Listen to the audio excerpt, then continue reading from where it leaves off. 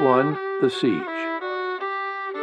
The reflection upon my situation and that of this army produces many an uneasy hour, when all around me are wrapped in sleep. Few people know the predicament we are in. General George Washington, January 14, 1776. Chapter 1. Sovereign Duty.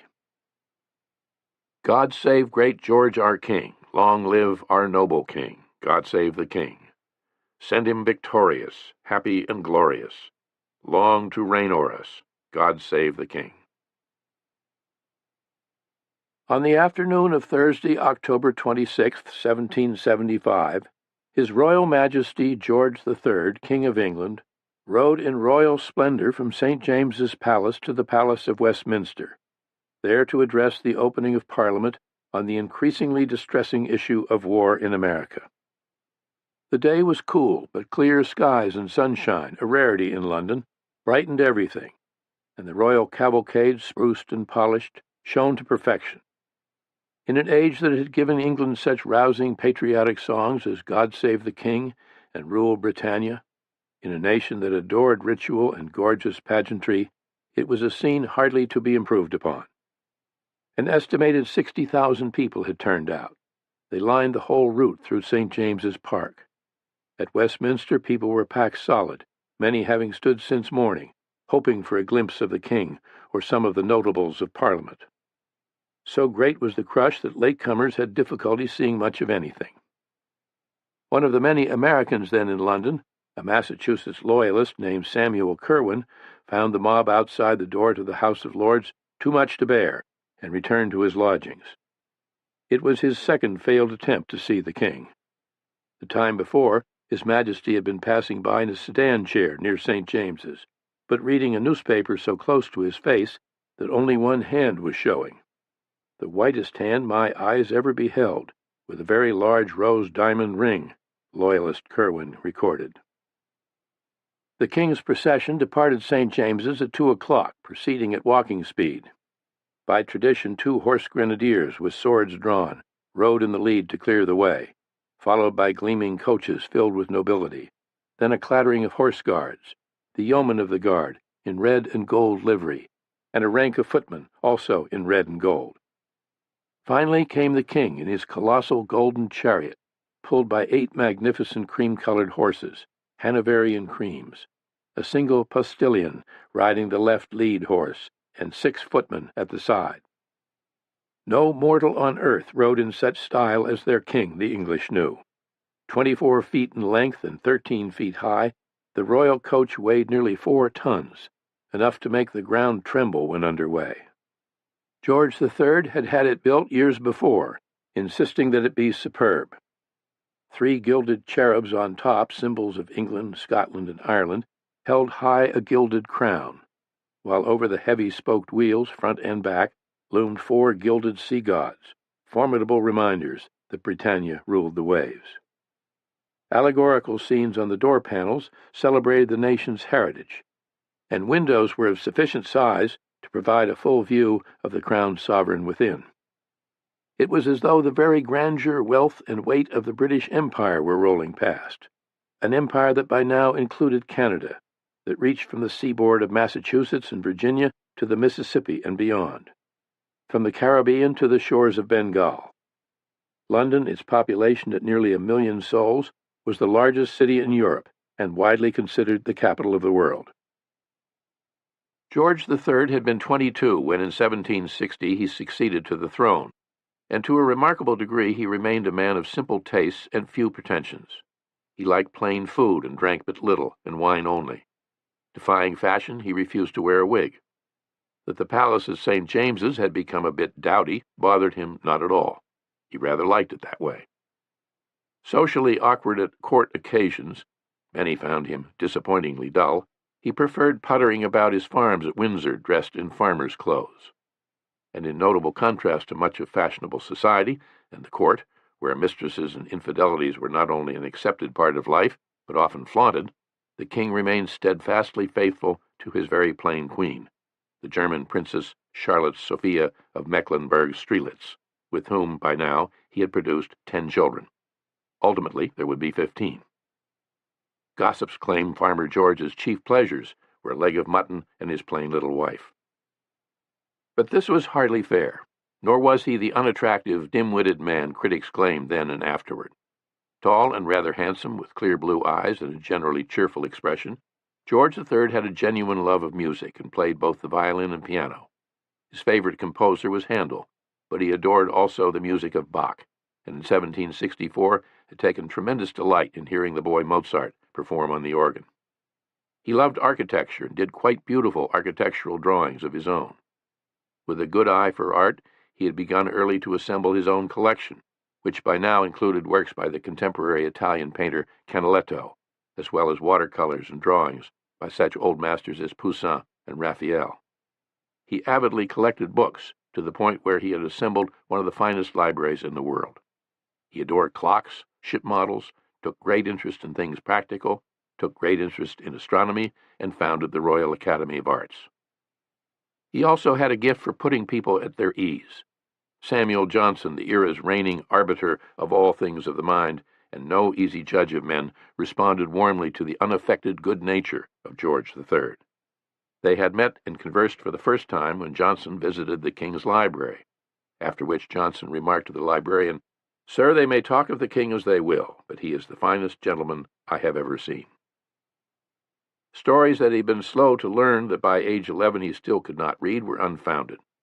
The strange behavior, the so-called madness of King George III, for which he would be long remembered, did not come until much later, more than 20 years later, and rather than mental illness, it appears to have been porphyria, a hereditary disease not diagnosed until the 20th century.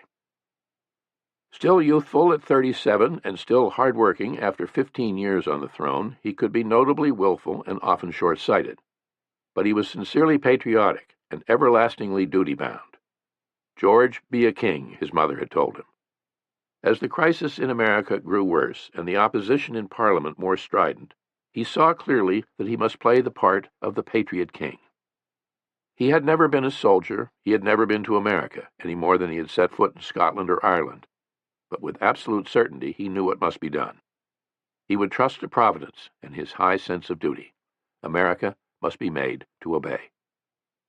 "I have no doubt but the nation at large sees the conduct in America in its true light," he had written to his Prime Minister, Lord North, "and I am certain any other conduct but compelling obedience would be ruinous, and, therefore, no consideration could bring me to swerve from the present path, which I think myself in duty bound to follow." In the House of Lords in March of 1775, when challenged on the chances of Britain ever winning a war in America, Lord Sandwich, First Lord of the Admiralty, had looked incredulous. "Suppose the colonies do abound in men, what does that signify?" he asked.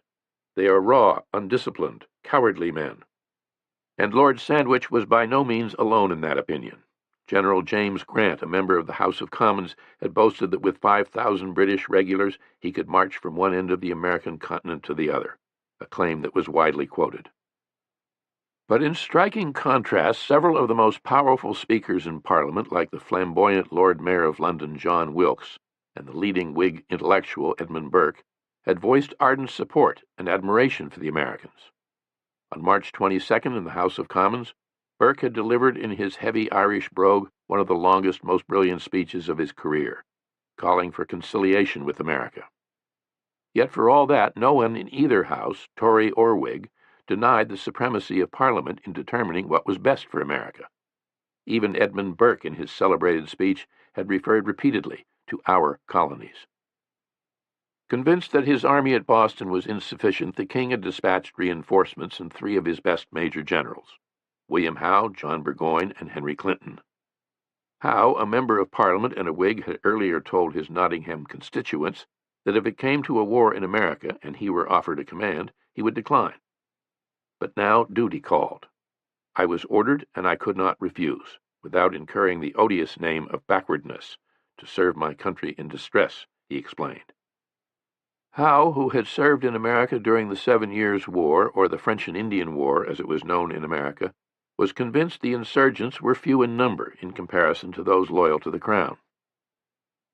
War had come on April 19th, with the first blood shed at Lexington and Concord near Boston, then savagely on June 17th at Breed's Hill and Bunker Hill.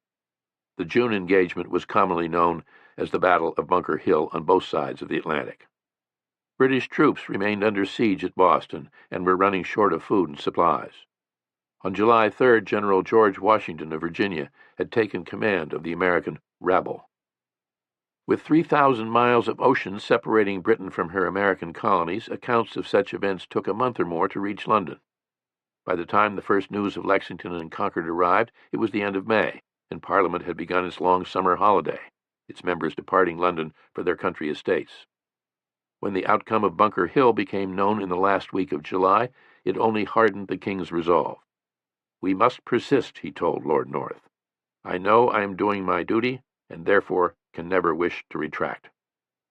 The ever-obliging North suggested that in view of the situation in America, it might no longer be regarded as a rebellion, but as a foreign war, and thus every expedient might be employed.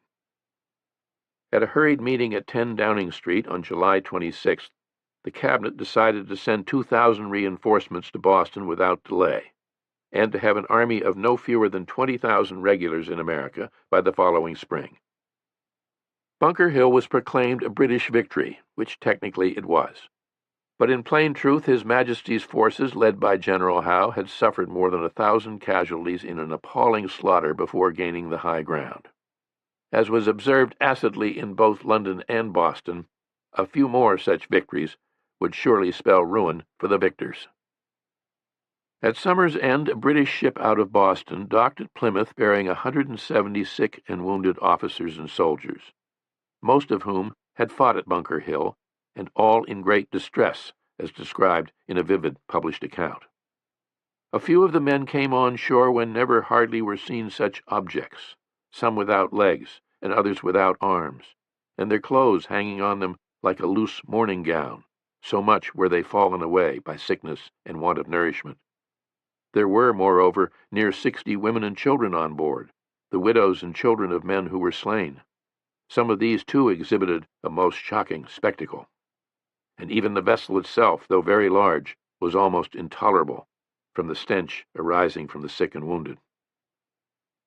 The miseries of the troops still besieged at Boston, and of those Americans loyal to the King who, fearing for their lives, had abandoned everything to find refuge in the town, were also described in letters published in the London papers or in correspondence to friends and relatives in London. In the General Evening Post, one soldier portrayed the scene in Boston as nothing but melancholy, disease, and death. Another, whose letter appeared in the Morning Chronicle and Advertiser, described being almost lost for want of fresh provisions. "We are entirely blocked up, like birds in a cage." John Singleton Copley, the American portrait painter who had left Boston to live in London the year before, read in a letter from his half-brother Henry Pelham, "It is inconceivable the distress and ruin this unnatural dispute has caused to this town and its inhabitants. Almost every shop and store is shut. No business of any kind is going on. I am with the multitude rendered very unhappy. The little I collected entirely lost. The clothes upon my back and a few dollars in my pocket are now the only property which I have." Despite the war, or more likely because of it, the King remained popular in the country at large and could count on a loyal following in Parliament. Political philosophy, patriotism, and a sense of duty comparable to the King's own figured strongly in both houses. So, too, did the immense patronage and public money that were his alone to dispense. And if that were not sufficient, there was the outright bribery that had become standard in a blatantly mercenary system, not of his making, but that he readily employed to get his way. Indeed, bribery, favoritism, and corruption, in a great variety of forms, were rampant not only in politics but at all levels of society. The clergy and such celebrated observers of the era as Jonathan Swift and Tobias Smollett had long since made it a favorite subject. London, said Smollett, was the devil's drawing room. Samuel Curwen, the Salem loyalist, saw dissipation and vicious indulgence everywhere he looked, from the lowest haunts to the most elegant and expensive rendezvous of the noble and polished world. Feeling a touch of homesickness, Curwen thanked God this was still not so back in New England. To much of the press and the opposition in Parliament, the American war and its handling could not have been more misguided. The Evening Post, the most partisan in its denunciations, called the war unnatural, unconstitutional, unnecessary, unjust, dangerous, hazardous, and unprofitable. The St. James's Chronicle wrote contemptuously of a foolish, obstinate, and unrelenting king. The Crisis, a vehement new paper, attacked all the gaudy trappings of royalty and the villainy of the king. "What in God's name are ye all about in England? Have you forgot us?" asked a British officer in a letter from Boston published in London's Morning Chronicle. He wished that all the violent people who favored more vigorous measures in America could be sent over to see for themselves. Their vigor would be quickly cooled. God send us peace and a good fireside in old England. The king, meanwhile, had recalled General Thomas Gage, his commander-in-chief at Boston, and in his place put the stout-hearted William Howe. When in September an emissary from the Continental Congress at Philadelphia, Richard Penn, arrived in London with an olive branch petition in hand, expressing loyalty to the crown and requesting in effect that the king find a way to reconciliation, George III refused to have anything to do with it. Behind the scenes, Lord North had quietly begun negotiations with several German princes of Hesse and Brunswick to hire mercenary troops, and in a confidential note dated October 15th, the king reassured the Prime Minister that every means of distressing America would meet his approval. By the crisp, sunny afternoon of October 26th, as George III proceeded on his way to the opening of Parliament, his popularity had never seemed higher.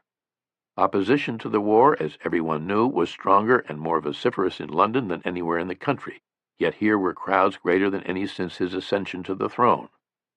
Further, they appeared in the best of spirits, as even the London Public Advertiser took note. Their looks spoke peace and good humor. There was but little hissing. The king could feel secure in the affection of his people. A boom of cannon saluted His Majesty's arrival at Westminster, and with the traditional welcoming formalities performed, the king assumed his place on the throne at the head of the House of Lords, flanked by the peers in their crimson robes. The members of the House of Commons, for whom no seats were provided, remained standing at the rear. The magnitude of the moment was lost on no one. As expected, the king's address would be one of the most important ever delivered by an English monarch. He had a good voice that carried well. "The present situation of America and my constant desire to have your advice, concurrence, and assistance on every important occasion have determined me to call you thus early together." America was in open revolt, he declared, and he denounced as traitors those who, by gross misrepresentation, labored to inflame his people in America. Theirs was a desperate conspiracy. All the time they had been professing loyalty to the parent state, and the strongest protestations of loyalty to me, they were preparing for rebellion. They have raised troops and are collecting a naval force. They have seized the public revenue and assumed to themselves legislative, executive, and judicial powers, which they already exercise in the most arbitrary manner. And although many of these unhappy people may still retain their loyalty, the torrent of violence has been strong enough to compel their acquiescence till a sufficient force shall appear to support them. Like the Parliament, he had acted thus far in a spirit of moderation, he said, and he was anxious to prevent, if it had been possible, the effusion of the blood of my subjects and the calamities which are inseparable from a state of war. He hoped his people in America would see the light and recognize that to be a subject of Great Britain with all its consequences is to be the freest member of any civil society in the known world. Then came a new charge, based on opinions received from his commander at Boston. There must be no misconceptions about the true intent of those deceiving the unhappy people of America. The rebellious war is manifestly carried on for the purpose of establishing an independent empire. I need not dwell upon the fatal effects of the success of such a plan. The object is too important, the spirit of the British nation too high, the resources with which God hath blessed her too numerous, to give up so many colonies which she has planted with great industry, nursed with great tenderness, encouraged with many commercial advantages, and protected and defended at much expense of blood and treasure. Since clearly it was the better part of wisdom to put a speedy end to such disorders, He was increasing both his naval and land forces. Further, he was pleased to inform the Parliament he had received friendly offers of foreign assistance. When the unhappy and deluded multitude against whom this force will be directed shall become sensible of their error, I shall be ready to receive the misled with tenderness and mercy, he pledged. And as evidence of his good intentions, he would give authority to certain persons to grant pardons upon the spot in America. Though beyond this, he said no more. In sum, he, George III, sovereign of the empire, had declared America in rebellion.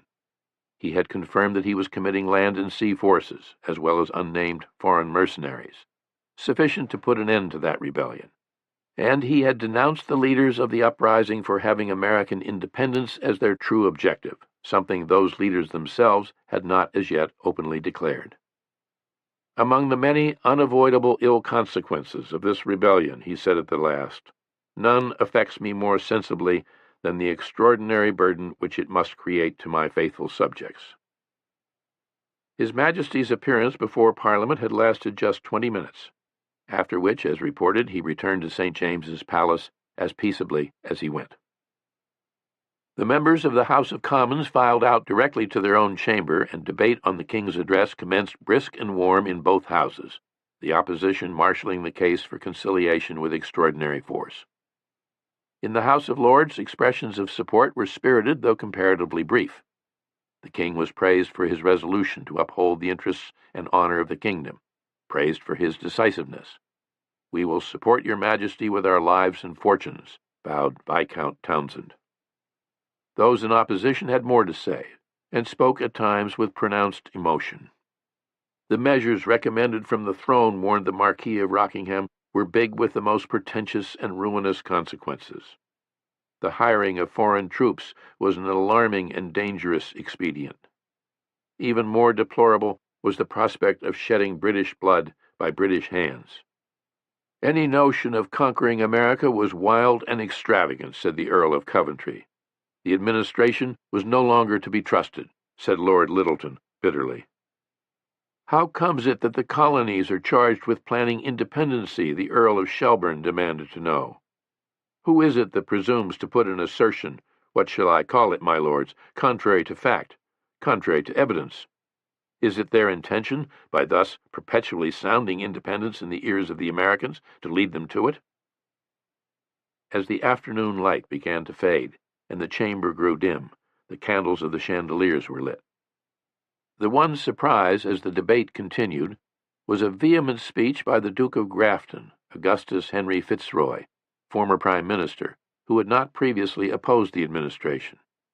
Until now, he said, he had concurred in the belief that the more forceful the government in dealing with the Americans, the more likely matters could be amicably adjusted. But he had been misled, deceived.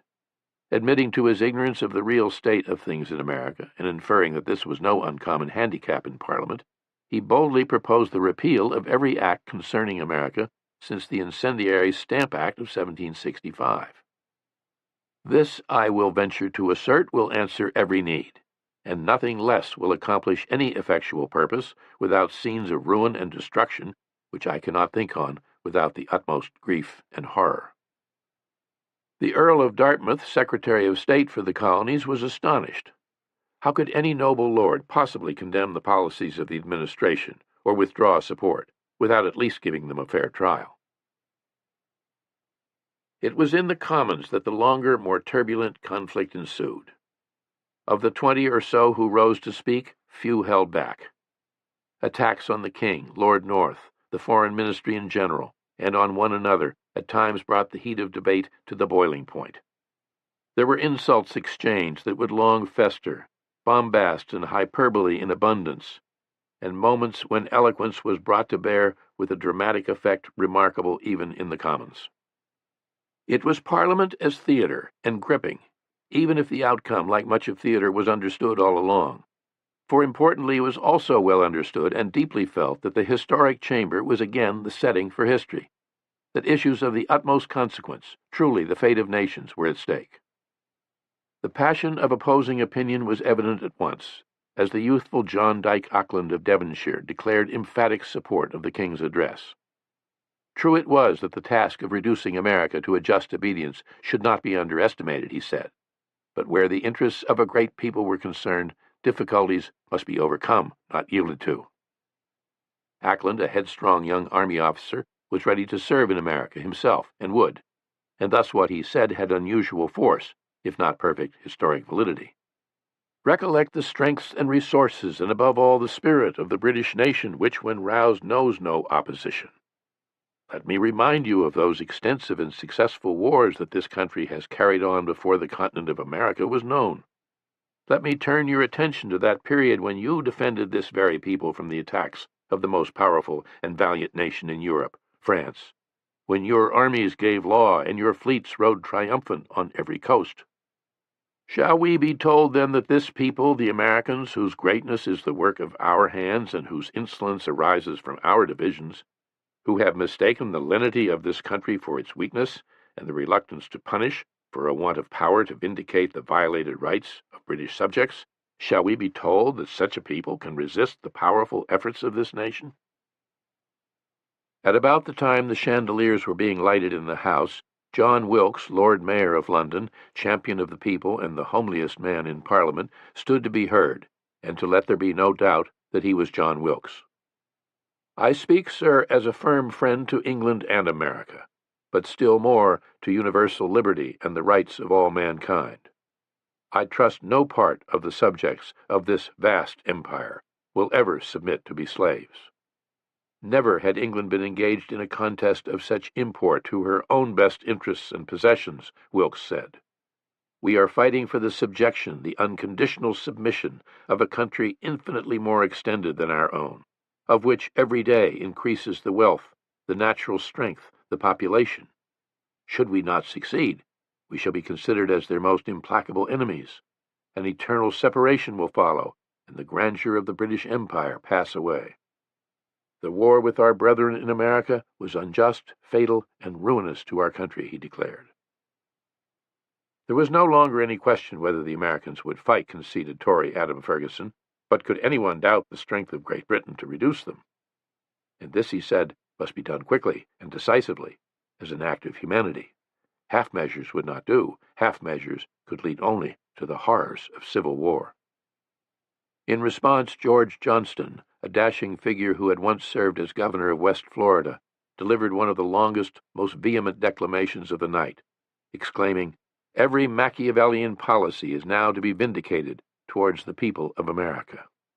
Men are brought to this black business hoodwinked. They are to be drawn in by degrees until they cannot retreat. We are breaking through all those sacred maxims of our forefathers, and giving the alarm to every wise man on the continent of America that all his rights depend on the will of men whose corruptions are notorious, who regard him as an enemy, and who have no interest in his prosperity." Johnston praised the people of New England for their courage and fortitude. There was a wide difference, he said, between the English officer or soldier who merely did his duty and those of the New England army, where every man was thinking of what further service he could perform. No one who loved the glorious spirit of freedom could not be moved by the spectacle of Bunker Hill, where an irregular peasantry had so bravely faced the gallant Howe, leading the finest troops in the world.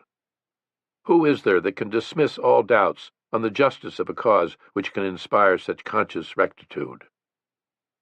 Alexander Wedderburn, the Solicitor General, belittled the very idea of standing in the way of the king, and called for the full-scale conquest of America. Why then do we hesitate, he asked. Because an inconsiderable party, inconsistent in their own policies and always hostile to all government but their own, endeavored to obstruct our measures and clog the wheels of government? Let us rather second the indignant voice of the nation, which presses in from all quarters upon the sovereign, calling loudly for vigorous measures. Sir, we have been too long deaf. We have too long shown our forbearance and long suffering. Our thunders must go forth. America must be conquered. As the night wore on, Lord North, the stout, round-shouldered Prime Minister, remained conspicuously silent in his front bench seat, his large, near-sighted eyes and full cheeks giving him the look, as the wit Horace Walpole said, of a blind trumpeter. North was much liked, moderate, urbane, and intelligent. He had made his career in the Commons, and with his affable manner had acquired few, if any, enemies among his political opponents. When attacked, he took no offense. He could be a markedly persuasive speaker, but was equally capable, when need be, of remaining silent, even napping a bit. From years of experience, North had also learned to count votes in advance, and he knew now, as did nearly everyone present, that the decided majority of the Commons, like the people at large, stood behind the king. Perhaps the most telling moment of the whole heated session came near midnight, when another army officer, but of an older generation than John Dyke Auckland, rose to speak. Colonel Isaac Barry was a veteran of the French and Indian War who had come home from the Battle of Quebec badly disfigured. He'd been hit in the head by a musket ball that blinded him in one eye and left his face twisted into a permanent sneer. Further, it had been Isaac Barry, in a past speech in defense of the Americans, who had first called them Sons of Liberty, and the name had taken hold. He had lost one eye, the colonel reminded his listeners, but the one good military eye he had left did not deceive him. The only way to avert this American storm was to reach an accommodation as soon as possible. Between them, Edmund Burke and young Charles James Fox filled the next several hours. Burke, in customary fashion, took his time. Nearly all that he said, he and others had said before, but he saw no harm in repetition, or any need for hurry. He held the floor for nearly 2 hours, a large part of his speech devoted to the disgrace of British forces cooped up in Boston by those said to be an undisciplined rabble. There were no ringing lines from Burke this time, little at all for the newspapers to quote.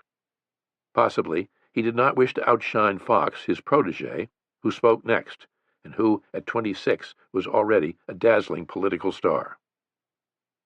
Born to wealth and position, Fox was an unabashed fop, a dandified macaroni, who at times appeared in high-heeled shoes, each a different color, and happily spent most nights drinking or gambling away his father's fortune at London's best clubs.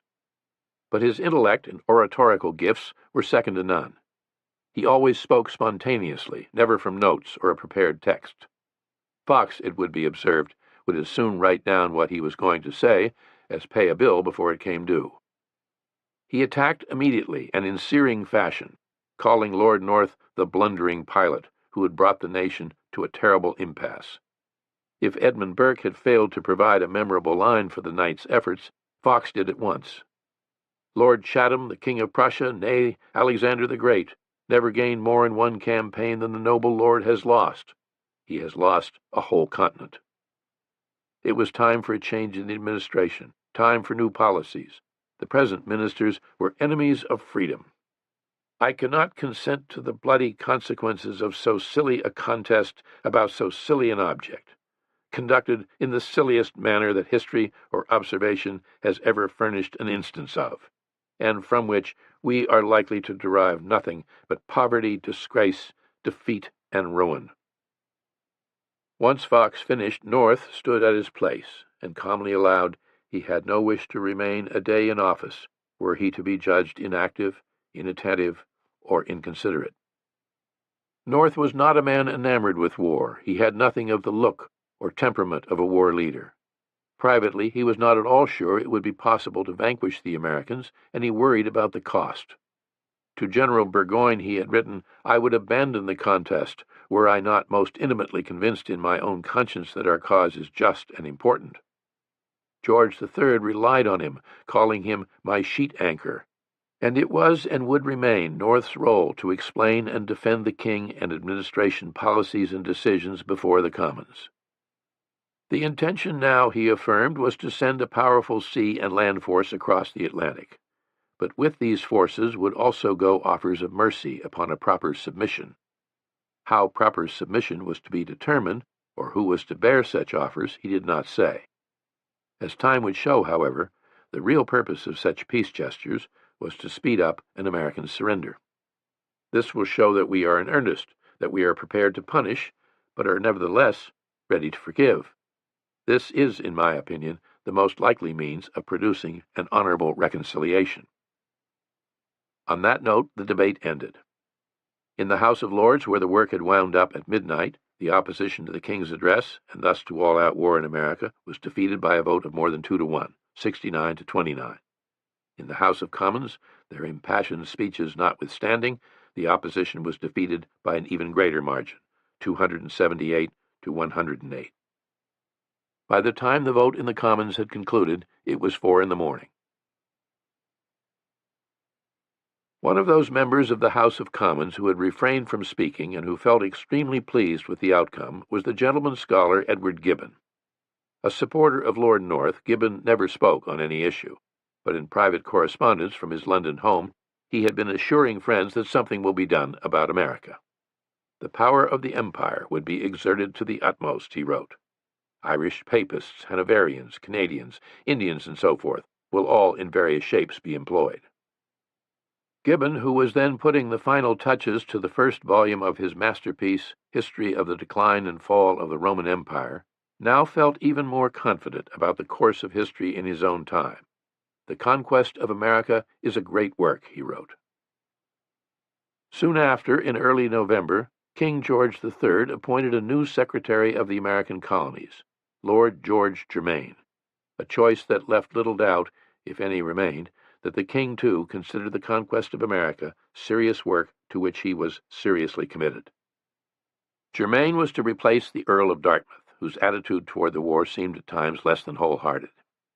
He was a proud, intelligent, exceedingly serious man of 60, tall, physically impressive, and, notably unlike the king and Lord North, he was a soldier. He had served in the 7 Years' War in Germany, and with good reputation, until the Battle of Minden, when, during a cavalry attack, he was accused of being slow to obey orders. He was not charged with cowardice, as his critics liked to say. At a court-martial called at his own insistence, he was found guilty only of disobedience. But his military career ended when the court declared him unfit for further service. As a politician in the years since, he had performed diligently, earning a high reputation as an administrator. In his new role, he would direct the main operations of the war, and was expected to take a firm hand. To many, he seemed the perfect counterpart to the obliging, unassertive North. For the riotous rebels of America, he had no sympathy. What was needed, Germain said, was a decisive blow. The king thought highly of him. Chapter 2, Rabble in Arms. His Excellency General Washington has arrived among us, universally admired. Joy was visible on every countenance. General Nathaniel Greene. Here we are at loggerheads, wrote the youthful brigadier general from Rhode Island, appraising the scene at Boston in the last days of October, 1775. I wish we had a large stock of gunpowder, that we might annoy the enemy wherever they make their appearance. But for want thereof, we are obliged to remain idle spectators, for we cannot get at them, and they are determined not to come to us. At age 33, Nathaniel Greene was the youngest general officer in what constituted the American Army, and by conventional criterion, an improbable choice for such responsibility. He had been a full-time soldier for all of 6 months. Unlike any of the other American generals, he had never served in a campaign, never set foot on a battlefield. He was a foundryman by trade. What he knew of warfare and military command came almost entirely from books. Besides, he was a Quaker, and though of robust physique, a childhood accident had left him with a stiff right leg and a limp. He also suffered from occasional attacks of asthma.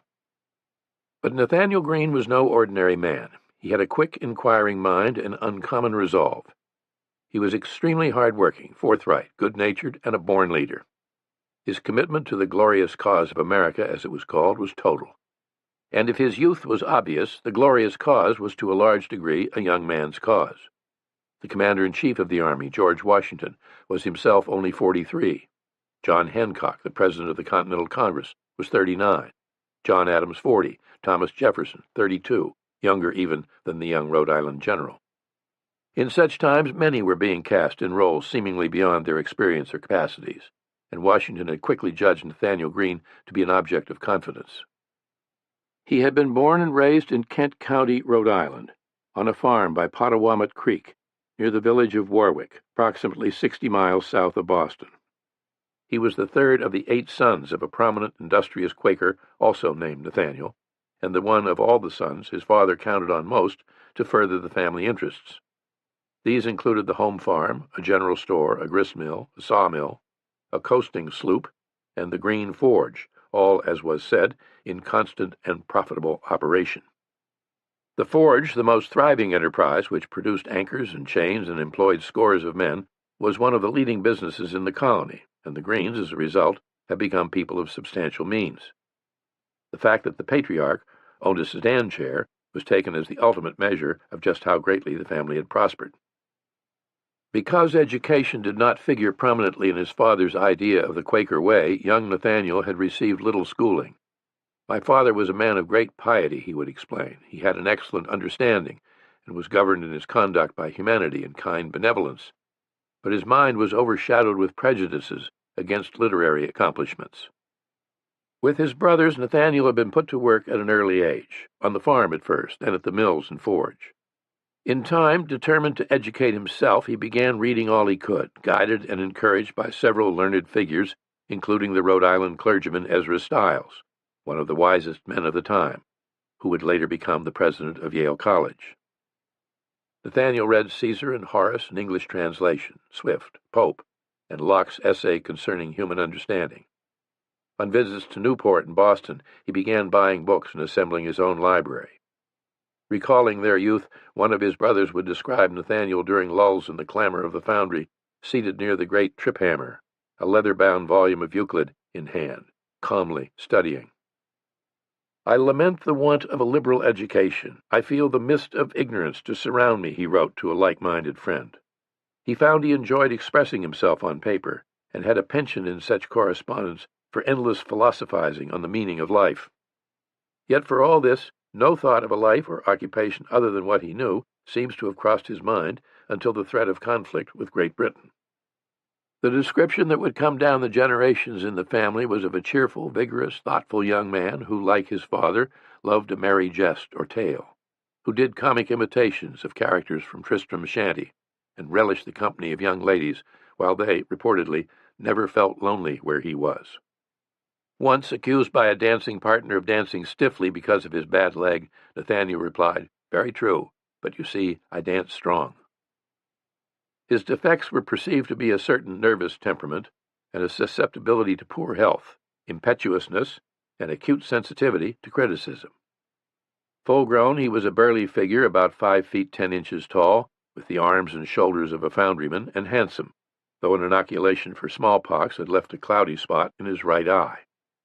A broad forehead and a full, decided mouth were considered his best features, though a soldier sent to deliver a message to the general would remember his fine blue eyes, which struck me with a considerable degree of awe that I could scarcely deliver my message. In 1770, when Nathaniel was still in his 20s, his father had put him in charge of another family-owned foundry in the neighboring village of Coventry, beside the Patuxent River, and on a nearby hill Nathaniel built a house of his own. Following the death of his father late that same year, he took charge of the entire business. By 1774, when he met and married pretty, flirtatious Catherine Littlefield, who was 14 years his junior, he was perceived to be a very remarkable man. It was then, too, with war threatening, that he turned his mind to the military art. Having ample means to buy whatever books he needed, he acquired a number of costly military treatises few could afford. It was a day and age that saw no reason why one could not learn whatever was required, learn virtually anything, by the close study of books, and he was a prime example of such faith. Resolved to become a fighting Quaker, he made himself as knowledgeable on tactics, military science, and leadership as any man in the colony. The first of all qualities of a general is courage, he read in the Memoirs Concerning the Art of War by Marshal Maurice de Saxe, one of the outstanding commanders of the era. Without this, the others are of little value, since they cannot be used. The second is intelligence, which must be strong and fertile in expedients. The third is health. He took a leading part in organizing a militia unit, the Kentish Guards, only to be told that his stiff leg disqualified him from being an officer. To have it declared publicly that his limp, his halting, would be a blemish on the company was, as he wrote, a mortification beyond any he'd known. If unacceptable as an officer, he would willingly serve in the ranks. Shouldering an English musket he had bought at Boston from a British deserter, he marched as a private in company drills for 8 months, until it became obvious but for a man of such knowledge and ability, it would be best to forget about the limp. Almost overnight, he was given full command of the Rhode Island regiments. Exactly how this came about remains unclear. One of his strongest admirers and mentors was Samuel Ward of Rhode Island, a delegate to the Continental Congress, who was also the uncle of Nathaniel's wife, Catherine, and presumably used his influence. But that Nathaniel had so willingly marched in the ranks could only have favored him strongly among his fellow volunteers when it came to choosing a commander. General Greene had been at Boston since early May of 1775, at the head of what was called the Rhode Island Army of Observation, applying himself every waking moment, at times sleeping only a few hours a night. Thus far, no one had found cause to complain about his youth or inexperience. Whatever he lacked in knowledge or experience, he tried to make up for with watchfulness and industry, he would later confide to John Adams. As commander of the Army of Observation, encamped at the American Citadel on Prospect Hill, he tried to take in everything, to observe and appraise the situation as realistically as possible. While the American Army controlled the land around Boston, the British, strongly fortified in the city and on Bunker Hill, had control of the sea and could thereby supply their troops and send reinforcements. Only weeks before, in September, reinforcements of 5 regiments had arrived. The task at hand, therefore, seemed clear enough: to confine the king's men in Boston, cut them off from supplies of fresh provisions, and keep them from coming out to gain what one of their generals, Burgoyne, called elbow room. If it ever came to a fight, the American army had scarcely any artillery and almost no gunpowder. Yet to Greene, the greater weakness and worry was the continuing disorderly state of the army itself. As he wrote to his friend Samuel Ward at the Continental Congress, the prospect was deeply disturbing, when you consider how raw and undisciplined the troops are in general, and what warlike preparations are going on in England. At the start of the siege, there had been no American army. Even now, it had no flag or uniforms. Though in some official documents it had been referred to as the Continental Army, there was no clear agreement on what it should be called in actual practice. At first it was referred to as the New England Army, or the Army at Boston. The Continental Congress had appointed George Washington to lead the Army of the United Colonies, but in correspondence with the General, the President of Congress, John Hancock, referred to it only as the troops under your command. Washington, in his formal orders, called them the troops of the United Provinces of North America. Privately, he described them as the raw materials for an army.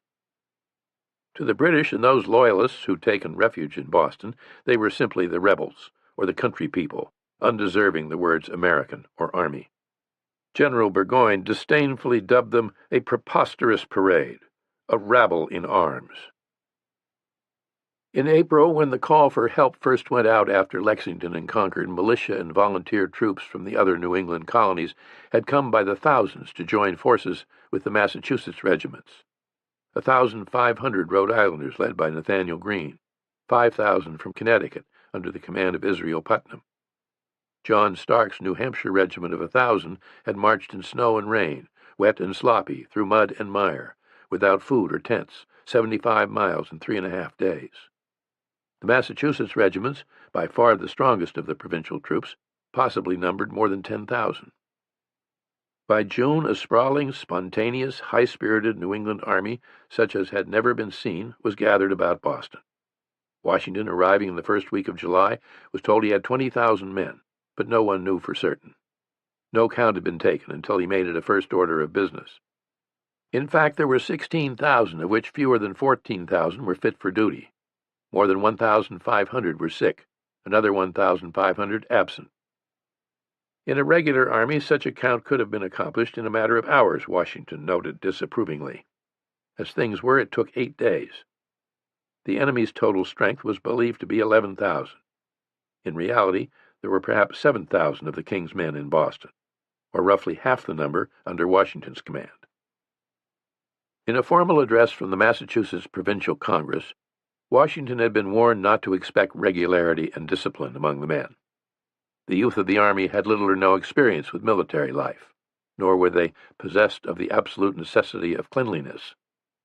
Beyond that, Washington found them to be men of a decidedly different sort than he had expected, and he was not at all pleased. The lay of the land about Boston was also different from anything in the general's military experience. In the simplest terms, as he drew in his own rough map, the setting was one of three irregular peninsulas at the head of Boston Harbor, with the peninsula of Boston in the middle, that of Charlestown and Bunker Hill just to the north, and Dorchester close by to the south. But as Boston was connected to the mainland only by a narrow half-mile causeway or neck, it was more like an island than a peninsula. And thus, by barricading the neck, it had been relatively simple to keep the British bottled up in Boston, just as the British had built their own barricades at the neck to keep the Americans from coming in. The British still held Charlestown, which was largely in ruins, and Bunker Hill, which was their citadel and a formidable advantage. Neither side had yet moved to fortify the even higher ground of the Dorchester Peninsula overlooking the harbor. With its numerous green hills falling away to blue water, it was a particularly beautiful part of the world, and especially in summer. Washington thought it very delightful country, and more the pity that it should be a theater of war. A British officer described it as country of the most charming green that delighted eye ever gazed on. Views sketched from the uplands of Charlestown by one of the British engineers, Captain Archibald Robertson, show how many broad open fields and meadows there were, and how modest was the skyline of Boston, its church spires more like those of a country village. They might have been sketches of Arcadia. Had a seagull's eye view been possible, one could have seen the whole American army and its fortifications, strung out in a great arc of about 10 miles around the landward side of Boston, from the Mystic River on the northeast to Roxbury to the south, with British redcoats camped on the slopes of the Boston Common, and manning defenses at the neck and within the town, and on Bunker Hill. A lofty beacon pole rose from the crest of Beacon Hill, and at the center of the town, the Province House, headquarters for the British command, could be readily identified by its large octagonal cupola and distinctive gold weather vane of an Indian with bow and arrow. In the harbor off Long Wharf were British ships lying at anchor, and 3 were ships of the line, ships of 50 guns or more, while over to the right of the Dorchester Peninsula, at the narrow entrance to the inner harbor on Castle Island, stood the old Fort Castle William, also occupied by the British. The main concentration of American troops was at Prospect Hill to the north. Others were encamped a few miles farther inland, at the pretty little college town of Cambridge on the Charles River, and close to the neck at Roxbury, where the white spire of the Roxbury Meeting House rose from the top of still another prominent hill. At Cambridge, troops were encamped mainly on the Common, though most of the town and the red brick buildings of Harvard College had also been taken over. Needing more than his rough sketch of the terrain, Washington had assigned a talented 19-year-old Lieutenant John Trumbull, the son of the governor of Connecticut, to do a series of maps and drawings. For one sketch of the British defenses at the neck, young Trumbull had crawled through high grass almost to the enemy line.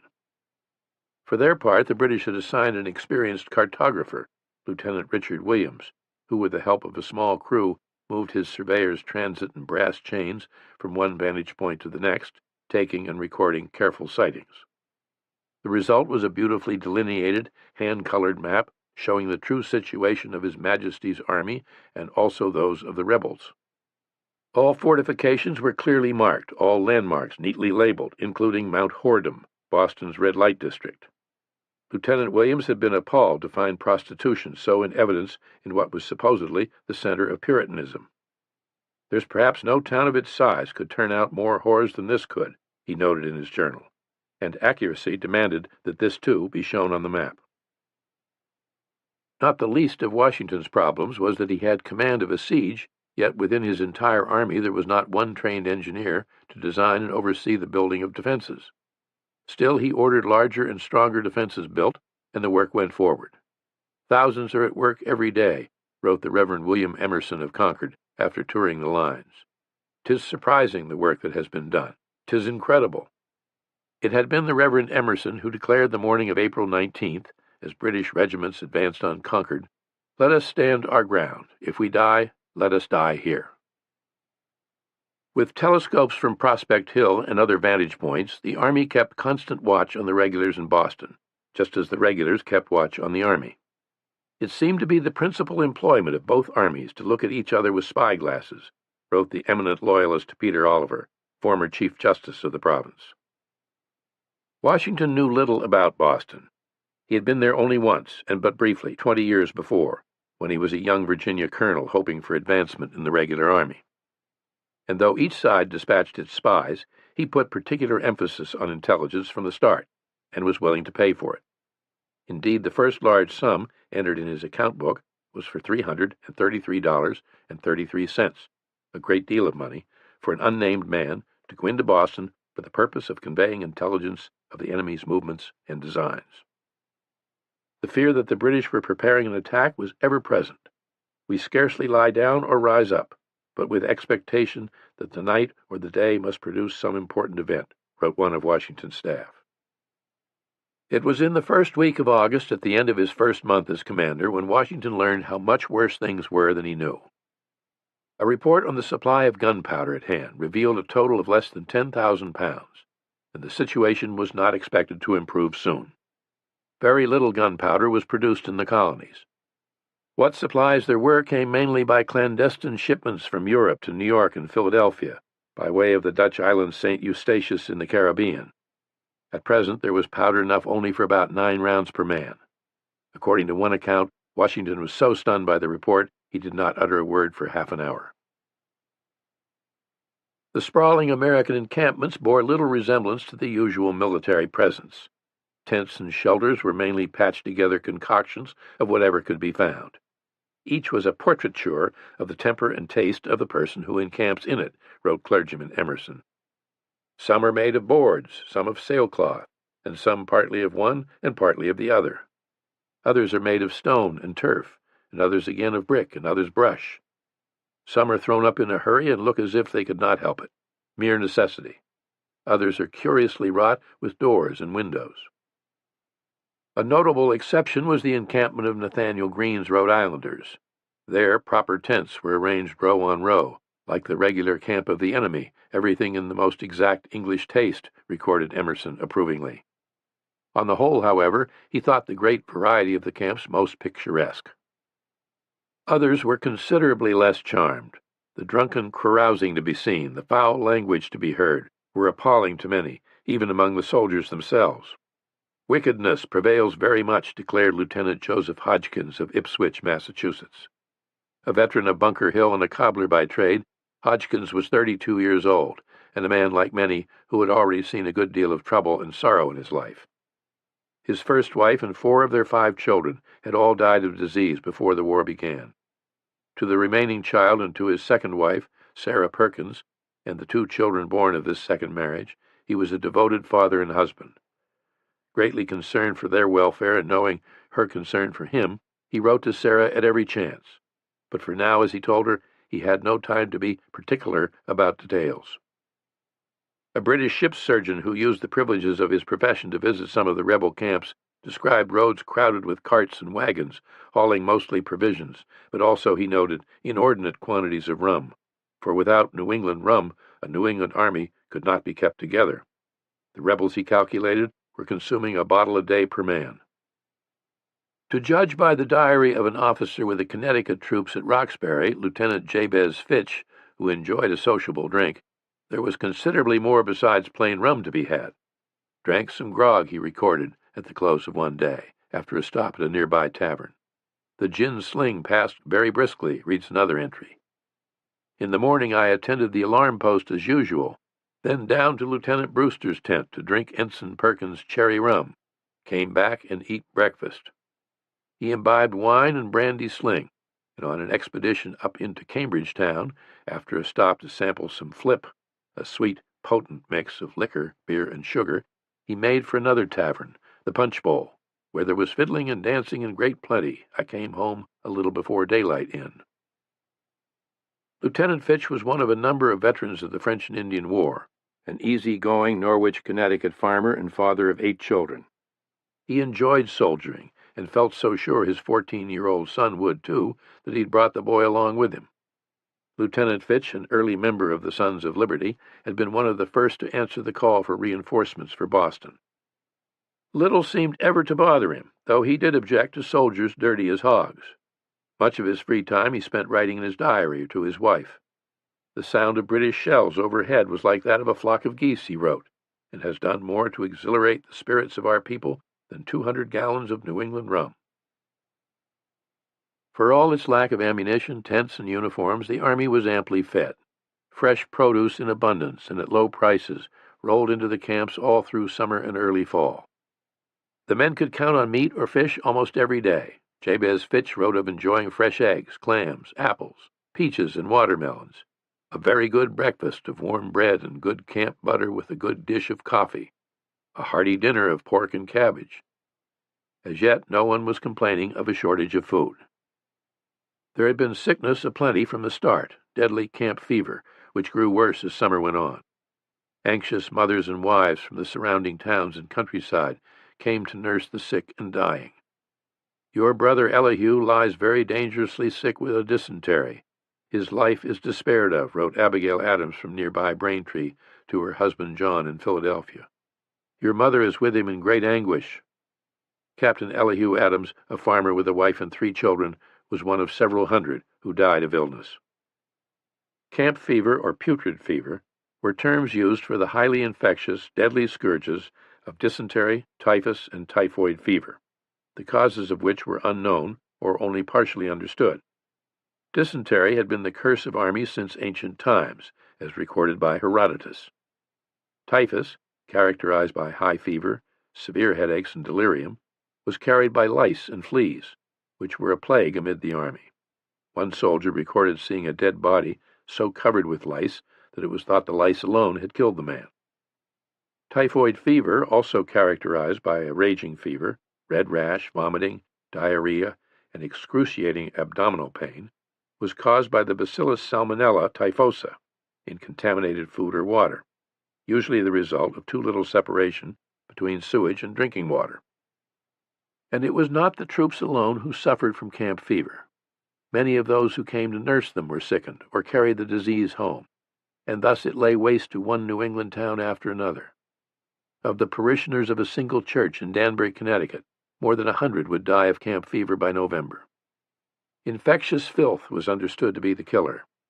Cleanliness in person, clean cooking utensils, clean water, and unspoiled meat and produce were seen as essential to the prolonged health of the army, and this was among the chief reasons for constant insistence on discipline and order, and especially with so many thousands encamped in such close company.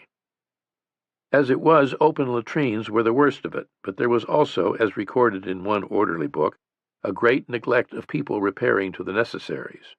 Instead, they voided excrement about the fields perniciously. The smell of many camps was vile in the extreme.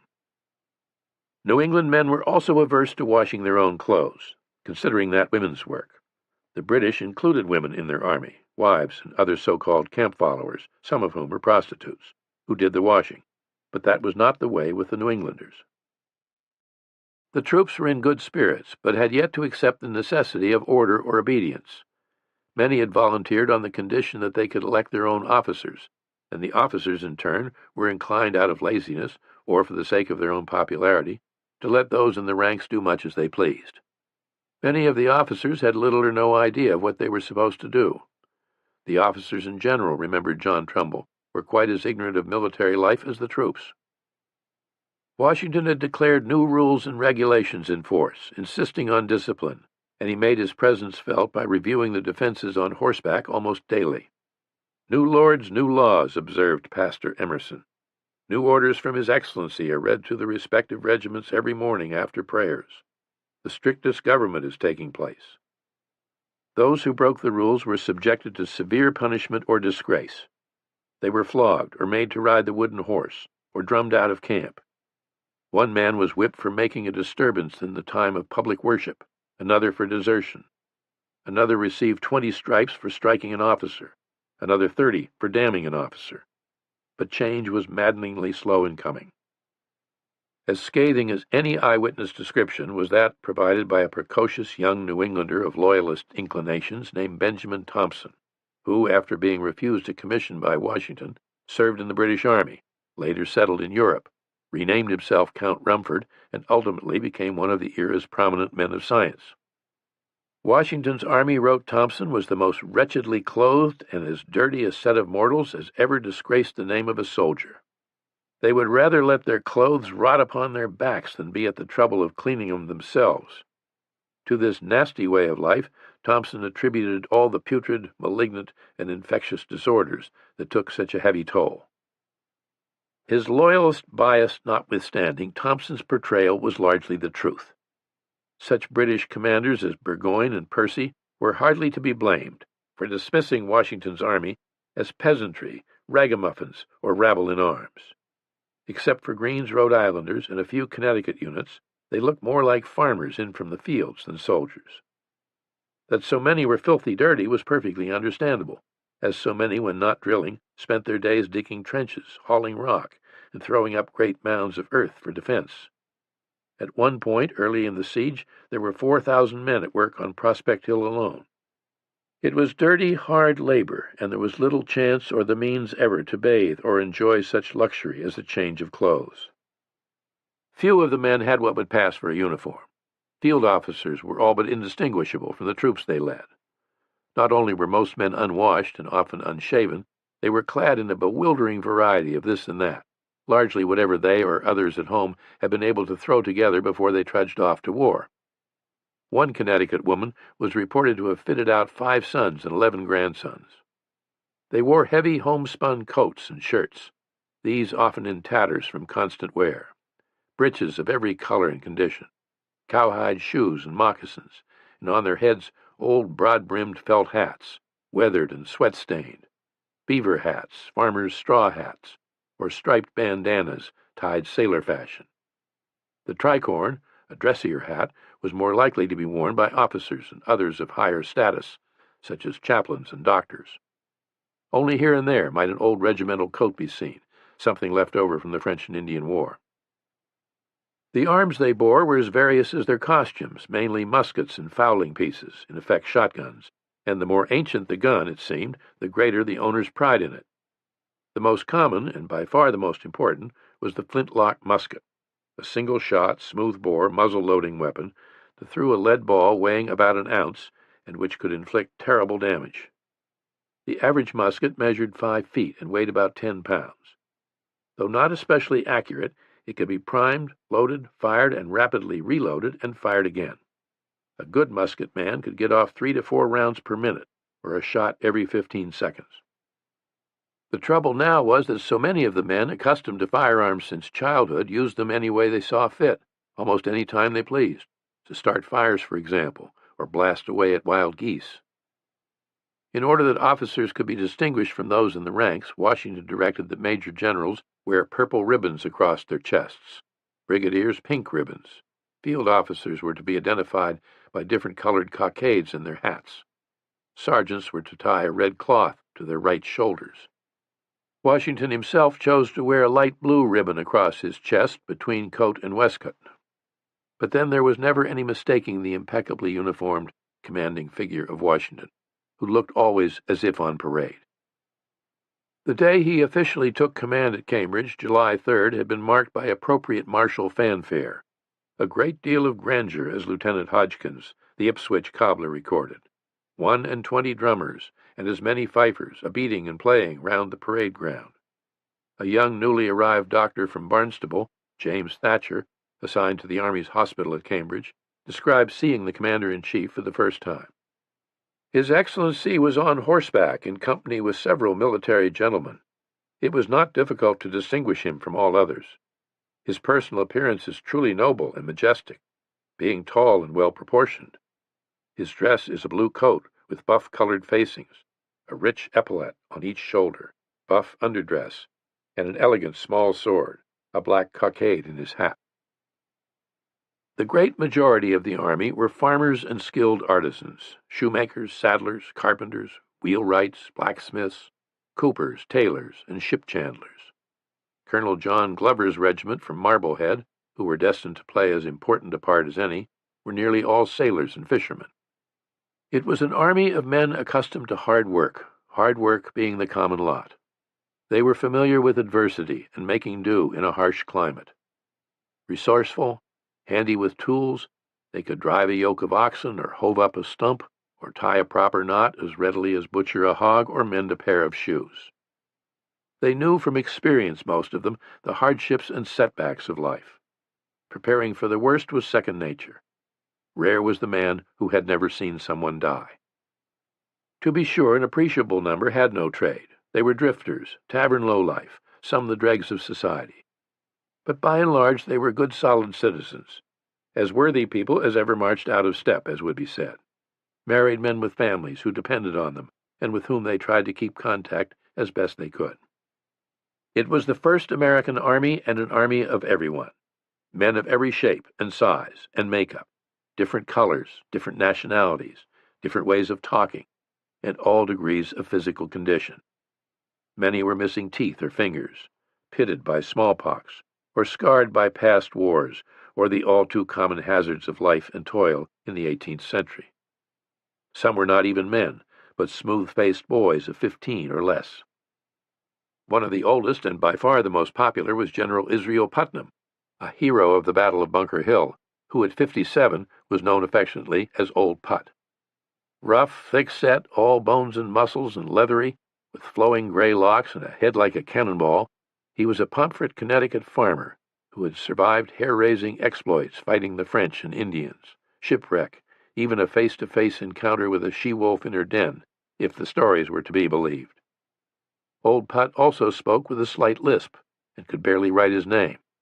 But as said, Old Put feared nothing. At the other extreme was little Israel Trask, who was all of 10. Like the son of Lieutenant Jabez Fitch, Israel had volunteered with his father, Lieutenant Jonathan Trask of Marblehead, and served as messenger and cook's helper. John Greenwood, a fifer, one of the more than 500 fifers and drummers in the Army, was 16, but small for his age and looked younger. Born and raised in Boston, he had grown up with the troubles always close to home. A young apprentice living in his house had been one of those killed in the Boston Massacre. Thrilled by the sound of the fifes and drums of the regulars occupying the city, John had somehow acquired an old split fife, upon which, after puttying up the crack, he learned to play several tunes, before being sent to live with an uncle in Falmouth, Portland, Maine. In May 1775, hearing the news of Lexington and Concord, he had set off on foot with little more than the clothes on his back, his fife protruding from a front pocket. All alone he walked to Boston, 150 miles, through what was still, much of the route, uninhabited wilderness. Stopping at wayside taverns where troops were gathered, he would bring out the fife and play a tune or two, as he would later recall. They used to ask me where I came from and where I was going to, and when I told them I was going to fight for my country, they were astonished such a little boy and alone should have such courage. Thus, by the help of my fife, I lived, as it were, on what is usually called free quarters, nearly upon the entire route. After reaching the Army encampments, he was urged to enlist, with a promise of $8 a month. Later, passing through Cambridge, he learned of the battle raging at Bunker Hill. Wounded men were being laid out on the common. Everywhere the greatest terror and confusion seemed to prevail. The boy started running along the road that led to the battle, past wagons carrying more casualties, and wounded men struggling back to Cambridge on foot. Terrified, he wished he had never enlisted. I could positively feel my hair stand on end. But then he saw a lone soldier coming down the road. A Negro man, wounded in the back of his neck, passed me, and his collar being open, and he not having anything on except his shirt and trousers, I saw the wound quite plainly, and the blood running down his back. I asked him if it hurt much, as he did not seem to mind it. He said no, that he was only to get a plaster put on it, and meant to return. You cannot conceive what encouragement this immediately gave me. I began to feel brave and like a soldier from that moment, and fear never troubled me afterward during the whole war. In response to concerns in Congress over how much of the Army was in fact made up of old men and boys, as well as Negroes and Indians, General William Heath reported, "There are in the Massachusetts regiments some few lads and old men, and in several regiments some Negroes. Such is also the case with the regiments from the other colonies. Rhode Island has a number of Negroes and Indians. The New Hampshire regiments have less of both." General John Thomas, who commanded the Massachusetts troops at Roxbury, also responded, The regiments at Roxbury, the privates, are equal to any I served with in the last war. Very few old men, and in the ranks very few boys. Our fifers are many of them boys. We have some Negroes, but I look upon them in general equally serviceable with other men, for fatigue and inaction. Many of them have proved themselves brave. Like most Southerners, Washington did not want blacks in the army and would soon issue orders saying that neither Negroes, boys unable to bear arms, nor old men were to be enlisted. By year's end, however, with new recruits urgently needed and numbers of free blacks wanting to serve, he would change his mind and in a landmark general order authorize their enlistment. While no contemporary drawings or paintings of individual soldiers have survived, a fair idea of how they looked emerges from the descriptions and notices posted of deserters. One George Reynolds of Rhode Island, as an example, was 5 feet 9.5 inches tall, age 17, and carried his head something on his right shoulder. Thomas Williams was an immigrant, an old countryman, who spoke good English and had a film in his left eye. David Relf, a saucy fellow, was wearing a white coat, jacket, and breeches and ruffled shirt when last seen. Deserted from Colonel Brewer's regiment and Captain Harvey's company, said a notice in the Essex, Connecticut Gazette. One Simeon Smith of Greenfield, a joiner by trade, a thin, spared fellow about 5 feet 4 inches high, had on a blue coat and black vest, a metal button on his hat, black long hair, black eyes, his voice in the hermaphrodite fashion, the masculine rather predominant. Likewise Matthias Smith, a small, smart fellow, a saddler by trade, gray-headed, has a younger look in his face, is apt to say, I swear, and between his words will spit smart.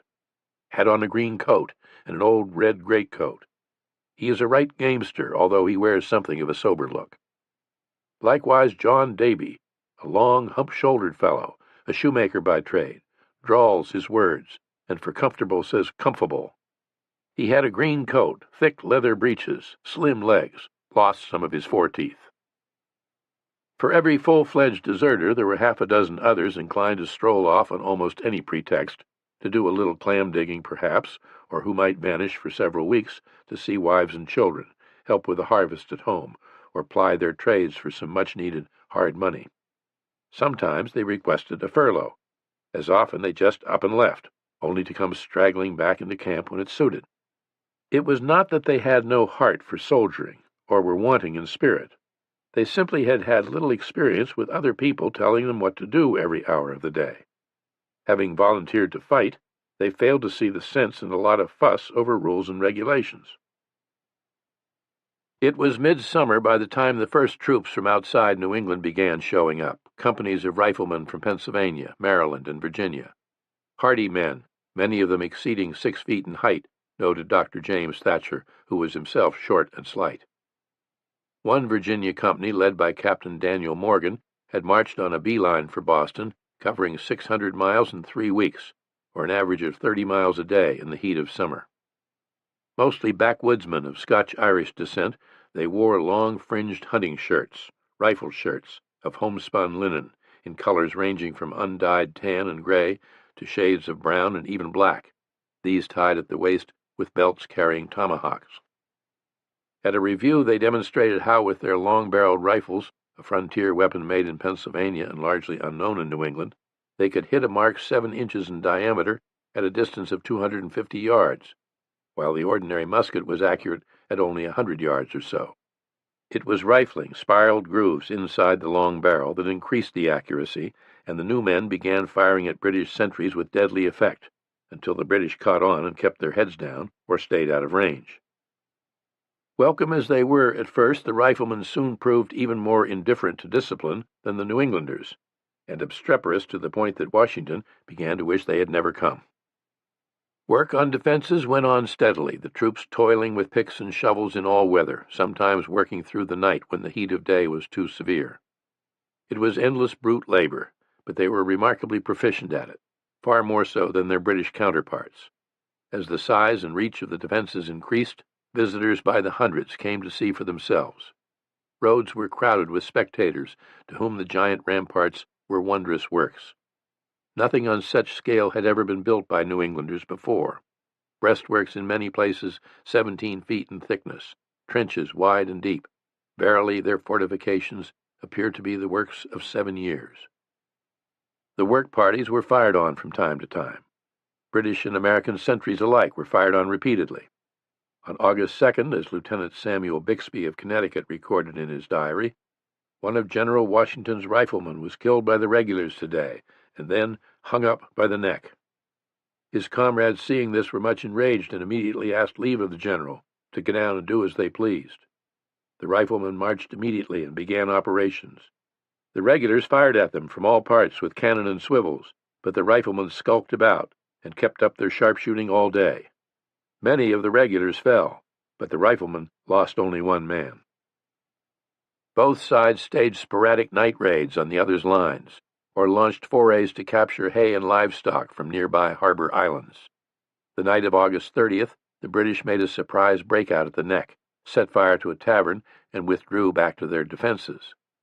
The same night, 300 Americans attacked Lighthouse Island, killed several of the enemy, and took 23 prisoners with the loss of 1 American soldier.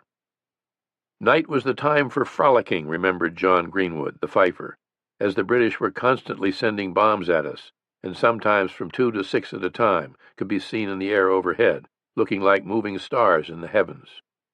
Some early morning British bombardments lasted several hours, the British clearly having no shortage of powder. In one furious cannonade from the British works on Bunker Hill, a rifleman lost a leg, and a company clerk with Nathaniel Greene's Kentish Guards, Augustus Mumford, had his head blown off. Mumford was the first Rhode Island casualty of the war, and the horror of his death moved Nathaniel Greene as nothing had since the siege began. To his wife Katie, who was pregnant with their first child, Greene wrote that he wished she could be spared such news, and any fears she had for his own safety. British deserters kept crossing the lines, usually at night and alone, but sometimes 3 or 4 together. Half-starved and disgruntled, they came from both Boston and from the British ships in the harbor, and nearly always with bits of news or descriptions of their travails, word of which was spread rapidly through the camps the next day. One night, a lone British light horseman swam his horse across. Another night, 15 men deserted the ships in the harbor. Then days would follow without incident, one day like another. An officer with a company of Pennsylvania riflemen wrote of nothing to do but pick blueberries and play cricket. Nothing of note, nothing important, all quiet, Lieutenant Bixby of Connecticut recorded. On the other side, a British diarist drearily echoed the same refrain, writing, nothing extraordinary, day after day. Washington kept expecting the British to attack, and failed to understand why they would delay if an end to the rebellion was what they wanted. By the close of summer, with increasing losses from disease, desertions, and absences of one sort or other, his army was in serious decline. Spirits suffered. The patriotic fervor that had sent thousands rushing to the scene in late April and May was hardly evident any longer. It was not just that the army was shrinking, it was due to disappear entirely in a matter of months, the troops having signed on to serve only until the end of the year. The Connecticut enlistments would be up even sooner. It had been the common expectation that the rising of such an armed force as gathered outside Boston would cause the British to think again and reach an accommodation. A short campaign had been anticipated by nearly everyone, including Washington, who had told his wife he would be home by fall. There were still too few tents, still a shortage of blankets and clothing, and no one had forgotten that winter was on the way. Farmers and soldiers knew about weather. Weather could be the great determiner between failure and success, the great test of one's staying power. In truth, the situation was worse than they realized, and no one perceived this as clearly as Washington. Seeing things as they were, and not as he would wish them to be, was one of his salient strengths. He knew how little money was at hand, and he understood, as did no one else, the difficulties of dealing with Congress. He knew how essential it was to the future effectiveness of the Army to break down regional differences and biases among the troops. But at the same time he struggled with his own mounting contempt for New Englanders. Writing to Lund Washington, a cousin, and his business manager at home at Mount Vernon, he railed against the Yankees as exceeding dirty and nasty, nothing like what he had expected. He had only contempt for these people, he confided in a letter to Congressman Richard Henry Lee, another fellow Virginian. The heart of the problem was an unaccountable kind of stupidity in the lower class of these people, which, believe me, prevails but too generally among the officers, who are nearly of the same kidney with the privates. All such officers desired was to curry favor with the men and thereby get re-elected. Still, he allowed, if properly led, the army would undoubtedly fight, and in a letter to General Philip Schuyler, who was in command at Albany, Washington insisted, possibly to rally his own resolve, that they must never lose sight of the goodness of our cause. Difficulties were not insurmountable. Perseverance and spirit have done wonders in all ages. On first arriving in Cambridge, Washington had been offered the home of the president of Harvard, Samuel Langdon, for his residence. But finding it too cramped for his needs and those of his staff, his military family, the general moved a few days later to one of the largest, most elegant houses in town, a gray-clapboard Georgian mansion half a mile from the college on the King's Highway. 3 stories tall, with an unobstructed view of the Charles River, it belonged to a wealthy loyalist, John Vassall, who, fearing for his life and the lives of his family, had abandoned the place, fine furnishings and all, to take refuge in Boston. For Washington, who had a fondness for handsome architecture and river views, the house suited perfectly, and would serve as his command headquarters through the siege, with his office established in a drawing-room off the front hall. The house became a hive of activity, with people coming and going at all hours. It was there that Washington conferred with his highest-ranking officers, convened his councils of war, and with staff help coped with numberless problems of organization, issued orders, and labored over correspondence, paperwork without end, letters to Congress, appeals to the governors of the New England states, and the legislature of Massachusetts.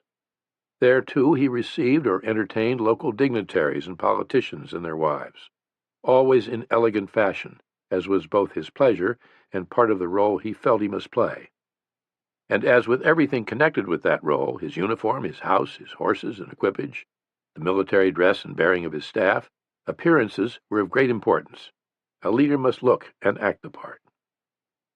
To judge by surviving household accounts, Virginia hospitality more than lived up to its reputation at Cambridge.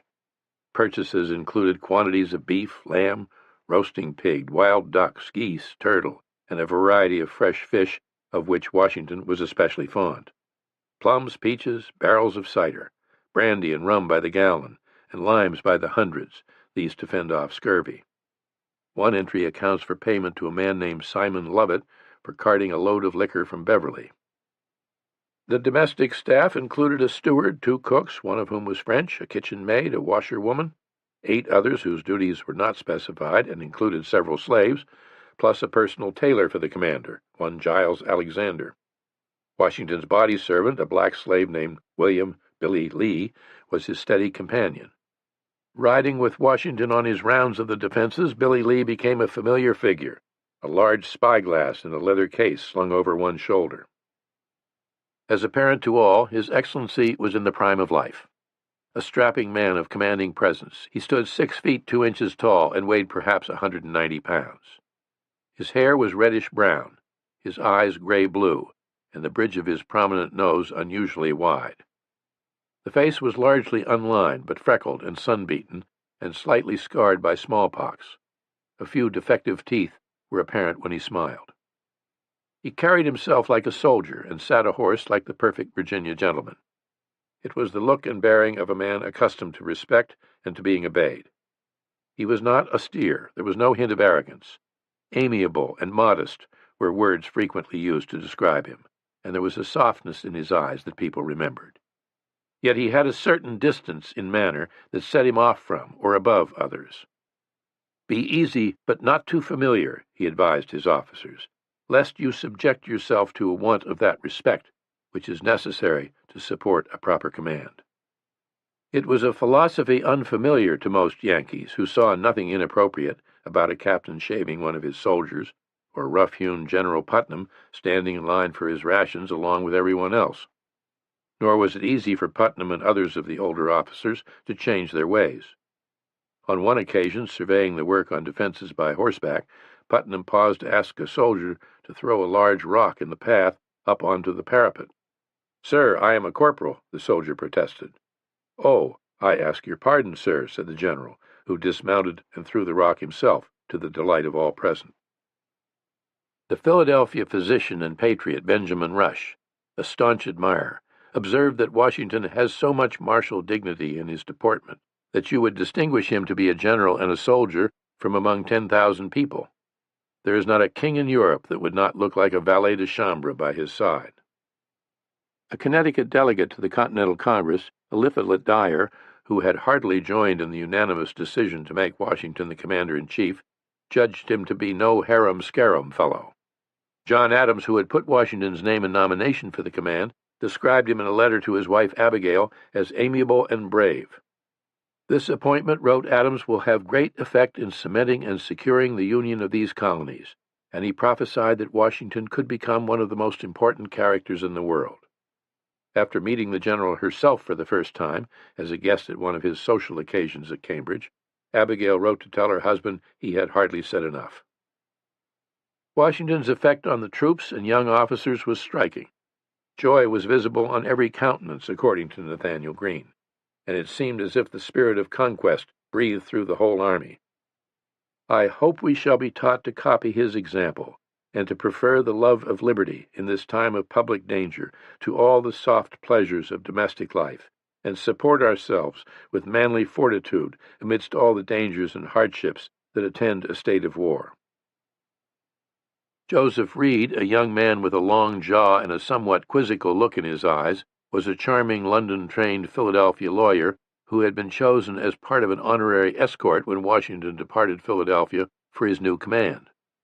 Reed had intended to ride only as far as New York, but found himself so in awe of the general that he continued on to Cambridge to become Washington's secretary, despite the fact that he had made no provisions for his wife and 3 young children or for his law practice. As Reed explained, Washington had expressed himself to me in such terms that I thought myself bound by every tie of duty and honor to comply with his request to help him through the sea of difficulties. Few would ever provide a more succinct description of Washington's particular hold on men. Born in Tidewater, Virginia, on February 11, 1732, by the old-style calendar, George Washington was the great-grandson of John Washington, who had emigrated from Northampton, England, in 1657. His father, Augustine Washington, was a tobacco planter also known for his noble appearance and manly proportions. His mother, Mary Bell, was widowed when Washington was 11. Because of the family's reduced circumstances, he had had little education, only 7 or 8 years of schooling by private tutor, no training in Latin or Greek or law, as had so many prominent Virginia patriots, and as those close to him knew, he was self-conscious about this. By steady application, he had learned to write in a clear, strong hand and to express himself on paper with force and clarity. He learned to dance. Virginians loved to dance, and he was no exception. And he learned to comport himself in the elaborately polite society of the day with perfect manners and polish. In the 110 rules of civility and decent behavior in company and conversation that he had laboriously copied down as a boy, Rule number 1 read, "Every action done in company ought to be with some sign of respect to those who are present." He enjoyed parties, and particularly the company of attractive women. As would be said of British officers, he liked his glass, his lass, his game of cards, though gambling never became the obsession it was for so many of his counterparts on the British side. The great teacher for Washington was experience. At age 16, he had set out to make his way in the world, as a surveyor's apprentice on an expedition into the wilderness of western Virginia, over the Blue Ridge Mountains, and as years passed, he spent more time in the back country beyond the Blue Ridge than all but a few from the Tidewater. In addition, surveying proved highly remunerative. In 1753, at 20, he had been sent by the governor of Virginia to the wilds of western Pennsylvania to challenge French claims to the Allegheny River Valley, and publication of his diary of the venture, the Journal of Major George Washington, made his daring and resourcefulness known throughout the colonies and in Europe. A year later, on his first command, inexperience and poor judgment led to his famous encounter with French troops and Indians at Great Meadows, in the same remote corner of western Pennsylvania. the small, bloody backwoods incident and first defeat for Washington that set in motion the conflict that ultimately involved much of the world. I heard the bullets whistle, and believe me, there is something charming in the sound, he had written in a letter printed in the London Magazine, which could be taken as the bravado of a callow youth, but as he had found, he was one of those rare few who, under fire, were without fear. As a provincial officer fighting with the British Army during General Edward Braddock's defeat in western Pennsylvania, he had shown conspicuous courage under fire and marked ability for leadership. If, as a young officer, he seemed at times flagrantly, unattractively ambitious, he had long since overcome that. In 1759, spurned in his desire for a royal commission, he had retired at age 27 to the life of a Virginia planter, and that same year married Martha Dandridge Custis of Williamsburg, an attractive, extremely wealthy widow with 2 children, to whom he gave full devotion. The children, John Parke Custis and Patsy, were treated quite as though they were his own. Indeed, one of the worst tragedies of Washington's life had been the death of 17-year-old Patsy of an epileptic fit in 1773. Like other planters of the Tidewater, Washington embraced a life very like that of the English gentry. English by ancestry, he was in dress, manner, and his favorite pastimes as close to being an English country gentleman as was possible for an American of the day, and intentionally. His handsome green coach with its brass fittings and leather lining had been custom-built in England to his specifications. He ordered his clothes from England, and only the finest English wools and linens and latest fashions would do. He wore English boots, English shoes, and Morocco leather slippers, all made to order for him in London. The books on his shelves, including the military treatises, were published in London. The very glass in the windows through which he viewed his domain was imported English glass. Only the year before taking command at Cambridge, Washington had commenced an ambitious expansion of his Virginia home, Mount Vernon, which, when completed, would double its size. He was adding a library and building a 2-story dining room or banquet hall, suitable for entertaining on a grand scale. He was a builder by nature. He had a passion for architecture and landscape design, and Mount Vernon was his creation, everything done to his own ideas and plans. How extremely important all this was to him, and the pleasure he drew from it, few people ever understood. He had an abiding dislike of disorder and cared intensely about every detail, wallpaper, paint color, ceiling ornaments, and insisted on perfection. He hated to be away from the project, even at the distance of Cambridge, with all that weighed on his mind. He worried that things were not being handled as he wished at Mount Vernon, and filled pages of instruction for his manager, Lund Washington. "I wish you would quicken Lanfear and Sears, the carpenters, about the dining-room chimney-piece, to be executed as mentioned in one of my last letters, as I could wish to have that end of the house completely finished before I return. I wish you had done the end of the new kitchen next the garden, as also the old kitchen, with rusticated boards. However, as it is not, I would have the corners done so in the manner of our new church. What have you done with the well? Is that walled up? Have you any accounts of the painter?" Second only to his passion for architecture and landscape design was a love of the theater, which again was quite characteristic of Virginians. He had seen his first known theatrical production at age 19 on a trip with his older brother to Barbados. It was the first and only time Washington had ever been beyond American shores, and the place where he was strongly attacked by smallpox.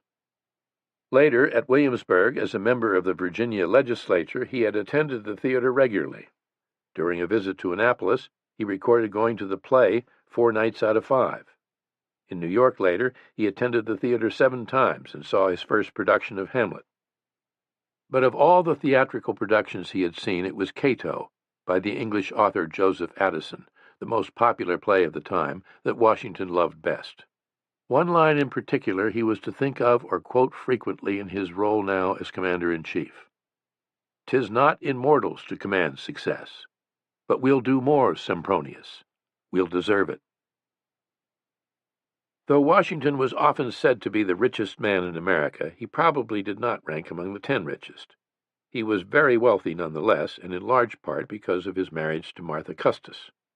His wealth was in land, upwards of 54,000 acres, including some 8,000 acres at Mount Vernon, another 4,000 acres in Virginia's Dismal Swamp, nearly all of which he had acquired for speculation. In addition, he owned more than 100 slaves, another measure of great wealth, whose labors made possible his whole way of life. In a popular English novel of the day, The Expedition of Humphrey Clinker, Tobias Smollett wrote that to be a country gentleman one was obliged to keep horses, hounds, carriages, with suitable numbers of servants, and maintain an elegant table for the entertainment of his neighbors. It could have been a description of life at Mount Vernon, with the difference that the servants were black slaves. Among the Virginia gentry who had taken up fox hunting, with an exuberance no less than to be found on the country estates of England, Washington stood out. Thomas Jefferson considered him the best horseman of his age. That Washington was known to hunt up to 7 hours straight, riding as close to the hounds as possible, leaping fences and going extremely quick, and always to the end, to be in on the kill, was considered not only a measure of his love of the chase and his exceptional physical stamina, but also of his uncommon, unrelenting determination. Billy Lee, the body servant, rode with him, rode like the wind by all accounts, and no less fearlessly than his master. Found a fox in Mr. Phil Alexander's island, which was lost after a chase of 7 hours, Washington recorded in his diary at the end of one winter day in 1772. But he did not give up, as shown in his entry for the day following. Found a fox in the same place again, which was killed at the end of 6 hours.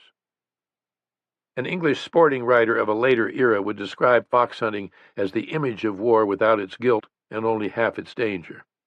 In some years, according to Washington's own records, the days he devoted to fox hunting added up to a month. He kept precise account of exactly how long each chase lasted, to the minute. Again, he was a man who loved precision in everything. Stories were told of extraordinary feats of strength, how, for example, Washington had thrown a stone from the bed of a stream to the top of Virginia's famous Natural Bridge, a height of 215 feet. The Philadelphia artist Charles Willson Peale, who had been a guest at Mount Vernon in 1772 while painting Washington's portrait, described how he and several other young men were on the lawn throwing an iron bar for sport, when Washington appeared, and without bothering to remove his coat, took a turn, throwing it far, very far beyond our utmost limit. Washington's wealth and way of life, like his physique and horsemanship, were of great importance to large numbers of the men he led and among many in Congress. The feeling was that if he, George Washington, who had so much, was willing to risk his all, however daunting the odds, then who were they to equivocate? That he was also serving without pay was widely taken as further evidence of the genuineness of his commitment. There were, to be sure, those in the ranks and among the local populace who had little fondness for Virginia planters and their high and mighty heirs, or who saw stunning incongruity in the cause of liberty being led by a slave master. It was also a matter of record that Washington had been retired from military life for 15 years, during which he had not even drilled a militia company. His only prior experience had been in backwoods warfare, a very different kind of warfare, and most notably in the Braddock campaign of 1755, which had been a disaster. He was by no means an experienced commander. He had never led an army in battle, never before commanded anything larger than a regiment, and never had he directed a siege. Washington was quite aware of his limitations. In formal acceptance of the new command on June 16, 1775, standing at his place in Congress, he had addressed John Hancock. I am truly sensible of the high honor done me in this appointment, yet I feel great distress from a consciousness that my abilities and military experience may not be equal to the extensive and important trust. However, as the Congress desire it, I will enter upon the momentous duty, and exert every power I possess in their service, and for the support of the glorious cause. He knew he might not succeed, and he gave Congress fair warning. But lest some unlucky event should happen unfavorable to my reputation, I beg it may be remembered by every gentleman in the room that I this day declare with the utmost sincerity I do not think myself equal to the command I am honored with. To his wife Martha he wrote that far from seeking this appointment, I have used every endeavor in my power to avoid it, not only from my unwillingness to part with you and the family, but from a consciousness of its being a trust too great for my capacity.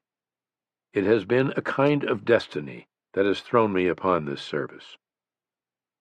Yet he had attended Congress in his splendid blue and buff uniform, conspicuously signaling a readiness to take command.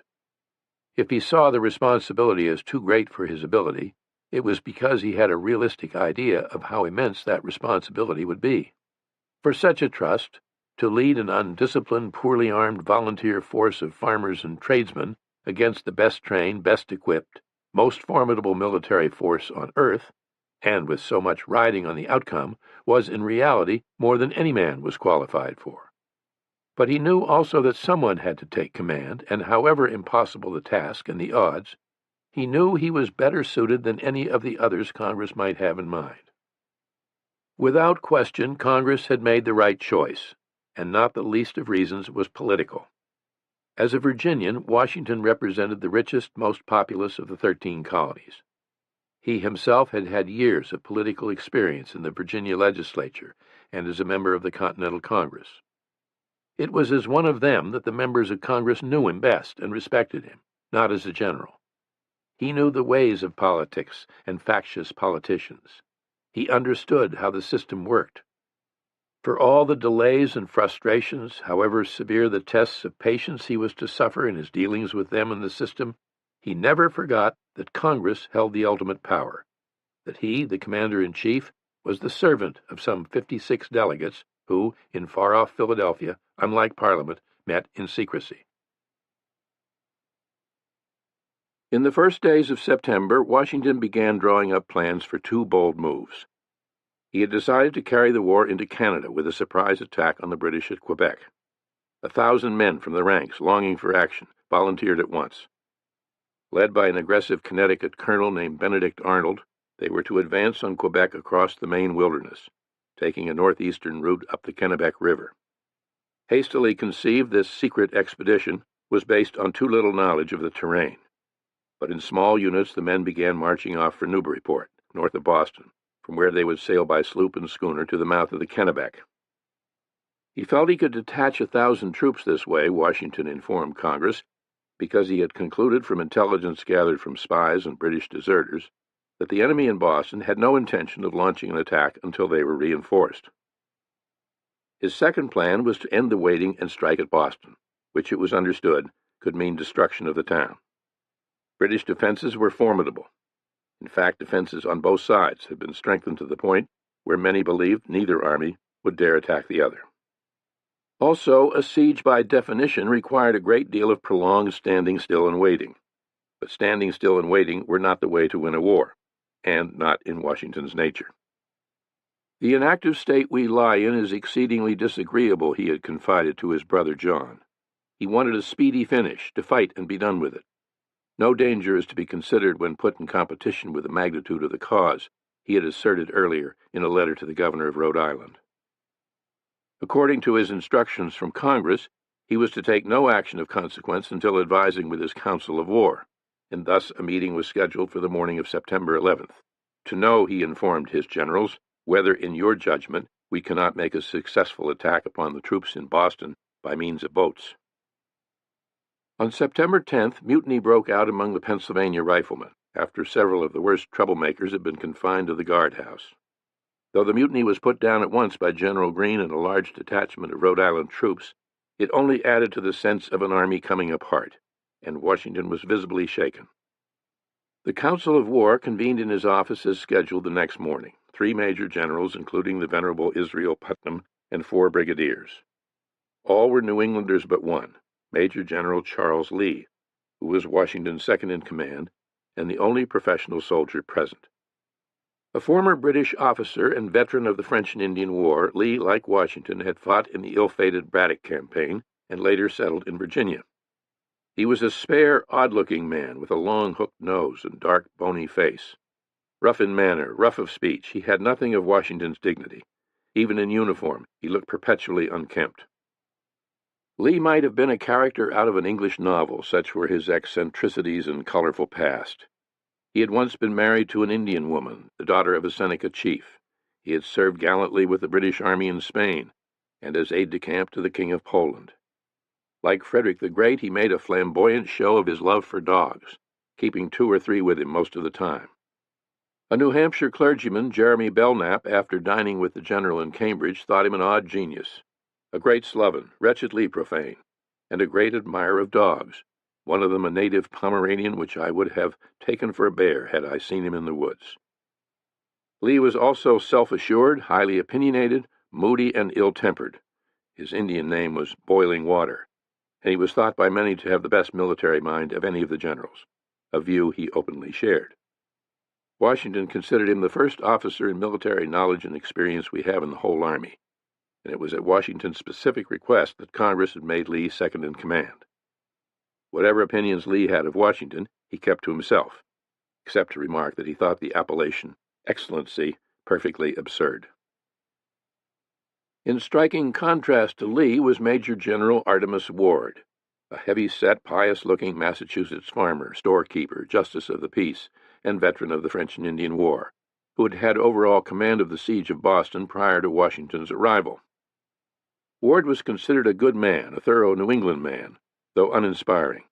General Lee privately called him a fat old church warden, with no acquaintance whatever with military matters.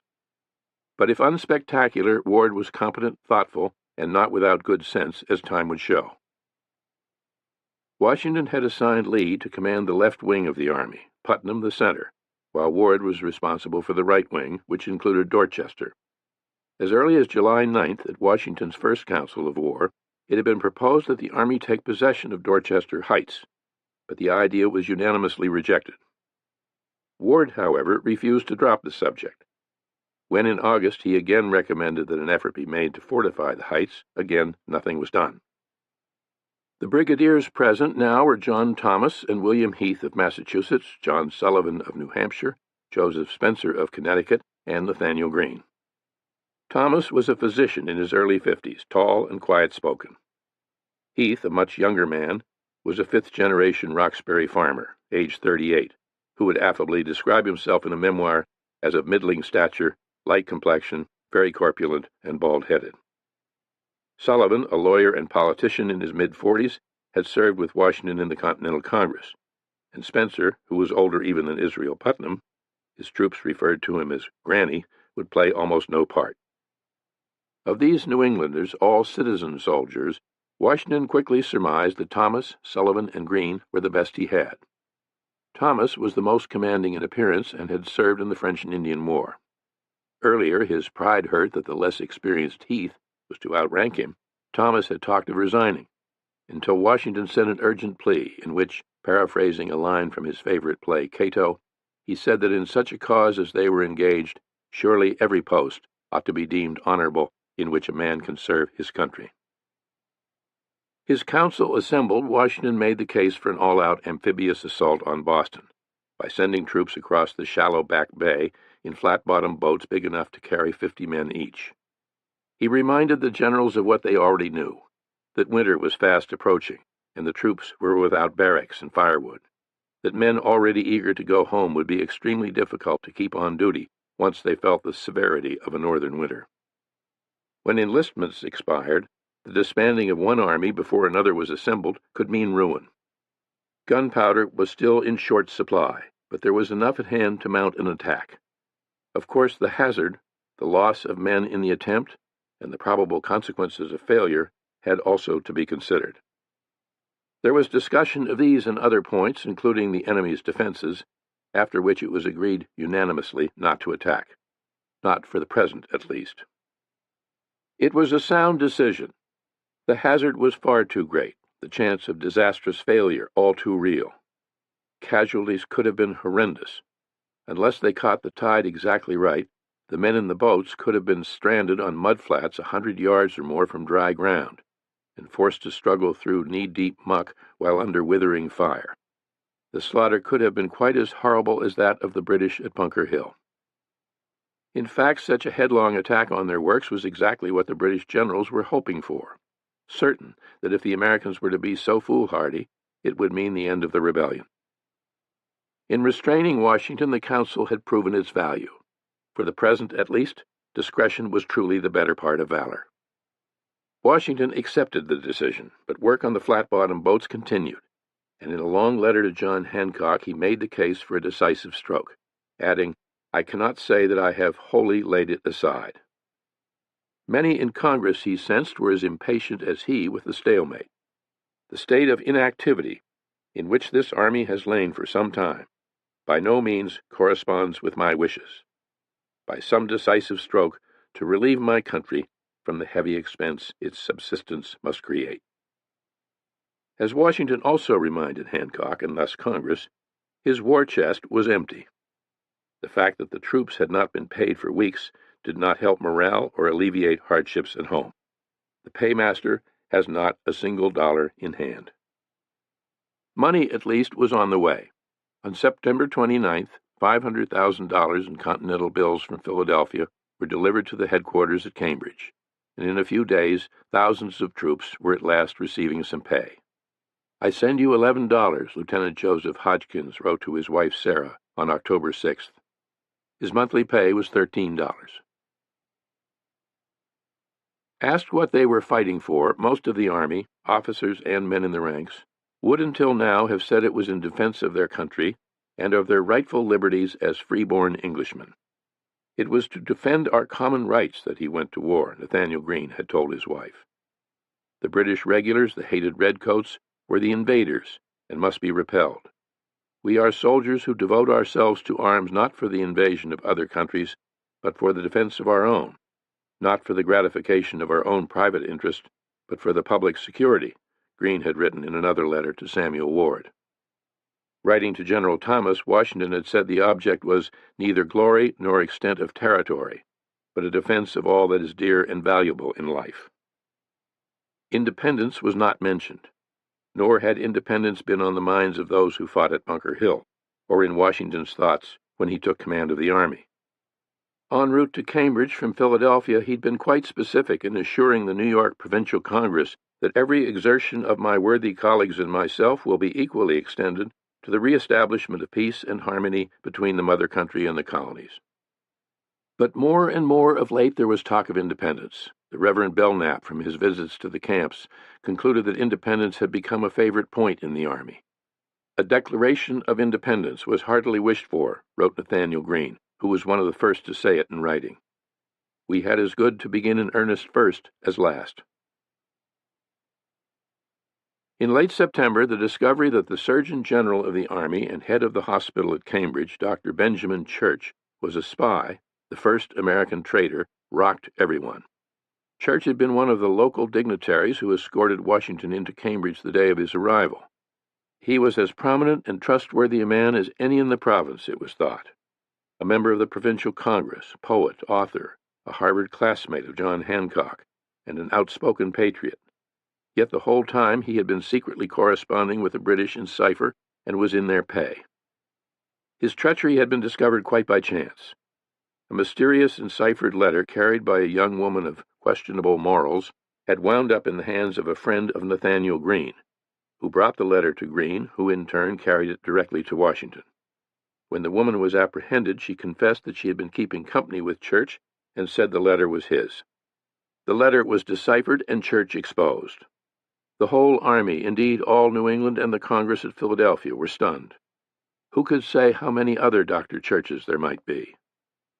Church, who was tried, convicted, and imprisoned, kept insisting he was innocent.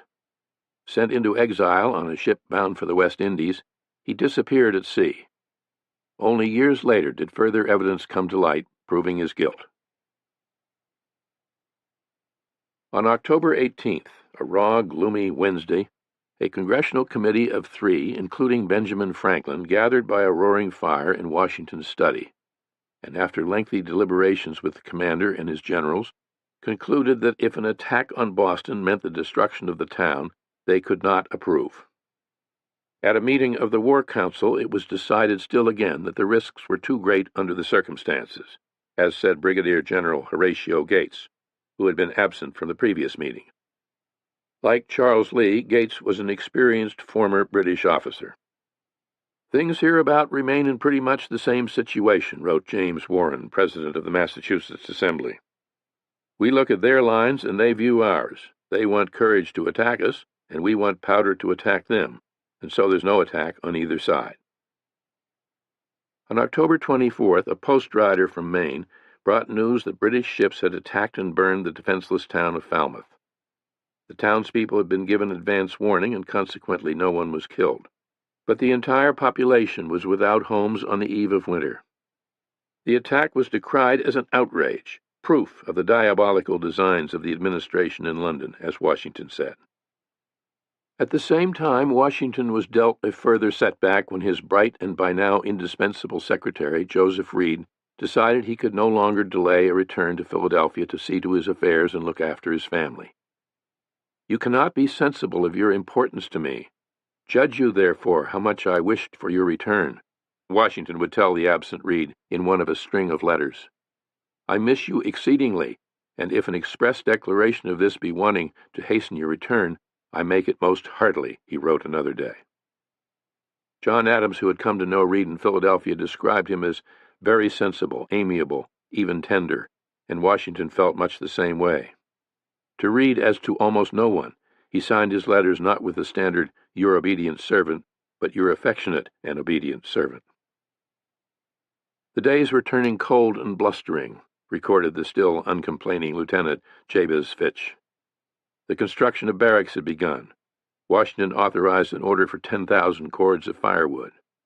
With epidemic dysentery sweeping through the outlying towns, Dr. Thatcher worried over the numbers of ill soldiers in the camps and crowding the hospital. To add further to the miseries of camp life, local farmers were charging ever higher prices. Washington fumed over such absence of patriotism, his dislike of New Englanders compounding by the day. Yet the faith of the local populace and their leaders in him remained high. They understood the adversities he faced, and they were depending on him, no less than Congress and patriots everywhere were depending on him. As James Warren wrote to John Adams, "He is certainly the best man for the place he is in, important as it is, that ever lived." Adams, who was acutely sensitive to the differences between New Englanders and Virginians, having experienced firsthand in Congress the distrust many from the middle and southern provinces felt for New Englanders, had become gravely concerned about the damage to the cause such opinions and prejudices could have should they get out of hand. Gentlemen in other colonies have large plantations of slaves, and are accustomed, habituated to higher notions of themselves and the distinction between them and the common people than we are. I dread the consequences of this dissimilitude of character, and without the utmost caution on both sides, and the most considerate forbearance with one another, and prudent condescension on both sides, they will certainly be fatal. Nathaniel Greene felt certain that Washington only needed time to make himself acquainted with the genius of the New England troops. Meanwhile, Washington put increasing trust in Greene, as well as another impressive young New Englander, Henry Knox, to whom he assigned one of the most difficult and crucial missions of the war. Colonel Henry Knox was hard not to notice. 6 feet tall, he bulked large, weighing perhaps 250 pounds. He had a booming voice. He was gregarious, jovial, quick of mind, highly energetic, very fat but very active, and all of 25. Town-born in Boston in a narrow house on C Street facing the harbor, he was the 7th of 10 sons of Mary Campbell and William Knox, Scotch-Irish Presbyterians. When his father, a shipmaster, disappeared in the West Indies, 9-year-old Henry went to work to help support his mother, and was thus, like Nathaniel Greene, almost entirely self-educated. He became a bookseller, eventually opening his own London bookstore on Cornhill Street, offering a large and very elegant assortment of the latest books and magazines from London. In the notices he placed in the Boston Gazette, the name Henry Knox always appeared larger in type than the name of the store. Though not particularly prosperous, the store became a great resort for British officers and Tory ladies, a fashionable morning lounge, and its large, genial proprietor became one of the best-known young men in town. John Adams, a frequent patron, remembered Knox as a youth of pleasing manners and inquisitive turn of mind. Another patron was Nathaniel Greene, who not only shared Knox's love of books, but also an interest in the military art, and it was thus on the eve of war that an important friendship had commenced. Knox read all he could on gunnery and tactics, and as Greene had joined the Rhode Island Kentish Guards, Knox signed up with the new Boston Grenadier Corps, enjoying everything about it, including the eating and drinking that went on.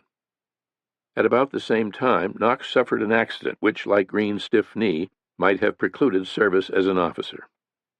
On a bird-hunting expedition on Noddle's Island in the harbor, his fowling piece had exploded, destroying the third and fourth fingers of his left hand. In public thereafter, he kept the hand wrapped in a handkerchief. To further complicate life, Knox had taken up the Patriot cause and fallen in love with the daughter of a prominent Tory. She, too, was a patron of the bookstore, a correspondingly plump, gregarious young woman named Lucy Flucker, whose father, Thomas Flucker, was the royal secretary of the province. My charmer, he called her, and neither his maimed hand nor his politics deterred her ardor. Despite the objections of her family, they were married. When Lucy's father, in an effort to give his new son-in-law added respectability, arranged for Knox to be offered a commission in the British Army, Knox declined. In the tense days following the bloodshed at Lexington and Concord, the young couple packed what little they could carry and slipped out of Boston in disguise. Lucy was never again to see her mother and father, who would eventually sail for England. Having settled Lucy safely in Worcester, Knox reported for service with General Artemus Ward, who assigned him to planning and building fortifications. "Long to see you, which nothing would prevent but the flattering hope of being able to do some little service to my distressed and devoted country," he wrote to her. Washington first met Knox while inspecting the defenses at Roxbury on July 5th, only 3 days after he had taken command of the army, and apparently he was impressed, while Knox thought Washington everything to be wished for in a commander. "General Washington fills his place with vast ease and dignity, and dispenses happiness around him," Knox wrote.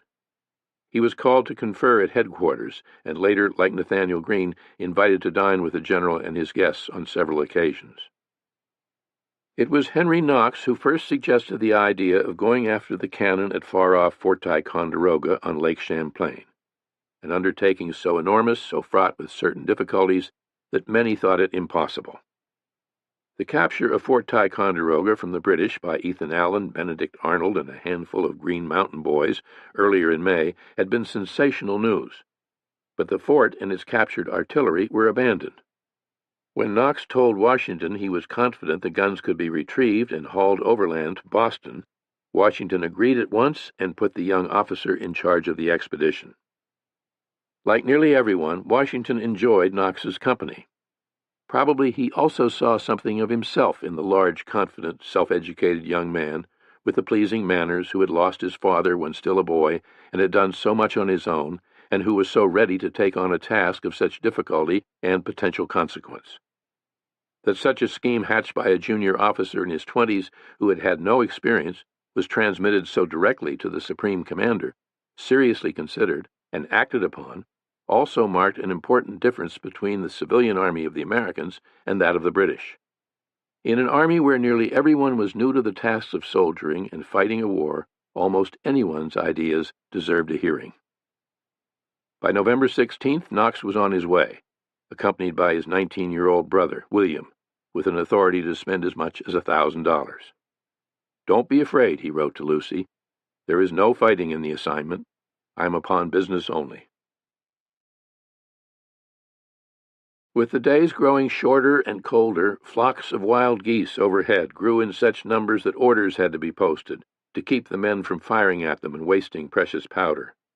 Every officer that stands an idle spectator and sees such a wanton waste of powder and doesn't do his utmost to suppress the evil may expect to be reported, declared Nathaniel Greene. So great was the need to conserve powder that the morning gun, a camp ritual, was dispensed with. Spears were issued to the troops to be used in the event of a British attack. Every colonel or commanding officer of a regiment, read another of Greene's orders, to appoint 30 men that are active, bold, and resolute to use the spears in the defense of the lines instead of guns. The first snow fell on November 21st, and in the days to follow it was obvious winter had come to stay, with winds as bitter as January and still more snow. The distress within Boston was reportedly extreme. The British were cutting trees and tearing down old houses for firewood, supplying the besieged city by sea, had become increasingly difficult because of winter storms and American privateers. Food was in desperately short supply. The king's troops were said to be so hungry that many were ready to desert at first chance. Some of the redcoats openly said that if there were another action and they could get off under the smoke, they would choose the fresh beef side of the question. Men in their ranks were dying of scurvy.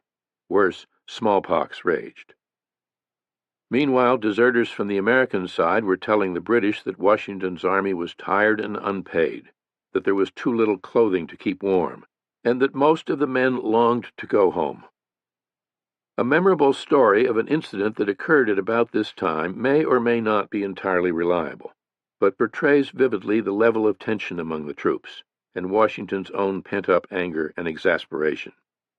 It was told years afterward by Israel Trask, the 10-year-old boy who had enlisted with his father, and in whose eyes Washington seemed almost supernatural.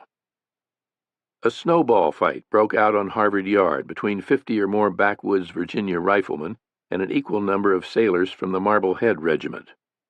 The fight quickly turned fierce, with biting and gouging on the one part and knockdown on the other part, with as much deadly fury as the most deadly enmity could create, according to Trask. Hundreds of others rushed to the scene. Soon more than 1,000 men had joined in a furious brawl. Then Washington arrived. I only saw him and his colored servant, both mounted, Trask remembered. With the spring of a deer, he leaped from his saddle, threw the reins of his bridle into the hands of his servant, and rushed into the thickest of the melee. With an iron grip, seized two tall, brawny, athletic, savage-looking riflemen by the throat, keeping them at arm's length, alternating shaking and talking to them. Seeing this, the others took flight at the top of their speed in all directions from the scene of the conflict. If Trask's memory served, the whole row, from start to finish, lasted all of 15 minutes, and nothing more came of it. On November 25th, the British sent several boatloads of the ragged poor of Boston, some 300 men, women, and children, across the Back Bay, depositing them on the shore near Cambridge for the rebels to cope with. They were a heart-rending sight. Many were sick and dying, the whole in the most miserable and piteous condition, wrote Washington.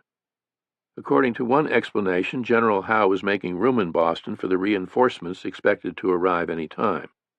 But it was also said that the numbers of sick had been sent with the design of spreading the smallpox through this country and camp, an accusation Washington refused to believe. But when another 150 desperate people were dispatched from Boston, as smallpox continued unabated there, Washington described the disease as a weapon of defense they are using against us. Nearly all his efforts and those of his senior officers were concentrated now on trying to hold the army together. The Connecticut troops, whose enlistments were to expire on December 9th, were counting the days until they could start for home. Nothing, it seemed, could change their minds. A stirring summons to renewed devotion to the cause of liberty, as strong and eloquent an appeal to the men in the ranks, the guardians of America, as had yet been seen in print, appeared in the New England Chronicle, signed simply A. Freeman. Not only did it celebrate the glorious cause, but it spoke of a break with Britain soon to come, and a future big with everything good and great, when Americans would decide their own salvation. Your exertions in the cause of freedom, guided by wisdom and animated by zeal and courage, have gained you the love and confidence of your grateful countrymen, and they look to you, who are experienced veterans, and trust that you will be still the guardians of America. As I have the honor to be an American, and one among the free millions who are defended by your valor, I would pay the tribute of thanks and express my gratitude, while I solicit you to continue in your present honorable and important station. I doubt not America will always find enough of her sons ready to flock to her standard and support her freedom. But experience proves that experienced soldiers are more capable of performing the duties of the camp and better qualified to face the enemy than others. And therefore every friend of America will be desirous that most of the gentlemen who compose the present army may continue in the service of their country until liberty, peace, and safety are established. Although your private concerns may call for your assistance at home, yet the voice of your country is still louder, and it is painful to heroic minds to quit the field when liberty calls, and the voice of injured millions cries to arms, to arms. Never was a cause more important or glorious than that which you are engaged in. Not only your wives, your children, and distant posterity, but humanity at large, the world of mankind, are interested in it.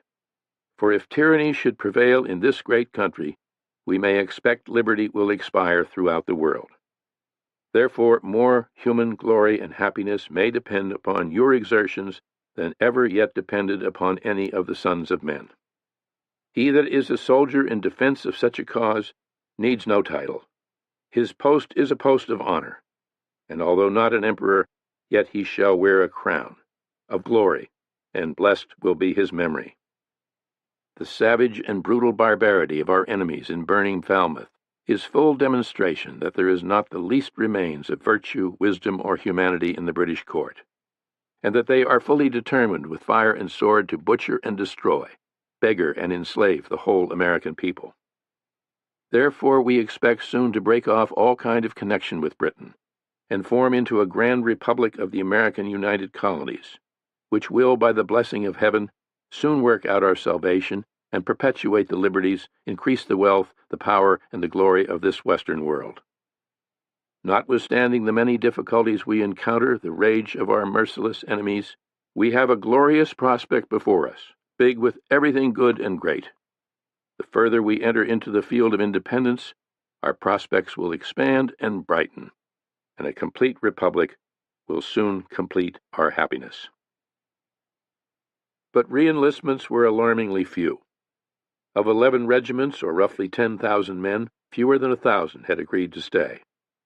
Some stimulus besides love of country must be found to make men want to serve, Washington advised Congress. Paying the troops a few months in advance might help, he wrote, but again he had no money at hand. By late November he could report that only 2,540 of his army had re-enlisted. Our situation is truly alarming, and of this General Howe is well apprised. No doubt when he is reinforced, he will avail himself of the information. Washington was a man of exceptional, almost excessive self-command, rarely permitting himself any show of discouragement or despair. But in the privacy of his correspondence with Joseph Reed, he began now to reveal how very low and bitter he felt, if the truth were known. Never had he seen such a dearth of public spirit and want of virtue as among the Yankee soldiers, he confided in a letter to Reed of November 28th. These people were still beyond his comprehension. A dirty, mercenary spirit pervades the whole, he wrote. Could I have foreseen what I have and am like to experience, no consideration upon earth should have induced me to accept this command. For 6 long months there had been hardly a shred of good news, no single event to lift the spirits of the army, no sign to suggest better days might lie ahead. The next day, amazingly, came glad tidings. A privateer, the schooner Lee, under the command of Captain John Manley, had captured an enemy supply ship, the brig Nancy, off Cape Ann, north of Boston. The ship was loaded with military treasure, a supply of war material such as Congress could not be expected to provide for months to come, including 2,500 stands of arms, cannon, mortars, flints, some 40 tons of shot, and 2,000 bayonets, nearly everything needed but powder. The Lee was one of the first of several armed schooners Washington had sent out to prey on enemy shipping. It was a first triumph for his new navy, and John Manley a first hero. It was an instance of divine favor, for nothing surely ever came more apropos, Washington wrote immediately to Joseph Reed. With the end of enlistments only days away, concern grew extreme. Our people are almost bewitched about getting home, wrote Lieutenant Hodgkins to his wife Sarah. I hope I and all my townsmen shall have virtue enough to stay all winter as volunteers, before we will leave the line without men. For our all is at stake, and if we do not exert ourselves in this glorious cause, our all is gone. I want you to come home and see us, she wrote. I look for you almost every day, but I don't allow myself to depend on anything, for I find there is nothing to be depended upon but trouble and disappointments. I want to see you very much, she said in other letters, warning him that if he did not alter his mind about staying with the army, that it would be such a disappointment that I can't put up with it. The troops were called repeatedly into formation, to be addressed by officers and chaplains. A Connecticut soldier who had decided nothing could keep him from going home described how his regiment was called out time and again to hear speeches. "We was ordered to form a hollow square," wrote Simeon Lyman in his diary, "and General Lee came in, and the first words was, 'Men, I do not know what to call you. You are the worst of all creatures.' And he flung and cursed and swore at us, and our lieutenants begged us to stay."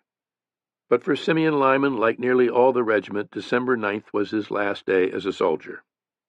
On Sunday, December 10th, he wrote, "In the morning we was ordered to parade before the general's door, and we was counted off and dismissed, and we went to the lieutenant, and he gave us a dram, and then we marched off." General Lee stood and watched, finding a measure of encouragement only in the response of the troops who remained. Some of the Connecticutians who were homesick could not be prevailed on to tarry, which means in the New England dialect to serve any longer. They accordingly marched off bag and baggage, but in passing through the lines of the regiments they were so horribly hissed, groaned at, and pelted that I believe they wished their aunts, grandmothers, and even sweethearts, to whom the days before they were so much attached, were at the devil's own palace. Washington pleaded with Congress and the provincial governments to send more men with all possible speed, and new recruits did continue to arrive, though only in dribs and drabs. There was still no news from the expedition to Quebec, and no word from Colonel Knox. When General Schuyler at Albany wrote to bemoan his tribulations, Washington responded, "Let me ask you, sir, when is the time for brave men to exert themselves in the cause of liberty and their country, if this is not?" He understood the troubles Schuyler faced, but we must bear up against them and make the best of mankind as they are, since we cannot have them as we wish. Earlier in the fall, Washington had written to his wife Martha to say he would welcome her company in Cambridge if she did not think it too late in the season for such a journey. 600 miles on dreadful roads by coach could be punishing even in fair weather, and especially for someone unaccustomed to travel, no matter her wealth or status. On December 11th, after more than a month on the road, Martha Washington arrived, accompanied by her son John Custis, his wife Eleanor, George Lewis, who was a nephew of Washington, and Elizabeth Gates, the English wife of General Gates. Joseph Reed, who had looked after the general's ladies during their stop in Philadelphia, offered the thought, after seeing them on their way, that they would be not a bad supply in a country where wood is scarce. Sarah Mifflin, the wife of Colonel Thomas Mifflin, a young aide-de-camp, also arrived. The handsome colonel belonged to one of Philadelphia's most prominent families, and with his beautiful, stylish wife, added a distinct touch of glamour to Washington's circle, while Elizabeth Gates caused something of a sensation, going about Cambridge in a mannish English riding habit. Martha Washington, who had never been so far from home or in the midst of war, wrote to a friend in Virginia that the boom of cannon seemed to surprise no one but her. "I confess I shudder every time I hear the sound of a gun. To me that never see anything of war, the preparations are very terrible indeed, but I endeavor to keep my fears to myself as well as I can." In the meantime, after much debate, the Congress at Philadelphia had passed a directive to Washington to destroy the enemy forces in Boston, even if the town must be burnt. John Hancock, whose stone mansion on Beacon Hill overlooking the Common was one of the prominent features on the skyline, had spoken heartily for the measure. Work on fortifications continued without let-up, and despite freezing winds and snow, the work improved. Washington kept moving the lines nearer and nearer the enemy. A newly completed bastion at Cobble Hill, below Prospect Hill, and fully a half-mile nearer to Boston, was described in the Providence Gazette as the most perfect piece of fortification that the American Army has constructed during the present campaign. On December 24th, a storm swept across the whole of the province. In the vicinity of Boston, temperatures dropped to the low 20s, and a foot of snow fell. Christmas Day, a Monday, was still bitterly cold but clear, and the troops continued with their routine as on any day. On December 30th, several British ships arrived in the harbor, presumably bringing reinforcements. "This is the last day of the old enlisted soldier's service," wrote a greatly distressed Nathaniel Greene to Congressman Samuel Ward the following day, December 31st. Nothing but confusion and disorder reign. We have suffered prodigiously for want of wood. Many regiments have been obliged to eat their provisions raw for want of firing to cook. And notwithstanding we have burned up all the fences and cut down all the trees for a mile around the camp, our suffering has been inconceivable. We have never been so weak as we shall be tomorrow. On New Year's Day, Monday, January 1st, 1776, the first copies of the speech delivered by King George III at the opening of Parliament back in October were sent across the lines from Boston. They had arrived with the ships from London. The reaction among the army was rage and indignation.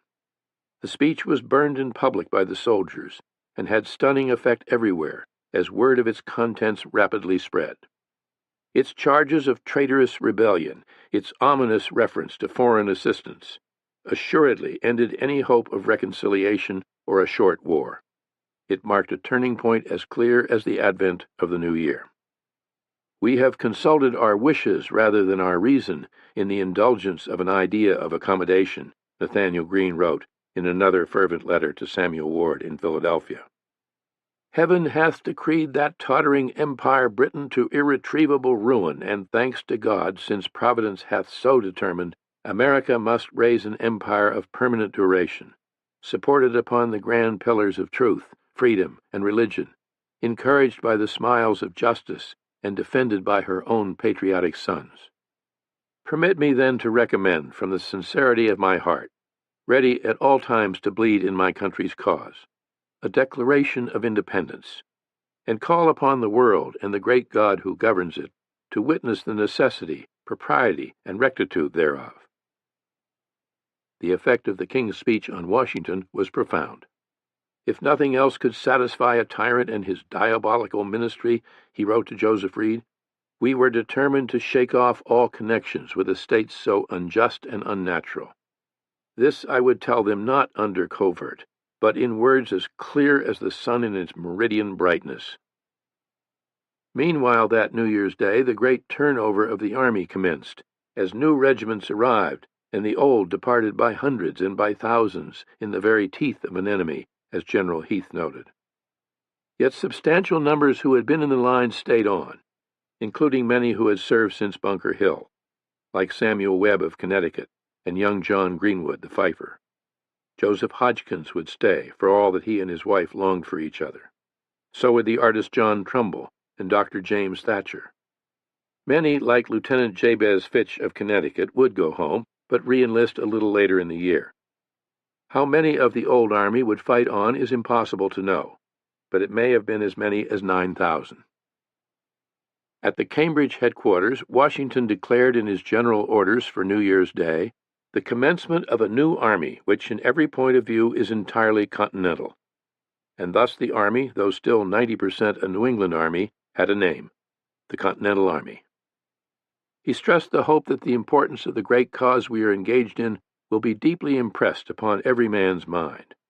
Everything dear and valuable to free men was at stake, he said, calling on their patriotism to rally morale and commitment, but also expressing exactly what he felt. With the crash of a 13-gun salute, he raised a new flag in honor of the birthday of the new army, a flag of 13 red and white stripes, with the British colors, the crosses of St. George and St. Andrew, represented in the upper corner. When the British in Boston saw it flying from Prospect Hill, they at first mistook it for a flag of surrender. Chapter 3. Dorchester Heights. We are not under the least apprehension of an attack on this place by surprise or otherwise. General William Howe. That Dorchester Heights could decide the whole outcome at Boston had been apparent to the British from the beginning. Their initial plan, agreed to on June 15th, had been to seize the high ground on both the Charlestown and Dorchester peninsulas. But then the rebels had made their surprise move at Charlestown, digging in overnight on Bunker Hill, and it had taken the bloodbath of June 17th to remove them. The morning after the battle, in a council of war at the Province House, headquarters of the Commander-in-Chief, Thomas Gage, it was proposed by Major General Henry Clinton to move immediately on Dorchester. Possession of the heights was absolutely necessary for the security of Boston, as they lay directly on our water communications and more seriously annoyed the port of Boston than those of Charlestown, Clinton later wrote, adding that he expected to lead the assault. I foresaw the consequence, and gave it formally as my opinion at the time, that if the King's troops should ever be driven from Boston, it would be by rebel batteries raised on those heights. But while Gage had kept Bunker Hill heavily armed with cannon and manned by 500 troops, he had done nothing about Dorchester, nor had General Howe since taking charge after Gage's departure for home in October, nor indeed had the Americans. Dorchester Heights remained a kind of high, wind-blown no-man's land, neither side unmindful of its strategic importance, but neither side daring to seize and fortify it. Among those Loyalists in Boston who had closest contact with the British command, it was commonly understood that Dorchester was the key and commonly questioned why nothing was being done. It had often been wished, wrote Justice Peter Oliver, one of the most prominent Loyalists, that this hill had had proper attention paid to it, and it had been repeatedly mentioned that it was of the last necessity to secure such a position. But the general answers were that there was no danger from it, and that it was to be wished that the rebels would take possession of it, as they could be dislodged. Of greater and more immediate interest to the British command was the prospect of abandoning Boston altogether, of packing up and sailing away. As things stood, it was clearly no place to launch an offensive operation. New York should be made the seat of war, Gage has stressed in correspondence with the administration in London, and Howe and the others were of the same opinion. Brigadier General James Grant had said months earlier that Boston should be abandoned while there was still time. We cannot remain during the winter in this place, as our situation must go on worse and that of the rebels better every day, Grant had insisted in a long letter from Boston to Edward Harvey, Adjutant General of the British Army in London, on August 11th. Grant, a grossly fat, highly opinionated Scot who had served in the French and Indian War, had an extremely low opinion of Americans. It was he who had boasted to Parliament that with 5,000 men he could march from one end of the American continent to the other. The only step that made sense, he wrote, was to burn Boston and move on to New York. Besides, he wanted to turn the fleet loose to burn every principal town along the New England coast. Lenity is out of the question. Such were the delays in communication across the ocean that by the time General Howe received orders from London to abandon Boston before winter and remove the troops to New York, it was too late. Winter had arrived. Besides, there were too few ships at hand to transport the army and the hundreds of Loyalists about whom Howe was greatly concerned, knowing what their fate could be if they were left behind. Seeing no reasonable alternative, Howe would wait for spring, when he could depart at a time and under conditions of his own choosing. He expected no trouble from the Americans. We are not under the least apprehension of an attack on this place from the rebels by surprise or otherwise, he assured his superiors in London, and further stressed the point at a meeting with his general staff on December 3rd. Should, however, the rebels make a move on Dorchester, then, Howe affirmed, we must go at it with our whole force. Quite unlike the man in command of the army encircling the town, the British commander was not impatient for action. On the contrary, William Howe had little inclination ever to rush things. Further, it was taken as a matter of course among professional soldiers that winter was no season for campaigning. And so the British Army settled in for a long Boston winter, seeing to their comforts as best they could under the circumstances. The notable exception was Major General John Burgoyne, Gentleman Johnny, an officer of distinguished record and occasional playwright, who had added welcome color to the social life of the British officers and their ladies. Impatient with supineness, as he said, and ambitious for a command of his own, Burgoyne had sailed for England in early December. Winter in America was a trial British soldiers could never get used to, any more than they could adjust to the incessant clamor of frogs on spring nights, or American mosquitoes, or the absence of decent beer. The harsh winter winds and driving snows of the Bay Area inflicted misery indiscriminately on both armies, of course, but for the King's men, unaccustomed to such a climate, the punishment was all but unbearable. A young Irish nobleman, Captain Francis Lord Rawdon, wrote of the suffering of his men encamped on Bunker Hill in early December. Their tents so shattered they could as well have slept on the open ground. And we hear with some envy of several little balls and concerts which our brethren have had in Boston. Soldiers froze to death standing watch. Even when the troops moved to winter quarters a few weeks later, keeping warm seemed nearly impossible. The open sea remained the only lifeline for fuel and food for the town. But with the severity of storms on the North Atlantic and American privateers operating offshore in increasing numbers despite the weather, fewer and fewer supply ships were getting through. "The rebels have the impudence to fit out privateers," wrote an indignant British officer, snug in his quarters. But the day would come, he knew, when we shall give the scoundrels a hearty thrashing and put an end to this business. British Admiral Samuel Graves, whose responsibility it was to patrol the coastline against privateers, describes snowstorms at sea between Cape Ann and Cape Cod as defying the most resolute of men. "This sort of storm is so severe that it cannot even be looked against, and by the snow, freezing as fast as it falls, baffles all resistance. For the blocks become choked, the tackle encrusted, the ropes and sails quite congealed, and the whole ship before long one cake of ice.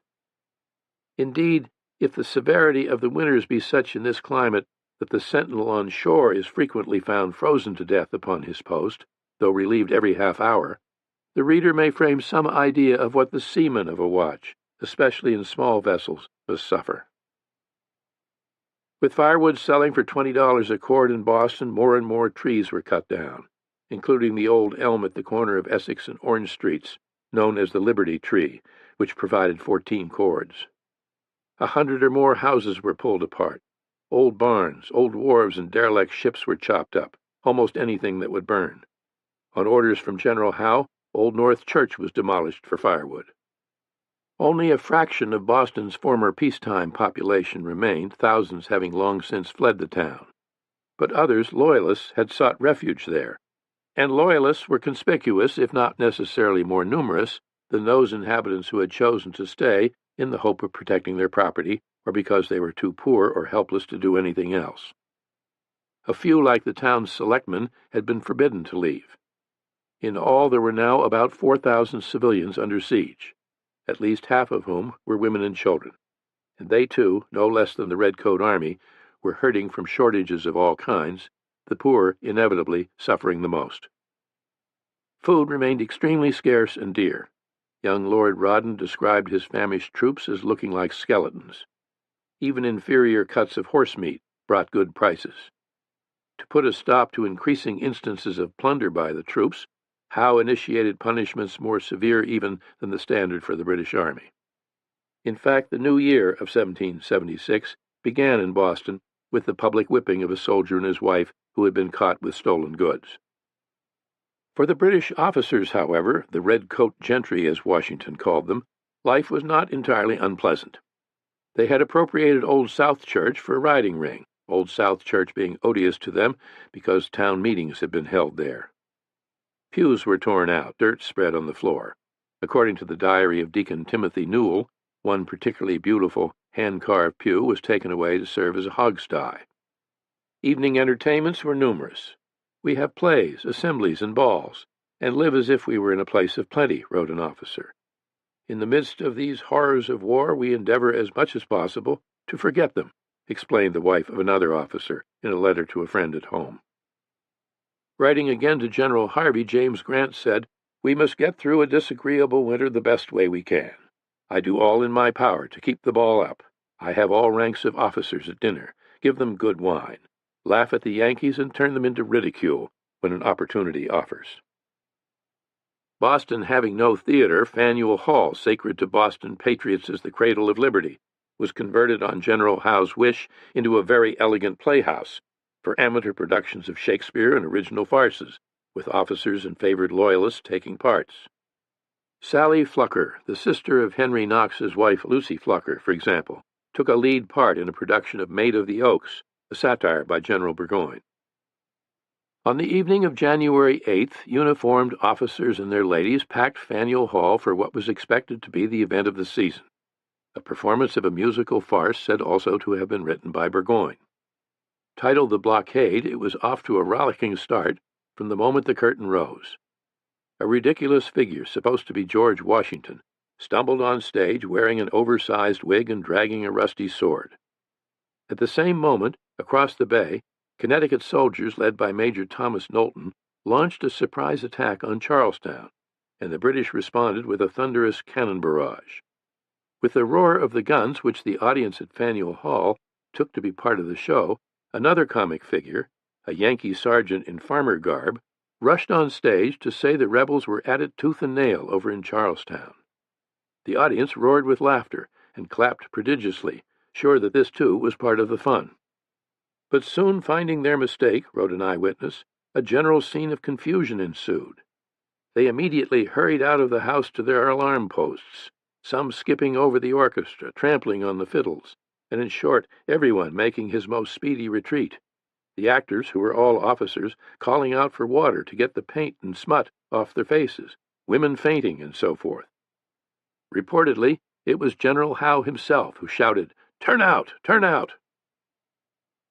The British commander, an easy-going, affable man who had never been averse to taking his pleasures when he could, was openly enjoying himself through the winter, with his own elegant dinners, extended evenings at the faro table, and conspicuously in the company of a stunning young woman about whom there was much talk.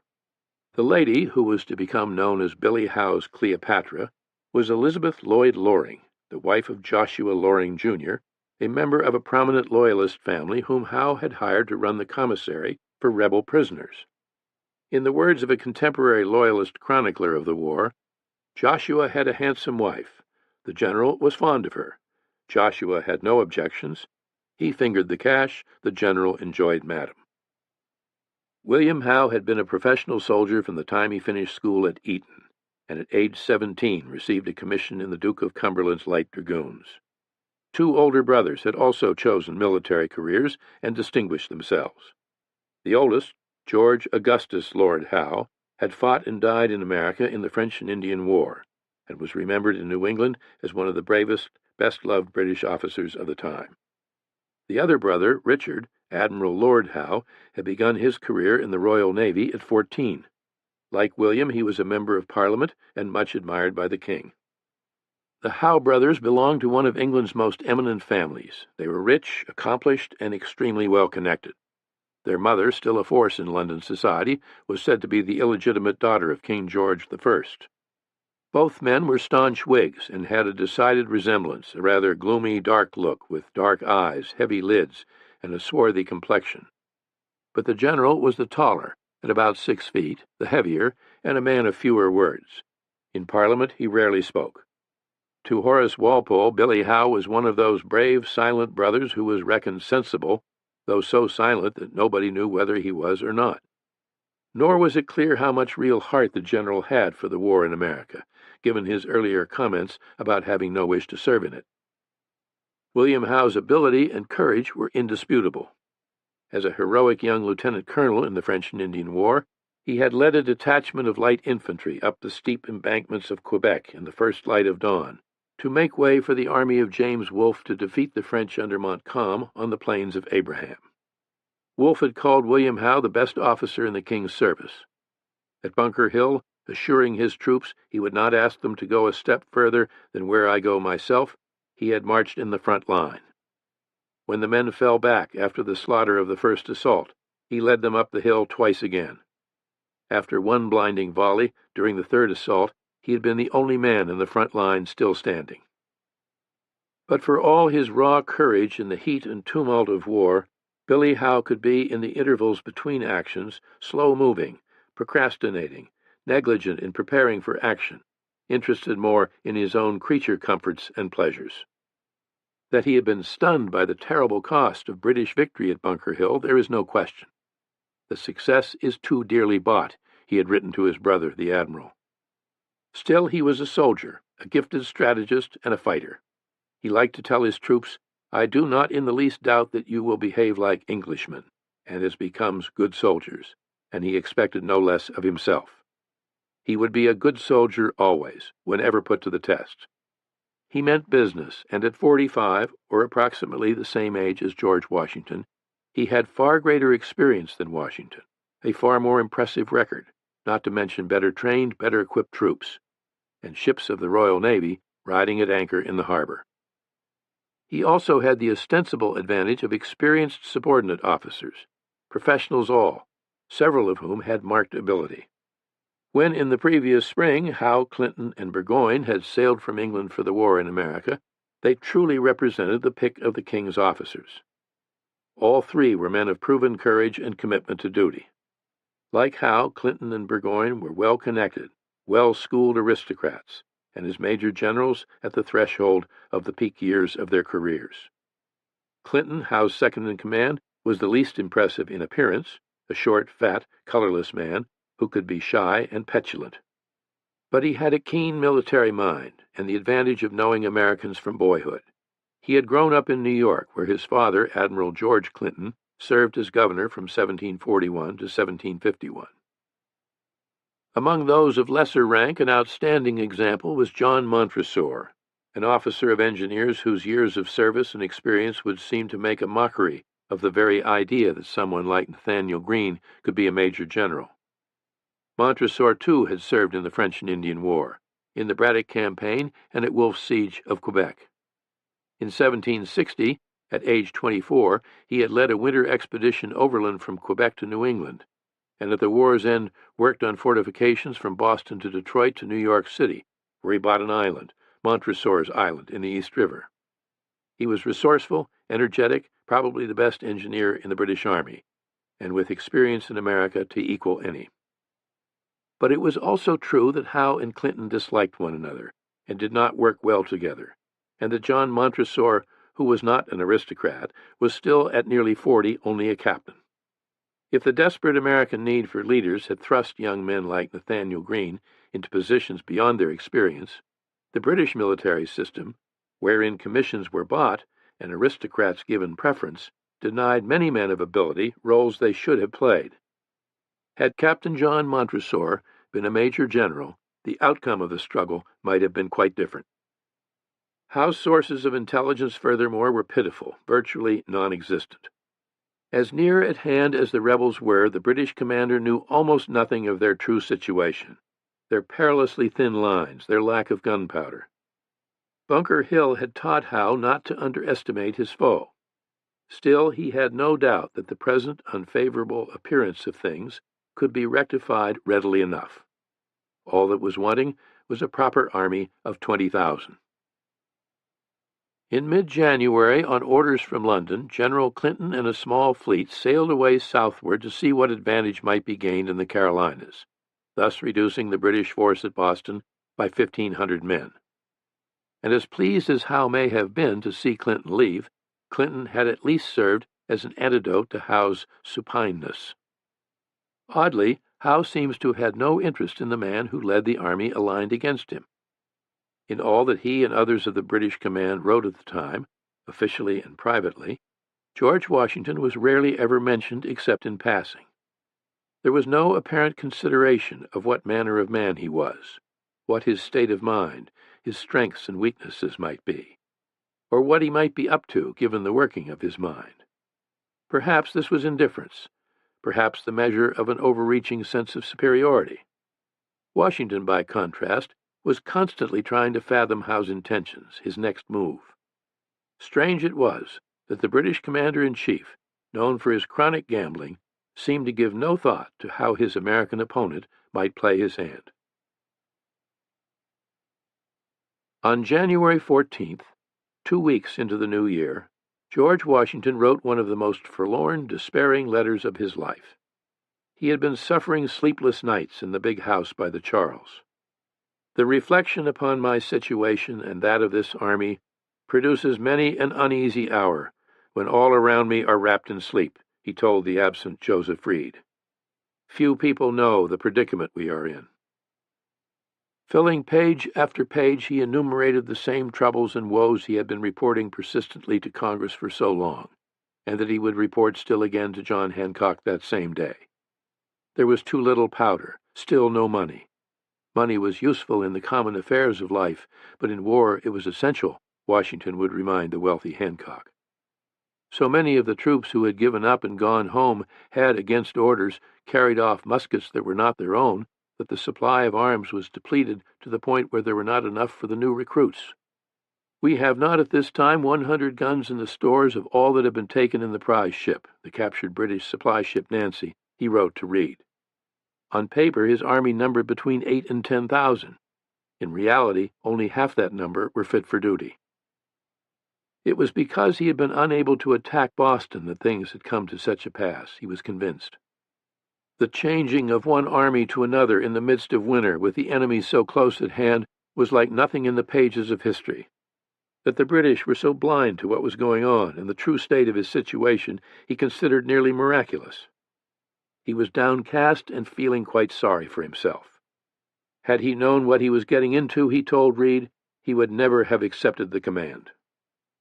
"I have often thought how much happier I should have been if, instead of accepting of a command under such circumstances, I had taken my musket upon my shoulders and entered the ranks, or if I could have justified the measure to posterity and my own conscience, had retired to the back country and lived in a wigwam.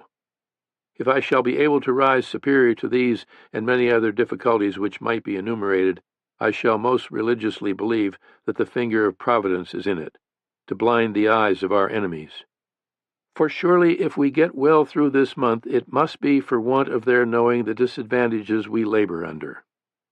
Could I have foreseen the difficulties which have come upon us?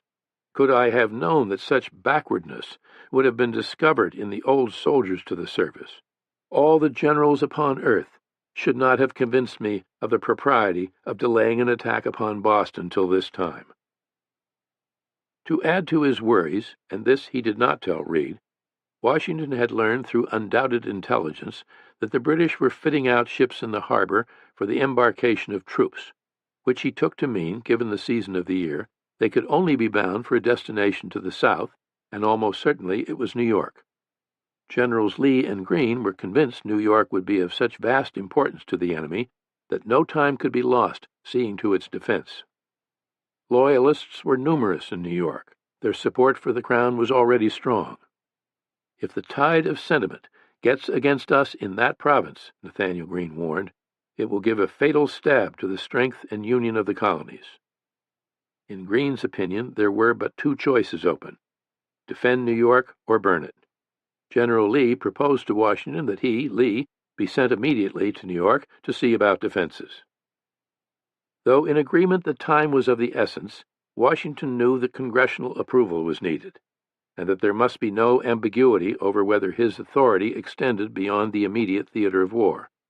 As he would say, he was not fond of stretching his powers, and such sensitivity to and respect for the political ramifications of his command were exactly what made him such an effective political general.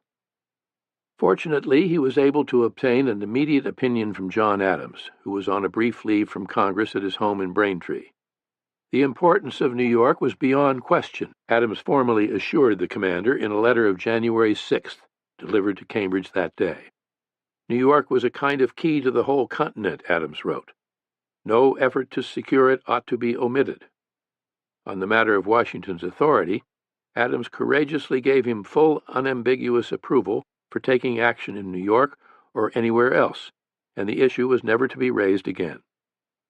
"Your commission constitutes you commander of all the forces, and you are vested with full power and authority to act as you shall think for the good and welfare of the service." Thus, on January 8th, Washington dispatched General Lee to New York to put the city in the best posture of defense. There was no January thaw in eastern Massachusetts that year, and this meant continuing suffering for soldiers without winter clothing, soldiers sickly and dying from disease. But with temperatures in the 20s or lower day after day, came the increasing likelihood of Back Bay freezing over, and the possibility of an attack on Boston across the ice. On January 16th, 2 days after his woeful letter to Reed, Washington convened a council of war with Generals Ward, Putnam, Heath, Spencer, Sullivan, Greene, and Gates present, but also James Warren, head of the Massachusetts Assembly, and John Adams. Washington spoke of the indispensable necessity of making a bold attempt on Boston. The council listened, then voiced agreement that a vigorous attempt should be made, but only when practicable. Late the following day, January 17th, well after dark, A dispatch rider dismounted at Washington's headquarters, carrying the worst news of the war thus far. It was a letter from General Schuyler at Albany. The army Washington had sent across the Maine wilderness under Benedict Arnold to attack Quebec had been defeated. Arnold was badly wounded.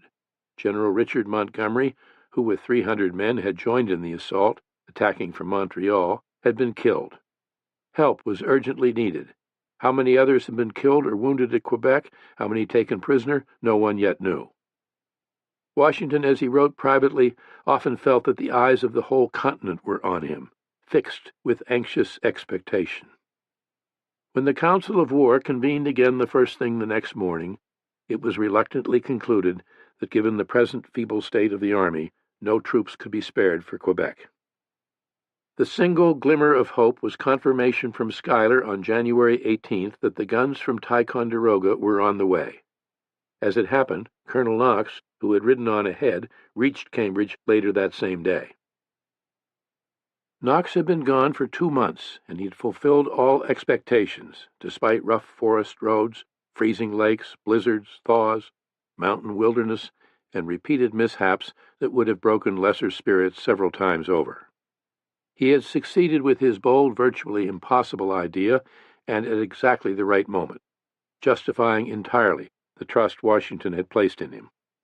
The story of the expedition would be told and retold for weeks within the army and for years to come.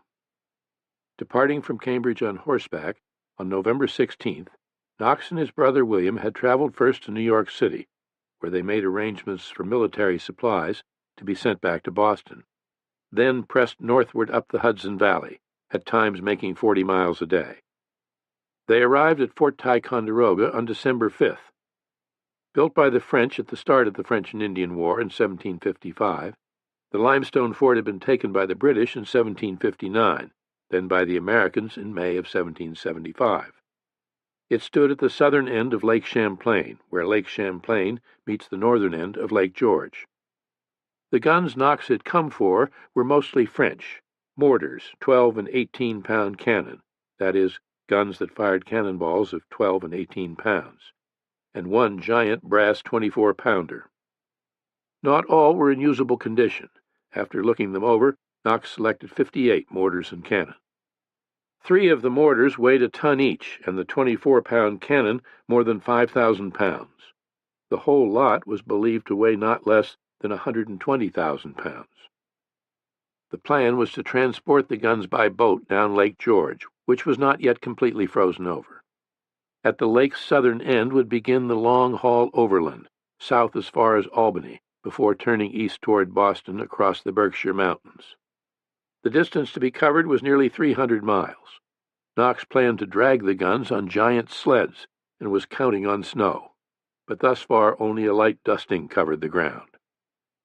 With the help of local soldiers and hired men, he set immediately to work. Just moving the guns from the fort to the boat landing proved a tremendous task. The passage down Lake George, not quite 40 miles, took 8 days. 3 boats and their immense cargo set sail on December 9th, and for the first hour had a fair wind. After that, progress came only with the utmost difficulty. Indeed, from Knox's hurried, all but illegible diary entries, that first hour on the lake appears to have been the only hour of the entire trek that did not bring the utmost difficulty. One of the boats, a scow, struck a rock and sank, though close enough to shore to be bailed out, patched up, and set afloat again. Knox recorded days of heavy rowing against unrelenting winds, 4 hours of rowing exceeding hard one day, 6 hours of excessive hard rowing on another. In places the boats had to cut through ice. Knox's brother William wrote at day's end, December 14th, of beating all the way against the wind. God send us a fair wind. Nights ashore were bitterly cold. It is not easy to conceive the difficulties we have had, Knox wrote to Washington at the end of the voyage on the lake, in a letter of December 17th that would reach Cambridge only about the time he did. On his way north to Ticonderoga, Knox had arranged for heavy sleds or sledges to be rounded up or built, 42 in all, and to be on hand at Fort George at the southern end of Lake George, about 35 miles south of Ticonderoga. "I most earnestly beg you to spare no trouble or necessary expense in getting these," he had told a local officer. With the sleds and 80 yoke of oxen, he was now ready to push on. "Trusting that we shall have a fine fall of snow, I hope in 16 or 17 days to be able to present your Excellency a noble train of artillery." To his wife, Knox claimed the most difficult part was over, and speculated, "We shall cut no small figure through the country with our cannon." Still there was no snow. Instead, a cruel thaw set in, halting progress for several days. The route south to Albany required 4 crossings of the Hudson. With ice on the river so thin, the heavy caravan could only stand idly by at Fort George and wait for a change in the weather. When the change came, it was a blizzard. 3 feet of snow fell, beginning Christmas Day. Determined to go ahead to Albany on his own, Knox nearly froze to death, struggling through the snow on foot, until finding horses and a sleigh to take him the rest of the route. Eventually, the precious convoy pushed off from Fort George. "Our cavalcade was quite imposing," remembered John Becker, who at age 12 had accompanied his father, one of the drivers on the expedition. They proceeded slowly, laboriously in the heavy snow, passing through the village of Saratoga, then on to Albany, where Knox was busy cutting holes in the frozen Hudson in order to strengthen the ice. The idea was that water coming up through the holes would spread over the surface of the ice and freeze, thus gradually thickening the ice. On New Year's Day, the weather turned warm again. "Precious time was wasting," he wrote to Lucy. "The thaw has been so grave that I've trembled for the consequences, for without snow my very important charge cannot get along." But the temperature plunged again. On January 7th, General Schuyler wrote to Washington from his Albany headquarters, "This morning I had the satisfaction to see the 1st Division of sleds with cannon cross the river." They moved cautiously over the ice, and for several hours it appeared that Knox's holes had done the trick. Nearly a dozen sleds had crossed without mishap, until suddenly one of the largest cannons, an 18-pounder, broke through and sank not far from shore, leaving a hole in the ice 14 feet in diameter. Undaunted, Knox at once set about retrieving the cannon from the bottom of the river, losing a full day in the effort, but at last succeeding, as he wrote, owing to the assistance of the good people of Albany. On January 9th, the expedition pushed on from the eastern shore of the Hudson, with more than 100 miles still to go. Snow in the Berkshires lay thick, exactly as needed, but the mountains, steep and tumbled and dissected by deep, narrow valleys, posed a challenge as formidable as any. Knox, with no prior experience in such terrain, wrote of climbing peaks from which we might almost have seen all the kingdoms of the earth. "It appeared to me almost a miracle that people with heavy loads should be able to get up and down such hills," reads another of his diary entries. To slow the descent of the laden sleds down slopes as steep as a roof, check lines were anchored to trees. Brush and drag chains were shoved beneath the runners. When some of his teamsters, fearful of the risks, refused to go any further, Knox spent 3 hours arguing and pleading until finally they agreed to head on. News of the advancing procession raced ahead of the lead sleds, and, as Knox had imagined, people began turning out along the route to see for themselves the procession of the guns from Ticonderoga. "Our armament here was a great curiosity," wrote John Becker of the reception at the town of Westfield. "We found that very few, even among the oldest inhabitants, had ever seen a cannon." Becker, at age 12, had never known such excitement. "We were the great gainers by this curiosity, for while they were employed in remarking upon our guns, we were, with equal pleasure, discussing the qualities of their cider and whiskey. These were generously brought out in great profusion." At Springfield, to quicken the pace, Knox changed from oxen to horses, and on the final leg of the journey the number of onlookers grew by the day. The halt came at last about 20 miles west of Boston at Framingham. The guns were unloaded, Knox meantime having sped on to Cambridge. Knox's noble train had arrived intact. Not a gun had been lost. Hundreds of men had taken part, and their labors and resilience had been exceptional. But it was the daring and determination of Knox himself that had counted above all.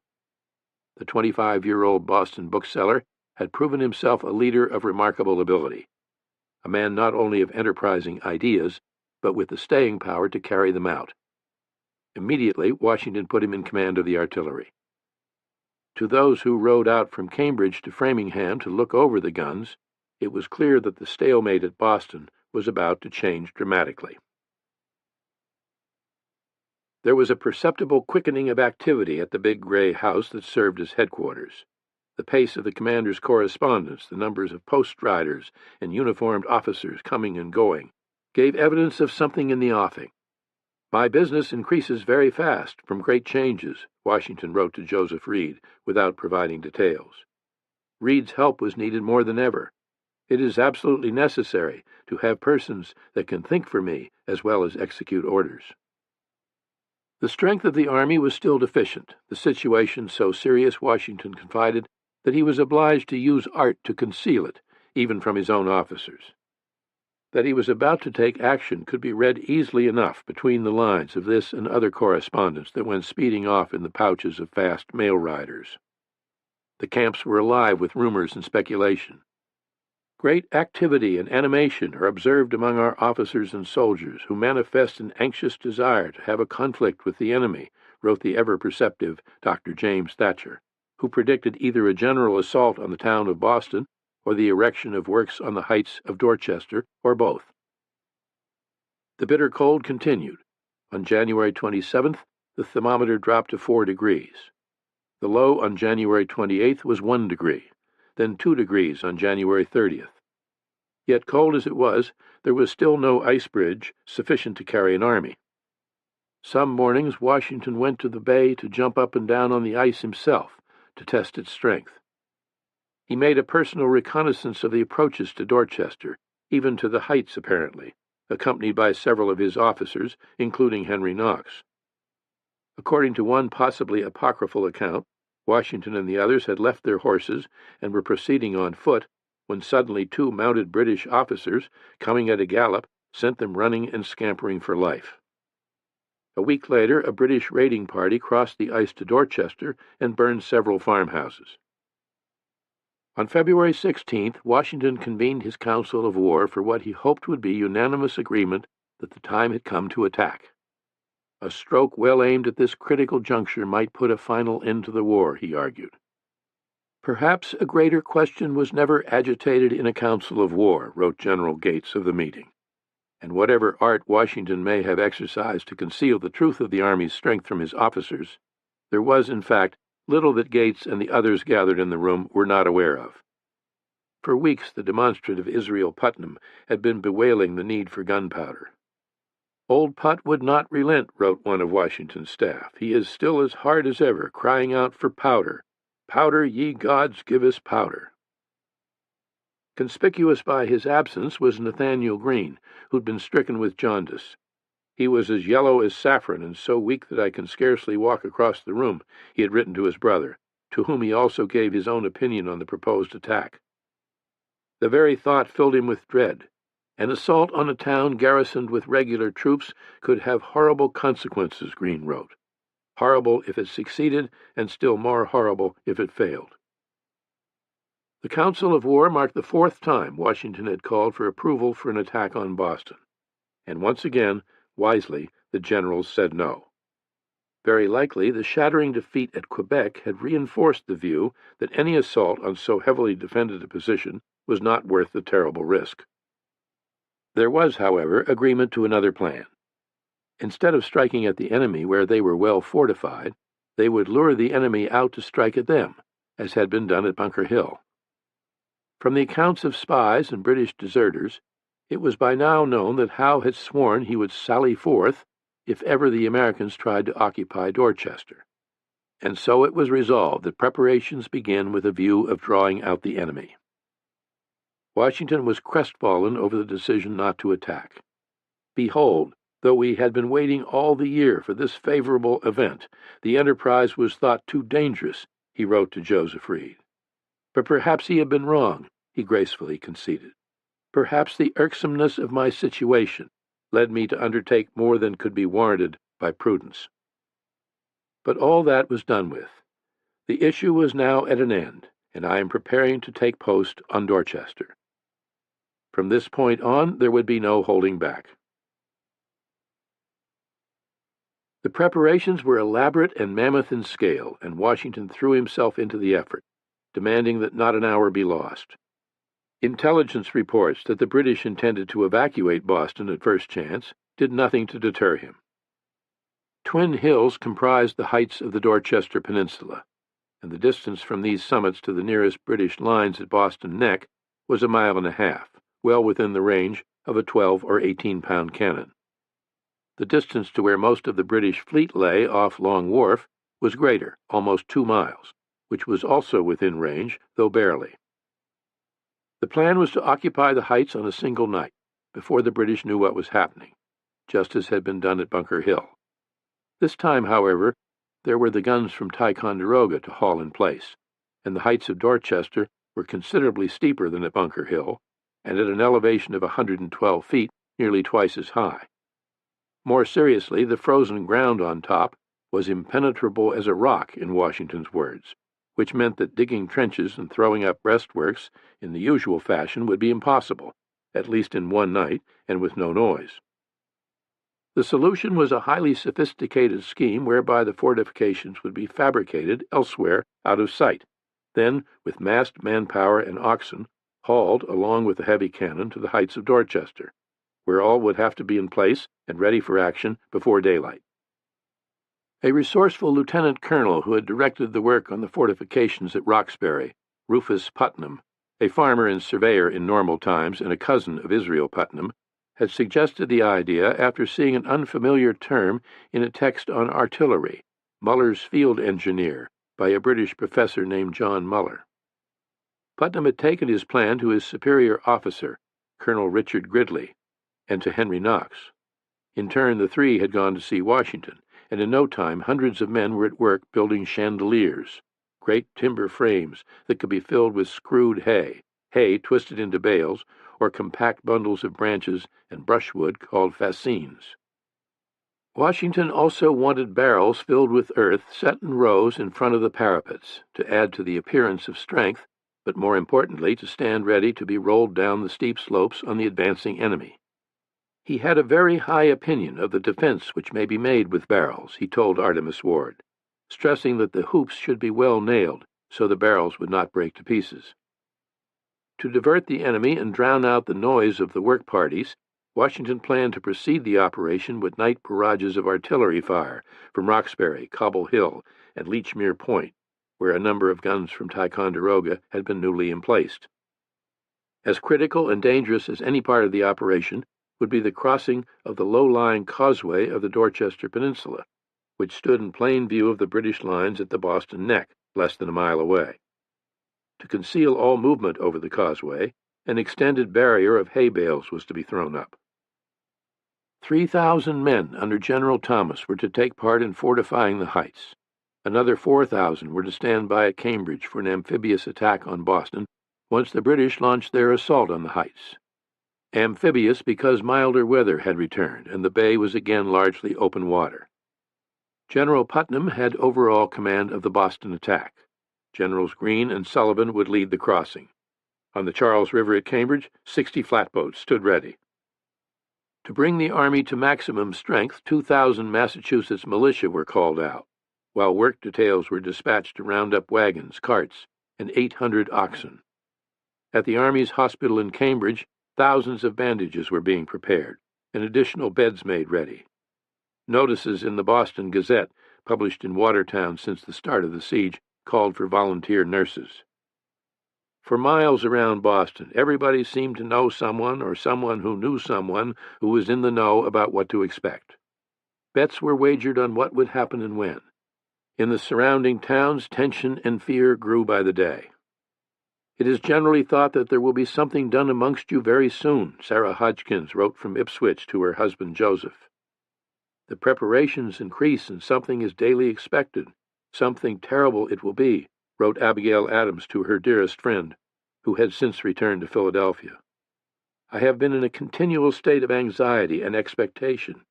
It has been said tomorrow and tomorrow for this past month, but when the dreadful tomorrow will be, I know not." As he had often before in his life, Washington eased the stress of waiting by catching up with his correspondence, writing again to Joseph Reed and to a young black poet, Phyllis Wheatley, then living in Providence, who had sent him a poem written in his honor. Proceed, great chief, with virtue on thy side. Thy every action let the goddess guide. The country had no poets as yet, and Washington was not known to be inclined to poetry or poetic musings. Yet he, a soldier and planter, a slave-master, despite all that bore heavily on his mind, took time now to write her in his own hand. I thank you most sincerely for your polite notice of me, Washington wrote, and however undeserving I may be of such encomium and panegyric, the style and manner exhibit a striking proof of your great poetical talents. Should she ever come to Cambridge, he would be happy to see a person so favored by the Muses. In a letter to a Virginia friend, Washington wrote almost lightly of preparing to bring on a rumpus with the redcoats. The date had been settled. The move on Dorchester would begin after dark on March 4th and be completed by first light the morning of March 5th, the anniversary of the Boston Massacre. How many hundreds, perhaps thousands, understood what was unfolding, even in some detail, no one knew. Yet success depended on secrecy. To this end, Washington ordered a stop to all communication with Boston. Generals Heath and Sullivan personally inspected the lines to verify the vigilance of the guards on duty. On the chance that the enemy got wind of what was happening and moved first to occupy the heights, certain regiments stood ready to march at a moment's notice. One of the closest observers of the situation within Boston, Loyalist Peter Oliver, would later write that there was not the least suspicion of what the rebels were up to. But according to the diary of one British officer, a few of the British did find out as early as February 29th, from deserters and from a spy referred to only as Junius, that the rebels intended to bombard the town from Dorchester. The warnings, however, were not taken seriously. Washington issued orders to the troops, clarifying how very serious the moment was and what was expected of them. As the season is now fast approaching when every man must expect to be drawn into the field of action, it is highly necessary that he should prepare his mind, as well as everything necessary for it. It is a noble cause we are engaged in. It is the cause of virtue and mankind. Every temporal advantage and comfort to us and our posterity depends upon the vigor of our exertions. But it may not be amiss for the troops to know that if any man in action shall presume to skulk, hide himself, or retreat from the enemy without the orders of his commanding officer, he will be instantly shot down as an example of cowardice. On the evening of March 2nd, Washington wrote in haste to Artemus Ward that everything must be set and ready to go as planned on Monday night, March 4th. After folding and sealing the note, he scrawled on the back, "Remember barrels." The bombardment of Boston began at midnight Saturday and continued at intervals until morning. The British answered at once with a heavier, louder cannonade. "The house shakes with the roar of the cannon," wrote Abigail Adams at her home 10 miles away. "No sleep for me tonight." Little damage was done by the exchange. It was nearly all noise, just as Washington wished, and the night would have been reckoned a complete success were it not that 3 of the big mortars burst, due apparently to the inexperience of Henry Knox and his artillerymen. Sunday night the firing resumed, and again the British responded with full crescendo. On the third and crucial night of Monday, March 4th, the roar of guns from both sides became more furious by far. British Captain Charles Stewart described sheets of fire filling the sky, but he also recorded the inhabitants were in a horrid situation, particularly the women, who were several times drove from their houses by shot and crying for protection. Watching from the American lines, Lieutenant Samuel Webb wrote, "Our shells raked the houses, and the cries of the poor women and children frequently reached our ears." At the first crash of the guns, General Thomas and 2,000 men started across the Dorchester Causeway, moving rapidly and silently, shielded from view by the long barrier of hay bales. An advance guard of 800 men, a covering party, made up largely of riflemen, went first, to fan out along the Dorchester shores in case the British made any attempt to investigate during the night. The main work party of 1,200 men followed immediately after, and then came hundreds of carts and heavy wagons loaded with chandeliers, fascines, hay bales, barrels, and most important of all, the guns from Ticonderoga. The whole procession moved on in solemn silence and with perfect order and regularity, while the continued roar of cannon serves to engage the attention and divert the enemy, wrote Dr. Thatcher, who, crossing the causeway with the troops, noted with gratitude the vast number of large bundles of screwed hay arranged in a line next to the enemy, to which we should have been greatly exposed while passing. Progress up the steep, smooth slopes was extremely difficult, yet numbers of the ox teams and wagons made 3 and 4 trips. The night was unseasonably mild, indeed perfectly beautiful with a full moon, ideal conditions for the work, as if the hand of the Almighty were directing things, which the Reverend William Gordon, like many others, felt certain it was. A finer night for working could not have been taken out of the whole 365, he wrote. It was hazy below the heights, so that our people could not be seen, though it was a bright moonlight night above on the hills. At Cambridge, on the moonlit common, Generals Greene and Sullivan paraded with 4,000 troops in front of the college buildings, ready to move to the river and the shallow draft boats in the event of a signal from the Roxbury church steeple. Recounting the night's events later, General Thomas would say it was as early as 10 o'clock when the fortifications on the heights were sufficiently ready to defend against small arms and grape shot. It was also about 10 when a British lieutenant colonel, Sir John Campbell, reported to Brigadier General Francis Smith that the rebels were at work on Dorchester Heights. It was news that called for immediate action, but Smith, a stout, slow-moving, slow-thinking veteran of 30 years' service, chose to ignore it. And from that point on, the work proceeded unnoticed by any other British officers or troops on guard, or by any of the Loyalists in Boston who served as willing eyes and ears for the British. On the heights, men toiled steadily with picks and shovels, breaking the frozen ground for earth and stone to fill the chandeliers and barrels. At 3 in the morning, a relief force of 3,000 men moved in, and an additional 5 regiments of riflemen took up positions near the shore. By the first faint light before dawn, everything was ready, with at least 20 cannon in place. It was an utterly phenomenal achievement. General Heath was hardly exaggerating when he wrote, "Perhaps there never was so much work done in so short a space of time." At daybreak, the British commanders looking up at the heights could scarcely believe their eyes. The hoped-for, all-important surprise was total. General Howe is said to have exclaimed, "My God, these fellows have done more work in one night than I could make my army do in 3 months." The British engineering officer, Archibald Robertson, calculated that to have carried everything into place as the rebels had, a most astonishing night's work, must have required at least 15,000 to 20,000 men. Howe, in his official account, would be more conservative and put the number at 14,000. Later that spring, one of the London papers would carry portions of a letter attributed to an unnamed officer of distinction at Boston.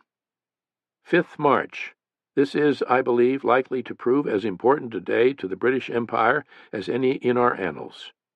We underwent last night a very severe cannonade, which damaged a number of houses and killed some men. This morning, at daybreak, we discovered 2 redoubts on the hills of Dorchester Point, and 2 smaller works on their flanks. They were all raised during the night, with an expedition equal to that of the genie belonging to Aladdin's wonderful lamp. From these hills they command the whole town, so that we must drive them from their post or desert the place. The shock of discovery threw the British into utmost consternation. Their immediate response, a thunderous 2-hour cannonade, proved nothing, as their guns could not be elevated sufficiently to strike a target so high. Meantime, from his flagship, Admiral Molyneux Schuldum, who had replaced Admiral Graves, sent an urgent, unequivocal message to William Howe. Not a ship in the harbor could remain unless the rebels were removed from their position. It was not that the ships were directly under the guns on the heights, as some later accounts gave the impression. At such a distance of nearly 2 miles, a direct hit would be a lucky shot. Still, the ships were theoretically within range, and lucky shots were known to happen. Howe could dally no longer. With his generals gathered at the Province House at mid-morning, he made his decision. He would attack, as he had vowed he would, and as his pride and honor demanded. He had no intention of staying in Boston, but that now seemed beside the point. Being who he was, he could not possibly accept the prospect of being outdone by the ragtag enemy, even if the carnage that had resulted from such an attack at Bunker Hill was as well known to him as to any man alive. 2,000 troops were ordered to proceed by ship down the harbor to Castle Island, from where the attack on Dorchester would be launched at nightfall. Captain Archibald Robertson thought the plan little short of madness and said so to others. Writing in his diary during the course of the day, he called it the most serious step ever an army of this strength in such a situation took, considering the state the rebels' works are in and the number of men they appear to have under arms. The fate of the whole town was at stake, not to say the fate of America. These were his sentiments, he declared, and he listed the names of the officers he had spoken to, hoping they could persuade Howe to change his mind and embark from Boston as quickly as possible. But starting about noon, the big transports loaded with troops began pushing off from Long Wharf. Years later, recalling the morning of March 5th on Dorchester Heights, John Trumbull would write, "We saw distinctly the preparations which the enemy were making to dislodge us. The entire waterfront of Boston lay open to our observation, and we saw the embarkation of troops from the various wharves. We were in high spirits, well prepared to receive the threatened attack." Dr. Thatcher, setting events down in his journal as they unfolded that anxious day on the Heights, wrote of the swarms of spectators covering the nearby hills, waiting to see a bloody battle. Sometime in the course of the day, the exact hour is not known, Washington arrived to survey the defenses and the panorama below. His Excellency General Washington is present, animating and encouraging the soldiers, recorded Thatcher, and they in return manifest their joy and express a warm desire for the approach of the enemy. Each man knows his place and is resolute to execute his duty, he continued. Our breastworks are strengthened, and among the means of defense are a great number of barrels filled with stone and sand, arranged in front of our works, which are to be put in motion and made to roll downhill, to break the ranks and legs of assailants as they advance. These are the preparations for blood and slaughter. Gracious God, if it be determined in thy providence that thousands of our fellow creatures shall this day be slain, let thy wrath be appeased, and in mercy grant that victory be on the side of our suffering, bleeding country. According to Reverend William Gordon, Washington called on those within the sound of his voice to remember it is the 5th of March, and avenge the death of your brethren. It was immediately asked what the general said by those who were not near enough to hear, and is soon answered. And so from one to another through all the troops, which added fresh fuel to the martial fire before kindled. Describing the troops drawn up at Cambridge, waiting for the order to attack, Washington himself said he never saw spirits higher. It was about noon when the first of the British troop transports pushed off for Castle Island, and proceeded down the harbor with increasing difficulty against strong headwinds. For by early afternoon, what had been an abnormally warm, pleasant day had changed dramatically. The wind had turned southeasterly, blowing pretty fresh. Then, as foreseen in no one's calculations, the elements took over. By nightfall, a storm raged, with hail mixed with snow and sleet. By midnight, the wind blew almost a hurricane. Windows were smashed, fences blown over. 2 of the transports bound for Castle Island were blown ashore. The American Lieutenant Isaac Bangs, who was among those freezing at their posts on the high ground of Dorchester, called it the worst storm that ever I was exposed to. Clearly, there would be no British assault that night. The morning after, the winds continued to blow with a fury. The snow and sleet had changed to driving rain.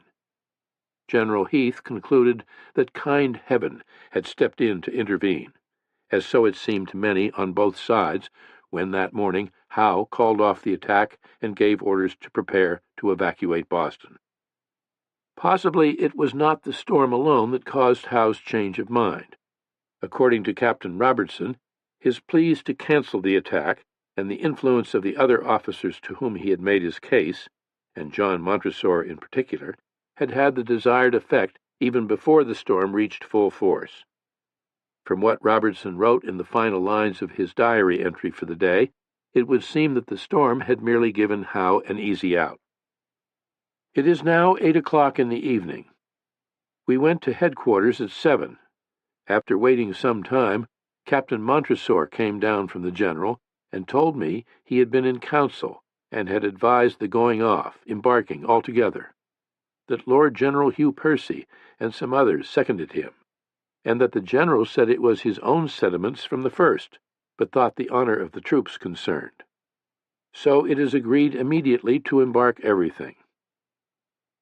Interestingly, Isaac Bangs, in his account of the day, wondered whether the intent of the whole British expedition to Castle Island was never anything more than to make a parade, and if the storm was only a good excuse. In the view of General James Grant, however, there was never a doubt of Howe's desire to attack. Indeed, we had often talked over the subject and agreed that if the rebels made that move to their right, to Dorchester, we must either drive them from that post or leave Boston.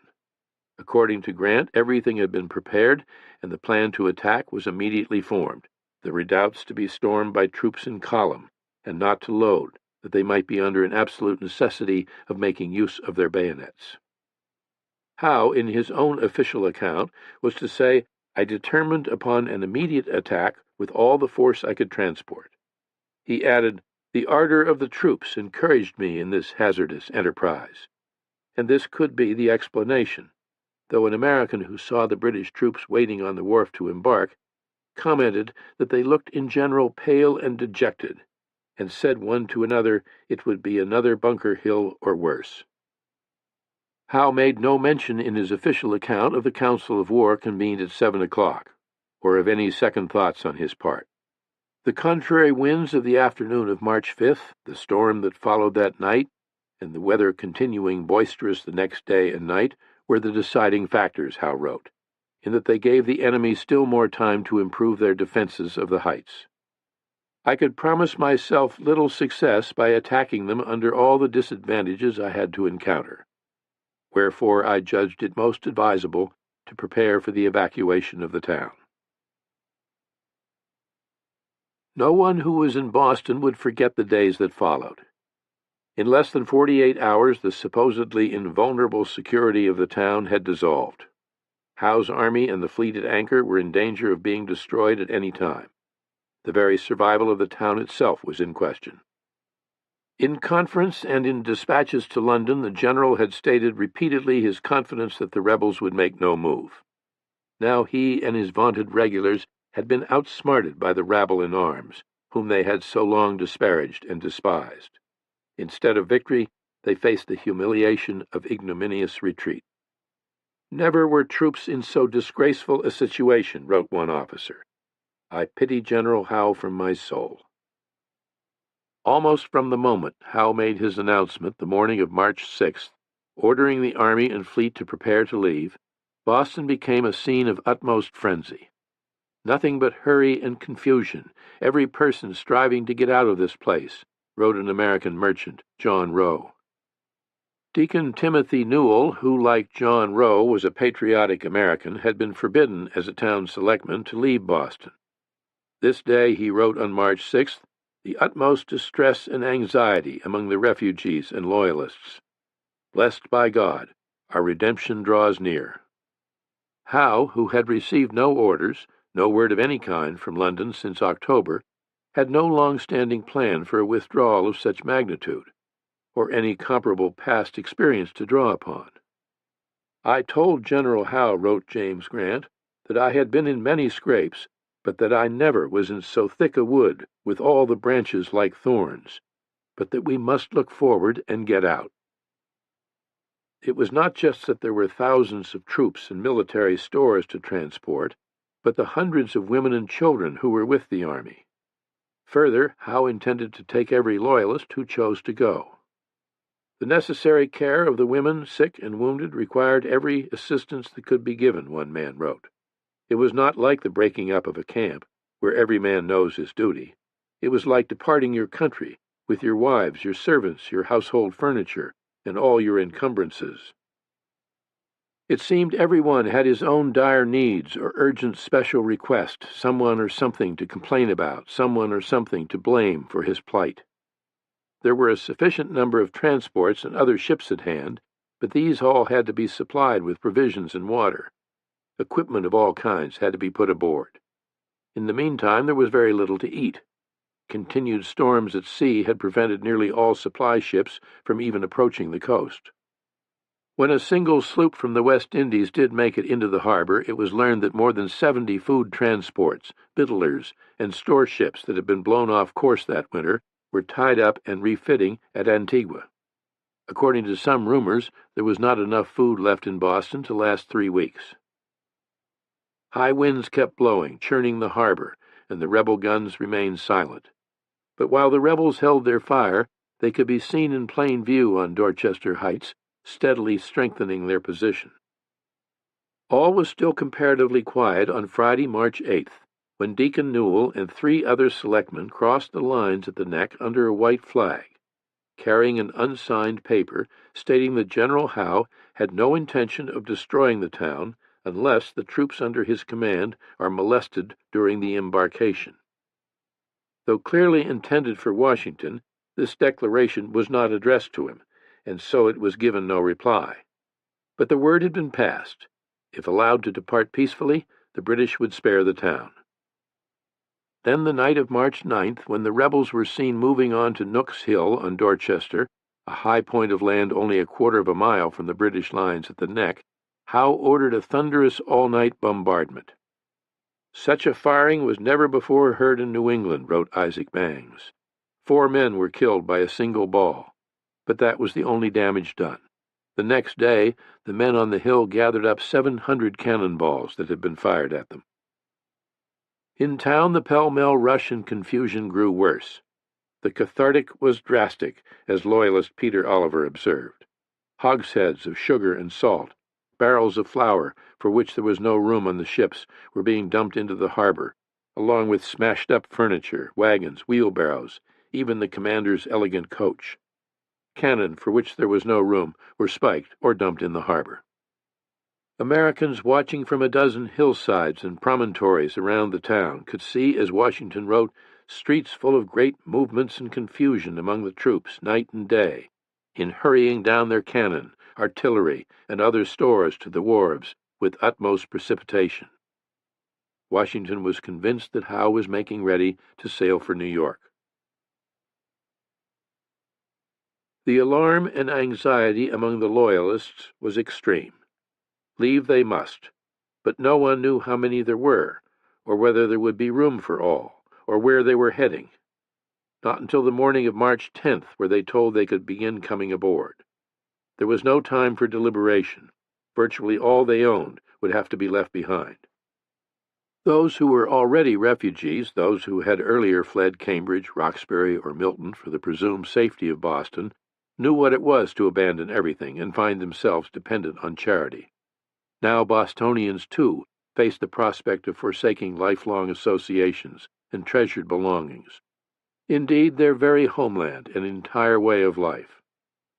It is not easy to paint the distress and confusion of the inhabitants on the occasion.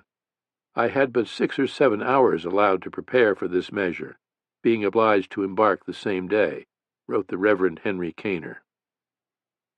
As the rector of King's Chapel, the first Anglican church in Boston, the Reverend Kaner was the leading Episcopal clergyman in Massachusetts and a greatly respected figure among all denominations. He had been rector for nearly 30 years and lived alone in a small frame house close to King's Chapel at the corner of School and Tremont Streets. In his account of goods left in my house at Boston, March 10, 1776, he listed, among other items, a handsome clock, 2 mahogany tables, teacups and saucers, 1 rich carved mahogany desk and bookcase with glass doors, pictures of the king and queen, under glass with rich frames, a pair of brass andirons, a fine harpsichord, 1,000 books, a barn and appurtenances, a cow and a calf. The great majority of the Loyalists had never lived anywhere else or ever expected to live anywhere else. They were disillusioned, disoriented, and not a little resentful. In their allegiance to the king and to the rule of law, they saw themselves as the true American patriots. They had wanted no part of the rebellion, the horrid crime of rebellion, Justice Oliver called it, and had trusted not unrealistically in the wealth and power of the British nation to protect them and put a quick end to what, by their lights, had become mob rule. A Boston merchant named Theophilus Lilly, who owned a store on Middle Street specializing in English dry goods and groceries, had expressed his view in print in the aftermath of the mob assault on British soldiers that erupted into the Boston Massacre. Upon the whole, I cannot help saying, although I have never entered into the mysteries of government, having applied myself to my shop and my business, that it always seems strange to me that people who contend so much for civil and religious liberty should be so ready to deprive others of their natural liberty. If one set of private subjects may at any time take upon themselves to punish another set of private subjects just when they please, it's such a sort of government as I never heard of before. And according to my poor notion of government, this is one of the principal things which government is designed to prevent. Dr. Sylvester Gardner, one of the best-known men in town, would write to a son-in-law, "I found I could not stay in Boston and trust my person with a set of lawless rebels whose actions have disgraced human nature, and who have treated all the king's loyal subjects that have fallen in their hands with great cruelty, and for no other crime than for their loyalty to the best of kings and a peaceable submission to the best constituted government on earth. I don't believe there ever was a people in any age or part of the world that enjoyed so much liberty as the people of America did under the mild, indulgent government, God bless it, of England, and never was a people under a worser state of tyranny than we are at present." It was said the fleet was bound for Halifax in Nova Scotia, but no one could say for certain, and who knew in any event what miseries lay in store for them at sea? Many who wanted desperately to escape had families they were loath should be separated. Many who chose to stay did so knowing they could expect ill usage at the hands of the rebels. Conspicuous among those who began crowding the wharves and who took their turns going aboard the ships on March 10th, and in the days that followed, were many who had once figured prominently in the government of the province and in its professional and commercial life. There were leading churchmen like Henry Kaner, jurists like Peter Oliver, physicians, educators, and successful merchants. The elderly Nathaniel Perkins was Boston's foremost physician. John Lovell was headmaster of the Boston Latin School. Attorney James Putnam of Worcester had been John Adams's mentor in the law. Foster Hutchinson, jurist and merchant, was the brother of the former royal governor of Massachusetts, Thomas Hutchinson. General Timothy Ruggles, a veteran of the French and Indian War, was a wealthy landowner and outspoken Tory who had been put in command of 3 companies of loyal American associators, as they were known, who had helped patrol the streets during the siege. John Murray and Harrison Gray were prosperous merchants. A score or more were Harvard graduates, and many were 4th or 5th generation Americans bearing some of the oldest names in the province, such as Coffin and Chandler. Benjamin Faneuil, who was departing with a family of 3, was the nephew of wealthy Peter Faneuil, whose many benefactions to Boston had included Faneuil Hall. These were people of wealth and position among the conservative element of Massachusetts, people of distinction by and large, as well as power. But prominent though they were not the majority of those departing with the fleet. Ultimately, 1,100 Loyalists went aboard the ships, and the greater part were from every walk of life: shopkeepers, clerks, minor customs officials, artisans and tradesmen and their families. According to one study, 382 heads of families were farmers, mechanics, and ordinary tradesmen. William McAlpine, printer and bookbinder, declared his first and chief objective was to convey his wife in safety to Scotland. Among the women listed as heads of families was Hannah Flucker. the mother of Henry Knox's wife Lucy, with a household of 6. Thomas Flucker, Lucy's father, appears to have departed earlier. Margaret Draper, who joined the exodus with a family of 5, had continued to publish the Loyalist newspaper, the Massachusetts Gazette and Boston Newsletter, after her husband's death in 1774. It was the only newspaper available in Boston during the siege. Also listed was Dorcas Griffith, who ran a notorious waterfront grog shop and was known to be John Hancock's discarded mistress. Joshua Loring, Jr. was another of those departing, along with the rebel prisoners he was charged with looking after. But his handsome wife, Elizabeth, is not accounted for, suggesting she may have been provided with more comfortable accommodations aboard the flagship Chatham with General Howe. Many of the crowd were elderly. The Reverend Caner and Dr. Perkins were in their 70s, and many more were children or infants. William Hill, a baker who had supplied bread for the British troops, went aboard with a family of 17. Accommodations on the crowded transports and other ships were wretched. Foster Hutchinson and his large family were assigned to steerage. Wealthy Benjamin Hallowell found himself sharing a cabin with 36 others. Men, women, and children, parents, masters, mistresses, obliged to pig together on the floor, there being no berths until they left the harbor. Appraising the situation, the royal governor of New Hampshire, John Wentworth, hired a schooner to sail with the fleet and pack 50 people on board. In the next few days, the ships with Loyalists began falling down the harbor with the tide as far as King's Road, below Castle Island, to anchor out of range of the rebel cannon, and to provide space for other vessels to tie up at the wharves. And there the exiles sat, rocking with the tide day after day. On March 10th, Howe had issued a proclamation ordering inhabitants to give up all linen and woolen goods that could be of use to the enemy, and assigned a man named Crean Brush, one of a Loyalist corps, to see that the order was carried out. "Sir," Brush's official commission read, "I am informed there are large quantities of goods in the town of Boston, which, if in the possession of the rebels, would enable them to carry on the war. And whereas I have given notice to all loyal inhabitants to remove such goods from hence, and all who do not remove them or deliver them to your care will be considered abettors of the rebels, you are hereby authorized and required to take into your possession all such goods as answer this description, and to give certificates to the owners that you have received them for their use, and will deliver them to the owner's order, unavoidable accidents excepted. And you are to make inquiry if any such goods be secreted in stores, and you are to seize all such." In effect, Brush, remembered later as a conceited New York Tory, was authorized to take whatever he wanted in return for worthless certificates. And once he and his men began plundering the town, gangs with axes, drunken soldiers and sailors rampaged in the streets, breaking open houses and shops at will. "There never was such destruction and outrage committed any day before this," wrote merchant John Rowe. On a visit to Rowe's wharf and warehouse, Brush and his men made off with goods worth more than 2,000 pounds. "Soldiers and sailors plundering," wrote Deacon Newell on March 13th. "Same as above," he recorded the next day.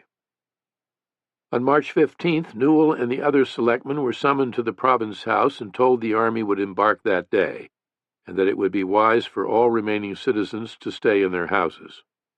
If there were any interference with the king's troops, Howe warned, he would burn the town. But the wind proved unfavorable for departure. Not until Sunday, March 17th, St. Patrick's Day, did the wind turn fair and favorable. The troops began moving out at 4 in the morning, more than 8,000 redcoats marching through the dark, narrow streets of Boston as if on parade. By 7, the sun was up, and ships thronged at the wharves began lifting sail. By 9 o'clock, all were under way. "Fine weather and fair wind," wrote Major Stephen Kemble, a Loyalist serving with the British. "The finest day in the world," wrote an exuberant Archibald Robertson. It was a spectacle such as could only have been imagined until that morning. There were 120 ships departing, with more than 11,000 people packed on board. 8,906 King's troops, 667 women, and 553 children, and in addition, waiting down the harbor were 1,100 Loyalists. In the course of the forenoon, wrote James Thatcher, we enjoyed the unspeakable satisfaction of beholding their whole fleet under sail, wafting from our shores the dreadful scourge of war. People on shore were cheering, weeping. Surely it is the Lord's doing, and it is marvelous in our eyes, wrote Abigail Adams.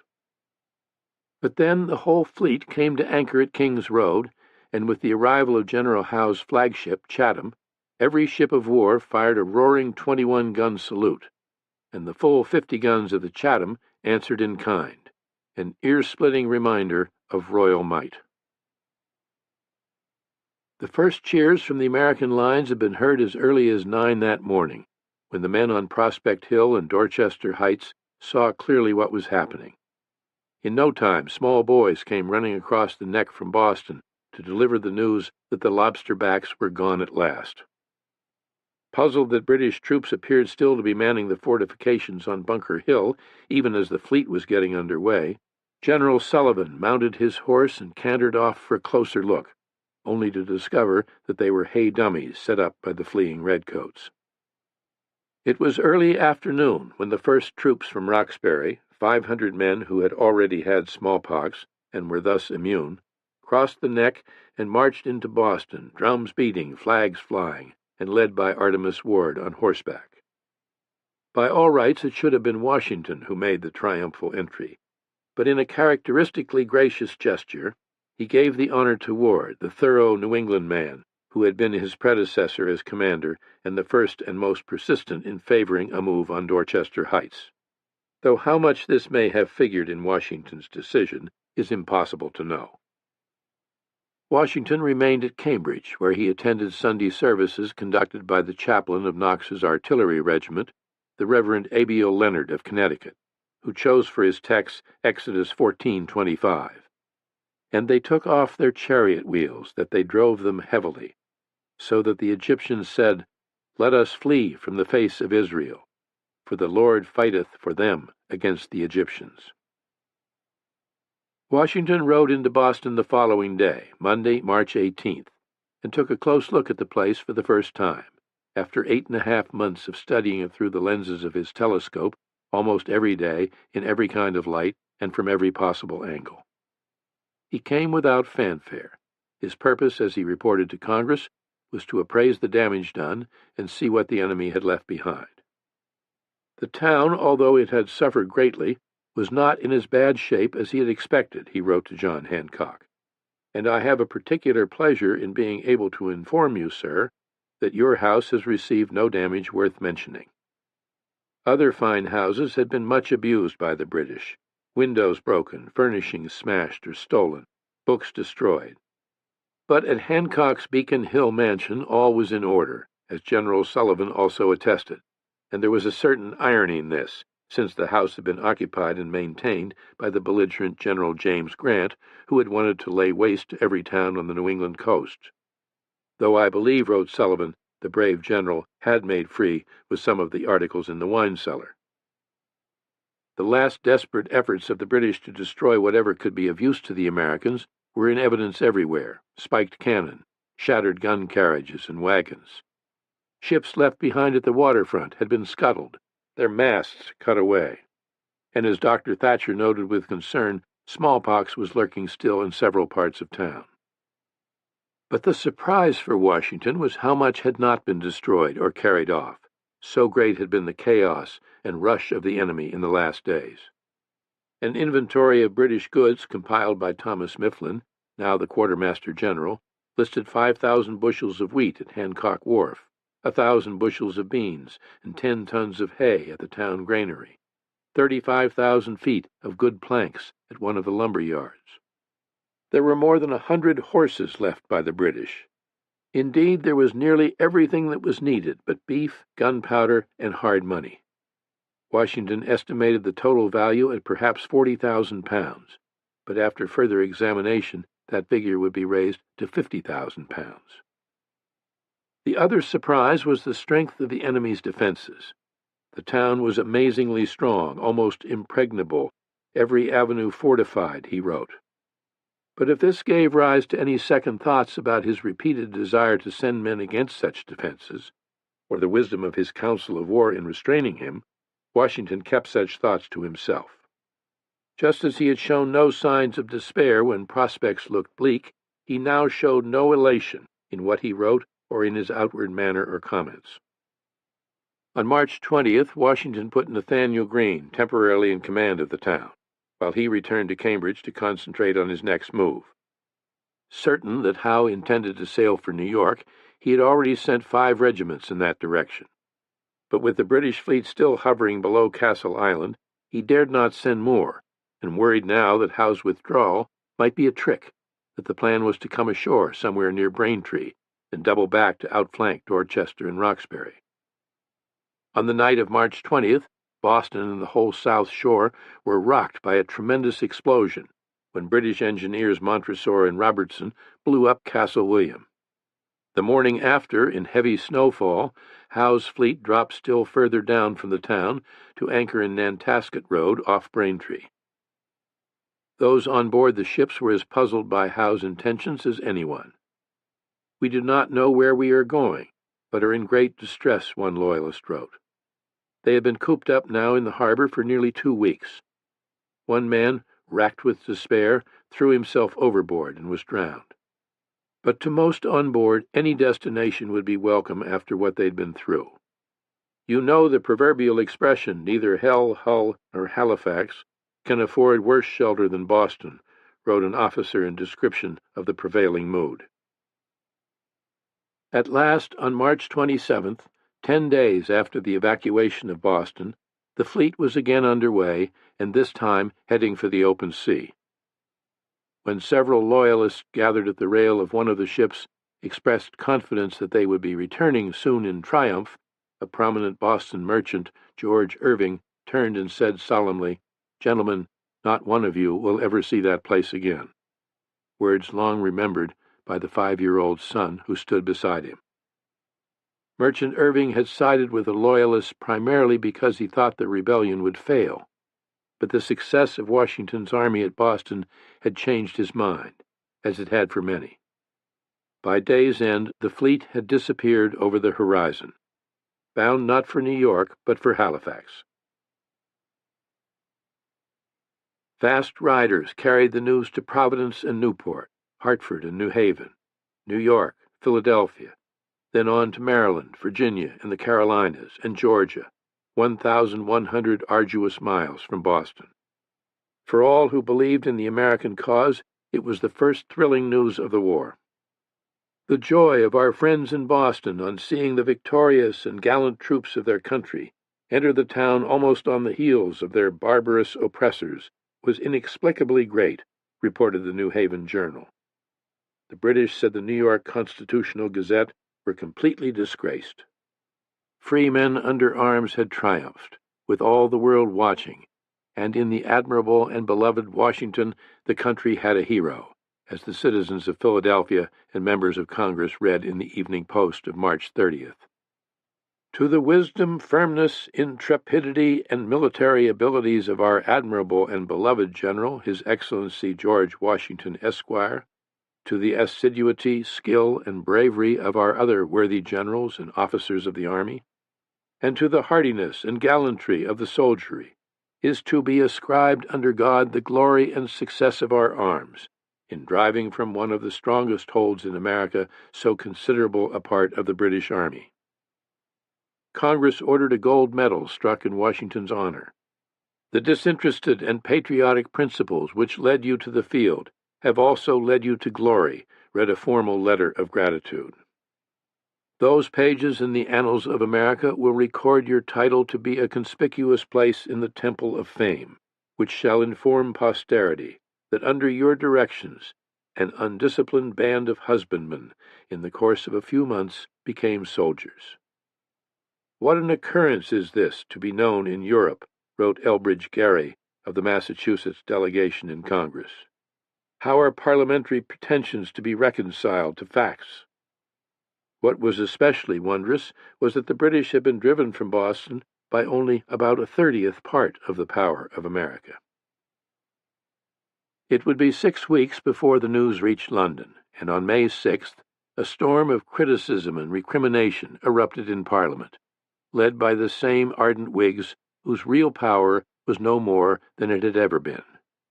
In the House of Commons, Colonel Isaac Barry, Lord Cavendish, and Edmund Burke spoke severely against the administration, as Lord North and Lord Germain defended the management of the war.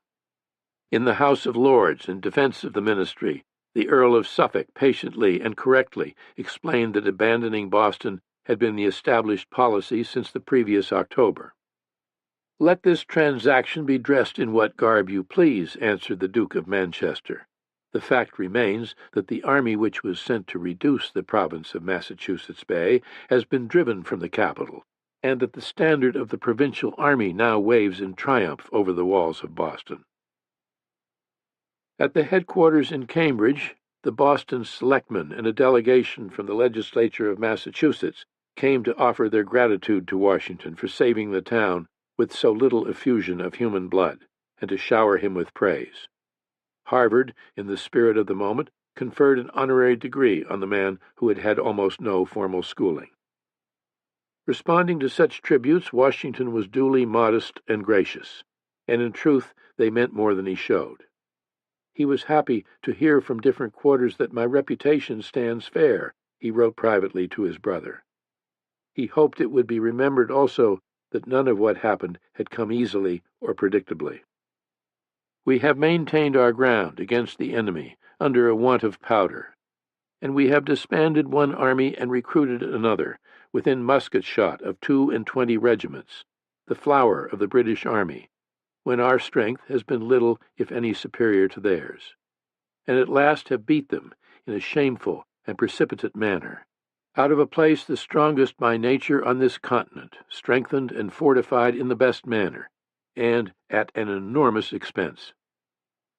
He was proud of the part he had played, and wanted to say something about that, at least to his brother, and about the misconceptions he had been obliged to maintain.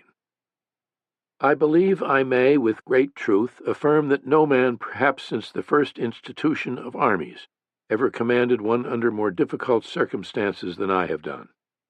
Many of my difficulties and distresses were of so peculiar a cast that in order to conceal them from the enemy, I was obliged to conceal them from my friends, indeed from my own army, thereby subjecting my conduct to interpretations unfavorable to my character. An attack by Howe on Dorchester Heights had been his utmost wish, and he could scarce forbear lamenting the disappointment he felt. Like others, he attributed the storm of March 5th to the intervening hand of God. He did not lament or repine at any act of Providence, he told Joseph Reed, for in great measure he had become a convert to the view of the poet Alexander Pope, that whatever is right. For the Loyalists who had fled with the enemy he had only contempt. Unhappy wretches, deluded mortals, he called them. He had heard of some committing suicide, and thought it would be well if more did the same.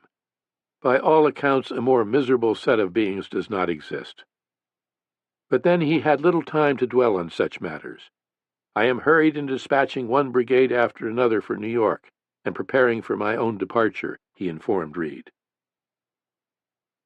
The siege had been the stunning success it was proclaimed, and Washington's performance had been truly exceptional. He had indeed bested Howe and his regulars, and despite insufficient arms and ammunition, insufficient shelter, sickness, inexperienced officers, lack of discipline, clothing, and money, his patience with Congress had been exemplary, and while he had been saved repeatedly by his council of war from his headlong determination to attack, and thus from almost certain catastrophe, he had accepted the judgment of the council with no ill temper or self-serving histrionics. He had kept his head, kept his health and his strength, bearing up under a weight of work and worry that only a few could have carried. Having struggled with his festering dislike of New Englanders, he had proven a keen judge of character and ability and pinned his hopes on such untried, born-and-bred Yankees as Greene and Knox. Without Knox there would have been no triumph at Dorchester Heights. Henry Knox, in sum, had saved the day. and while Nathanael Greene had not played so spectacular a part as Knox, the troops under his command were distinguished as the best disciplined in the army, and he himself had emerged as Washington's ideal lieutenant. In Greene and Knox, Washington had found the best men possible, men of ability and energy, who, like Washington, would never lose sight of what the war was about, no matter what was to come. All important, too, was the devotion and loyalty these two young officers felt for Washington. After the miracle of Dorchester Heights, Washington was never again to speak ill of New Englanders because they were New Englanders. He had no illusions about the gravity of what lay ahead, nor did many of the wisest heads in Congress. The humiliation the British had been subjected to, John Hancock warned Washington, could well make them an even more formidable foe. What may be their views it is indeed impossible to tell with any degree of exactness, Hancock wrote. We have all the reason, however, from the rage of disappointment and revenge, to expect the worst. Nor have I any doubt that as far as their power extends, they will inflict every species of calamity upon us. But great political change was in the offing, Washington sensed, as he confided to Joseph Reed in one of the last letters written from his Cambridge headquarters. This he attributed in good part to the pamphlet Common Sense, published earlier in the year, the author of which, Thomas Paine, was as yet unknown. My countrymen, I know from their form of government and steady attachment heretofore to royalty, will come reluctantly into the idea of independency, Washington wrote. But time and persecution brings many wonderful things to pass, and by private letters, which I have lately received from Virginia, I find common sense is working a powerful change there in the minds of many men. The sun never shined on a cause of greater worth, Paine had written. Everything that is right or reasonable pleads for separation. One after another, the regiments were departing for New York. An army that had moved not at all for nearly a year was on the march, leaving New England for the first time. The huge bastions that encircled Boston were left standing, but only a holding force under General Ward remained to keep watch. To most of the men, the prospect of being on the move was extremely welcome. Spirits were higher than they had ever been. The soldier's life, many decided, had much to be said for it after all. Most of those in the ranks had no idea where they were bound, but were glad to be going. One soldier, John Lapham of Duxbury, wrote to his honored parents to send a pair of shoes as quickly as possible. For I expect I shall march off soon, but whither we shall go I do not know, nor can I tell. Generals Heath and Sullivan and their forces had already departed. General Greene and 5 regiments followed on April 1st. 3 days later, on Thursday, April 4th, Washington rode off from Cambridge.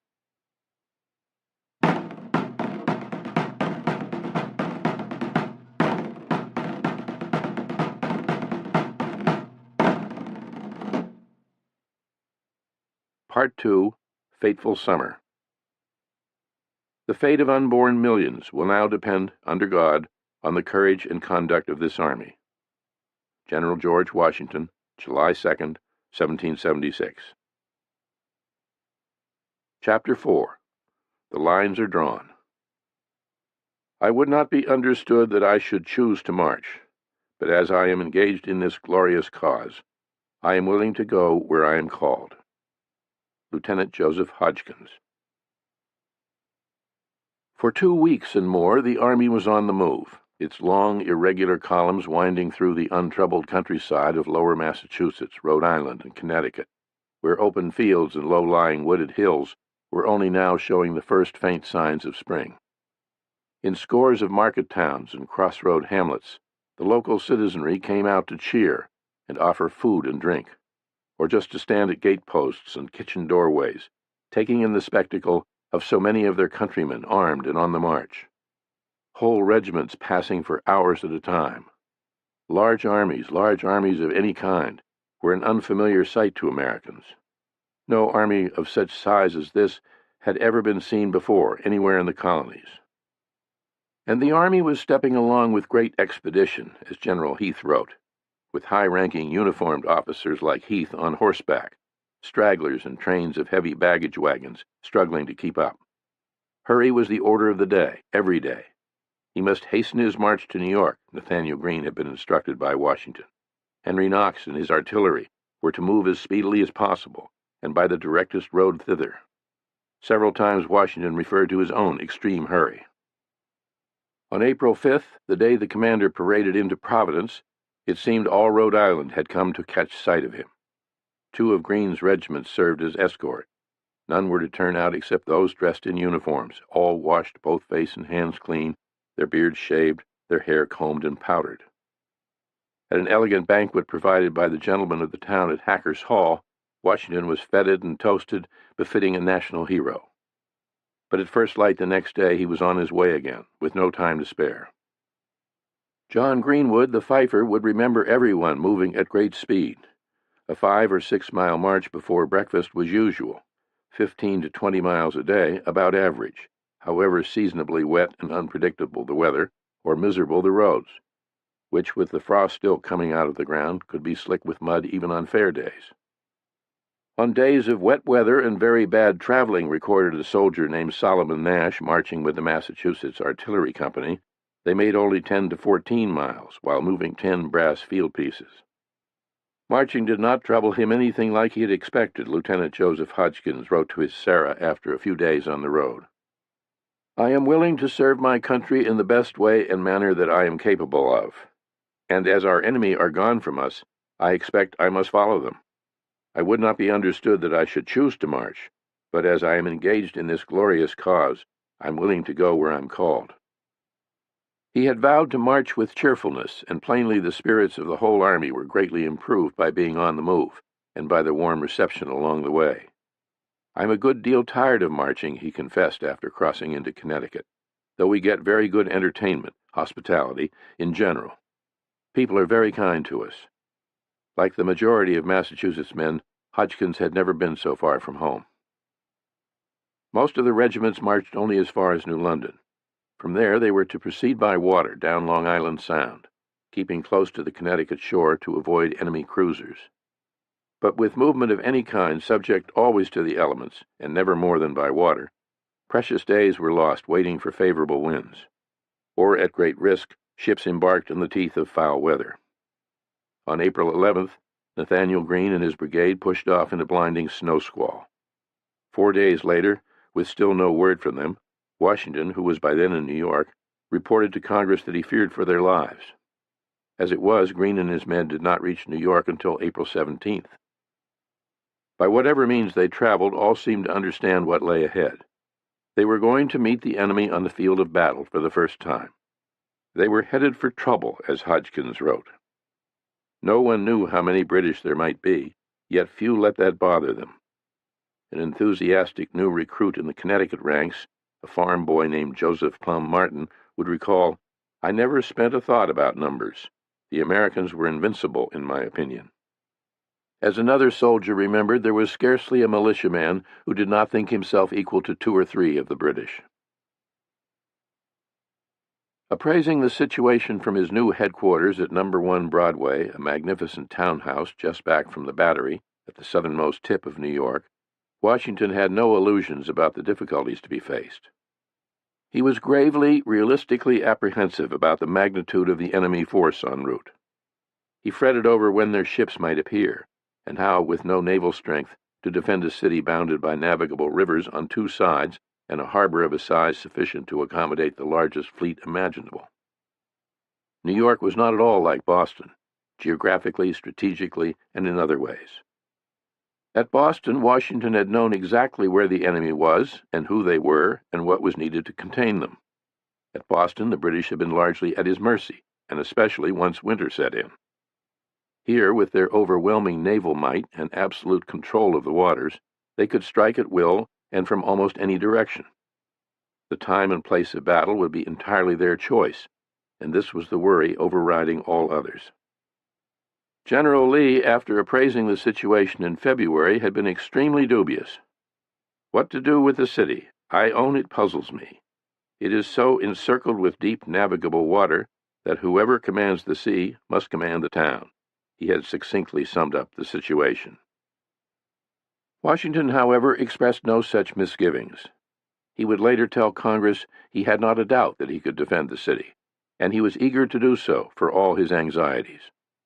New York had vast importance, he wrote, because control of its harbor could mean control of the Hudson River, and thus the whole Hudson-Lake Champlain corridor north to Canada, which, if seized by the enemy, could isolate New England from the other colonies, which, in fact, was exactly the British intention. But the decision to make a stand at New York was based more on Washington's political judgment than on military strategy. It was his political sense that Congress and the patriots of New York expected every effort to be made to hold the city, and that anything less would have devastating political effect on the people at large and thus on the American cause, which Washington fervently hoped would soon become the cause of American independence. Possibly he had discussed the subject of New York with members of Congress the previous year, before leaving to take command at Cambridge. And John Adams' letter of January 6th, describing New York as a kind of key to the whole continent, and affirming that no effort to secure it ought to be omitted, was anything but ambiguous. Still, Congress had issued no specific directive to defend the city. The decision was Washington's alone, and he promised unequivocally to exert myself to the utmost to frustrate the designs of the enemy.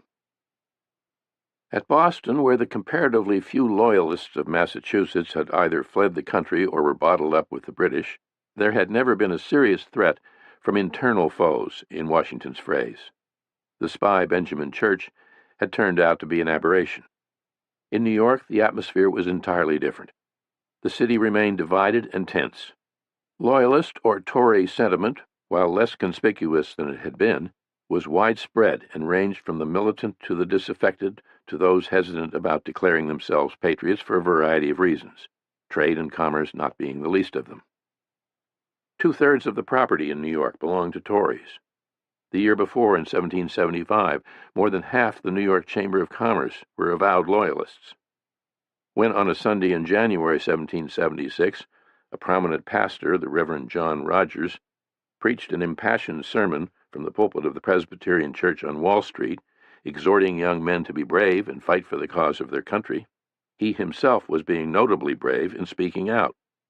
"We are involved in the calamities of a civil war," he said, and so it felt in New York. The city and Long Island would provide Washington with 5 regiments by summer, and they would be led by officers bearing prominent names: Livingston, Fish, Roosevelt, Remsen, and Cowenhoven, among others. But the numbers of Loyalists still in the city were considerable, and they included men and women from all levels of society. Across the East River on Long Island, in the villages and rich outlying farmlands, where the population was still mostly Dutch, Loyalists were a decided majority. Staten Island, at the far end of the harbor, or the Upper Bay, was another Loyalist stronghold. Thus the potential for conspiracy, sabotage, or organized armed resistance was all too real. At the moment, armed Loyalist bands were in hiding in the swamps of Long Island, awaiting the chance to take action. For months, British warships, including the 64-gun Asia, had been a formidable presence, anchored in the Upper Bay, reminders that the city was entirely at their mercy. It was only on April 8th, just a week before Washington's arrival, that the Asia and its entourage withdrew to the outer approaches to the harbor beyond the Narrows, the water passage between Long Island and Staten Island. On board the King's ship Duchess of Gordon, William Tryon, a seasoned soldier politician who was the royal governor of New York, maintained a headquarters and was believed to be secretly directing Loyalist operations. At Boston, Washington had benefited greatly from a steady supply of valuable intelligence coming out of the besieged town, while Howe had known little or nothing of Washington's strengths or intentions. Here, with so much of the population still loyal to the king, the situation was the reverse. Washington's New England army was intact, to be sure, exhausted from its march, as he reported to Congress, but intact and in place. In addition, new battalions had arrived from Connecticut, New Jersey, and Pennsylvania, and still more were expected from Maryland and Delaware. All were urgently needed, but they also compounded the threat of regional animosity and discord, which Washington still feared might tear the army and the country apart. "We have nothing, my dear sir, to depend upon but the protection of a kind Providence and unanimity among ourselves," he wrote to John Adams from his Broadway headquarters. Furthermore, as he knew, discipline was hardly improved, and too many of the new troops were raw recruits, as unruly as those of the summer before. Some who were lauded as shining examples of patriotism looked hardly fit for battle, like the Connecticut unit, comprised entirely of aged gentlemen. When they were ordered to New York, reads an old account, this company was the first that reached the place of rendezvous. They were 24 in number, and their united ages reached 1,000. They were all married men and left behind 159 children and grandchildren. Nor did the look and manner of Washington's New England troops necessarily inspire confidence among those from the other colonies. In the stilted phrasing of a young captain from Pennsylvania, Alexander Graydon, the appearance of things was not much calculated to excite sanguine expectations in the mind of the sober observer. To Graydon, who in what he wrote did little to conceal his feelings of superiority, the Yankees were a miserably constituted, unwarlike lot, who did not entirely come up to the ideas we had formed of the heroes of Lexington and Bunker Hill. Most officers were still indistinguishable from their men. Deportment seemed altogether absent. Not until the arrival of the men from Marblehead under Colonel John Glover did Captain Graydon see any New England troops that met his approval. But even in this regiment, he noted, there were a number of Negroes, which to persons unaccustomed to such associations had a disagreeable, degrading effect. One further large and important difference between New York and the experience at Boston was also clear. This time, there would be little call for councils of war to decide whether or not to fight. Washington had arrived in the city with no ceremony on midday Saturday, April 13th, and went directly to work at the Broadway headquarters. Some days later, after Martha Washington arrived, they would establish a country residence at a beautiful estate overlooking the Hudson River, the Abraham Mortier House, later known as Richmond Hill, 2 miles north beyond the city limits. But number 1 Broadway remained the commander's base of operations. Known also as the Kennedy Mansion, it was a famous New York landmark. It had been built a generation earlier by a Scottish immigrant and successful New York land speculator named Archibald Kennedy, and had remained the home of a son, Captain Archibald Kennedy of the Royal Navy, until his recent departure for England. The house fronted on Bowling Green and was considered the height of elegance, with a grand stairway, a banquet hall, and a parlor 50 feet long. A garden to the rear reached down to the shore of the Hudson, and from a rooftop platform and cupola, one could see for miles in every direction. As at Cambridge, Washington insisted on having his military family in residence with him, and thus on duty all the time. Unfamiliar with the terrain, Washington set about inspecting the fortifications begun earlier by General Lee, works that had been subsequently carried on under General William Alexander of New Jersey, better known as Lord Stirling, after Congress sent Lee to take command in South Carolina. Lord Stirling was a rich, socially prominent, hard-driving, hard-drinking patriot, who at age 58 looked the part of commander, and claimed his title as a Scottish earl through his father. The claim was questionable, but sincere on his part and generally accepted by his fellow officers and the troops he led. Washington thought well of him, and with good reason. Lee and Stirling had had too little time and too few troops to do the job. Men of the town had been pressed into labor, including large numbers of slaves, but this was hardly enough. It will require at least 8,000 men to put this place in any posture of defense, Stirling had stressed. Washington found the defenses only about half done, and even with the troops he had, he knew more were needed. Crowding the streets of the city, the army seemed an overwhelming multitude. The soldiers themselves were emboldened by their numbers.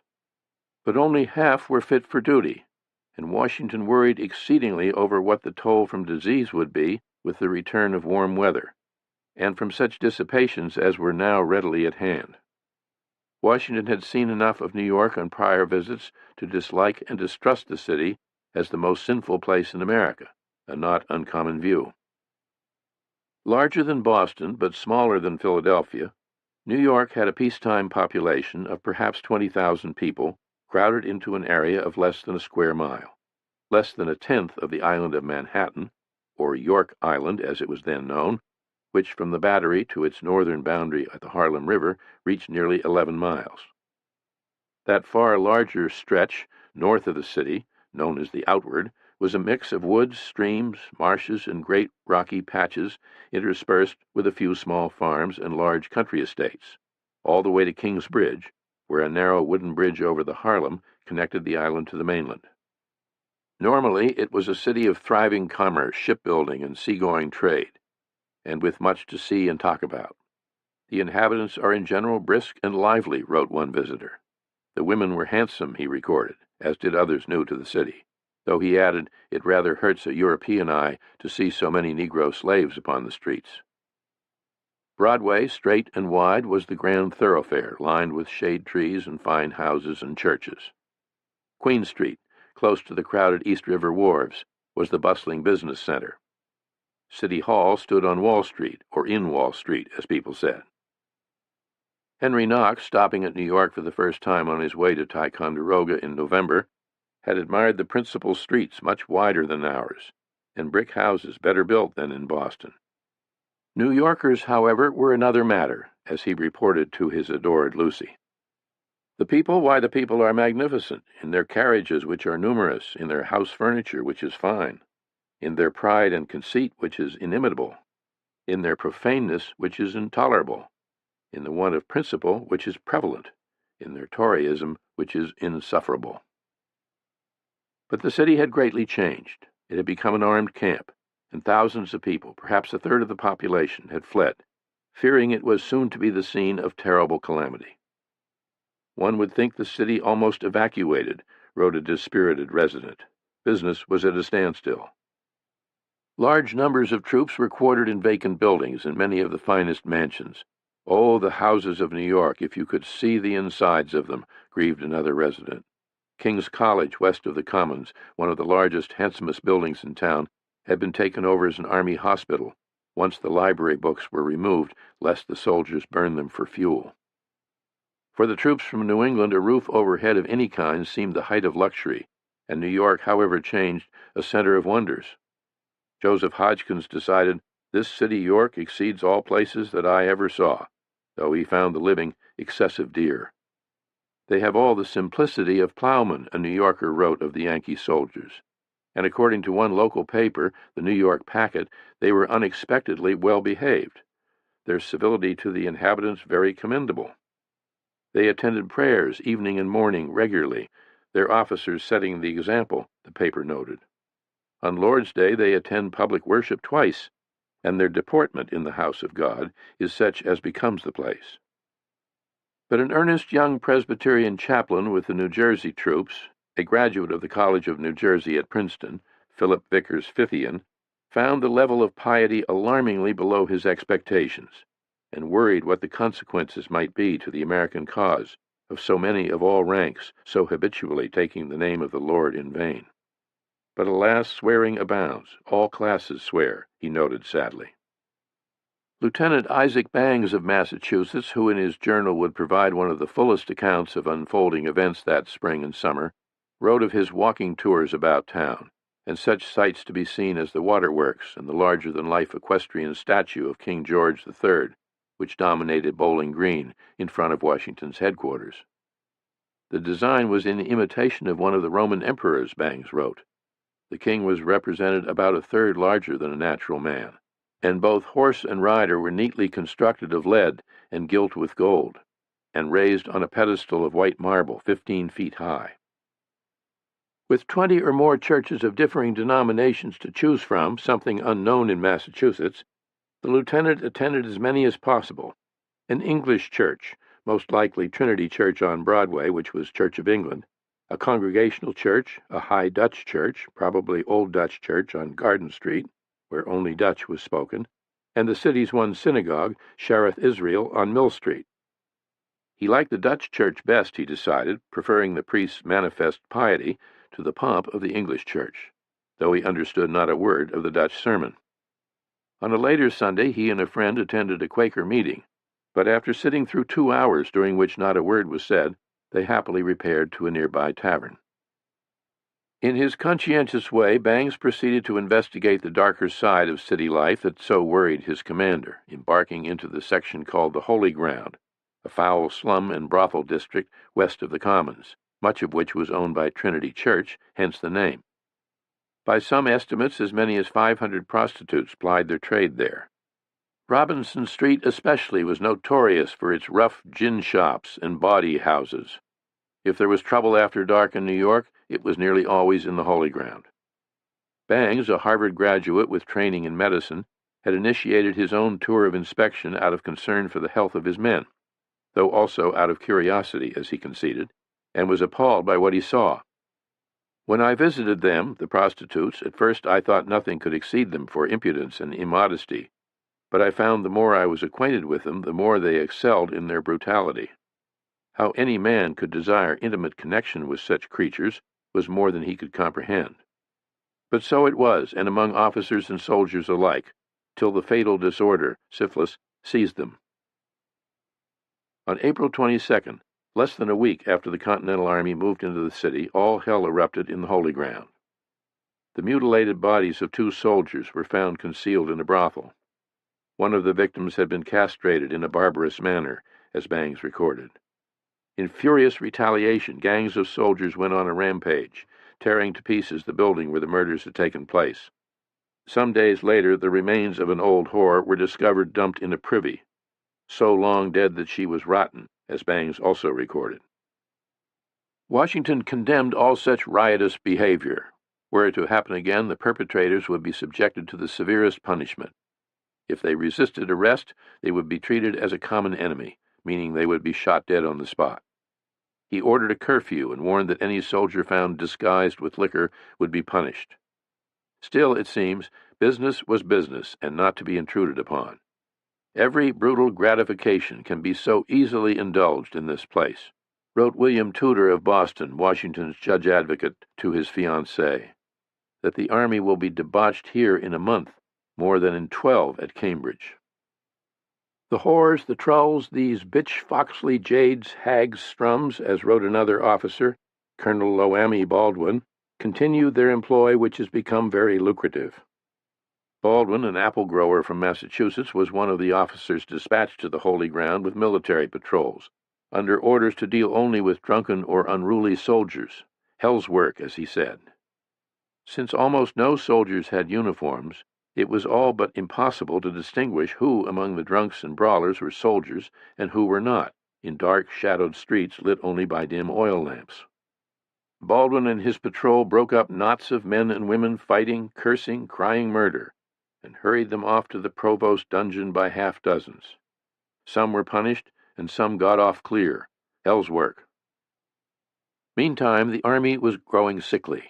Smallpox appeared, and several soldiers died. Frightful rumors swept through the city, including one that the British had returned to Boston and taken Dorchester Heights. With more bad news from Canada, Washington was directed by Congress to send reinforcements. When approximately 3,000 men under General Sullivan departed by ship up the Hudson, Washington informed Congress he had to have at least 10,000 more. Drill went on in the streets and on the commons. Work on defenses continued under steadily increasing pressure. General Lee, considered an expert on defense, had concluded that without command of the sea, New York could not be held. Still, as he had said, it could be an advantageous battlefield. If the British were determined to take the city, they could be made to pay a heavy toll. Crucial to Lee's plan was the defense of that part of Long Island directly across the East River, and particularly the imposing river bluffs near the tiny hamlet called Brooklyn, which amounted to no more than 7 or 8 houses and an old Dutch church that stood in the middle of the Jamaica Road, the main road inland from the Brooklyn ferry landing. From the New York side of the river, the village was out of sight, 3/4 of a mile back from the partly wooded noble bluff known as Columbia Heights or Brooklyn Heights.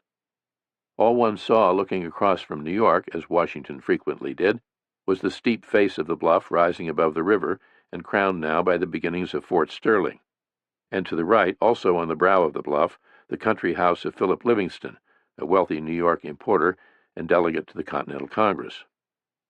When finished, The large square bastion of Fort Sterling, mounting 8 cannon, was expected to command the East River and New York, just as Dorchester Heights commanded Boston and its harbor. From Brooklyn Heights, one looked down on all of New York City, the harbor, the rivers, and the long, low hills of New Jersey beyond. It was one of the grandest panoramas to be seen on the entire Atlantic seaboard. The East River, no river at all but a saltwater estuary nearly a mile wide, was famously difficult to navigate, with swift contrary currents and tides of as much as 6 feet. Because of winds and tides, ferry boats to and from Brooklyn often had great difficulty. Even with 3 men pulling at the oars, crossing the river could take over an hour. The Hudson, or North River, was greater still, more than 2 miles wide, and so, as Lee had acknowledged, impossible to keep closed to the enemy. But with batteries along the New York shore of the Hudson, the British might think twice before risking their valuable ships. Washington agreed with the general outlines of the plan, including, most importantly, the premise that an effective defense of New York City would depend on the defense of Long Island. If New York was the key to the continent, then Long Island was the key to New York, and the key to the defense of Long Island was Brooklyn Heights. For should the enemy take possession of New York, when Long Island is in our hands, Lee had written to Washington, they will find it almost impossible to subsist. That New York or Long Island, or both, could be a trap, neither of them seems to have seriously considered, or at least acknowledged for the record. Given the importance of Long Island, Washington put General Greene in command there, and by the first week of May, Greene and his men, with the addition of a Pennsylvania rifle company, were encamped at Brooklyn. In little time there were several thousand troops on Long Island, which seemed a great many, but were less than a third of those in and around New York, and their efforts began to show. As would be said, the experience at Boston had made them veterans at least of the spade. In addition to Fort Sterling, 3 more forts were under construction on the other or eastern side of the hamlet of Brooklyn, these intended as a defense of Fort Sterling and Brooklyn Heights. If the British were to come ashore on the broad beaches to the west, in the vicinity of the village of Gravesend, as was widely expected, and attack from the open plains to the south, this line of defense would check their drive for the river. To the left was Fort Putnam, named for Rufus Putnam, who marked out most of the fortifications. In the middle was star-shaped Fort Greene, mounting 6 cannon and commanding the Jamaica Road. On the right was Fort Box, named for one of Greene's officers, Major Daniel Box.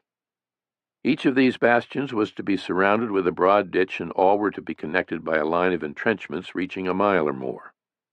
With hundreds of axemen at work, trees were cut to give full sweep to the fire of the cannon, and along most of the line pointed stakes, pickets, were driven into the ground. Farther still to the right, at an isolated point on the upper bay called Red Hook, a 5th defense, Fort Defiance, was being built. From Fort Putnam on the left to Fort Defiance on the right was nearly 3 miles. As the days grew longer and steadily warmer, the hard labor continued with unrelenting determination. Any soldier caught leaving the works without proper liberty would do constant duty for a week, Greene warned. One Rhode Island officer riding herd on the men, Colonel Ezekiel Cornell, became known as Old Snarl. Greene himself was tireless in his efforts. Nothing escaped his notice. He was everywhere on horseback, surveying the work, or scouting the lay of the land, making himself familiar with the whole terrain from Brooklyn to Gravesend, and particularly the densely wooded ridge about 1.5 miles to the south, known as the Heights of Gowan, which ran like a natural defense between the forts and the broad flatlands to the south. Earthworks and gun emplacements were also underway on Little Governor's Island between the Heights and Red Hook, in the direct path of the entrance to the East River. "We have done a great deal," Washington could claim in early May. "Governor's Island has a large and strong work erected. The point below, called Red Hook, has a small but exceedingly strong mounted battery, and several new works are constructed, and many of them almost executed at other places." Barricades were thrown up within the city itself. In the words of a surviving British intelligence report, "Every street facing both North and East Rivers has wooden trunks made across, 10 feet thick, filled with earth, in order to intercept any troops that may attempt a landing." There were guns along the banks of the Hudson, heavy cannon at Old Fort George by the Battery, and more at the Whitehall dock on the East River. Henry Knox was proud to report that 120 cannon were in place in and about the city, and this time ample ammunition was standing by. The one glaring problem was an acute shortage of artillerymen. Knowing how many soldiers in the ranks were without muskets or arms of any kind, Knox persuaded Washington to reassign 500 or 600 of them to the artillery. Never mind that they were entirely inexperienced, almost any live body being preferable to nothing. The daily labors of the artillerymen were hardly less wearisome than those of the troops digging trenches and throwing up earthworks, and potentially a great deal more dangerous, as the diary of the Massachusetts soldier Solomon Nash gives some suggestion. Monday, May 13th, fetched one 32-pounder from the fort and placed it to the eastward of the Grand Battery, employed in piling up shot. Thursday, May 16th, some of us employed in firing our cannon with double charges in them, to prove them, and they all proved good, but two. One of them split at the muzzle, and the other at the Grand Battery burst all in pieces. One piece went 30 or 40 rods, about 200 yards, and fell upon a house, through the roof and all the floors to the last one, which hurt the house very much, but hurt nobody. Wednesday, May 22nd, employed in making cartridges. Friday, May 31st, bigger part of our regiment employed in making cartridges. So ends this month. In early June, Knox and Greene rode together to the rugged uppermost end of York Island to survey a craggy ridge 230 feet above the Hudson, the highest point on the island, as the site for still another major defense, and work soon commenced on what was to be called Fort Washington, intended to keep the British Navy from coming up the river. Another fort, to be known as Fort Constitution, was also planned for the opposite side of the Hudson. The friendship of Knox and Greene that had begun in Knox's Boston bookshop continued to grow, as the two officers found themselves increasingly important in the overall command, and nearly always in agreement on matters of consequence. In their admiration of and loyalty to Washington, they were of one heart, and both had begun helping Washington in his dealings with Congress. Greene, in a letter stressing the urgent need for more troops, told John Adams, head of the Board of War, that if Congress were to provide support for those soldiers maimed or killed, that this in itself would increase enlistments and inspire those engaged with as much courage as any measure that can be fixed upon. He wrote, too, of the low morale among officers whose pay was not enough to defray even ordinary expenses. Good officers were the very soul of an army, Greene wrote. The Congress must not be overconfident. The fate of war is very uncertain, he warned.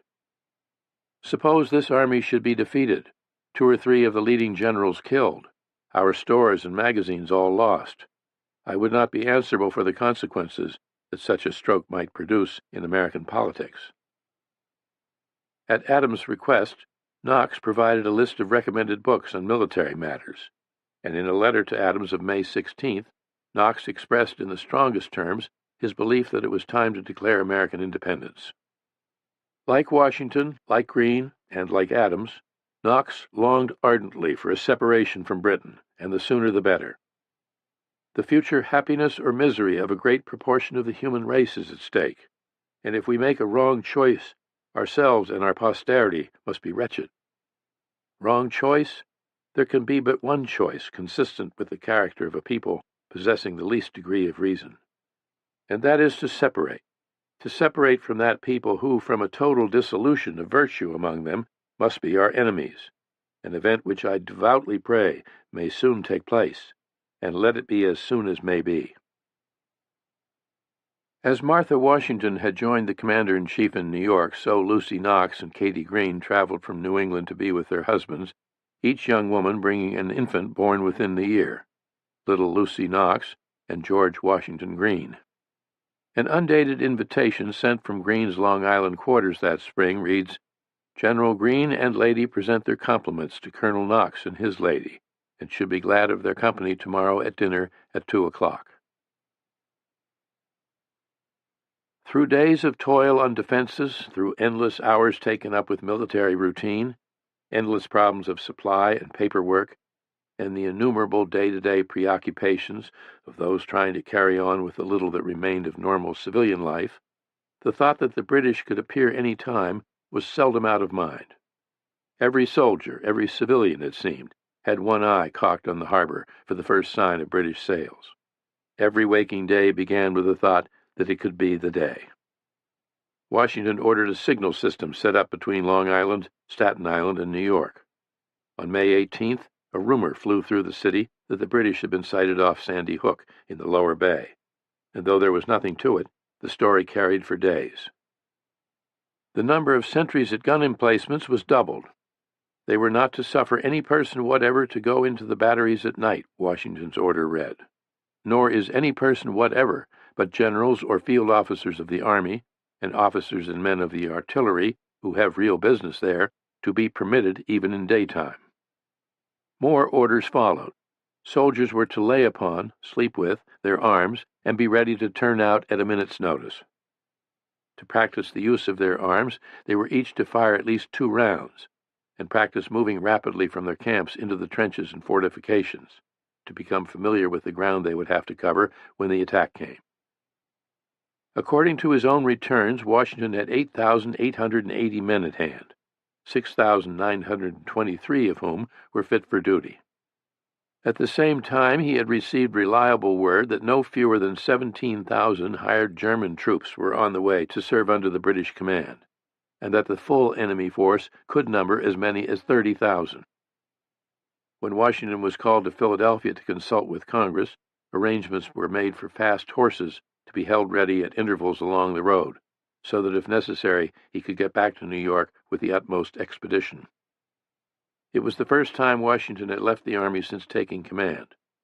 No sooner had he departed, on May 21st, leaving General Putnam in charge, than the rumor spread that he had gone to Philadelphia to resign his command. When he returned on June 6th, after an absence of 2 weeks, it was to a rousing welcome, with drums rolling and 5 regiments parading. "Through Broadway we marched, round the King's statue," wrote Lieutenant Bangs, jubilant, like all the army, at the commander's presence among them once more. There was further bleak news from Canada, including word that General John Thomas, who had been sent north with the expectation that he could set things straight there, had died of smallpox. The one positive development for Washington was that during his stay in Philadelphia, he had convinced Joseph Reed to rejoin the army, to serve as the Army's adjutant general, its administrative head, with the rank of colonel, in place of General Horatio Gates, who had been sent by Congress to see what he could do about Canada. Reed returned full of misgivings. He questioned his fitness for the job. "It is so entirely out of my line," he told his wife, and in a few days he was ready to quit again.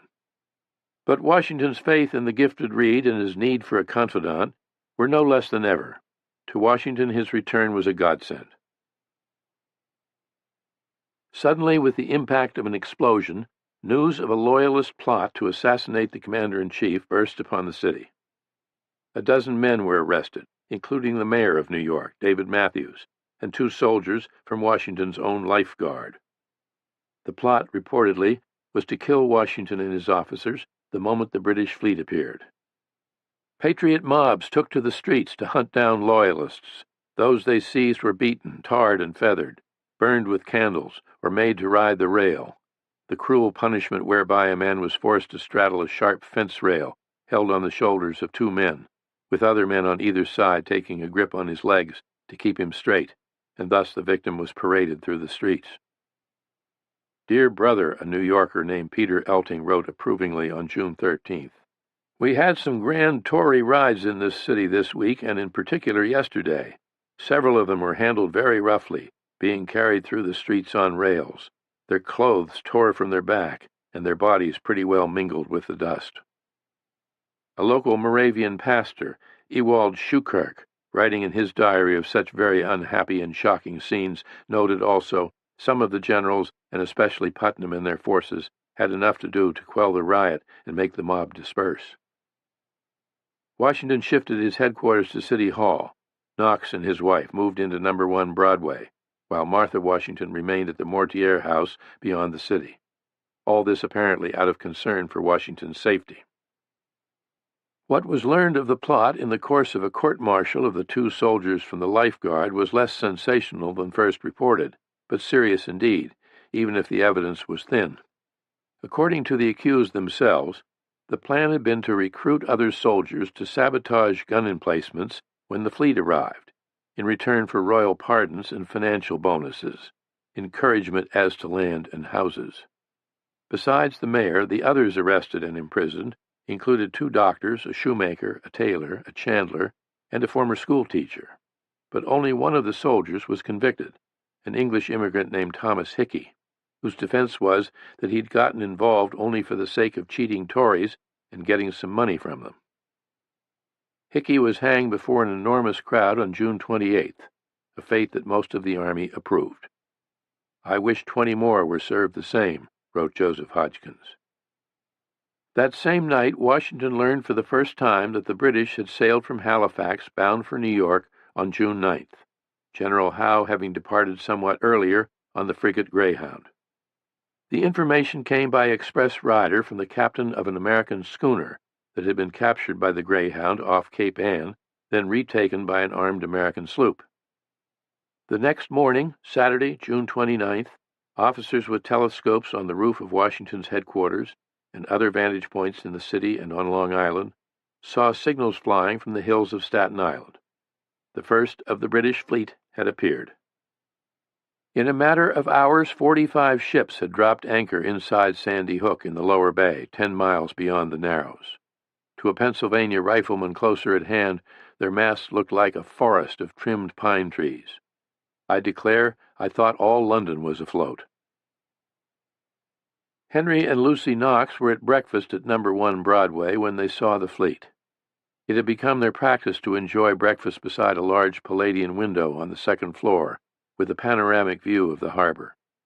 But now suddenly the morning was shattered, and Lucy Knox was in a state of abject terror. "You can scarcely conceive of the distress and anxiety which she then had," Knox would write to his brother William. "The city in an uproar, the alarm guns firing, the troops repairing to their posts, and everything in the height of bustle. I not at liberty to attend her, as my country cries loudest." For weeks, Knox had been urging Lucy to leave the city for her own safety and that of their infant daughter. "My God, may I never experience the like feelings again.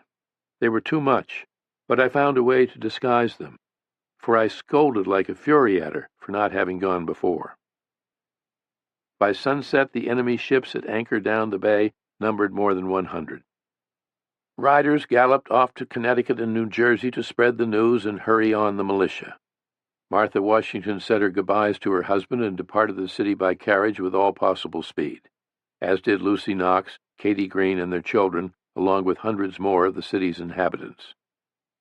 "The great being who watches the hearts of the children of men knows I value you above every blessing, and for that reason I wish you to be at such a distance from the horrid scenes of war," Knox wrote to Lucy after she reached Connecticut. And lest anyone forget all that was at stake, he reminded her, "We are fighting for our country, for posterity perhaps. On the success of this campaign, the happiness or misery of millions may depend." Further details on the makeup of the enemy armada followed quickly. The ships included the Centurion and the Chatham, of 50 guns each, the 40-gun Phoenix, and the 30-gun Greyhound with General Howe on board, in addition to the 64-gun Asia. In their combined firepower, these 5 warships alone far exceeded all the American guns now in place on shore. Nathaniel Greene reported to Washington that the total fleet of 120 ships had 10,000 troops received at Halifax, besides some of the Scotch Brigade that have joined the fleet on the passage. And as Lieutenant Colonel Samuel Webb of Washington's staff further noted, an additional 15,000 to 20,000 could be expected hourly on still more ships from England under the command of General Howe's brother, Admiral Richard Lord Howe. "The whole of New York was in commotion," wrote Pastor Schukirk. "On the one hand, everyone that could was packing up and getting away, and on the other hand, country soldiers from the neighboring places came in from all sides." On Long Island, one of Nathaniel Greene's field officers took time to pen a note to his son back home in Newburyport, Massachusetts. "I am of opinion our hands will be full," wrote Colonel Moses Little, a veteran of Bunker Hill. In Philadelphia, the same day as the British landing on Staten Island, July 2, 1776, the Continental Congress, in a momentous decision, voted to dissolve the connection with Great Britain. The news reached New York 4 days later, on July 6th, and at once spontaneous celebrations broke out. The whole choir of our officers went to a public house to testify our joy at the happy news of independence. We spent the afternoon merrily, recorded Isaac Bangs. A letter from John Hancock to Washington, as well as the complete text of the Declaration, followed 2 days later. That our affairs may take a more favorable turn, Hancock wrote, the Congress have judged it necessary to dissolve the connection between Great Britain and the American colonies, and to declare them free and independent states. As you will perceive by the enclosed declaration, which I am directed to transmit to you, and to request you will have it proclaimed at the head of the army in the way you shall think most proper. Many like Henry Knox saw at once that with the enemy massing for battle so close at hand, and independence at last declared by Congress, the war had entered an entirely new stage. The lines were drawn now as never before, the stakes far higher. The eyes of all America are upon us, Knox wrote. As we play our part, posterity will bless or curse us. By renouncing their allegiance to the king, the delegates at Philadelphia had committed treason and embarked on a course from which there could be no turning back. We are in the very midst of a revolution, wrote John Adams, the most complete, unexpected, and remarkable of any in the history of nations. In a ringing preamble drafted by Thomas Jefferson, the document declared it self-evident that all men are created equal, and were endowed with the unalienable rights of life, liberty, and the pursuit of happiness. And to this noble end the delegates had pledged their lives, their fortunes, and their sacred honor. Such courage and high ideals were of little consequence, of course, the declaration itself being no more than a declaration, without military success against the most formidable force on earth. John Dickinson of Pennsylvania, an eminent member of Congress who opposed the declaration, had called it a skiff made of paper, and as Nathaniel Greene had warned, there were never any certainties about the fate of war. But from this point on, the citizen soldiers of Washington's army were no longer to be fighting only for the defense of their country, or for their rightful liberties as free-born Englishmen, as they had at Lexington and Concord, Bunker Hill, and through the long siege at Boston. It was now a proudly proclaimed all-out war for an independent America, a new America, and thus a new day of freedom and equality. At his home in Newport, Nathaniel Greene's mentor, the Reverend Ezra Stiles, wrote in his diary almost in disbelief, "Thus the Congress has tied a Gordian knot, which the Parliament will find they can neither cut nor untie. The 13 united colonies now rise into an independent republic among the kingdoms, states, and empires on earth. And have I lived to see such an important and astonishing revolution?" At a stroke, the Continental Congress had made the glorious cause of America more glorious still, for all the world to know, and also to give every citizen soldier, at this critical juncture, something still larger and more compelling for which to fight. Washington saw it as a fresh incentive, and to his mind it had come not a moment too soon. On Tuesday, July 9th, at 6 in the evening, on his orders, the several brigades in the city were marched onto the commons and other parade grounds to hear the declaration read aloud. The general hopes that this important event will serve as a fresh incentive to every officer and soldier to act with fidelity and courage, the orders read, as knowing that now the peace and safety of his country depends, under God, solely on the success of our arms, and that he is now in the service of a state possessed of sufficient power to reward his merit and advance him to the highest honors of a free country. The formal readings concluded, a great mob of cheering, shouting soldiers and townspeople stormed down Broadway to Bowling Green, where with ropes and bars they pulled down the gilded lead statue of George III on his colossal horse. In their fury, the crowd hacked off the sovereign's head, severed the nose, clipped the laurels that wreathed the head, and mounted what remained of the head on a spike outside a tavern. Much of the lead from the rest of the statue would later be, as reported, melted down for bullets to assimilate with the brains of our infatuated adversaries. Not since the spring of 1775 had spirits been so high, but the exuberance of the moment or any thoughts that grand pronouncements and the toppling of symbolic monuments were sufficient to change the course of history were quickly dashed in dramatic fashion 3 days later, on July 12th. In a surprise move, the British demonstrated for all to see how much the defenders of New York had still to learn, and the larger ominous truth that without sea power, New York was indefensible. It was a brilliant summer day with a brisk wind out of the southwest, ideal sailing conditions. At approximately 3 in the afternoon, His Majesty's ships Phoenix and Rose, in the company of 3 tenders, cast off their moorings at Staten Island and started up the harbor under full sail, moving swiftly with the favorable wind and a perfect flood tide. Alarm guns sounded in New York. Soldiers rushed in every direction through streets crowded with panic-stricken people. The cannon at Red Hook and Governor's Island opened fire, and as the ships swept by Lower Manhattan, heading into the mouth of the Hudson, the guns at Old Fort George and other shore batteries opened up. Commanding the fire from Fort George was a 19-year-old captain of New York artillery, Alexander Hamilton, who had left King's College to serve in the cause. The ships returned the fire. Cannonballs slammed into houses and came bounding down streets still swarming with people. Washington would write of the extreme distress he felt at the shrieks and cries of women and children running every which way, and at the spectacle of his own men standing at the water's edge gawking helplessly, so awestruck or terrified were they by the ferocious barrage let loose by the enemy ships. Private Joseph Martin, the 15-year-old Connecticut recruit, would remember enjoying a complete view of the whole affair. It was his first experience with the muttering of cannon fire, and he rather thought the sound was musical, or at least grand. Every battery along the Hudson fired away until cannon smoke lay thick and heavy over the city, and the air reeked of gunpowder. The British ships, keeping close to the New Jersey shore, proceeded rapidly up the river and were soon out of sight. By 5:30 they had passed the blasts of cannon from Fort Washington, and by evening they were safely anchored 30 miles above the city in the broadest part of the Hudson, the Tappan Zee at Tarrytown, where their mission was to cut off rebel supplies and rouse local loyalists.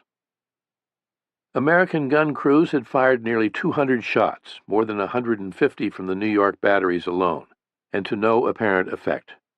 According to the log of the Rose, the Americans shot away our starboard fore-shroud, fore-tackle pendant, fore-lift, fore-topsail clewlines, spritsail, and main topsail braces, one 18-pound shot in the head of our foremast, and one through the pinnace, several through the sails, and some in the hull. Knox's guns had proven more deadly to his own men than to the foe. 6 American artillerymen were killed, the only fatalities of the day, when their cannon blew up due to their own inexperience or overconfidence, or possibly, as said, because a great many were drunk. In his ensuing general orders, Washington could barely conceal his disgust over the inexcusable behavior displayed in the face of the enemy, and the shame he felt over officers who, instead of attending to their duty, had stood gazing like bumpkins. To the proud Washington, he and the army had been made a laughingstock.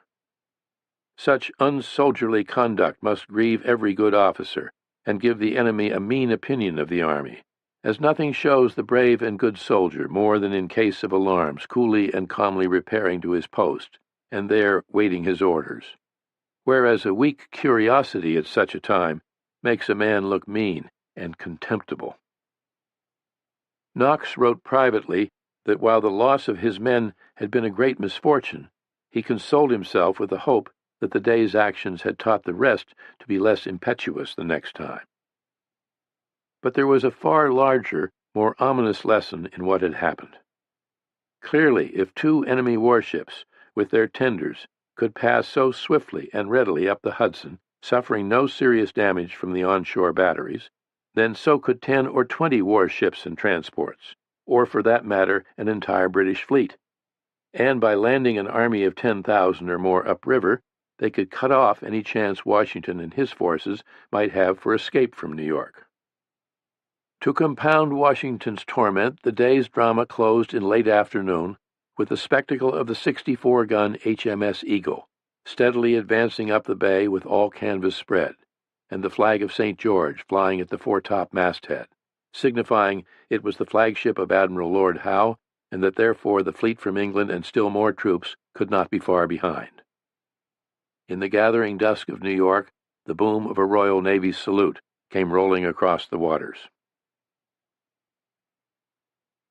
Morale in the British ranks had never been higher. After the miseries of the winter in Boston and months of bleak isolation at Halifax, then more wearisome weeks at sea, Staten Island in summer seemed a paradise. We are in very comfortable cantonments amongst a loyal and liberal people, who supply us in plenty and in agreeable variety all the necessaries of life, most of which we have been long deprived of, wrote a British officer. We are in the most beautiful island that nature could form or art improve, declared another. Here, reported a third, we experience greater luxury than we have done since the commencement of hostilities. Fresh meat, eggs, butter, milk, and vegetables, and all on reasonable terms. Captain Archibald Robertson hiked to the nearby hills with his painting kit to do watercolor sketches as he had at Boston. The difference here was the greater scale of everything spread before him. The sweep of the surpassing harbor, defined by New York and Long Island in the distance, and the far larger British fleet now riding at anchor in the middle foreground. The red-coated soldiers found themselves well-nourished and welcome on American soil in a way they had never been, indeed openly greeted with greatest joy. We have now a very good supply of salt provisions, summarized still another officer, a great quantity of rum, an immense quantity of ammunition of all kinds, and what is best of all, the very people who we suspected would oppose us are coming over to us in great numbers. Hardly a day passed without distraught loyalists or American deserters turning up filled with tales of woe, many of them having crossed at night by boat from Long Island or New York. Ambrose Searle, a patriotic young Englishman and fluent writer who served as a civilian secretary to Admiral Howe, recorded in his journal how his heart went out to the Loyalists. It excited one's sympathy to see their poor, meager faces, he wrote of several who had escaped from Long Island, and to hear their complaints of being hunted for their lives like game into the woods and swamps, only because they would not renounce their allegiance to their king and affection for their country. For deserters there was considerably less sympathy and little or no trust. There was no believing these poor deluded wretches, wrote Colonel Charles Stewart, summing up what most British officers felt. General James Grant thought no American could be trusted, loyalists any more than the rest. The inhabitants of this island, Grant concluded from his observations, hate the rebel army because they have been oppressed by them. But from the confession and conversation of our most loyal subjects of Staten Island, I am quite confirmed in my opinion that we have not a friend in America. This, however, was not the view of the more astute General Howe, who saw immediately in the Loyalists an advantage he had been denied at Boston. I met with Governor Tryon on board a ship at the Hook, and many gentlemen fast friends to the government attending him, from whom I have had the fullest information on the state of the rebels, Howe had reported to Lord Germain on July 7th, just days after landing at Staten Island. News of the Declaration of Independence only served to underscore the villainy and madness of these deluded people, an outraged Ambrose Searle observed. A more impudent, false, and atrocious proclamation was never fabricated by the hands of man. Soldiers in His Majesty's ranks talked of the sporting season about to begin.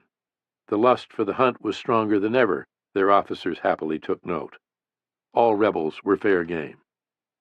The troops hold them very cheap, wrote Searle, and long for an opportunity of revenging the cause of their countrymen who fell at Bunker Hill. Lord Rawdon, a veteran of Bunker Hill and of the siege of Boston, who had taken delight in the hatred his men felt for Yankees, was cheered now by the number of soldiers being court-martialed for rape, this being perfect proof, he wrote, of their improved diet, and of what a spirited lot they were.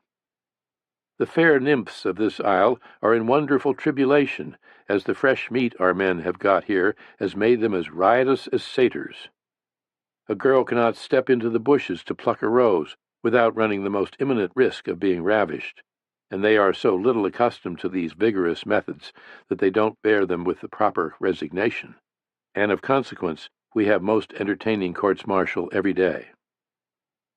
Yet the courts-martial were themselves proof that such conduct was no laughing matter to the British command, and in fact those convicted faced punishment far more severe than what was customarily dispensed in the American army.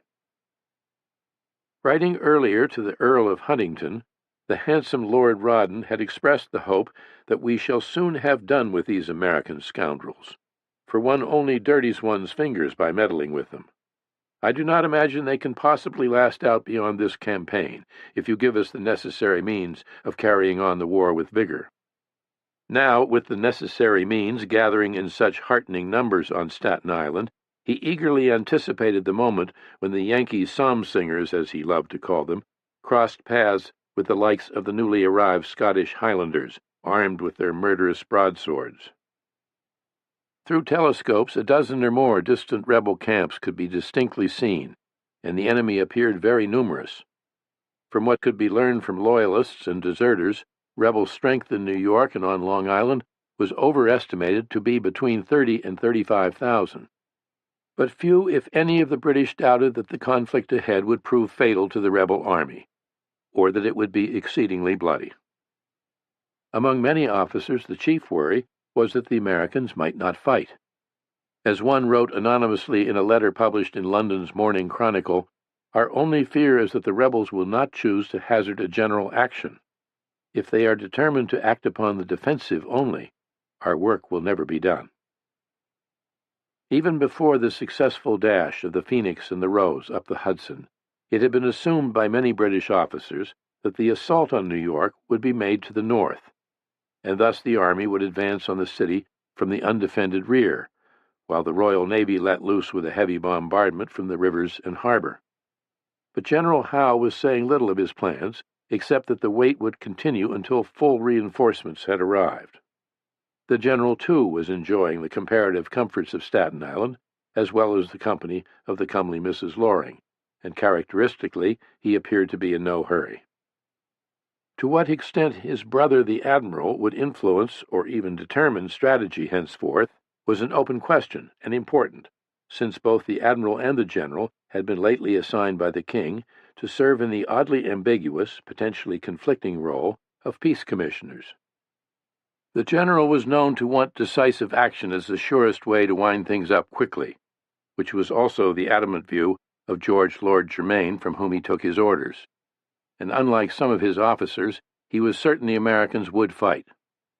In a letter written before sailing for New York from Halifax, he had said they were undoubtedly spoiling for a fight, that flushed with the idea of superiority after the evacuation of Boston, they may be ready or brought to a decisive action, and that nothing was more to be desired or sought for as the most effective means to terminate this expensive war. Whether the Admiral carried an olive branch or a sword was unclear, but his presence on the Eagle and the prospect of more men of war and transports arriving had a huge effect.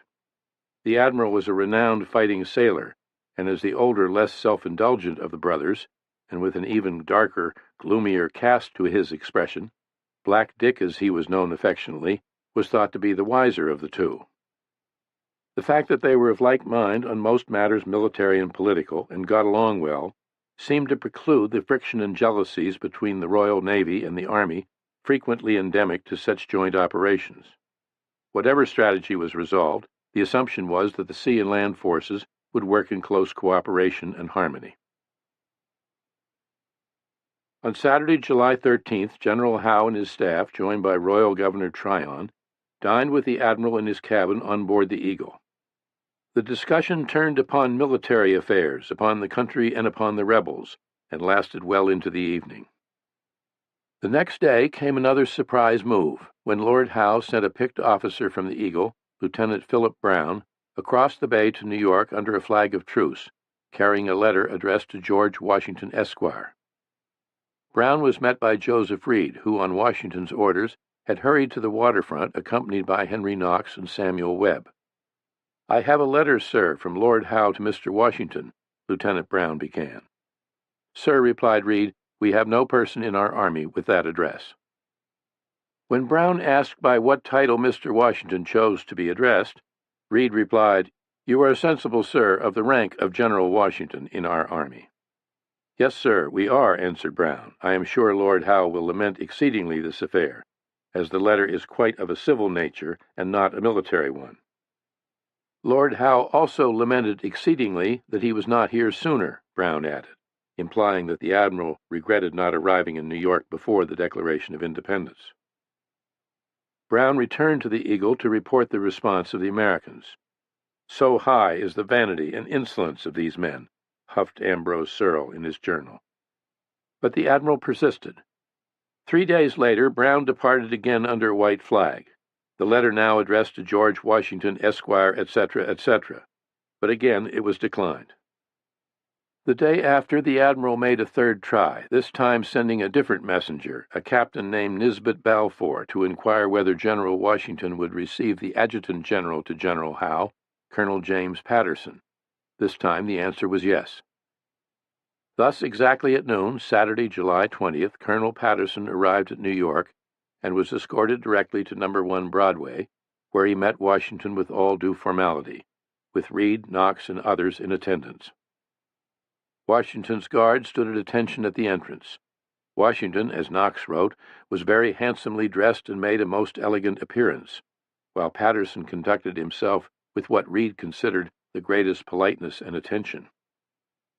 Seated across a table from Washington, Patterson assured him that Lord Howe did not mean to derogate from the respect or rank of General Washington.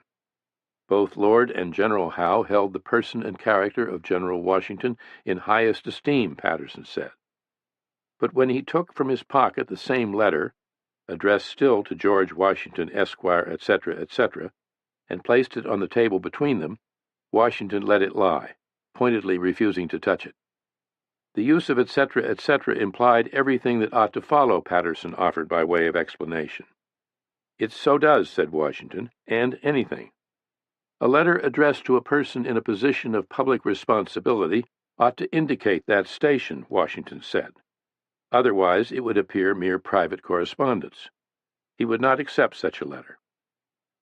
Patterson talked of the goodness and benevolence of the king, who had appointed Lord and General Howe as commissioners to accommodate this unhappy dispute.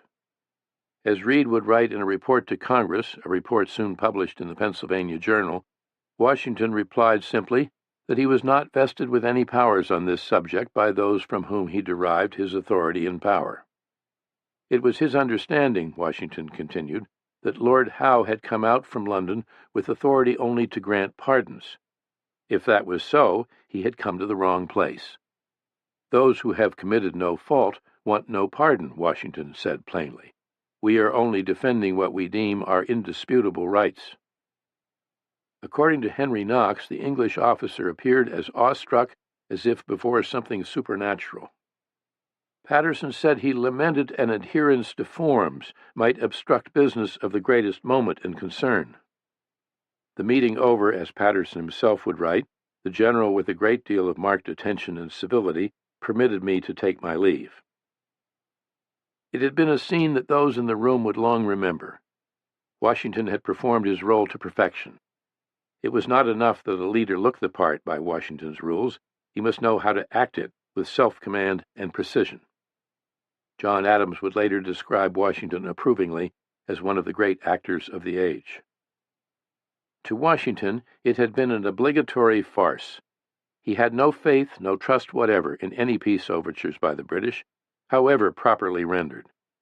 He had agreed to take part in such an interview, one senses, partly to show the British and his own staff that he could go through the motions quite as well as any officer and gentleman, but more importantly to send a message to the British command absent any ambiguity, and in this he was unmistakably successful.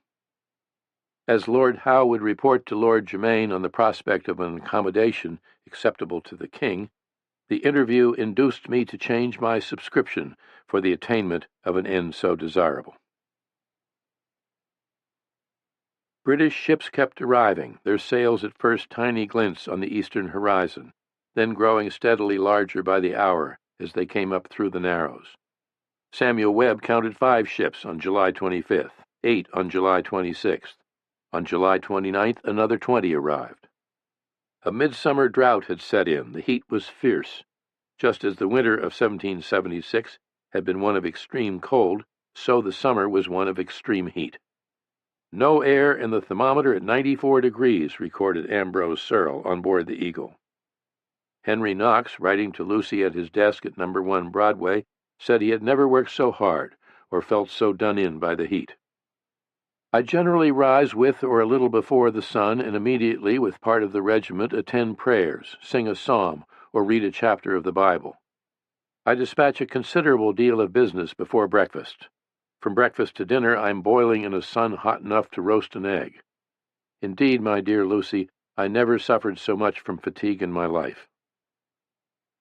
On August 1st, a swarm of 45 ships carrying Generals Henry Clinton and Charles Cornwallis and some 3,000 troops were sighted off Sandy Hook, newly returned from South Carolina and making a very fine appearance in the eyes of the exultant British.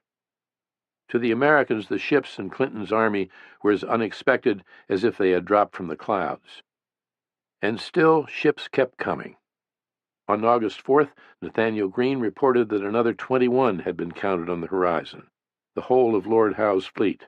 And as if to underscore the ambiguity of the Admiral's mission, transports loaded with troops bore such names as Good Intent, Friendship, Amity's Admonition, and Father's Goodwill.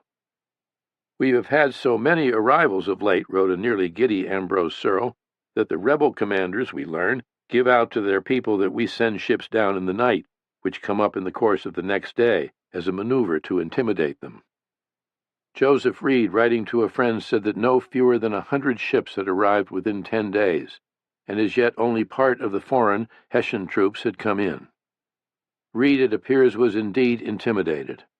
For the first time, he expressed great misgivings over the wisdom of even trying to defend New York against such a force.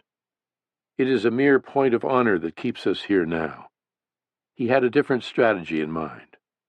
My opinion is, he wrote, we should make it a war of posts, prolong, procrastinate, avoid any general action, or indeed any action, unless we have great advantages.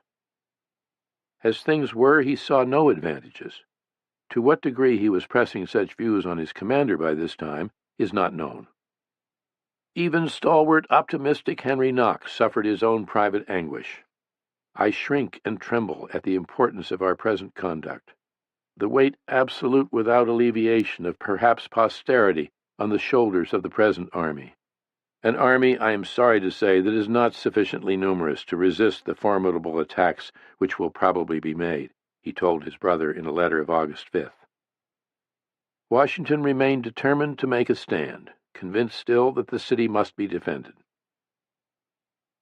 On August 12th, the sea beyond the Narrows was filled with yet another 100 ships or more, bearing down on New York, a fleet so large that it took all day for them to come up the harbor under full canvas, colors flying, guns saluting, sailors and soldiers on the ships and on shore cheering themselves hoarse. In addition, another 3,000 British troops and more than 8,000 Hessians had arrived after an arduous 3 months at sea.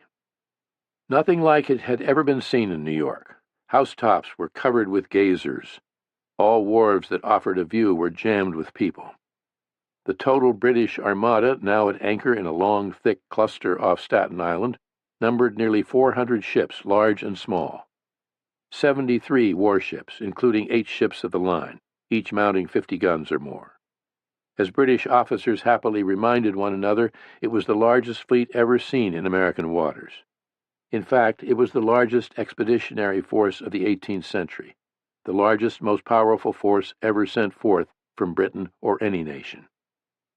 But it was also true that as big as the biggest ships were, and to Americans who had never seen anything like them, they were colossal, they could have been bigger still. Even the Asia and Eagle were small compared to other ships in the British fleet. HMS Victory, for example, mounted fully 98 guns. Concerned about the difficulties of clearing the shallows of Sandy Hook and negotiating the East River and the Hudson, Admiral Lord Howe had wisely chosen speed and maneuverability over size and more massive firepower.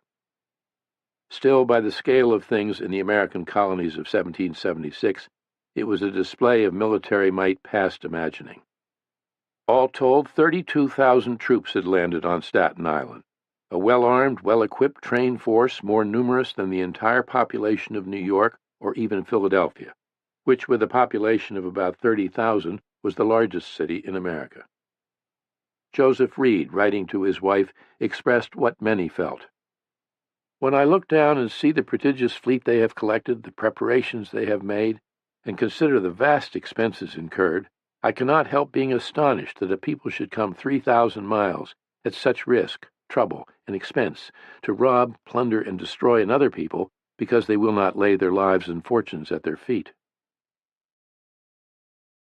In the tent encampments dotting Staten Island, the Redcoats were in holiday spirits. But so it was also on the American side among such veterans of the Boston campaign as Jabez Fitch in camp in New York, and Joseph Hodgkins on Long Island, who had no doubt the troops would give a good account of themselves, whatever was to come. Their confidence was bolstered in large degree by distorted notions of their own strength. It was true enough that the enemy was coming in almost every day, wrote Hodgkins to his wife, and they might number as many as 25,000. Yet she need not worry, for we have 42,000 men now, and they are coming in every day. One newspaper said the American army numbered 70,000. Many of the new arrivals looked the way soldiers were supposed to, in smart uniforms and well armed, and they marched into town full of pride. Delaware, the smallest colony, had sent the largest battalion in the army, the Delaware Blues, a force of 800 turned out in handsome red-trimmed blue coats, white waistcoats, buckskin breeches, white woolen stockings, and carrying fine, lately imported English muskets. The proud Maryland battalion, commanded by General William Smallwood, was composed of men of honor, family, and fortune, and if anything, they were even better armed and more dazzling, in scarlet coats lined with buff. Colonel John Glover's tough Massachusetts fishermen wore the blue jackets of sailors, white shirts, white breeches, and caps, while their short, stocky, red-haired commander had silver lace trim on his blue broadcloth coat and carried a brace of silver pistols. But while the incoming stream of reinforcements had become a daily spectacle, desertions were increasing by the day, and signing up new recruits was proving ever more difficult, in part because that summer of 1776 was a bumper year on American farms, and men could rightly claim to be needed at home. Their complaints are without number, the colonel of a Connecticut regiment wrote. Some have got 10 or 12 loads of hay cut, and not a man left to take it up. Some have got a great quantity of grass to cut. Some have not finished hoeing corn. Some, if not all, have got their plowing to do, for sowing their winter grain. Some have all their families sick, and not a person left to take care of them. In the oppressive summer heat in New York and on Long Island, camp fever had become epidemic. When Lieutenant Hodgkins allowed to his wife Sarah that a good many of our people are poorly, that was hardly the half of it. Hodgkins was worried sick over his youngest child, a 2-year-old son and namesake, who he had learned was deathly ill at home, and he was no doubt trying to spare her still more worry. In the regiment in which Jabez Fitch served, 180 men, nearly 2/3 of the regiment, including the commanding officer, Colonel Jedediah Huntington, were too sick for duty. Sickness prevails greatly in camp, recorded a regimental surgeon, Albigens Waldo, adding that in other camps conditions were worse. The vile water here sickens us all, wrote the New Jersey chaplain Philip Fithian, who was himself ill. One died this morning in our hospital of a dysentery. 2 died yesterday in the New England hospital of a dysentery, and 30 more are confined with it and other putrid disorders. Many also through the camp are much unwell, but will not go to the hospital. Poor Mr. Donaldson, my old neighbor, is among these. Yesterday he went to the hospital, but crawled back to his tent this morning and resolves there to die rather than return. As they had so often at Boston, Washington and his generals insisted on all possible cleanliness. Nathaniel Greene, in particular, gave repeated orders that the camp be kept clean, that the vaults, as latrines were known, were covered with fresh earth daily, and new vaults dug weekly. The general also forbids in the most positive terms, Greene had written in his orders of July 28th, the troops easing themselves in the ditches of the fortifications, a practice that is disgraceful to the last degree. If these matters are not attended to, the stench arising from such places will soon breed a pestilence in the camp. It was thought that anywhere from 3,000 to 6,000 men were sick. The numbers of Washington's men are daily diminishing, wrote an English visitor who had recently escaped from the provincials at New York. They desert in large bodies, are sickly, filthy, divided, and unruly. Putrid disorders, the smallpox in particular, have carried off great numbers. When I left the city, there were 6,000 in their hospitals, to which use they have converted King's College. General Heath would later estimate that 10,000 of the army were ill. In almost every barn, stable, shed, and even under the fences and bushes were the sick to be seen, whose countenances were but an index of the dejection of spirit and the distress they endured. And those who had not yet been taken down lived with the constant dread that their turn could be next. These things are melancholy, but they are nevertheless true, Washington reported to Hancock. I hope for better. Under every disadvantage, my utmost exertions shall be employed to bring about the great end we have in view. And so far as I can judge from the professions and apparent disposition of my troops, I shall have their support. The superiority of the enemy and the expected attack do not seem to have depressed their spirits. It had been a long time waiting. By mid-August, it had been more than 4 months since the army had set off from Boston for New York, and hurry was the order of the day. The British had not arrived until the end of June, and then, instead of attacking at once as Washington expected, they had kept him watching and waiting week after week as still more of their navy and more troops arrived. Whatever their plans, or however little time remained in the season for action, they seemed inexplicably in no hurry whatever. Washington's quandary over where the British would strike, and how to apportion the strength he had, was no less extreme now than it had been at the start. Greene and Reed, whose judgment he valued most, were certain the enemy would attack Long Island, both because of the numbers of Loyalists there and the broad, accessible beaches, where troops could readily land under the protection of British ships. But Washington worried that a landing on Long Island might be a diversion in advance of a full assault on New York. And with no way of knowing, he felt compelled now to violate one of the oldest, most fundamental rules of battle, never to divide your strength when faced by a superior force. He split his army in roughly equal parts, on the theory that he could move men one way or the other over the East River, according to how events unfolded. In a long report to Washington dated August 15th, Greene stressed a further cause for concern. The new troops coming over to Long Island, besides being undisciplined, inexperienced, poorly armed, and poorly equipped, were strangers to the ground.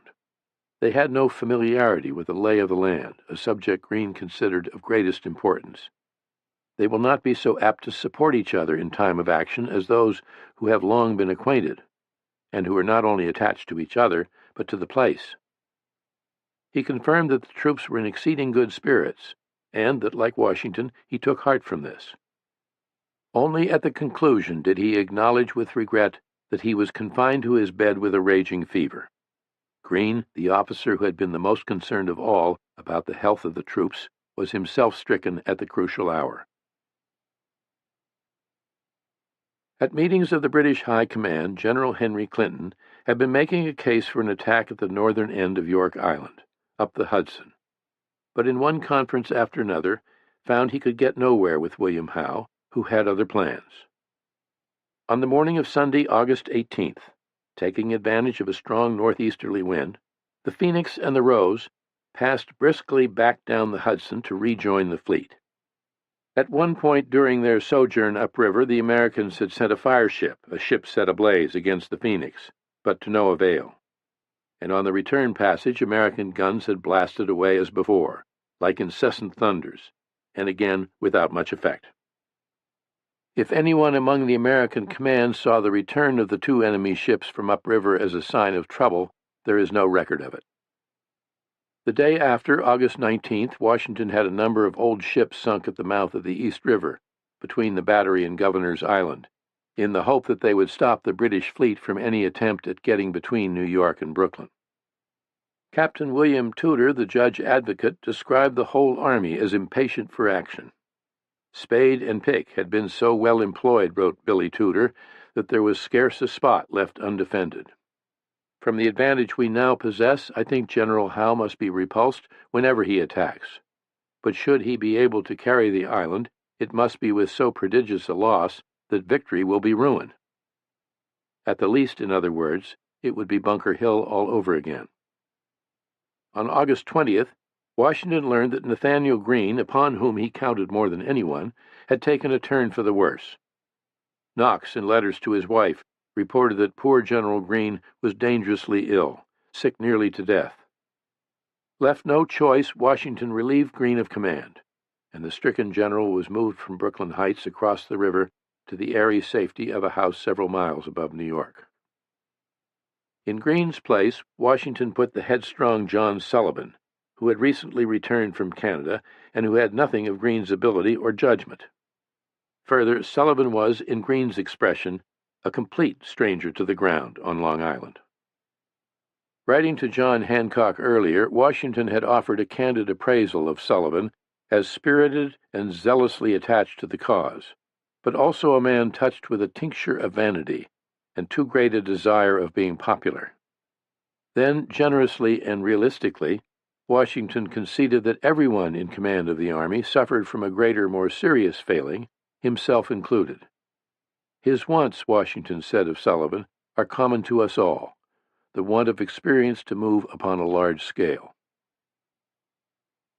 At some point in the course of Wednesday, August 21st, Washington scratched off a quick note to John Hancock to say only that he had nothing special to communicate.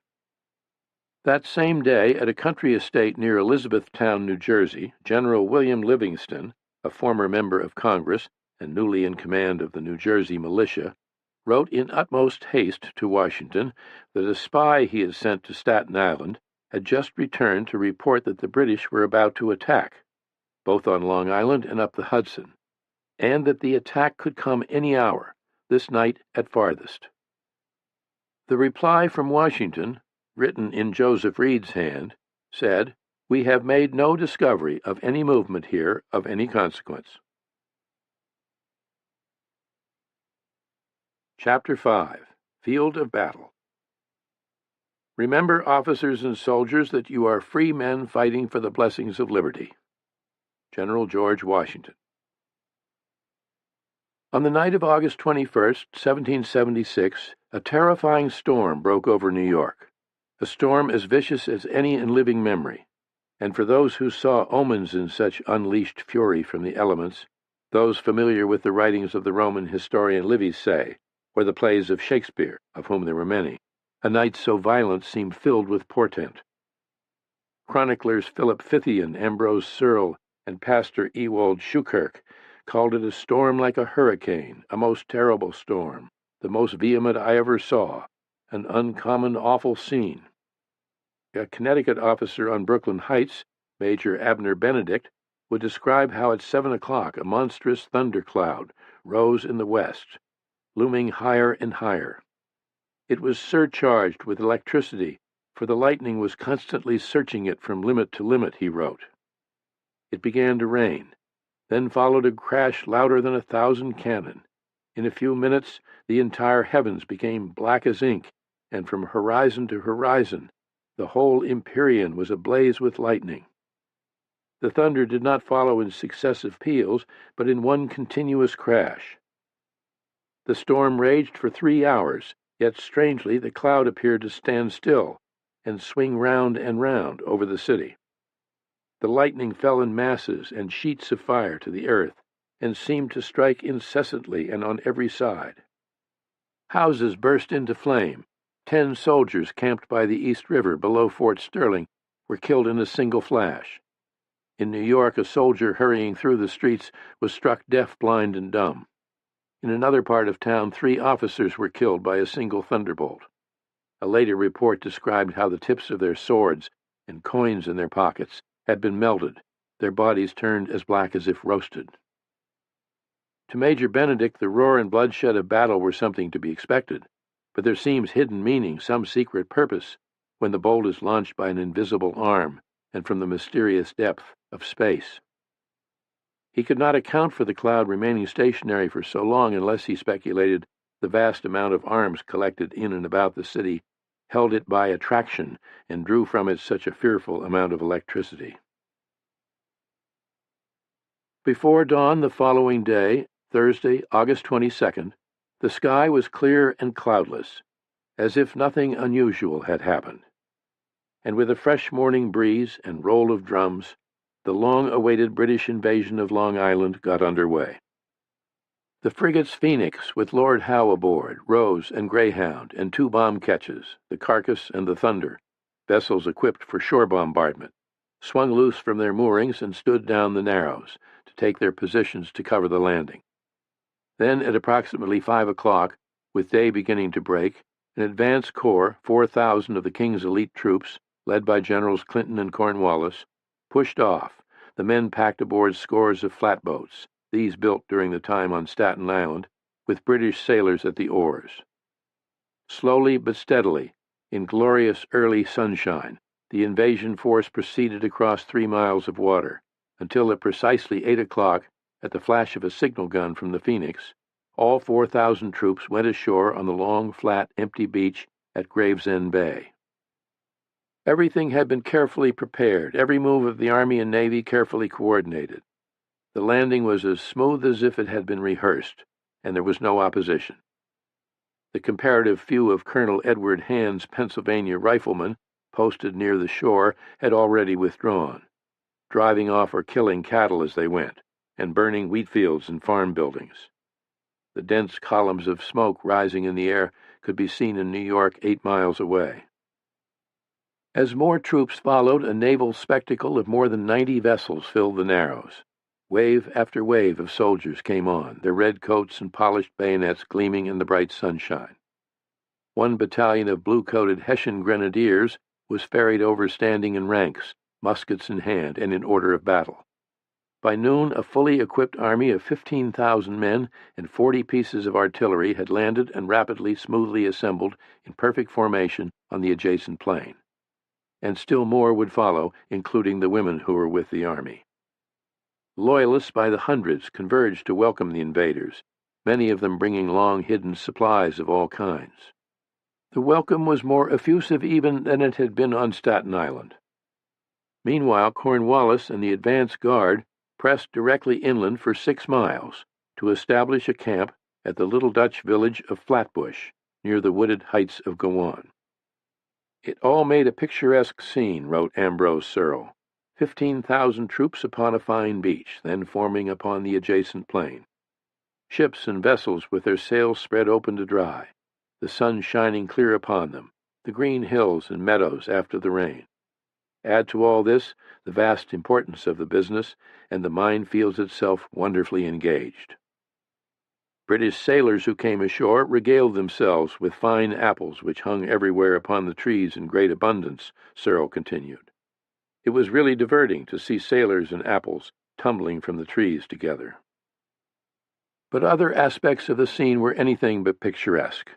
A Hessian officer, Lieutenant Johann Heinrich von Bardeleben, described burned-out houses, fields in ashes, roads lined with dead cattle, and old people looking with sadness at what appeared previously to have been a paradise standing in blooming abundance. Our regiment was camped amidst orchards of apple and pear trees. Here, too, the picture of destruction was to be seen on all sides. Almost everywhere there were chests of drawers, chairs, mirrors with gold-gilded frames, porcelain, and all sorts of items of the best and most expensive manufacture. The Hessian and British troops alike were astonished to find Americans blessed with such abundance, substantial farmhouses and fine furnishings. In all the fields the finest fruit is to be found, Lieutenant von Bardeleben wrote after taking a walk on his own, away from the path of destruction. The peach and apple trees are especially numerous. The houses in part are made only of wood, and the furnishing in them are excellent. Comfort, beauty, and cleanliness are readily apparent. To many of the English, Such affluence as they saw on Long Island was proof that America had indeed grown rich at the expense of Great Britain. In fact, the Americans of 1776 enjoyed a higher standard of living than any people in the world. Their material wealth was considerably less than it would become in time. Still, it was a great deal more than others had elsewhere. How people with so much, living on their own land, would ever choose to rebel against the ruler God had put over them, and thereby bring down such devastation upon themselves, was for the invaders incomprehensible. Word reached New York early in the day, but Washington was badly misinformed about the size of the enemy force that had come ashore. Told that there were 8,000 or 9,000, he quickly concluded the landing was the feint he had expected, and consequently he dispatched only 1,500 more troops across the East River to Brooklyn, bringing the total American strength on Long Island to something less than 6,000 men. The expectation of another larger strike by the British at New York or up the Hudson persisted.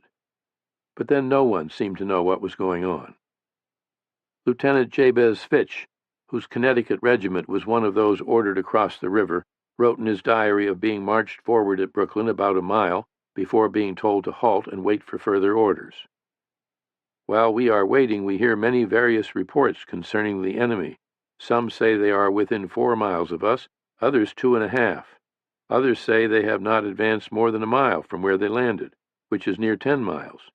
So, on the whole, we know not what to believe concerning them until we can see them.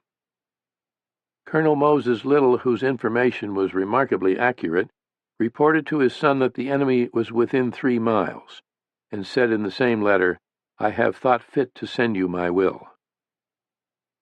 Meanwhile, impressive numbers of Connecticut reinforcements had been arriving in New York. Only that day, 12 Connecticut regiments paraded in the city. Almost 1/2 of the Grand Army now consists of Connecticut troops, an officer boasted to his wife. The whole army, noted Joseph Reed, was in better spirits than he had ever seen. Not until the following day, August 23rd, did Washington confirm in his general orders that the British had come ashore on Long Island. Leaving no doubt about the seriousness of the moment for every man in the army, he appealed to their pride and patriotism and love of liberty. The hour is fast approaching on which the honor and success of this army and the safety of our bleeding country depend. Remember, officers and soldiers, that you are free men fighting for the blessings of liberty, that slavery will be your portion and that of your posterity if you do not acquit yourselves like men. Nor should they forget that they faced an enemy who held them in contempt.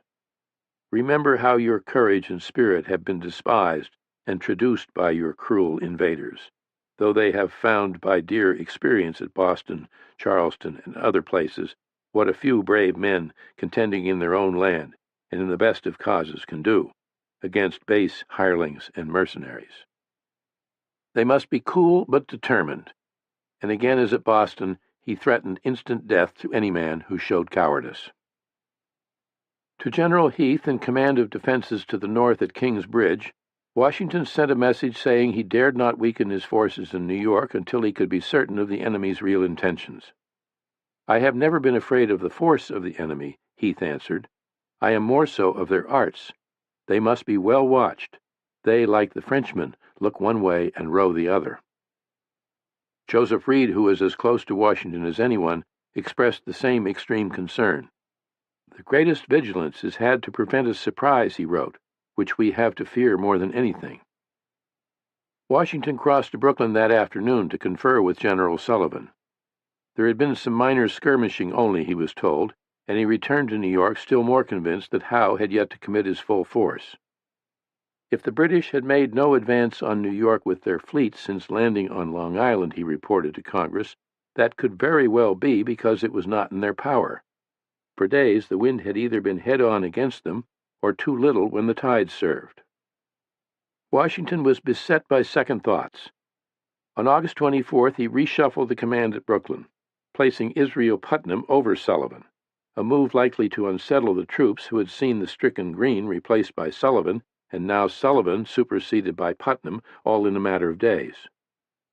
Brave, popular old Put might be the man to boost morale, But he had neither the experience nor the temperament to direct so large a force under such conditions, and was thus a poor choice, as Washington seems to have realized almost at once. Putnam and 6 battalions crossed to Brooklyn early the next day, a Sunday, causing a great stir. Scarcely were religious services finished, wrote Abner Benedict, when strains of martial music were heard from the ferry, and not long after column came winding up the heights toward the fort. The general was received with loud cheers, and his presence inspired universal confidence. The day's orders from Sullivan deplored the disorder and unsoldierly behavior displayed in the camps on the eve of battle. Yet soldiers were here, there, and everywhere, strolling about as if on holiday, some of them miles from the lines. Carts and horses driving every way among the army, wrote Philip Fithian. Men marching out and coming in, small arms and field pieces, continually firing, all in tumult. The contrast between such disorder and flagrant disregard for authority and the perfectly orchestrated landing by Howe's troops could not have been more pronounced. Arriving at Brooklyn, Washington was outraged by what he saw, and in a letter written later in the day, he lectured old Putt as he might the greenest lieutenant. All irregularities must cease at once. The distinction between a well-regulated army and a mob is the good order and discipline of the first, and the licentious and disorderly behavior of the latter. Seeing things as they were, not as he would wish they were, was known to be one of Washington's salient strengths. And having witnessed firsthand the loose, disorderly, and unsoldier-like state of things among the troops at Brooklyn, and knowing how outnumbered they were by the enemy, he might have ordered an immediate withdrawal back to New York while there was still time. But he did not, nor is there any evidence that such a move was even considered. In New York, all the while, more than half the army, including many of his best troops and best officers like Henry Knox, waited in anxious expectation of an attack there. "We expect to fleet up every tide if the wind serves," wrote a Connecticut colonel, William Douglas.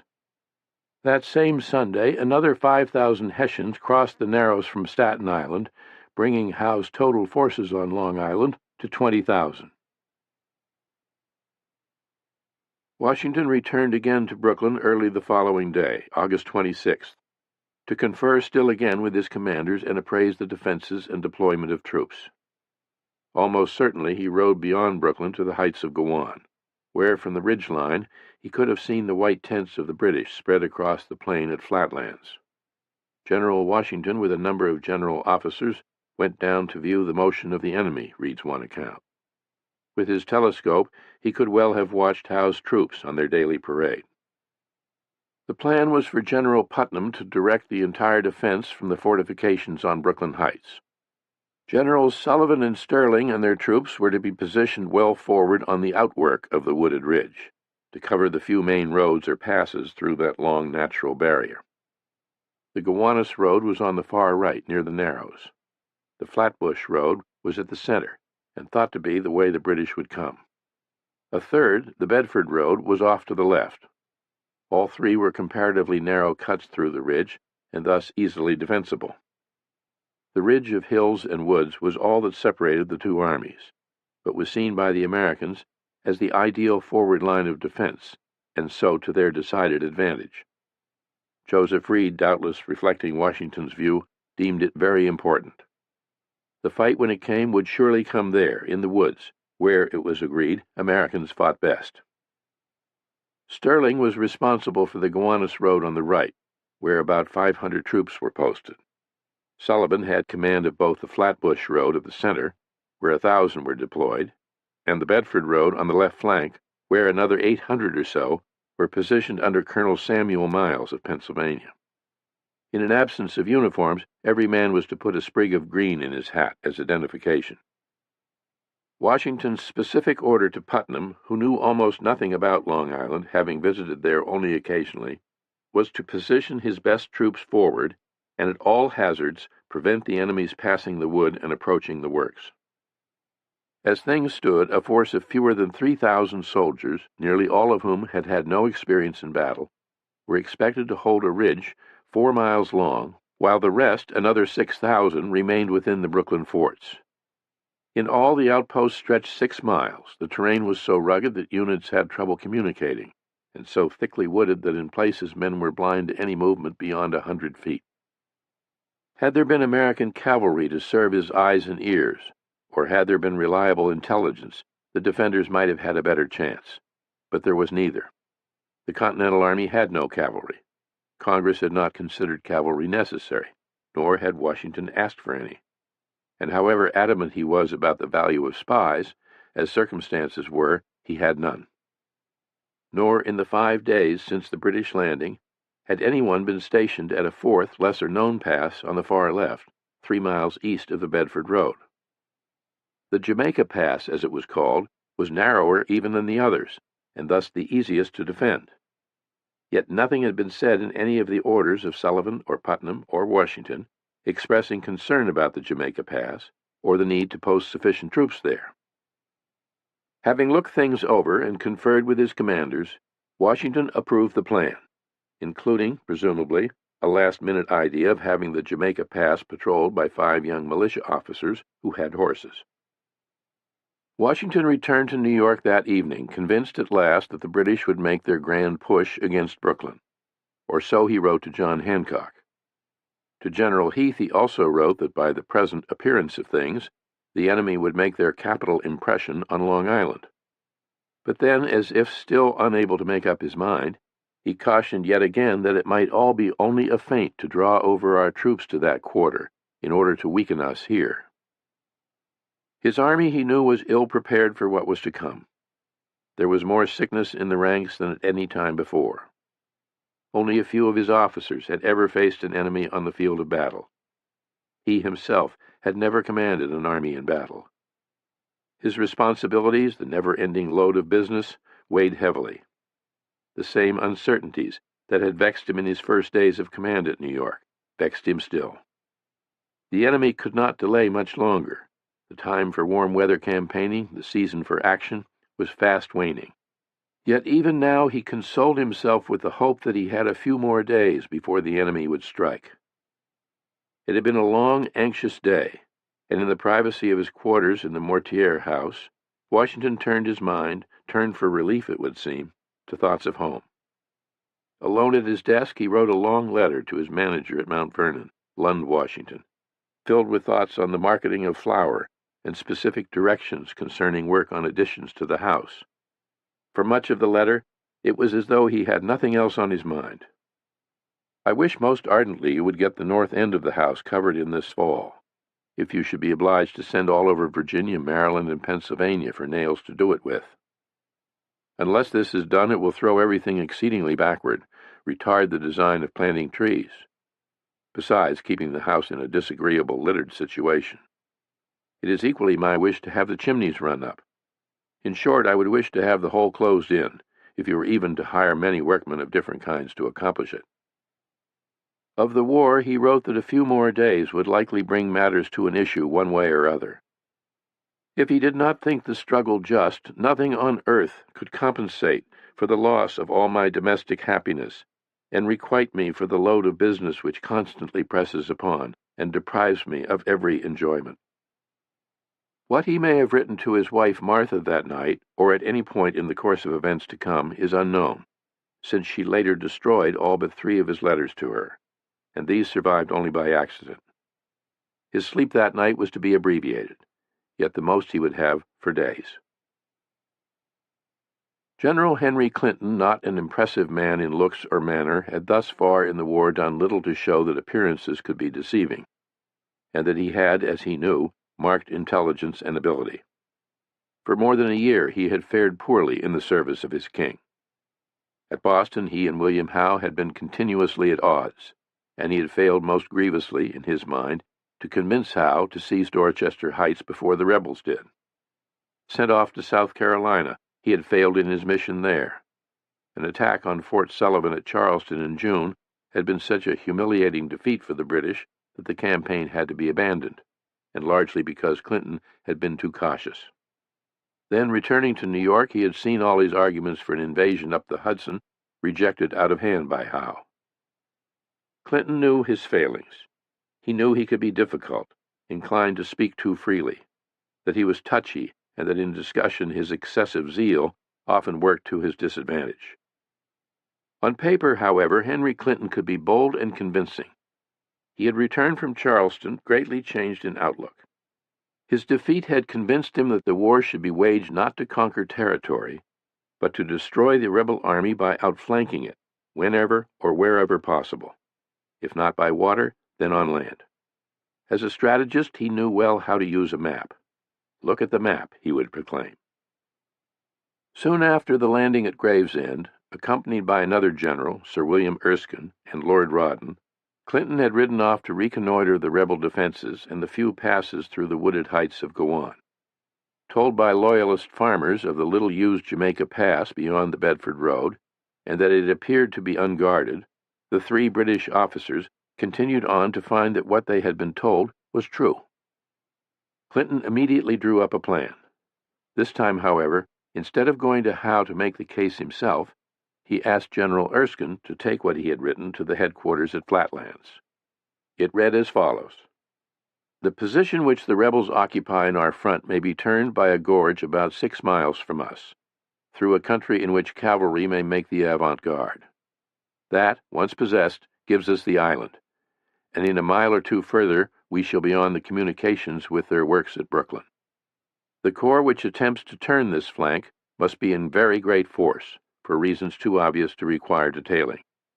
The attack should begin on the enemy's right by signal, and a share should be taken in it even by the fleet, which, as the tide will then suit, may get under way and make every demonstration of forcing by the enemy's batteries in the East River without, however, committing themselves. The efforts to be made by the army will be along the Dodon at the points of Flatbush, New Utrecht, and so forth. These are the principal attacks, many other small ones to cooperate. They should all be vigorous, but not too obstinately persisted in, except that which is designed to turn the left of the rebels, which should be pushed as far as it will go. The moment this corps gets possession of the pass above Howard's house, Howard's Tavern, the rebels must quit directly or be ruined. I beg leave also to propose that this corps may begin to move at nightfall, so that everything may be ready at its ground by daybreak." Several days passed. Then on August 26th, the same day Washington spent looking things over at Brooklyn, Clinton was sent for and told by Howe that the attack would be made entirely according to his plan and to be prepared to march that night. General Grant, with 2 brigades, was to make a spirited early morning diversion close to the Narrows, striking at the enemy's right. General Leopold Philipp von Heister's Hessians, another 4,000 men, would move out from Flatbush to keep the Americans occupied at the center. In the meantime, the main body of the army would move under the cover of dark to be in position by daybreak. Clinton was to command the advance guard on the night march, General Howe following with the rest of the main force, numbering in all 10,000 men. If asked to describe the common soldiers of the King's Army, the redcoats now falling in and dressing their ranks in the gathering dusk at Flatlands, most of the American soldiers who lay in wait for them would probably have said they were hardened, battle-scarred veterans, the sweepings of the London and Liverpool slums, debtors, drunks, common criminals, and the like, who had been bullied and beaten into mindless obedience. It was the common American view. The truth was something else. That the rank-and-file British regular was far better trained, better disciplined, better equipped, and more regularly paid than his American counterpart was beyond question, as the commanders on both sides well appreciated. Further, the redcoats were in far better health overall. Proper sanitation was part of British Army life, and discipline in this regard was as strictly enforced as any aspect of the daily routine. Even after their long summer encampment on Staten Island, the British troops, as their officers noted repeatedly, were in excellent health, in striking contrast to the reports of rampant illness among the rebels. In an effort to explain why the provincials would in their own climate be so afflicted with putrid disorders, while His Majesty's troops, who were foreign to the climate, would enjoy perfect health, the London Chronicle said the difference was the great cleanliness of the regulars.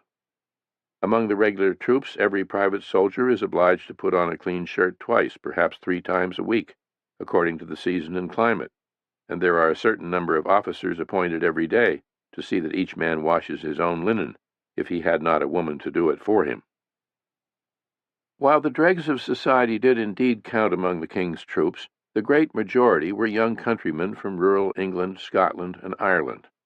They were farmers, unskilled laborers, and tradesmen, blacksmiths, cordwainers, carpenters, bakers, hatters, locksmiths, and weavers, who had been recruited, not pressed into service, drawn by the promise of clothing, food, and steady if meager pay, along with a chance at adventure, perhaps even a touch of glory. In their rural or small-town origins, they were not greatly different from their American counterparts. The average British regular was in his late 20s, or about 5 years older than the average American soldier. But the average regular had served 5 or 6 years in the Army, or 5 or 6 times longer than the average volunteer under Washington. To the British rank and file, there was nothing novel about being a soldier. The harsh life was their way of life. They carried themselves like soldiers. They had rules, regulations, and traditions down pat. They were proud to serve in His Majesty's Army, proud of the uniform, and fiercely proud of and loyal to their regiments. On a day such as this, on the eve of battle, they would have given close attention to all the particulars of their arms and accoutrements, and each man to his own appearance. Most would be freshly shaved, and their uniforms made as presentable as possible. On the move, seen from a distance, they looked glorious in their red coats and crossbelts, marching rank on rank, their huge regimental battle flags flying at the front atop 10-foot poles. Seen up close, however, the red coats, waist-length in front, longer at the back, were often faded and out at the elbows. Cuffs were frayed, knees patched, stockings or marching gaiters often torn beyond mending, try as each man would to look the part. And with the pride in who and what they were went a very real contempt for, even hatred of, their American foes, whom they saw as cowards and traitors. But by no means were they all battle-scarred veterans. Some of the older soldiers and officers were veterans of the killing fields of Europe during the 7 Years' War, or the French and Indian War in America, or had survived the retreat from Concord or the Battle of Bunker Hill. The rest, the great majority of the British forces on Long Island, including the Germans, knew only the drill and routine of Army life. For as long as the average soldier in Howe's ranks had been in service, it had been longer still, more than 10 years, since Britain had last waged war. For most of the redcoats, soldiers and young officers, like nearly all of the Americans, the battle to come was to be their first. By nightfall, everything was ready. At 9 came the order to move out. Clinton led a crack brigade of light infantry with fixed bayonets. Cornwallis followed with 8 reserve battalions and 14 pieces of artillery. They, in turn, were followed by Generals Howe and Percy with another 6 battalions, more artillery, and baggage wagons. The column of 10,000 stretched more than 2 miles. At the head of the advance guard rode 2 mounted officers, Captains William Glanville Evelyn and Oliver Delancey, Jr., and 3 Loyalist farmers who knew the way. The white tents at Flatlands were left standing, campfires burning, all to appear as though nothing were happening. The night was unseasonably cool. The long column moved with utmost silence and extremely slowly. An exhausted Scottish officer, who had had several sleepless nights on duty, described the march as one of the worst he had known, and endless. "We dragged on at the most tedious pace," wrote Sir James Murray, halting every minute just long enough to drop asleep, and to be disturbed again in order to proceed 20 yards in the same manner. By agreeing to Clinton's plan, by committing a force of such numbers to a night march through unknown country, led like the blind by 3 local farmers who might or might not be all they professed, William Howe was putting his army at extreme risk. In the event of discovery or sudden surprise attack by the enemy, his stretched-out column could be chopped to pieces. If all went as planned, the maneuver would look like little more than a classic turning of the enemy's flank. But it took no great stretch of imagination to picture the unforeseen circumstances, the vagaries of chance that could play havoc. As it was, no one except the commanders knew the details of the plan. Not an officer or a man knew where they were going. The route was northeast along what was known as the King's Highway. Then, at the village of New Lots, the troops would swing north toward the heights of Gowan. The advance guard moved swiftly, at the same time sweeping up any local inhabitants who looked as though they might give the alarm. When the three Loyalist guides warned that the rebels could be waiting at Schoonmaker's Bridge over a little salt creek that emptied into Jamaica Bay, the whole column halted while skirmishers went ahead. But there was no one at the bridge, and the army continued on. Nor was there a sign of the rebels at Howard's Tavern, which stood a few hundred yards from the entrance to the Jamaica Pass. By then it was 2 a.m. The tavern keeper and his 14-year-old son were rousted out of bed, closely questioned, and pressed into service as additional guides. The pass, as far as they knew, was unguarded. Captains Evelyn and Delancey and other mounted officers rode ahead into the pass, a winding, rocky road through a narrow gorge overhung by trees and little wider than a bridle path. It was only 10 minutes or so after leaving the tavern when the officers came up on 5 dark figures on horseback, the 5 Americans on patrol. When the Americans, supposing the British officers to be a party of their own troops, fell in with them, all 5 were immediately captured without a shot fired or scarcely a sound. The prisoners were taken to General Clinton, who succeeded in learning from them that they alone were patrolling the pass, and that indeed the pass was entirely unguarded. When Clinton pressed harder, demanding to know how many rebel troops were at Brooklyn, one of the Americans, Lieutenant Edward Dunscombe, a 22-year-old graduate of King's College, told Clinton indignantly that under different circumstances he would never insult them in such a manner. Called an impudent rebel and threatened with hanging, Dunscombe said that General Washington would respond in kind and hang man for man. But Dunscombe's courage made little difference. He and the other prisoners were taken away, and Clinton and the advance guard moved on. By first light they were through the gorge and at the Bedford Road on the other side of the ridge. The men were told to lie down in the tall grass by the road and get some rest. For the main body of the army, the march through the pass took nearly 2 hours. Wherever a tree had to be cleared to make way for the artillery and wagons, it had to be done with saws instead of axes in order to maintain all possible silence. By the time Howe and the army reached the Bedford Road, the sun was up. At exactly 9 o'clock, with the blasts of 2 heavy cannon, the prearranged signal for the Hessians at the center and General Grant on the American right to commence their assaults, Howe's army pushed on down the road toward the village of Bedford and to Brooklyn beyond. Years later, Henry Clinton would remember Howe being extremely apprehensive. The commander-in-chief seemed to have some suspicion the enemy would attack us on our march, but I was persuaded that, as they had neglected to oppose us at the gorge, the affair was over. Good fortune had accompanied them through the night. Nothing had gone amiss. The troops had marched 9 miles in pitch darkness, through unfamiliar country, and in perfect order.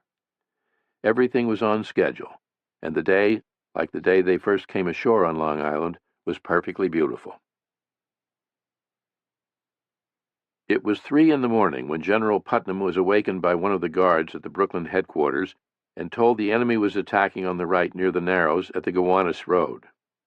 The British commander Grant had decided to occupy the attention of the Americans on that part of the line ahead of schedule. 300 British troops had stormed into the Gowanus Pass with a roar of musket fire, and the Americans on guard, Green militia, fled as fast as they could. Putnam rushed to Lord Stirling's camp outside the Brooklyn lines to order Stirling to move to meet the enemy and repulse them, little knowing how many of the enemy there were. Alarm guns sounded, drums rolled as troops fell out of the forts. General Samuel Parsons, who with Stirling shared responsibility for defenses on the Gowanus Road, and who, like Putnam, had been resting at the Brooklyn headquarters, mounted his horse and galloped off to arrive first on the scene. Until the year before, Parsons had been a small-town Connecticut lawyer. "I found by fair daylight," Parsons wrote, "the enemy were through the wood and descending the hill on the north side, on which, with 20 of my fugitive guard being all I could collect, I took post on a height in their front at about half a mile's distance, which halted their column and gave time for Lord Stirling with his forces to come up." Stirling's forces numbered 1,600 men and included Colonel Huntington's Connecticut Regiment, in which Jabez Fitch served, and Colonel Samuel Atlee's Pennsylvania Battalion, in addition to Smallwood's Marylanders and Haslett's colorful Delaware Battalion. which were thought to be the two best units in the Army. But as it happened, both their commanders, James Smallwood and John Haslett, were absent on court-martial duty in New York. "A little before day, as we marched towards the enemy 2 miles from our camp, we saw them," wrote a 19-year-old lieutenant with the Delaware troops, Enoch Anderson. In what seemed no time, they were in the middle of what Moses Little called a smart engagement. The redcoat regiments came on in regular order, colors flying, field artillery out in front. Sterling drew up his lines and, in the words of another American soldier, offered them battle in true English taste. The British marched to within 200 yards, then opened fire with cannon and muskets, now and then taking off a head, as the same soldier wrote. Our men stood it amazingly well, not even one of them showed a disposition to shrink. Their orders were to hold their fire until the enemy came within 50 yards.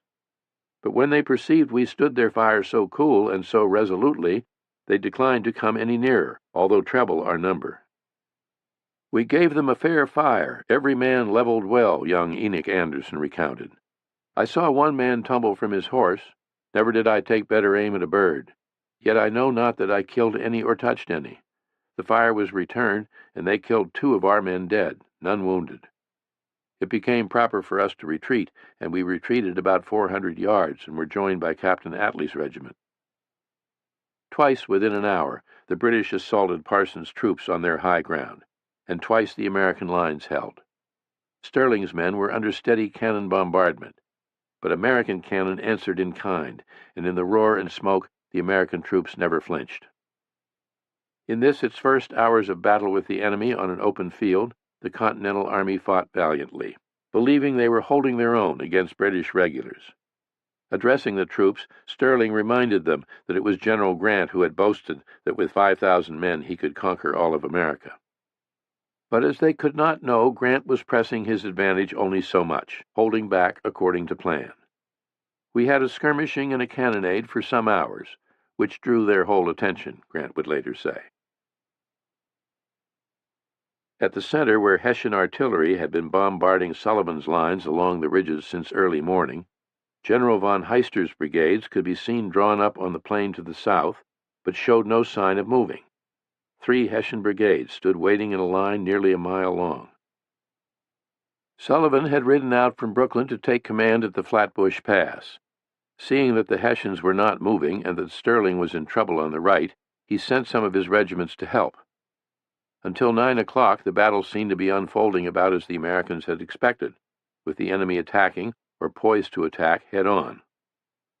But at 9 came the crash of Howe's signal guns, and suddenly Sullivan realized that a whole British army was coming at him from behind, and that he was surrounded.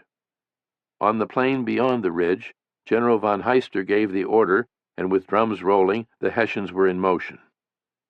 Leaving his advance guard posted along the ridge to do what they could to hold off the Hessians, Sullivan pulled back his main force and swung around to face the oncoming British ranks. And though vastly outnumbered, the Americans returned the British fire with murderous effect. Officers on both sides feared their men would be cut to pieces, and officers and soldiers on both sides often had no idea what was happening. Nor was it the Americans only who, when faced with annihilation, ran for their lives. A British light infantry officer who led 30 of Clinton's advance guard into the very thick of several hundred American riflemen saw a third of his men go down in the most ferocious exchange of fire he had ever known.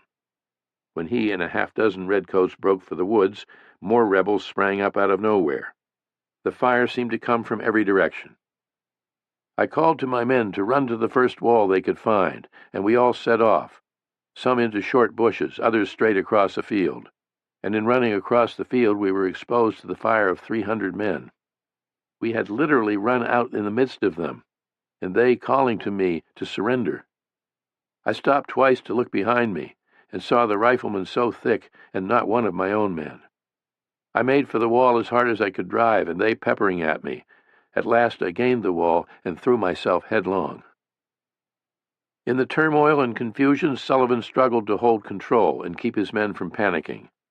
Their situation was desperate. Retreat was the only alternative, and in stages of fight and flight, he led them as rapidly as possible in the direction of the Brooklyn lines. Those left to hold the ridge had by now been overrun by the Hessians. Green-coated Jaegers, literally huntsmen, and the blue-coated grenadiers with their 17-inch bayonets had moved up through the steep woods of the ridge, the terrible hills, as swiftly and expertly as any Virginia rifleman. So suddenly did they appear that the Americans had time to get off only a shot or two, or none at all. Some fought back, wielding their muskets and rifles like clubs before being run through with bayonets. Some pleaded for mercy. Their fear of the Hessian troops was indescribable, wrote General von Heister. At the very sight of a blue coat, he said, they surrendered immediately and begged on their knees for their lives. Those who could get away fled back down through the trees and out into the open, only to run headlong into a hail of British fire. At the same time, the whole left side of the American line collapsed. Thousands of men were on the run. Hundreds were captured. Sullivan held back in an effort to see as many as possible to safety, and amazingly, most of the men succeeded in reaching the Brooklyn lines. Sullivan, however, was captured. An American soldier named Lewis Morris, who himself barely escaped, wrote of Sullivan in a letter home. The last I heard of him, he was in a cornfield close by our lines, with a pistol in each hand, and the enemy had formed a line each side of him, and he was going directly between them. I like to have been taken prisoner myself. The precise time of Washington's arrival on the scene at Brooklyn was not recorded, but it is believed he crossed over from New York at about 9 o'clock, or just as Howe's signal gun sounded. Like General Putnam, Washington too had been awakened in the middle of the night with word of Grant's early assault, and at daybreak, still apprehensive of a second larger attack on New York, Washington had watched with increasing anxiety as 5 enemy warships, Roebuck, Asia, Renown, Preston, and Repulse, started for the East River with a favorable wind and tide. It was what he had most feared. Then, miraculously, the wind had veered off to the north. The ships, after tacking to and fro, trying to gain headway, at last gave up. Only the Roebuck could fetch high enough to threaten the battery at Red Hook with a few random shots. So Long Island it was to be, Washington saw. He immediately ordered more troops to Brooklyn and wasted no time having himself rowed across the river, Joseph Reed at his side. Private Joseph Martin, one of those in the units ordered to march to the Brooklyn ferry, remembered the cheers of the soldiers as they embarked, and the answering cheers of the spectators who thronged the wharves to watch the excitement. They all wished us good luck, apparently. For his own part, Private Martin could think only of the horrors of war in all their hideousness. On reaching the Brooklyn side, he saw, as he never had, the blood and suffering of wounded men. What were the feelings of most or all of the young soldiers at this time, I know not, he would remember, but I know what were mine. I saw a lieutenant who ran around among the men of his company, sniveling and blubbering, praying each one if he had aught against him, or if he had injured anyone, that they would forgive him, declaring at the same time that he, from his heart, forgave them if they had offended him. Had he been at the gallows with a halter about his neck, he could not have shown more fear or penitence. A fine soldier you are, I thought, a fine officer, an exemplary man for young soldiers. I would have suffered anything short of death, rather than have made such an exhibition of myself.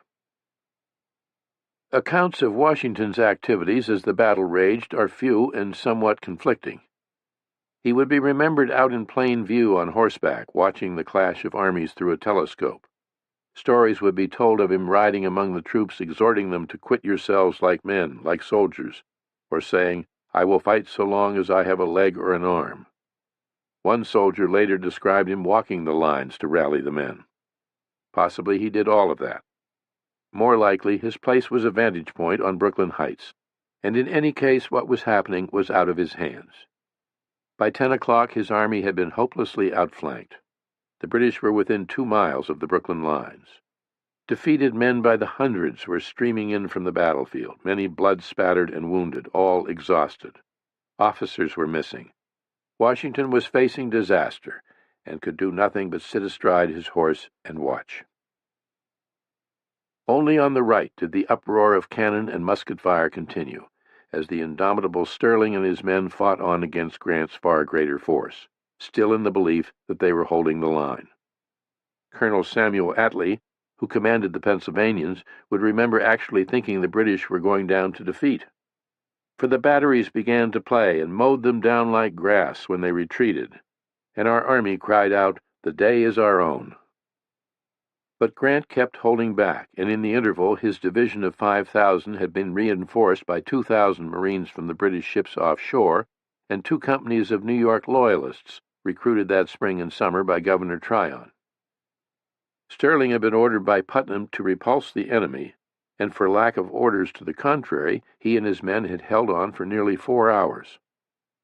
With great pride and no exaggeration, Colonel John Haslett would describe how his Delawares stood with determined countenance in close array, their colors flying, the enemy's artillery playing on them all the while, and the enemy, though 6 times their number, not daring to attack. But they had stayed too long.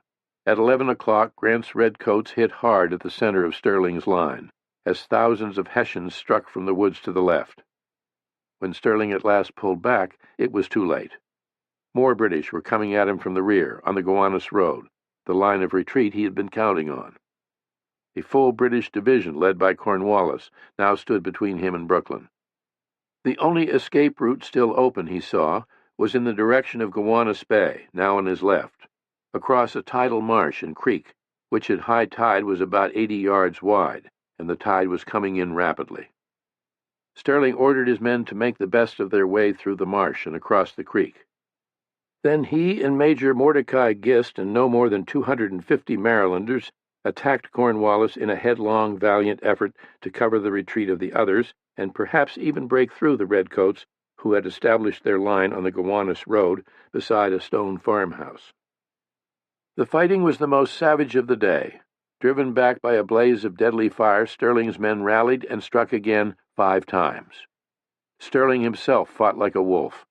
The Marylanders, who until that morning had never faced an enemy, fought no less tenaciously than their commander. Washington, watching from a Brooklyn hill, is said to have cried out as he saw the Marylanders cut down time after time, "Good God, what brave fellows I must this day lose."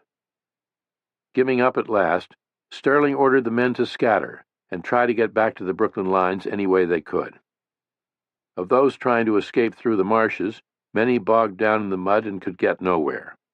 Men unable to swim struggled pitifully in the swift tide of the creek and under a hail of musket fire. Some officers swam their horses across.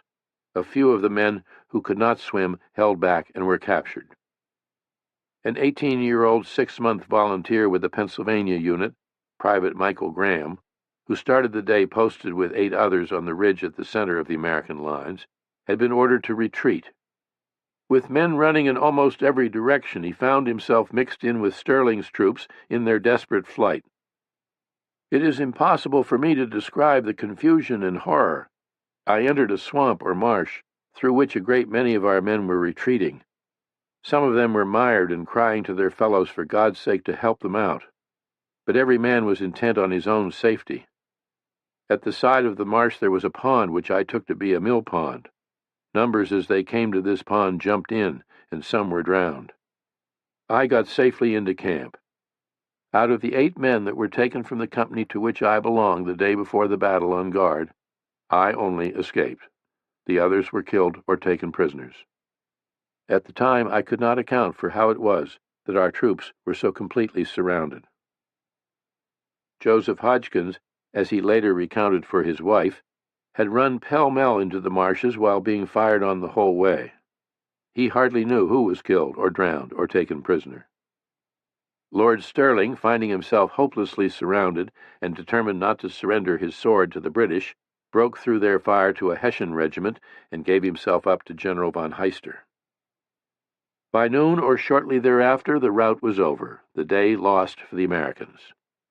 British troops, having advanced so far so rapidly, wanted to keep going and carry the attack straight to the Brooklyn works. Numbers of British officers, too, felt it was no time to stop. But Howe ordered a halt. In his original plan, General Clinton had said the principal attacks, while vigorous, should not be pushed too far. The only exception was the all-important flanking attack, which, he said, should be pushed as far as it will go. Clinton would later write of Howe's decision to halt, "I had at the moment but little inclination to check the ardor of our troops when I saw the enemy flying in such a panic before them." Howe himself, recalling the mood of the men, would later write that it required repeated orders to prevail on them to desist. It had been the first great battle of the Revolution, and by far the largest battle ever fought in North America until then. Counting both armies and the Royal Navy, more than 40,000 men had taken part. The field of battle ranged over 6 miles, and the fighting lasted just over 6 hours.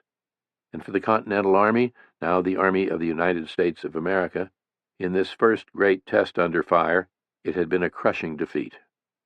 "Oh, doleful, doleful, doleful," scrawled Chaplain Philip Fithian in his diary, expressing only the obvious. To the British it was a glorious day, a cheap and complete victory, in the terse summation of General Grant.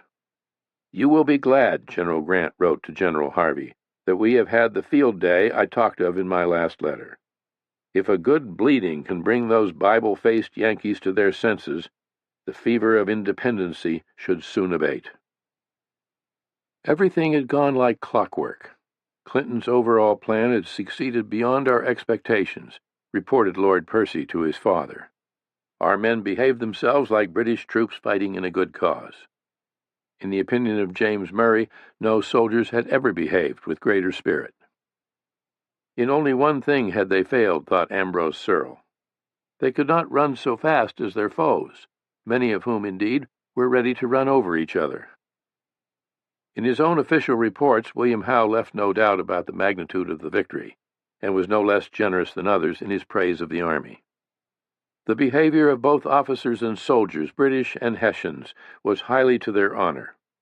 More determined courage and steadfastness in troops have never been experienced, or a greater ardor to distinguish themselves, as all those who had an opportunity have amply evinced by their actions.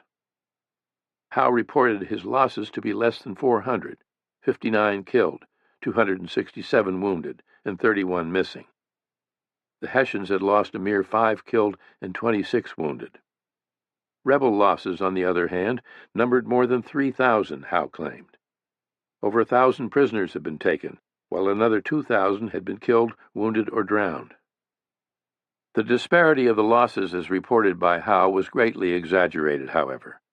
Washington, unable to provide an exact count, would later estimate in a report to Congress that about 700 to 1,000 of his men had been killed or taken prisoner. General Parsons, who had succeeded in avoiding capture, wrote that in the course of the battle the number of American dead he and his men had collected, taken together with the heap the enemy made, amounted to 60. And while the total loss was still impossible to know, Parsons judged the number of killed would be inconsiderable. Some of the other officers who had been in the thick of the fight were convinced that the British had suffered more men killed than had the Americans, but that the British took the most prisoners. Very few on the American side were ready to acknowledge just how severe a defeat it had been. In fact, American losses, though far less than what Howe had reported, were dreadful. As close as can be estimated, about 300 Americans had been killed and over 1,000 taken prisoner, including 3 generals, Sullivan, Sterling, and Nathaniel Woodhull. Sullivan and Sterling were to be treated with marked courtesy by their captors, would even dine with Lord Howe on board the Eagle, but Woodhull died of wounds a few days later. Among the swarms of prisoners in British hands were Captain Samuel Attlee and Lieutenant Jabez Fitch. Attlee was marched under guard to General Howe's headquarters at Bedford, where he and other prisoners were subjected to the most scurrilous and abusive language, both from officers, soldiers, and camp ladies, everyone demanding of the guard why we were taken, why we were not put to the bayonet. Jabez Fitch, who had fought through the long day and surrendered only after being surrounded, was confined with a great number of prisoners in a barn, where he did all he could to comfort his friend and company commander, Captain John Jewett, who had been bayoneted twice in the chest and stomach and was in excruciating pain. I sat with him most of the night and slept but very little, Fitch wrote. The captain was sensible of his being near his end, often repeating that it was hard work to die. The father of 10 children, Jewett made Fitch promise to describe the circumstances of his death to his wife. Later, Fitch would write to tell her that her husband had received his mortal wounds with a bayonet after he was taken prisoner and stripped of his arms and part of his clothes. Accounts of British, Scottish, and Hessian soldiers bayoneting Americans after they had surrendered were to become commonplace. There were repeated stories of Hessians pinning Americans to trees with their bayonets. A letter said to have been written by an unnamed British officer appeared in the Massachusetts Spy, describing how readily surrendered Americans were dispatched. The Hessians and our Highlanders gave no quarters, the letter read, and it was a fine thing to see with what alacrity they dispatched the rebels with their bayonets after we had surrendered them so that they could not resist. You know all stratagems are lawful in war, especially against such vile enemies to their king and country. Numbers of individual Americans were indeed severely beaten after surrendering, or, like Captain Jewett, run through with bayonets, as reliable accounts attest. But no mass atrocities were committed. The letter in the Massachusetts Spy, a letter quoted repeatedly, was very likely a fake, fabricated as propaganda.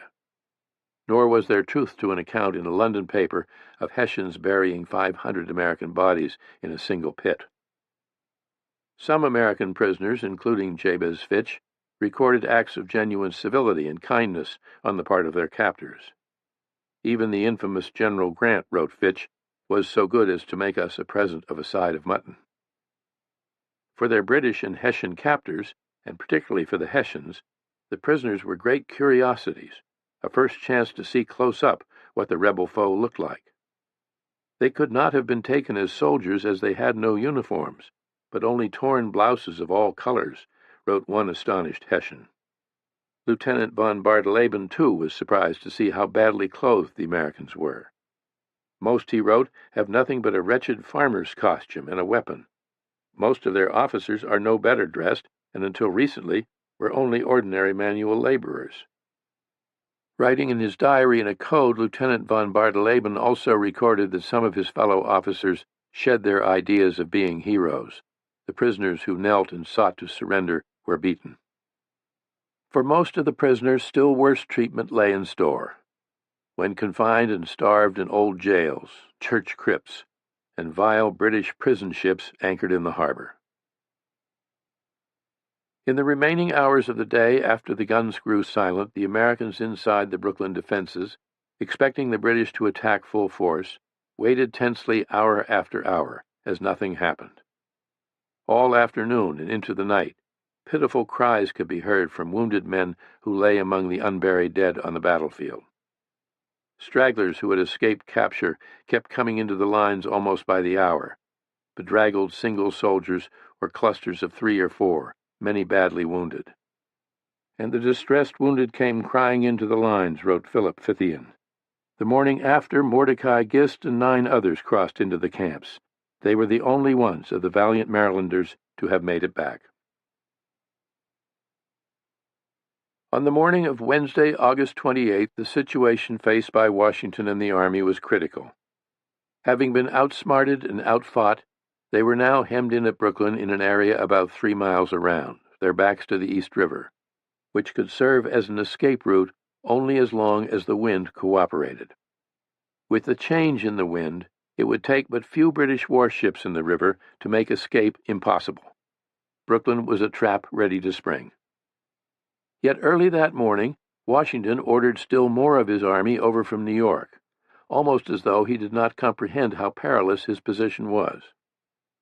2 Pennsylvania regiments and Colonel Glover's Massachusetts troops, approximately 1,200 men, crossed the river and marched into the Brooklyn entrenchments with considerable show. Possibly it was this, the show, that Washington wanted, and if so, he succeeded. The sight of the new troops, wrote the Pennsylvania officer Alexander Graydon, brought a marked change. The faces that had been saddened by the disasters of yesterday assumed a gleam of animation on our approach. accompanied with a murmur that these were the lads that might do something. In command of the fresh Pennsylvania brigades was handsome, self-assured Thomas Mifflin, formerly of Washington's staff at Cambridge, and now, at 32, a brigadier general. Mifflin immediately volunteered to survey the outermost defenses and report back to Washington, little expecting the part he was soon to play.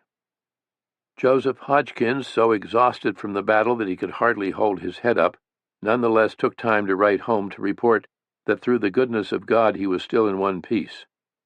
Like everyone, he expected at any moment to be in action again. "The enemy are within 1.5 miles of our lines," he noted. The weather had changed dramatically from the day before. Under darkening skies, the temperature dropped 10 degrees. Riflemen in the outermost defenses were ordered to keep up a steady fire at the enemy, if only to raise spirits, and the British fired back steadily on into the afternoon, when the clouds opened in a cold, drenching downpour, the start of a northeastern storm that brought still further misery to the defeated army. "Afternoon at 3, an alarm gun in the midst of a violent rain," wrote Philip Fithian. "Drums heavily calling to arms. Men running promiscuously and in columns to the lines. All the time the rain falling with an uncommon torrent. The guns of the whole army are wetted. And after the alarm was over, which was occasioned by the regulars coming in a greater body than usual to drive our riflemen, our troops fired off their guns quite till evening, for it seemed indeed dangerous to walk within our own lines. For we could from every part hear perpetually firing, and continually hear the cannon balls pass over us." The storm and the roar of the guns continued into the night.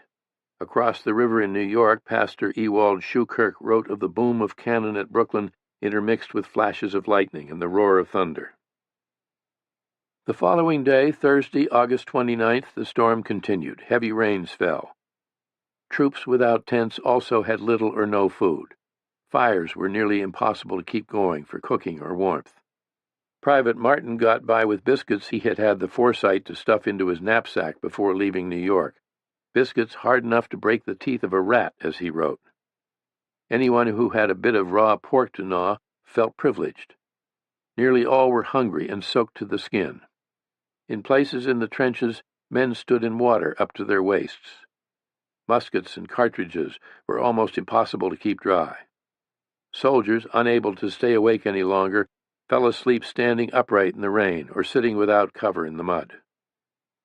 Washington, who had had little or no sleep, sent off a brief, somewhat incoherent report to Congress at 4:30 in the morning, saying his people were much distressed. Of the defeat the day before, he said only that there had been an engagement with the enemy and that he had heard nothing from General Sullivan or Lord Stirling. "Nor can I ascertain our loss."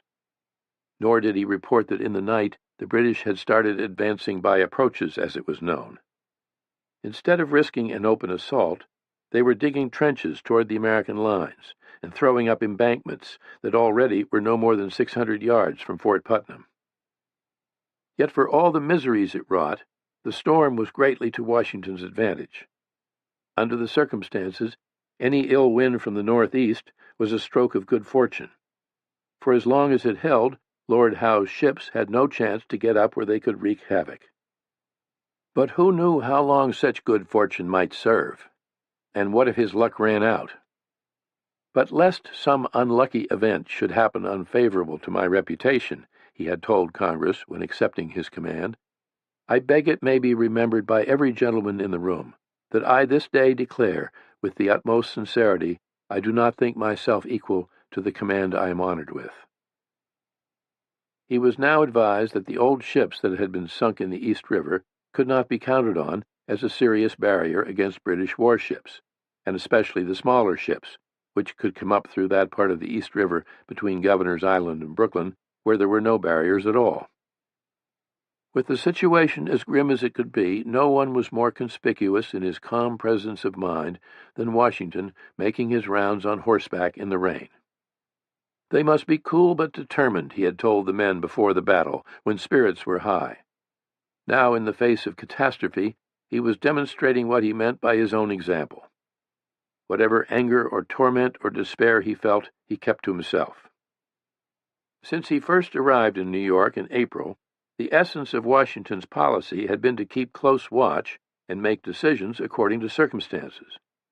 Sometime before noon, having heard General Mifflin's report on the progress made by the British with their approaches during the night, as well as the strongly expressed views of Joseph Reed, and having looked things over himself, he made a momentous decision. A secret and deliberately deceiving urgent message went off to General Heath at King's Bridge. Every flat-bottomed boat or sloop, almost any watercraft available, was to be rounded up without delay for the reason that we have many battalions from New Jersey which are coming over to relieve others here. The message was signed by Mifflin. Washington would later recall emphasizing that there be no ceremony in carrying out the order, meaning that whatever boats would serve should be confiscated on the spot. Heath assigned the roundup to Colonel Hugh Hughes, a New York schoolteacher who, in pursuit of his mission over the next 24 hours, would scarcely ever dismount from his horse. At 4 in the afternoon, with still no let-up in the rain, Washington called a meeting with his generals at the Livingston Mansion on the brow of Brooklyn Heights overlooking the river. Mifflin, who had advised Washington that he must either fight or retreat immediately, asked to be the one to propose the retreat, with the understanding that if it were agreed on, he and the Pennsylvania Regiment would serve as the rear guard in the outermost defenses, and thus hold the line until the rest of the army had departed. This would be the most dangerous assignment of all, and he insisted it be his, Mifflin told Washington, lest by proposing retreat his reputation should suffer. In the words of the minutes of the meeting, it was submitted to the consideration of the Council whether, under all circumstances, it would not be eligible to leave Long Island and its dependencies, fortifications, and remove the army to New York. Only one man expressed doubts, General John Moran Scott, a leading New York attorney, an ardent patriot-turned-soldier. As it was suddenly proposed, I as suddenly objected to it, Scott later wrote, from an aversion to giving the enemy a single inch of ground, but was soon convinced by the unanswerable reasons for it.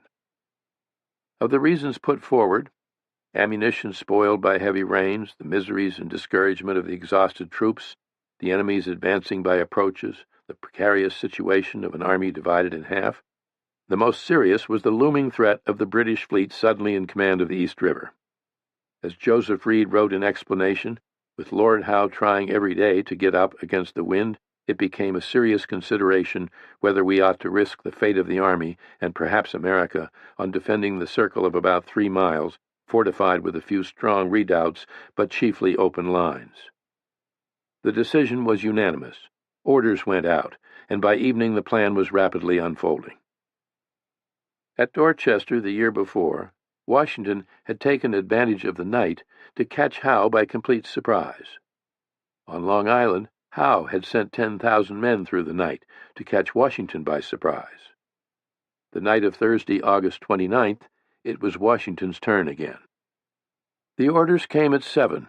The troops were to be under arms with packs and everything. It was to be a night attack on the enemy, they were told.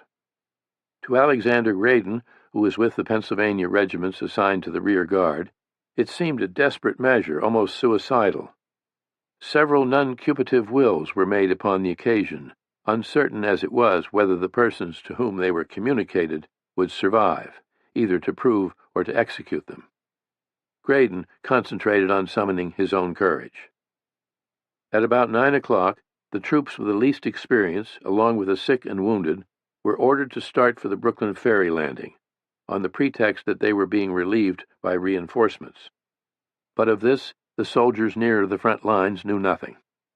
The thing was conducted with so much secrecy, wrote another of the Pennsylvanians, Lieutenant Tench Tilghman, that neither subalterns or privates knew that the whole army was to cross back again to New York, nor were the officers told. Alexander Graydon kept thinking what extreme rashness it was to order an attack, given the condition of the men and their rain-soaked arms. The more he thought, the more puzzled he became, until suddenly it flashed upon my mind that a retreat was the object, and that the order for assailing the enemy was but a cover to the real design. The fellow officers to whom he confided his thoughts dared not suffer themselves to believe it. Others elsewhere in the forts and defenses began thinking that a night escape had to be the true intent, and to weigh the risks involved.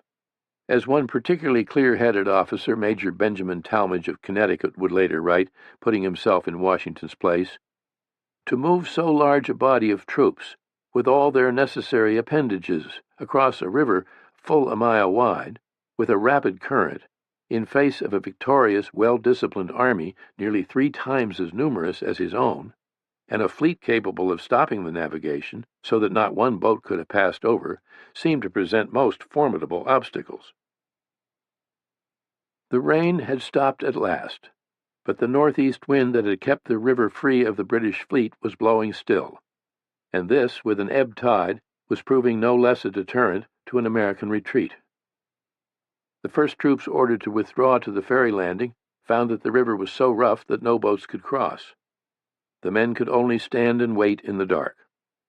According to one account, General Alexander McDougall, who was in charge of the embarkation, sent Washington a message saying that with conditions as they were, there could be no retreat that night. It was about 11 o'clock when, as if by design, the northeast wind died down.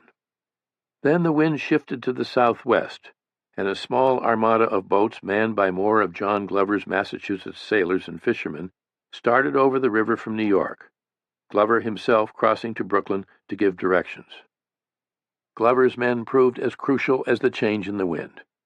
In a feat of extraordinary seamanship, at the helm and manning oars hour after hour, they negotiated the river's swift contrary currents in boats so loaded with troops and supplies, horses and cannon, that the water was often but inches below the gunwales, and all in pitch dark, with no running lights. Few men ever had so much riding on their skill, or were under such pressure, or performed so superbly. As the boats worked back and forth from Brooklyn, more troops were ordered to withdraw from the lines and march to the ferry landing. And tedious was the operation through mud and mire, one man remembered. Wagon wheels, anything that might make noise, were muffled with rags. Talking was forbidden. "We were strictly enjoined not to speak or even cough," wrote Private Martin. All orders were given from officer to officer and communicated to the men in whispers. They moved through the night like specters. As one regiment left their station on guard, the remaining troops moved to the right and left and filled up the vacancies, wrote Benjamin Talmadge, recalling also that for many of the men it was their 3rd night without sleep. Washington, meanwhile, had ridden to the ferry landing to take personal charge of the embarkation. The orderly withdrawal of an army was considered one of the most difficult of all maneuvers, even for the best trained soldiers. And the fact that Washington's ragtag amateur army was making a night withdrawal in perfect order and silence thus far seemed more than could be hoped for. The worst fear was that by some blunder the British would discover what was afoot and descend with all their superior force. Those in greatest jeopardy, the troops in Mifflin's vanguard, were still holding the outer defenses. Waiting their turn to be withdrawn, they kept busy creating enough of a stir and tending campfires to make it appear the army was still in place, knowing all the while that if the enemy were to become the wiser, they stood an excellent chance of being annihilated. In the event of a British attack, they were supposed to fall back and rally at the old Dutch church in the middle of the road in the village of Brooklyn. As the hours passed, there was no mistaking the sound of British picks and shovels digging steadily toward them in the darkness. The full garrison at Fort Sterling on Brooklyn Heights also had orders to stay through the night, as cover against an attack by enemy ships.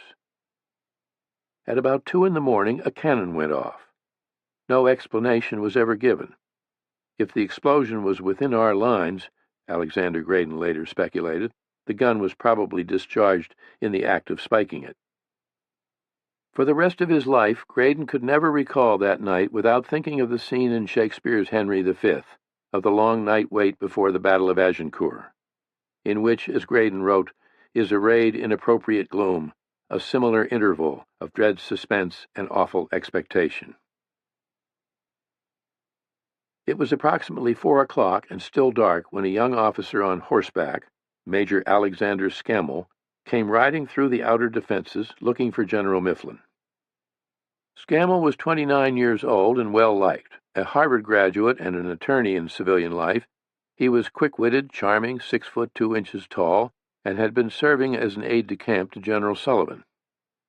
Scammell told Mifflin the boats were ready at the river landing and that Washington was anxiously waiting for the arrival of the last remaining troops. Mifflin said Scammell had to be mistaken. He could not imagine that Washington meant his own vanguard. Scammell insisted he was not mistaken, saying he had ridden from the extreme left where he had ordered all troops he met to march for the ferry, that they were then on the move, and that he would continue on to give the same orders. Mifflin then ordered General Edward Hand to form up the regiment and move out as soon as possible. But Scammell was mistaken. He had misunderstood Washington. The order was a blunder of exactly the kind that could spell disaster. The troops left the trenches and started for the river without delay, until just beyond the Dutch church, within a half-mile of the landing, where the column halted. Washington, astride his horse in the middle of the road, demanded to know what was going on.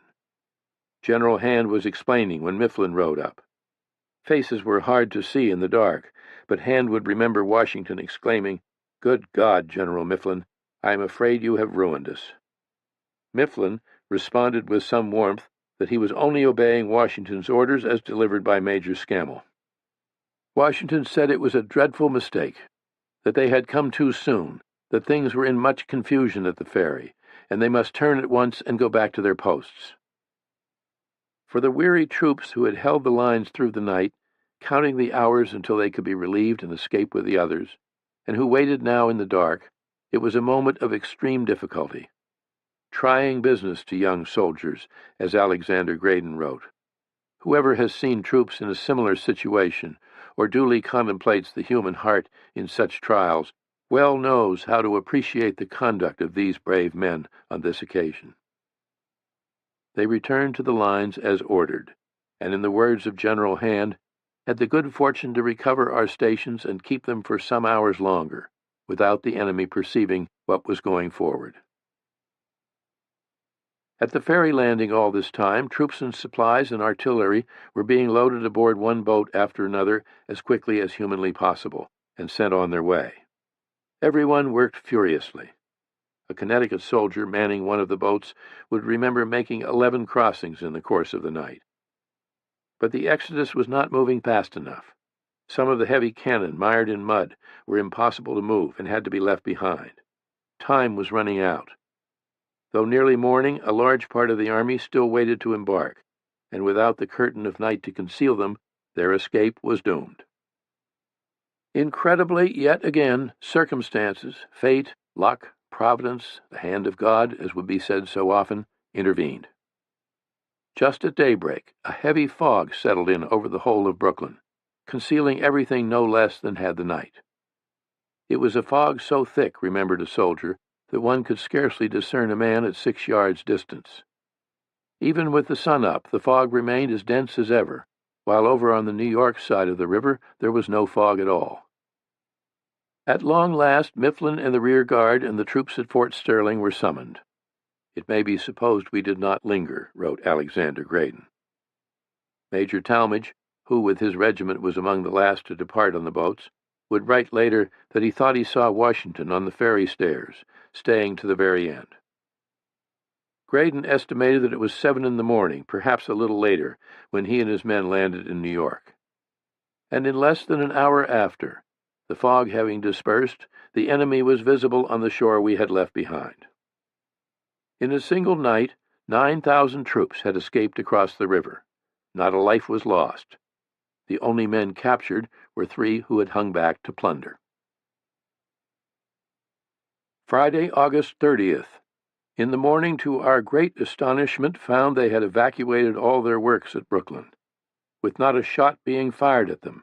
Neither could our shipping get up for want of wind, and the whole escaped to New York. The immediate reaction of the British was, as Major Stephen Kemble recorded in his diary, one of utter astonishment. That the rebel army had silently vanished in the night under their very noses was almost inconceivable. The surprise for the British was no less than it had been the morning of March 5th at Boston, when they awakened to see the guns of Ticonderoga on Dorchester Heights. The great difference now was a feeling of relief, not dread. All at once, the whole of Brooklyn and its elaborate defenses were theirs for the taking, and the rebels were on the run. "We cannot yet account for their precipitate retreat," wrote General Grant. Like many of the British, Grant failed to understand how the Americans, having labored for months on their massive fortifications, could so readily abandon them. General Howe had performed most admirably and deserved his success, Grant thought. The lesson of Brooklyn, Grant decided, was that if pushed, the Americans would never face the King's troops again. Lord Percy agreed. "They feel severely the blow of the 27th, he wrote to his father, "and I think I may venture to assert that they will never again stand before us in the field. Everything seems to be over with them, and I flatter myself now that this campaign will put a total end to the war. To Lord Germain as well he predicted, this business is pretty near over." General Clinton, justifiably proud of his role in the triumph, wrote to his sister that he expected to be home by Christmas. As many officers as could came to see the rebel works and enjoy the view from Fort Sterling.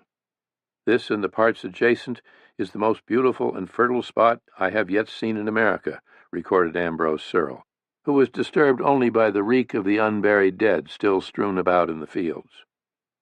As for the rebels and their flight, Searle, like many of the British, thought that they had behaved very ill as men. But there were those, including General Grant, who saw that the Americans had made a daring and superbly executed move. They had wisely gotten out when they did, General Clinton would later comment, and very ably effected the retreat of their whole army. Charles Stedman, an officer under Lord Percy, would later write a widely respected history of the war, one of the few histories by someone who was actually in the war, in which he called the retreat particularly glorious to the Americans.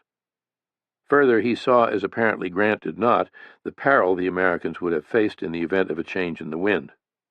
Had the Phoenix and the Rose, with their combined 72 guns, fetched up into the East River as they had done before on the Hudson, Stedman emphasized, any chance of escape would have been cut off most completely. As commendable as Washington's leadership during the retreat had been, good luck had played a very large part, and wars were not won by withdrawals, however well handled. Nor could a successful evacuation compensate for the losses suffered in dead and wounded, and the 1,000 or more who had been taken prisoner by the enemy. The Battle of Brooklyn, the Battle of Long Island as it would later be known, had been a fiasco. Washington had proven indecisive and inept. In his first command on a large-scale field of battle, he and his general officers had not only failed, they had been made to look like fools. Almost from the moment he took command in New York, Washington had put himself in an impossible position. He had failed to recognize that whether the British were to attack Manhattan or Long Island, he was in a trap either way. General Lee had seen clearly that whoever commands the sea must command the town, and from the moment Washington chose to ignore that warning, he was in trouble. Dividing his army, he had counted on his ability to respond to circumstances as need be, as though moving his forces back and forth over the East River would always be his choice to make. On the very eve of the British attack on Long Island, he was still baffled over whether it was the real thing, and if so, what he ought to do. For the British, everything went as planned, from the landing at Gravesend Bay to the night march of 10,000 men through the Jamaica Pass to the battle itself. For Washington, almost nothing went as planned. The assumption that the British would make an all-out frontal assault at Brooklyn, as at Bunker Hill, and as they had seemed ready to repeat at Dorchester Heights, was the heart of the American strategy, and it was largely wishful thinking. So quickly, so completely was Washington outmaneuvered, the battle was virtually over before it began. It was as though in all his anguish over where and how he might be outflanked by water, he forgot that it could happen on land. How a man so characteristically insistent that things be done just so, who took such care about details, could have let the Jamaica Pass stand unguarded is impossible to explain, and particularly when he had spent the full day at Brooklyn, August 26th, studying the situation. Washington never accounted for his part in what happened at the Battle of Long Island, and for many, the brilliant success of the night escape would serve both as proof of his ability and a way to ease the humiliation and pain of defeat. The Americans could also rightly claim that they had been vastly outnumbered by a far better trained army, and that given the odds against them, they had in several instances shown exemplary courage and tenacity. General Putnam was blamed for not ordering Sterling to withdraw sooner. Sullivan was blamed for knowing too little about the terrain. Putnam and Sullivan were both faulted for leaving the Jamaica Pass unattended. Colonel Samuel Miles, the one supposed to be in charge of the left flank, later claimed to have had a hunch the enemy would make use of the Jamaica Pass, yet he had done nothing about it. Sterling, for all his bravery, was criticized for trying to fight the British on the open field in their own fashion. Many, including Henry Knox, would insist that had Nathaniel Greene, with his familiarity with every detail of the heights of Gowan, been present, the British would have met stiff opposition at the Jamaica Pass, and things would have gone differently. Possibly they could have. Greene's illness and consequently absence was without question one of Washington's severest blows. Washington would hold Sullivan largely to blame for too little vigilance at the Jamaica Pass, thus implying that in his view Greene would have never allowed a British surprise to succeed there. But in fact, a British victory had been certain all day, no matter what the Americans did. The struggle might have lasted longer, the cost to the British might have been greater, but outnumbered by such superior troops and without control of the sea, Washington and his army never really had a chance, and this quite apart from the far greater experience of the British command. General Howe's decision not to continue the attack the afternoon of the battle would be a subject of endless speculation and debate. Among Howe's severest critics was Captain John Montresor, who, the morning of August 30th, had been the first to discover that the Americans had vanished in the night. To Montresor there was no question that Howe should have pressed the attack, and that to have failed to do so was a grievous mistake. "Never pursues his victories," was Montresor's curt assessment of William Howe. General Clinton, too, seemed to feel that with the Americans flying in such a panic, Howe had as good a chance as he would ever have to finish them off and end the war at a stroke. But Clinton would never say so when questioned. Rather, he would write that had he been in Howe's position, he, too, would have judged it prudent to hold back. In testimony before Parliament, General Cornwallis would refuse to say that the Brooklyn lines could have been taken by an immediate attack, and said that at the time he never heard anyone claim that they could have been. The Americans had wanted another Bunker Hill. Howe, remembering Bunker Hill, had no desire to squander lives with another bloody frontal attack on an army dug in on a hill, if, with a little patience, that same hill could be taken by less costly means. It was apparent the lines must have been ours at a very cheap rate by regular approaches, he would say in explanation. I could not risk the loss that might have been sustained in the assault. Had Howe pressed on the afternoon of the 27th, the British victory could have been total. Or had the wind turned earlier, and the British Navy moved into the East River, the war and the chances of an independent United States of America could have been long delayed, or even ended there and then. When news of the battle, together with Howe's exaggerated estimates of American losses, at last reached London, it caused a sensation. A victory so grand, said the press, fully controverted all the full-mouthed predictions of the opponents of the war. Edmund Burke, Charles Fox, and others in Parliament opposed to the war were as downcast as prominent Tories were jubilant. "News to enliven our countenances," the Tory historian Edward Gibbon called it. "All Britain was in an ecstasy which I cannot express," a friend wrote to Henry Clinton. Bells were rung in London and in rural hamlets, windows lighted with candles.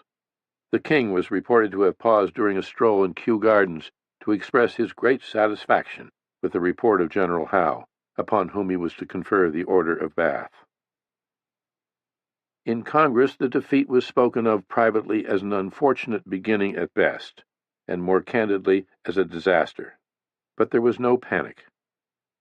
Elsewhere in the country, early reports of the battle were taken at first as Tory news. Afterward, great anxiety, if not panic, set in. "All in solicitude," recorded the Reverend Ezra Stiles at his home in Newport. "Tories rejoicing, Sons of Liberty dejected." Newspapers put heavy emphasis on Washington's daring night retreat, calling it renewed cause for confidence in the army and in Washington most of all. The escape from Brooklyn was a masterpiece, read a report in the New England Chronicle.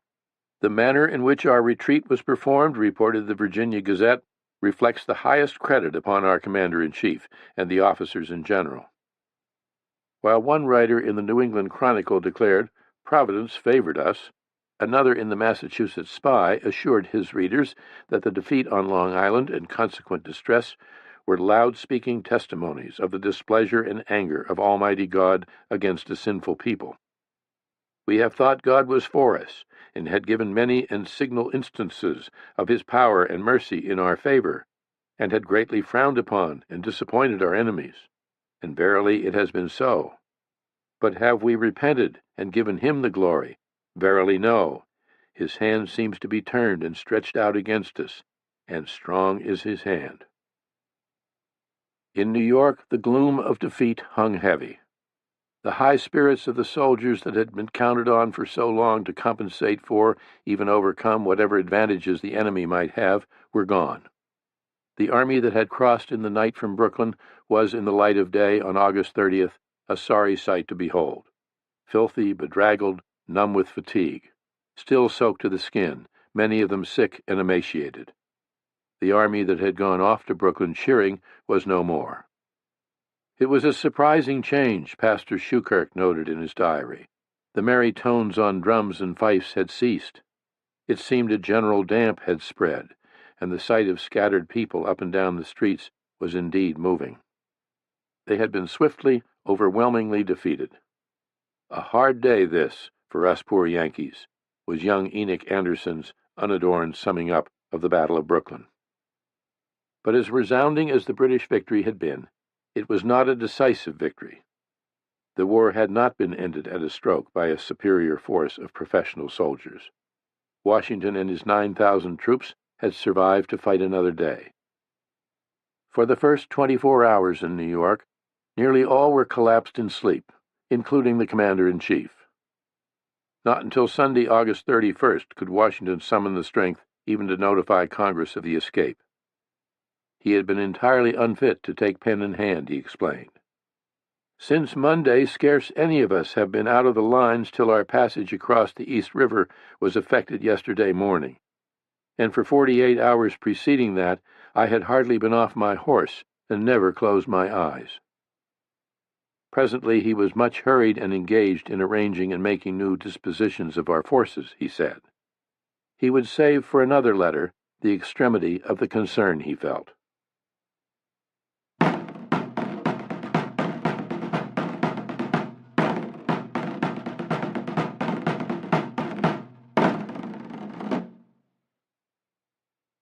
Part 3. The Long Retreat. These are the times that try men's souls. Thomas Paine, The Crisis, December 1776. Chapter 6. Fortune Frowns. We want great men who, when fortune frowns, will not be discouraged. Colonel Henry Knox. "I have only time to say I am alive and well," Joseph Reed reported to his wife Esther. His spirits, however, were but middling. "The justice of our cause, the hope of success, and every other circumstance that can enliven us, must be put into the scale against those of a contrary kind, which I allow to be serious. My honor, duty, and every other tie held sacred among men, call upon me to proceed with firmness and resolution. My country will, I trust, yet be free, whatever may be our fate, who are cooped up, or in danger of being so, on this tongue of land where we ought never to have been. It was a mere point of honor which keeps us here," he had written earlier to a friend. Now, in the dismal aftermath of defeat, the idea of risking the fate of America in defense of New York seemed so senseless that submitting to the dispensations of Providence, as he said, was about the only recourse left. The army that had shown such remarkable discipline and unity through the long night of escape from Brooklyn had rapidly become engulfed with despair, turned surly and out of hand. Gangs of soldiers roamed the streets of New York, breaking into houses and taking whatever they wanted. Even Lord Stirling's mansion at the corner of Broad and Beaver Streets was wantonly ransacked. Joseph Hodgkins, already as downcast as he had ever been over the defeat, learned in a letter from his wife of the death of their small ailing son. It was heavy news, he told her. He was trying hard not to be discouraged over the way the war was going. But only consider a minute, we have been all this summer digging and building of forts to cover our heads, and now we've been obliged to leave them, and now we are here and not one shovelful of dirt to cover us. I don't write this to discourage you or to increase your trouble, but only to let you know as near as I can of our circumstances. Still concerned for her, he wrote again the next day to assure her he himself had suffered no real damage thus far. I had my sleeve button shot out of my sleeve, and the skin a little grazed, but through mercy received no other hurt. There was no mention of giving up and coming home. But others by the hundreds were doing just that, many walking off with their arms and ammunition. One soldier was found lugging a cannonball to give to his mother, he explained, to use to pound mustard seed. Entire Connecticut militia units were departing en masse, saying they had had enough. The roads in Connecticut and New Jersey were filled with soldiers heading home. Probably 1 in 4 carried disease, and those who did not spread their own corrosive discouragement. Men in the ranks complained they'd been sold out. Some were openly saying they longed for the return of General Lee. Washington's leadership was in question. Colonel John Hazlitt wrote to Caesar Rodney, a delegate to the Congress, "I fear General Washington has too heavy a task, assisted mostly by beardless boys." Henry Knox, whose faith in Washington never faltered, wrote to his wife that the pressing need was for great men who, when fortune frowns, will not be discouraged. If there was a grievous flaw in how things were being run, it was the stupid parsimony of the Congress. Washington had concluded his general orders for September 2nd with a call for steadfastness and valor in the defense of New York. Now is the time for every man to exert himself and make our country glorious or become contemptible. But by all signs his words had little effect. Indeed, in a letter written to Congress that same day, Washington portrayed much of the army as plainly contemptible. The militia, instead of calling forth their utmost efforts to a brave and manly opposition, in order to repair our losses, are dismayed, intractable, and impatient to return. Great numbers of them have gone off, in some instances almost by whole regiments. Worse, their example had infected others to the point that he no longer had confidence in the army as a whole, and for the first time questioned whether New York had become a lost cause. He needed to know from Congress whether, in the event he had to abandon the city, it should be left to stand as winter quarters for the enemy, meaning, should it be burned. They would derive great conveniences from it, on the one hand, and much property would be destroyed on the other. The question, he wrote, allowed but little time for deliberation. The letter went immediately off to Philadelphia, where, as it happened, General John Sullivan arrived that same day, September 2nd, having been temporarily paroled by Lord Howe to deliver a peace overture to Congress. Washington, who took a dim view of Sullivan's mission, had nonetheless given his approval, feeling it was not for him to withhold whatever Howe had to say. As Sullivan reported, his lordship, being desirous of an accommodation with America, wished to meet almost any place with a delegation from Congress. British troops all the while were advancing on the opposite shore of the East River, heading north in the direction of King's Bridge. Then in the dark of night, September 3rd, the first enemy ship, the frigate Rose, towing 30 flatboats, started up the river with the north-flowing tide, anchoring ultimately in the mouth of Newtown Creek, directly across from a large cove on the New York side known as Kip's Bay. The day after brought a mighty movement of troops and more flatboats up the East River, while 2 more frigates, the Repulse and Pearl, sailed into the Hudson. In Philadelphia, Congress resolved that in the event General Washington found it necessary to withdraw from New York, there must be no damage done to the city, as Washington was informed in a letter from John Hancock. And as if to underscore how little the members of Congress comprehended the actual situation, it was further stated that they had no doubt of being able to recover the city should the enemy obtain possession of it. Where the British would strike was as uncertain as it had been from the start. What Washington feared most was an attack from the rear in the vicinity of King's Bridge, and having convinced himself that this was Howe's intention, he began moving troops there. General Heath warned that the enemy might land on the coast of Westchester County, beyond the Harlem River. Everything depended on reliable intelligence, Washington told Heath, and he had none. He urged Heath to leave no stone unturned, or spare any expense, in finding out all he could as soon as possible. "We think, at least I do, that we cannot stay," Joseph Reed wrote again to his wife, "and yet we do not know how to go, so that we may be properly said to be between hawk and buzzard." Reed, who seemed older and wiser than his years, had tried always to take a large philosophical view of life's travails, and this, in combination with a natural cheerfulness and a strong analytical mind, had put him at the head of the legal profession in Philadelphia while still in his early 30s. But it was a struggle now for him to offer even a fragment of hope. It was the sluggards and skulkers, the tavern patriots and windy politicians, who evoked a wrath he could not contain. "When I look round and see how few of the numbers who talk so largely of death and honor are around me, and that those who are here are those from whom it was least expected, I am lost in wonder and surprise. Your noisy sons of liberty are, I find, the quietest in the field. An engagement, or even the expectation of one, gives a wonderful insight into character." Though an observer only through the Battle of Brooklyn, Reed had been with Washington throughout. For 6 days there had not been time even for a change of clothes, and like Washington, he had had no sleep for several nights. Whether he could continue to bear up under the strain and fatigue, as Washington seemed able to do, remained to be seen. Esther, as she wrote, hoped he would come home to be with her at the birth of their 4th child. It was thought that the American army, spread now from the Battery to King's Bridge, numbered 20,000, but with men deserting in droves it was difficult to tell. Perhaps a quarter of the men were sick, and officers, as well as men in the ranks, feigned sickness. One of the most seriously ill had recovered, however, and with immediate consequences. On September 5th, Nathanael Greene returned to duty and promptly submitted to Washington an emphatic, closely reasoned argument for abandoning New York at once. If illness had denied him the chance to play a part at Brooklyn, he had by no means let his mind drift from the fate of the army, or all that was at stake.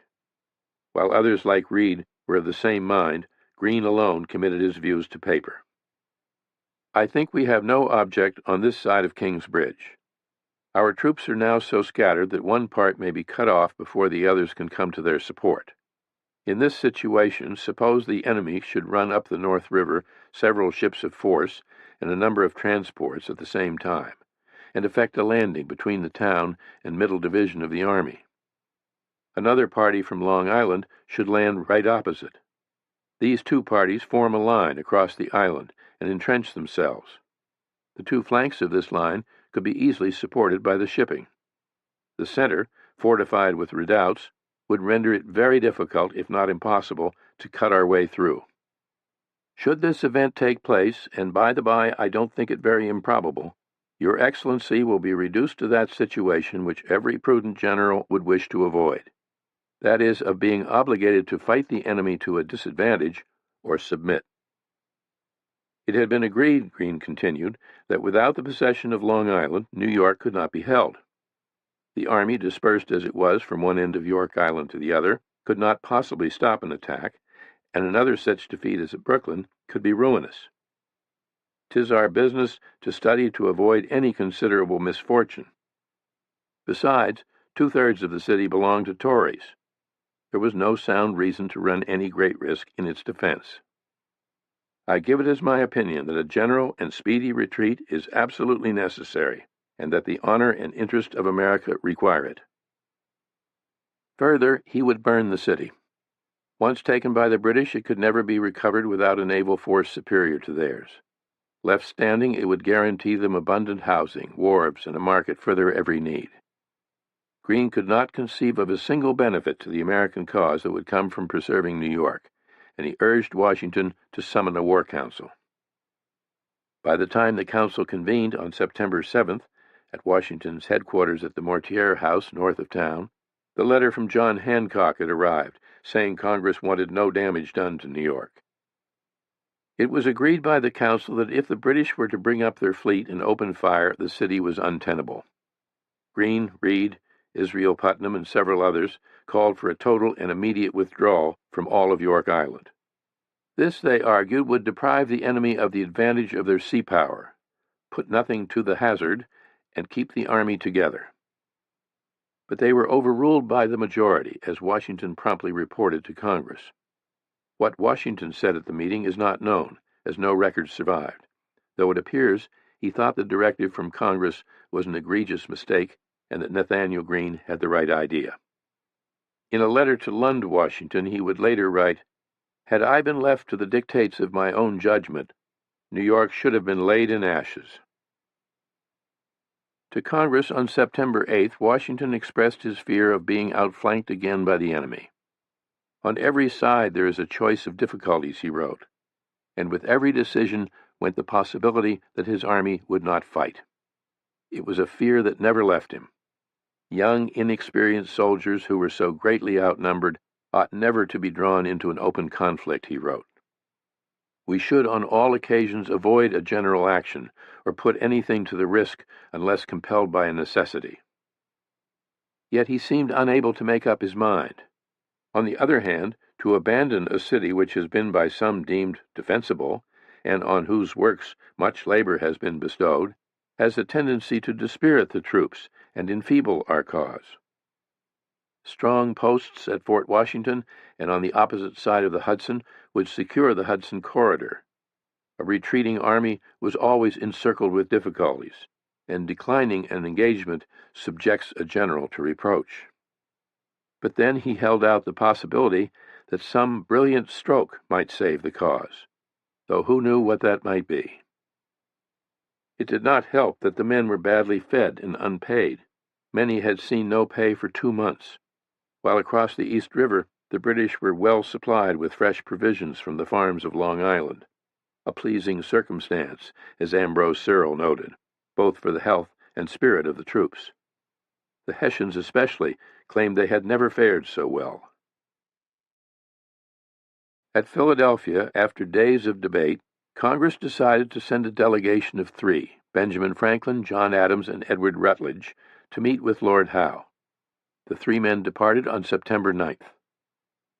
On September 10th, advancing British forces crossed from Long Island to occupy Montresor's Island at the mouth of the Harlem River.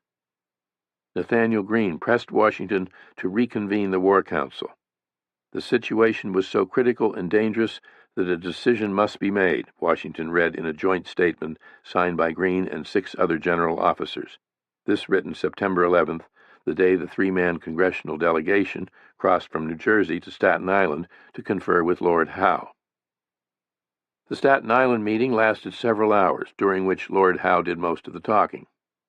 "It is desirable to put a stop to these ruinous extremities, as well for the sake of our country as yours," said the resplendently uniformed admiral. Was there no way of treading back this step of independency? There was not, he was told, and the meeting came to nothing, as expected. But it had at least brought a pause to enemy movements. The British had suspended operations during what could have been a golden opportunity to attack, as one perfect late summer day followed another. Washington's War Council met again on September 12th, and this time resolved to abandon the city. The main part of the army was to move north to Kingsbridge as rapidly as possible, while some 4,000 troops under General Putnam remained to hold off an attack. The sick were to be moved first. Cannon and tons of supplies and ammunition had to be hauled from the city, a mammoth undertaking. Every available horse and wagon was pressed into service. On the afternoon of Friday the 13th, the British were on the move again. Clearly some grand military exertion was underway, in Joseph Reed's words. The warships Roebuck and Phoenix, and the frigates Orpheus and Carysfort, 4 ships mounting 148 cannon, proceeded up the East River with 6 troop transports to anchor in Bushwick Creek. Fired on briskly by American batteries, the ships received no serious damage, nor bothered even to return the fire. On Saturday the 14th, Washington received another directive from John Hancock. After further consideration, Congress had now decided to leave the timing of an evacuation of New York entirely to the Commander-in-Chief. He and the Army were to remain not a moment longer than he thought necessary. Washington replied at once, "We are now taking every method in our power to remove the stores and so forth. They are so great and so numerous that I fear we shall not effect the whole before we meet with some interruption. Our sick are extremely numerous, and we find their removal attended with the greatest difficulty." Yet by late afternoon the larger part of the army had moved north to Kingsbridge and Harlem Heights. Washington and his staff would depart from the Mortier House that night and head north. Surveying the shore of Kip's Bay with his telescope from the deck of the Roebuck, General Henry Clinton could see entrenchments lined with men whose countenance appeared respectable and firm, as he later wrote. The invasion of New York was about to begin, and Clinton was again to lead the attack. Kip's Bay was not his choice. He had adamantly opposed the plan, insisting that the Harlem River and Kingsbridge were the key to victory. If York Island was a bottle, then Harlem was the neck. Close it off, Clinton argued, and Washington and his rebel army would be trapped, the war won. Though overruled, Clinton continued to press his opinions almost to the last hour. Even if the landing at Kip's Bay were to succeed, he said, it would still be necessary to drive the rebels from Harlem and from Kingsbridge. General Howe and his brother, the Admiral, were not unmindful of Clinton's logic, but the captains of the ships in the East River feared the infamously treacherous currents at Hellgate, at the confluence of the East River and the Harlem. William Howe issued a final order to the troops, saying an attack on the enemy was shortly intended, and recommending an entire dependence upon their bayonets, with which they will ever command that success which their bravery so well deserves. There was no ringing call for valor in the cause of country or the blessings of liberty, as Washington had exhorted his troops at Brooklyn, only a final reminder of the effectiveness of bayonets. The invasion was set for Sunday the 15th. Had Howe and the rest of his command known more, and waited one more day, the American evacuation would have been complete, and they could have walked into New York without a worry. On the opposite shore at Kip's Bay, Private Joseph Martin was among the Connecticut troops posted in shallow trenches to help secure the retreat of the rest of the army. As night came on, sentinels by the water's edge reported regularly on the half-hour, "All's well." From one of the British ships, Private Martin heard a voice answer, "We will alter your tune before tomorrow night." According to the official roster, the Connecticut Brigade commanded by Colonel William Douglas numbered 1,500 men. But a third or more were sick, and only about half of those fit for duty were manning the trenches by Kip's Bay. They had been awake all night, and had had little or nothing to eat in 24 hours. Many were the greenest of green American troops, farm boys who had joined the ranks only the week before. Some who had no muskets carried homemade pikes fashioned from scythe blades fixed to the ends of poles. Colonel Douglas, a New Haven shipmaster and merchant who had fought gallantly at Brooklyn, thought New York untenable. Still, in the expression of the time, he was a thorough soldier. "I think if we will stand by each other and not run like cowards, with God's blessing we may keep them off," he had written to his wife. In the course of the night, 5 British frigates had moved into position off Kip's Bay, and in the gray half-light before dawn, Douglas and his men could see their dark hulls anchored in a row, broadside to the shore about 200 yards out, so close that they loomed much larger and more menacing than they had ever looked before. Private Martin would remember being able to read the name of the 44-gun Phoenix as distinctly as though I had been directly under her stern. The sun rose on a warm late summer morning with clear skies and a fine southwest breeze. We lay very quiet in our ditch, till the sun was an hour or two high, Martin wrote. We heard a cannonade at the city, but our attention was drawn toward our own guests. The distant roar was an exchange of fire on the other side of York Island, as more of the British fleet, taking advantage of the ideal winds and a running tide, moved into the Hudson, making it appear that the attack was to come there. The 5 ships off Kip's Bay lay entirely quiet as the day grew oppressively hot. Then 4 long columns of enemy flatboats could be seen emerging from Newtown Cove across the river, brimming with red-coated troops. When they came to the edge of the tide, wrote Martin, they formed their boats in a line until they appeared like a large field of clover in full bloom. At about 10 o'clock, a first wave of more than 80 flatboats pushed off into the river. On board were 4,000 British and Hessian soldiers, crowded shoulder to shoulder. Lord Rawdon, who was with General Clinton in the lead boat, later wrote that the Hessians, unaccustomed to this water business and fearful of being fired on when packed so closely, began singing hymns, while the redcoats responded in their own fashion by damning themselves and the enemy indiscriminately with wonderful fervency. The crossing went slowly, almost noiselessly, until all at once the ships standing broadside to Kip's Bay went into action, and the quiet of nearly 3 weeks since the Battle of Brooklyn came to a thunderous end.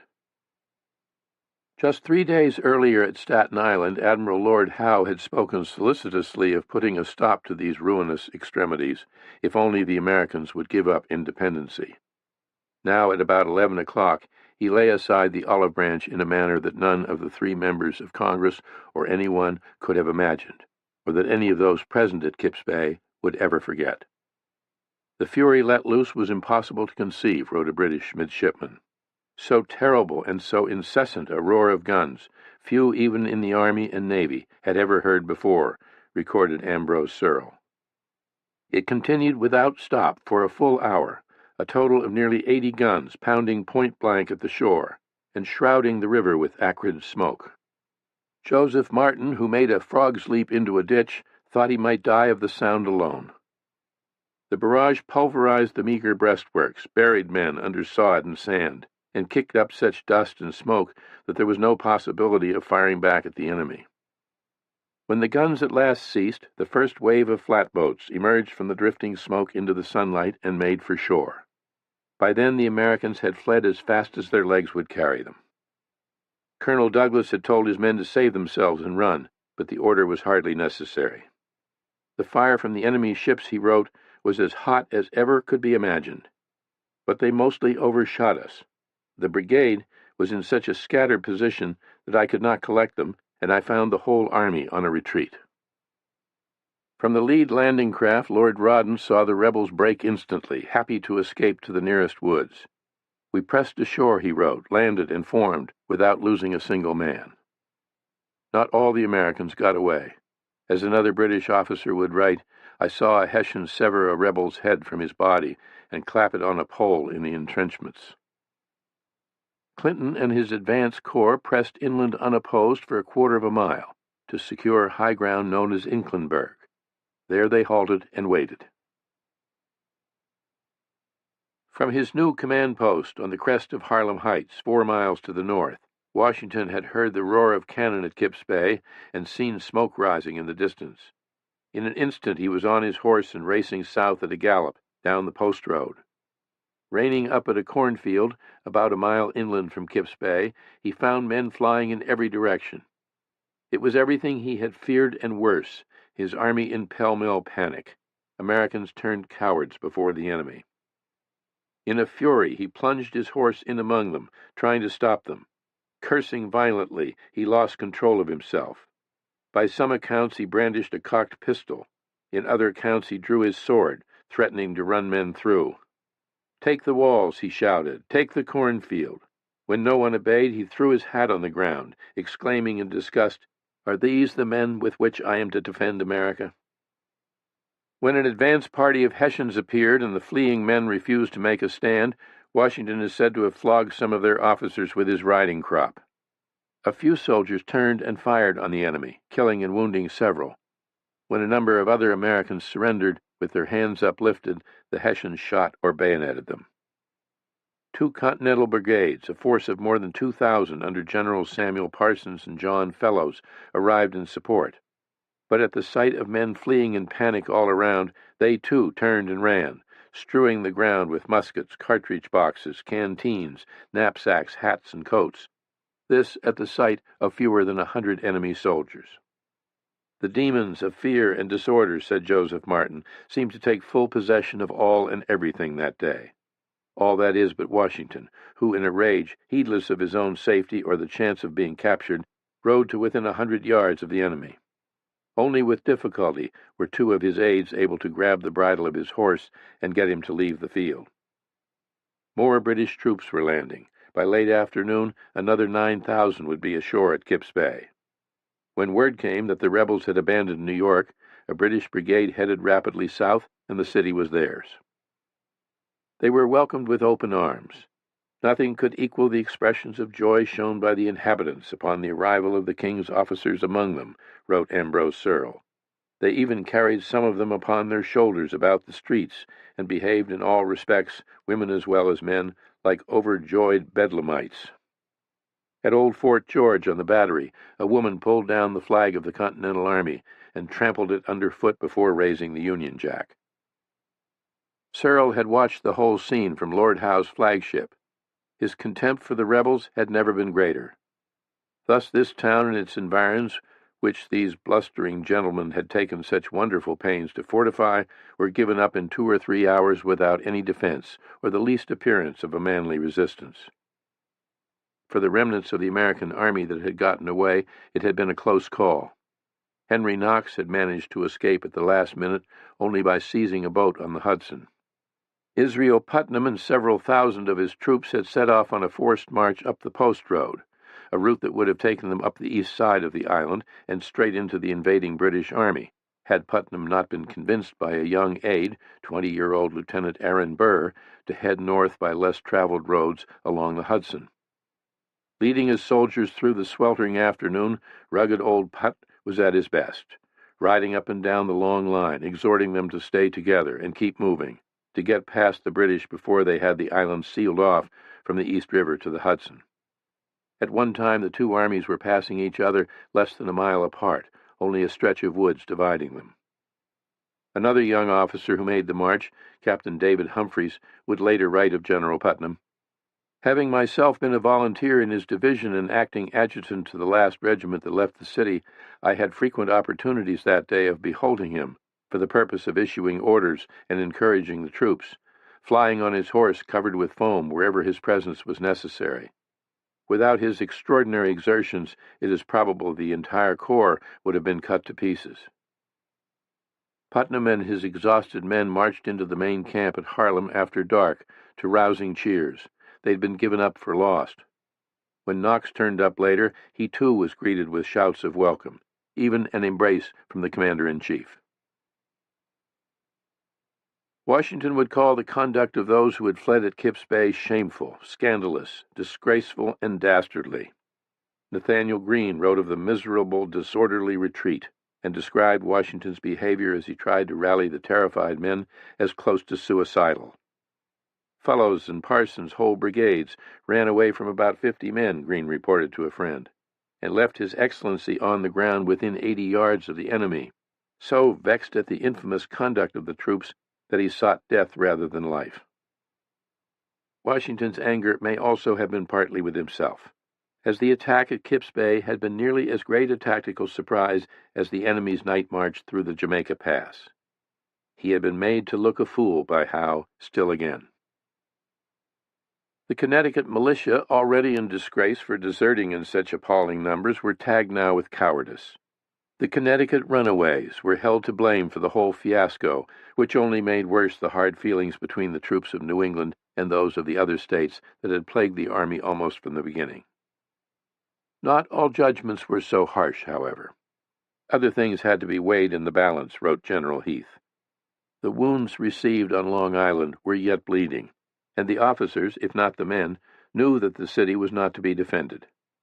A Connecticut chaplain, Benjamin Trumbull, who only a short while before had delivered a rousing sermon calling for courage and heroism in battle, wrote in his diary, "The men were blamed for retreating and even flying, but I imagine the fault was principally in the general officers, to give the men a rational prospect of defense and a safe retreat should they engage the enemy.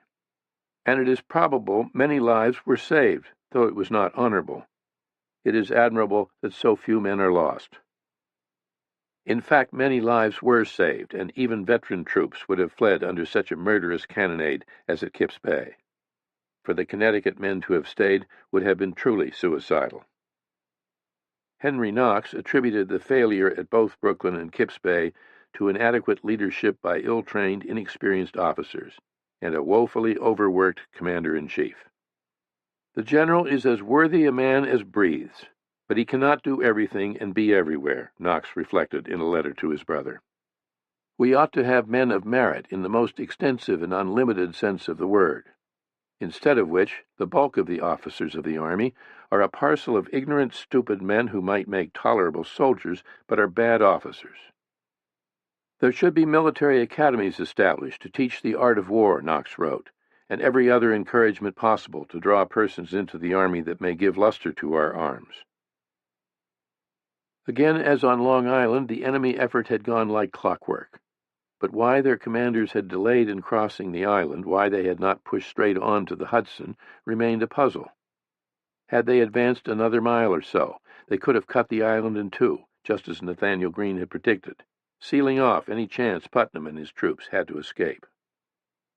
In explanation, a romantic story spread, a story that would become legendary, that a Mrs. Robert Murray, a Quaker and an ardent patriot, had delayed William Howe and his generals by inviting them to afternoon tea at her country home at Inclenburg, later known as Murray Hill. Mrs. Murray treated them with cake and wine, and they were induced to tarry 2 hours or more, the story went, and thus Mary Lindley Murray was credited with saving part of the army, perhaps even the cause of liberty. She would be portrayed as a veritable Circe, charming the gallant Britons with her feminine wiles. Possibly she did invite the officers to tea, and she may have been extremely charming, but she was also a woman in her 50s and the mother of 12 children. More to the point, Clinton's delay at Inclenburg was according to plan.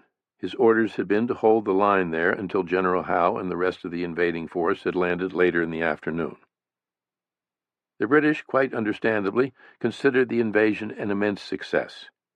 Howe had wanted to seize and occupy New York as quickly as possible, and at the least cost in bloodshed, and all that had been accomplished. New York, the key to British strategy, was at last in British hands.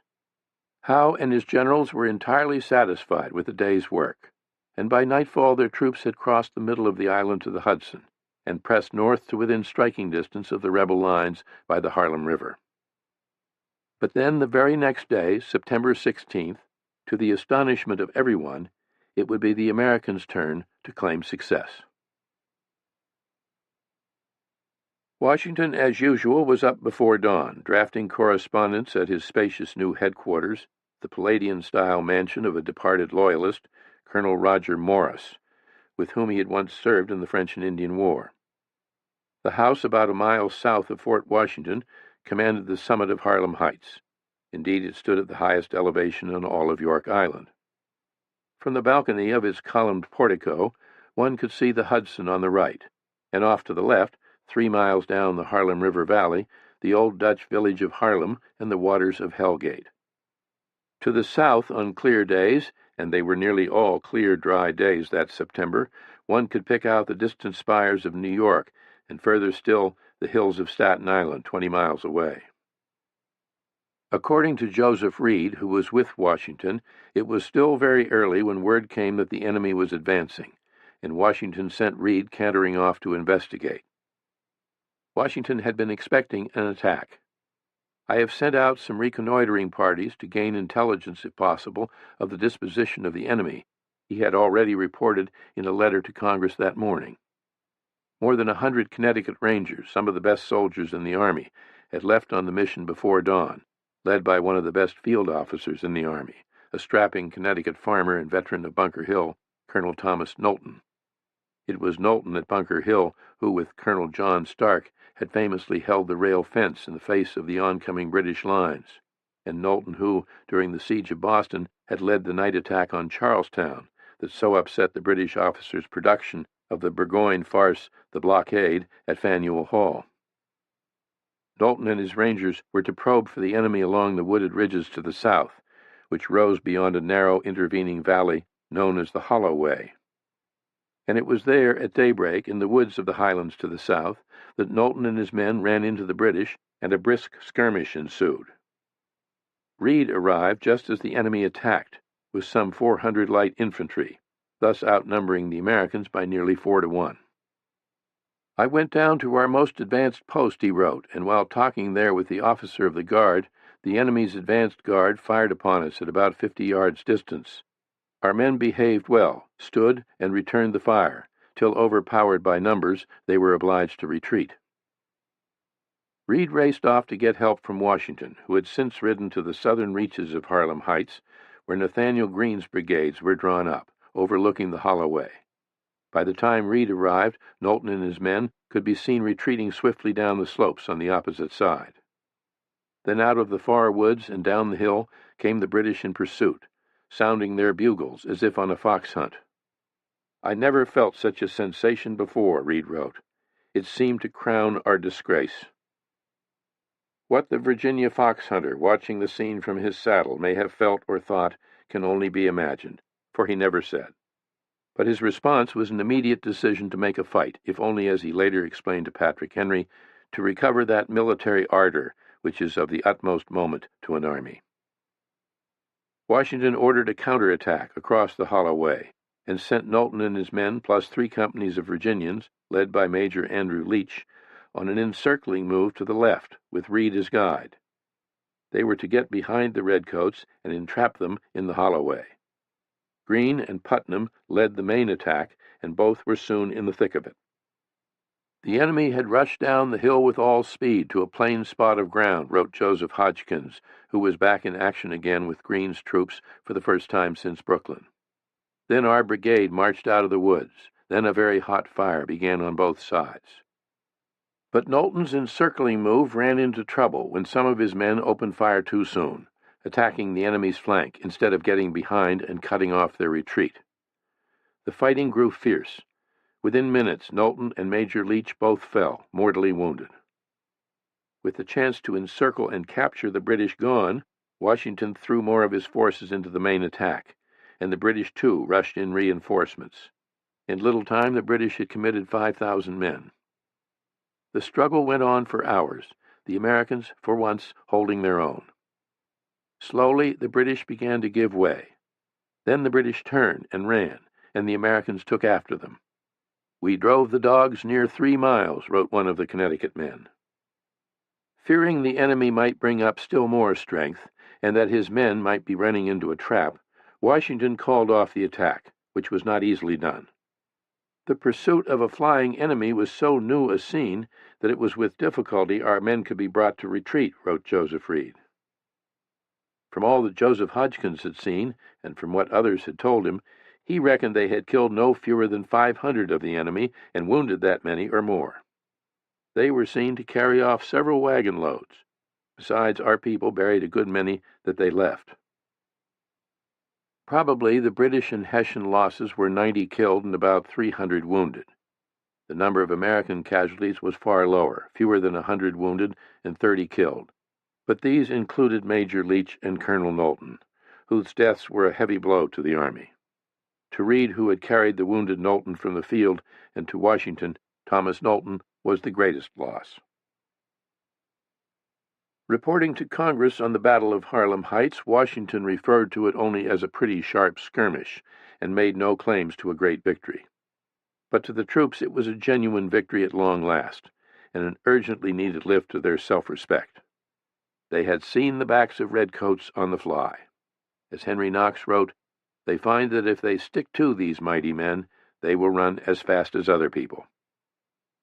Nathaniel Greene, who from the first weeks at Boston had never doubted that the Army would fight if properly led, wrote proudly to William Ellery, a delegate to Congress from Rhode Island, "Our people beat the enemy off the ground. Had all the colonies good officers, there is no danger of the troops. Never was troops that would stand in the field longer than the American soldiery. If the officers were as good as the men, and had only a few months to form the troops to discipline, America might bid defiance to the whole world." British prisoners captured in the fight said they had never expected the Americans to attack and were never more surprised. Henry Clinton, in accounting for what happened, blamed the impetuosity of the light infantry for pursuing the rebels in the first place. For contrary to what Washington thought, the British had had no plans for or any intention of engaging the rebels that day or any time soon. For days, the two armies, close as they were, remained perfectly quiet, as quiet, wrote Lieutenant Tillman of Washington's staff, as if they were 1,000 miles apart. The position of the Americans on the rocky heights above the Harlem River was as advantageous as any they had held since the war began, and they labored on steadily to make it still more secure. If we cannot fight them on this ground, we can on none in America, concluded Joseph Reed. Nor was the point lost on the British commander-in-chief, who, with New York in hand, saw no reason to press the attack just yet. In his own good time, William Howe was drawing up plans to outmaneuver the rebels once again, while his brother, Lord Howe, reflected on whether it might be the opportune moment for another peace overture. Increasing numbers of rebel soldiers, all much dispirited, were crossing the lines to defect, reinforcing the commonly held opinion among the British commanders that the rebellion had run its course. Meanwhile, others of the British Army were finding New York delightful. There were many fair houses for quarters. Food was more plentiful than ever. It was the height of the harvest season, and the supply of fresh produce from the farms of Long Island seemed limitless. As a bonus, the rebels, in their hurry to leave, had left behind more than 5,000 barrels of flour. Off-duty British soldiers and officers flocked like tourists to inspect the abandoned rebel fortifications, marveling at their size and number and the work that had gone into them. The shore of the island, from Hellgate on the East River, quite round by the town, up to Bloomingdale on the North River, an extent of near 14 miles, is fortified at almost every accessible part, and there's hardly a height without a redoubt or battery on it, wrote Lieutenant Frederick Mackenzie in admiration. Ambrose Searle, after a walking tour of the town, recorded his astonishment at the sight of rebel breastworks and embrasures at the end of nearly every street and avenue. The infinite pains and labor which they must have bestowed, one would have thought, from regret alone, would have inclined them to make some kind of stand. But their fears overpowered their resolution, and they evacuated the object of all their toil in 1 short hour, without making the least defense or anything like a handsome retreat. On September 19th, against the judgment of most of the British High Command, including presumably his brother the general, Lord Howe issued a direct appeal to the American people in the form of a proclamation, warning that the stubbornness of their representatives in Congress was leading to their downfall and misery. Americans ought to judge for themselves, he wrote, whether it be more consistent with their honor and happiness to offer up their lives as a sacrifice to the unjust and precarious cause in which they are engaged, or to return to their allegiance, accept the blessings of peace, and thus be secured in the free enjoyment of their liberty and properties. The proclamation seemed only to irritate everyone on both sides, and was all but forgotten after the night of September 20th, when fire raged out of control in New York, and a large part of the city burned to the ground. Fire was a constant fear in every town and city of the time, and never more than when the weather was as hot and dry as it had been that summer. Fire at night was the most terrifying of all. The fire, it appears from several eyewitness accounts, began shortly after midnight in a low groggery called the Fighting Cocks at Whitehall Slip at the southern tip of New York. Driven by a southwesterly wind, the flames turned quickly to wildfire. Choking smoke and fiery red wind-borne flakes of burning shingles filled the air as the flames swept uptown, across Dock Street, Bridge Street, Stone, Market Field, and Beaver Streets. Seen from the American lines at Harlem, 10 miles to the north, it looked as though the very heavens were ablaze. No warning bells rang because Washington had ordered every bell in the city carried away to be recast for cannon. British soldiers and others rushed to help, but the heat was so intense, the fire so out of control, that no one could get near it. There were too few buckets and little water at hand. The few fire engines there were proved useless. Houses were torn down in advance of the flames, but then nothing seemed to check the inferno. Had the wind not shifted to the southeast at about 2 in the morning, the entire city might have been consumed. As it was, the fire raged up the west side, destroying nearly everything between Broadway and the Hudson, including the infamous Holy Ground, to as far as the open field at King's College. When Trinity Church at Broadway and Wall Street burst into flames, its shingled steeple became a vast pyramid of fire, until it burned to its timbers and crashed to the ground. "It is almost impossible to conceive a scene of more horror and distress," wrote Frederick Mackenzie, who was among those trying to fight the flames. "The sick, the aged, women and children, half naked, were seen going they knew not where, and taking refuge in houses which were at a distance from the fire, but from whence they were in several instances driven a second and even a third time. The terror was increased by the horrid noise of the burning and falling houses, the pulling down of such wooden buildings as served to conduct the fire, the rattling of above 100 wagons sent in from the army, and which were constantly employed in conveying to the common such goods and effects as could be saved, the confused voices of so many men, the shrieks and cries of the women and children." Concerned that the burning of the city could be the prelude to a night attack by the rebels, the House held back from sending more soldiers and seamen to fight the blaze until daybreak, and by 10 o'clock the fire had burned itself out. Nearly 500 houses were destroyed, or approximately a quarter of the city, and in the shock and horror of the moment it seemed certain the disaster was the villainous work of the enemy. Rebel incendiaries had been caught in the act, it was widely reported. One such man, caught with a firebrand in hand, had been knocked down by a British grenadier and thrown into the flames for his reward. Another, who was seen cutting off the handles of water buckets, was hanged from a signpost by British sailors, then hung up by the heels like a slaughtered animal. Witnesses reported having seen the fire break out in several different places, not just at Whitehall Slip, and this was taken as proof of arson. But Frederick Mackenzie, who was no less certain than others that the town had been designedly set afire, acknowledged in his diary, "There is no doubt that the flames were communicated to several houses by means of the burning flakes of the shingles, which, being light, were carried by the wind to some distance and kindled the fire anew." In a letter to Lord Germain, General Howe charged the deed to unnamed lurking villains. "The Yankees, New York Loyalists, are convinced the New England men set fire to the town. They will never forgive them," wrote General James Grant. Governor William Tryon went further, implying in a letter to Germain that Washington himself had devised the plot and instructed the incendiaries. More than 100 suspects were rounded up, but no evidence was found against them. None were brought to trial. All were eventually released. It was never determined, then or later, that the Great Fire was anything other than accidental. Washington, in his report to Congress, called it an accident. Writing privately, however, he allowed to Lund Washington that Providence, or some good honest fellow, has done more for us than we were disposed to do for ourselves. Beyond that he said no more. Nor was Washington to say anything about Captain Nathan Hale, who was apprehended by the British the day after the fire, and, it appears, as part of the roundup of suspected incendiaries. By several accounts, Hale's capture took place in New York.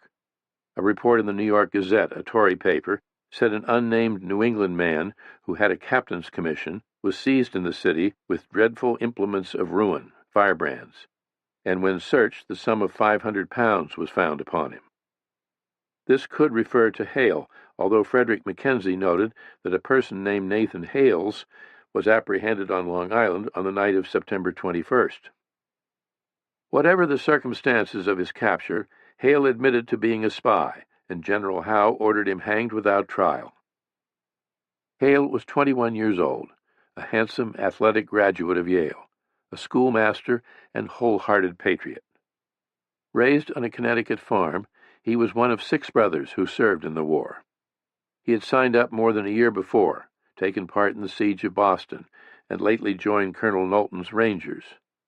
Yet thus far he felt he had rendered no real service to the country, and when Knowlton, on orders from Washington, called for a volunteer to cross the lines and bring back desperately needed intelligence, he had bravely offered to go. A fellow Connecticut officer, Captain William Hull, who had known Hale in college, tried to talk him out of it, warning that he was by nature too frank and open for deceit and disguise, and that no one respected the character of a spy. Hale had said only that he would reflect and do nothing but what duty demands. The next thing Hull knew, his friend had disappeared. The mission was doomed from the start, ill-planned and pathetically amateurish, and Hale was a poor choice. He knew nothing of spying. The scars from a powder burn on his face made him readily identifiable, and a loyalist cousin who knew him well was serving as General Howe's deputy commissary of prisoners. Hale went under the guise of a Dutch schoolmaster in search of work. Apparently, it was from naively confiding the truth of his mission to the wrong people that led to his capture. He was hanged on the morning of September 21st in an artillery park near the Beekman House, a country estate not far from the East River that served as Howe's headquarters. It was Captain John Montresor who, only hours afterward, under a white flag, brought word of Hale's fate to the Americans and described what had happened to Hale to his friend Captain Hull. And it was Hull, later, who reported Montresor's account of Hale's last words as he was about to be executed. "I only regret that I have but one life to lose for my country," which was a variation on another then-famous line from the play Cato. One imagines that in delivering the line to his British executioners, Hale, knowing that it was as familiar to them as to him, put the emphasis on the second-to-last word. "I only regret that I have but one life to lose for my country." On September 26th, a British officer wrote in a letter, "We hung up a rebel spy the other day, and some soldiers got out of a rebel gentleman's garden a painted soldier on a board, and hung it along with the rebel, and wrote upon it, 'General Washington,' and I saw it yesterday beyond headquarters by the roadside." Hale's place in the pantheon of American heroes as the martyr spy of the Revolution was not to come until years later. For now, very little was known or said of his story. Washington, angry or saddened as he may have been, is not known to have mentioned the subject. American soldiers were deserting as if leaving a sinking ship, 30 or 40 at a time, many defecting to the enemy. Disobedience and theft were epidemic. It was far from an army of heroes only. A spirit of desertion, cowardice, plunder, and shrinking from duty, when attended with fatigue or danger, prevailed but too generally, wrote Joseph Reed, who had become so demoralized that even he was on the verge of quitting. An experience on the battlefield on September 16th had had a searing effect. In the heat of the fight, Reed had seen a soldier running from the enemy. Ordered to stop and go back, the soldier, a Connecticut private named Ebenezer Leffingwell, had raised his musket, taken aim from a distance of only a few yards, and pulled the trigger. But the lock only snapped. When Reed grabbed the gun of another soldier and pulled the trigger, it too snapped. Reed drew his sword, and striking twice, wounded Leffingwell on the head and severed a thumb, and forced him to surrender. "I should have shot him could I have got my gun off," Reed said at Leffingwell's court-martial on September 19th. Leffingwell, who confessed he'd been running away, was found guilty of cowardice and of presenting his firelock at his superior officer. He was sentenced to be executed before the assembled troops the following day.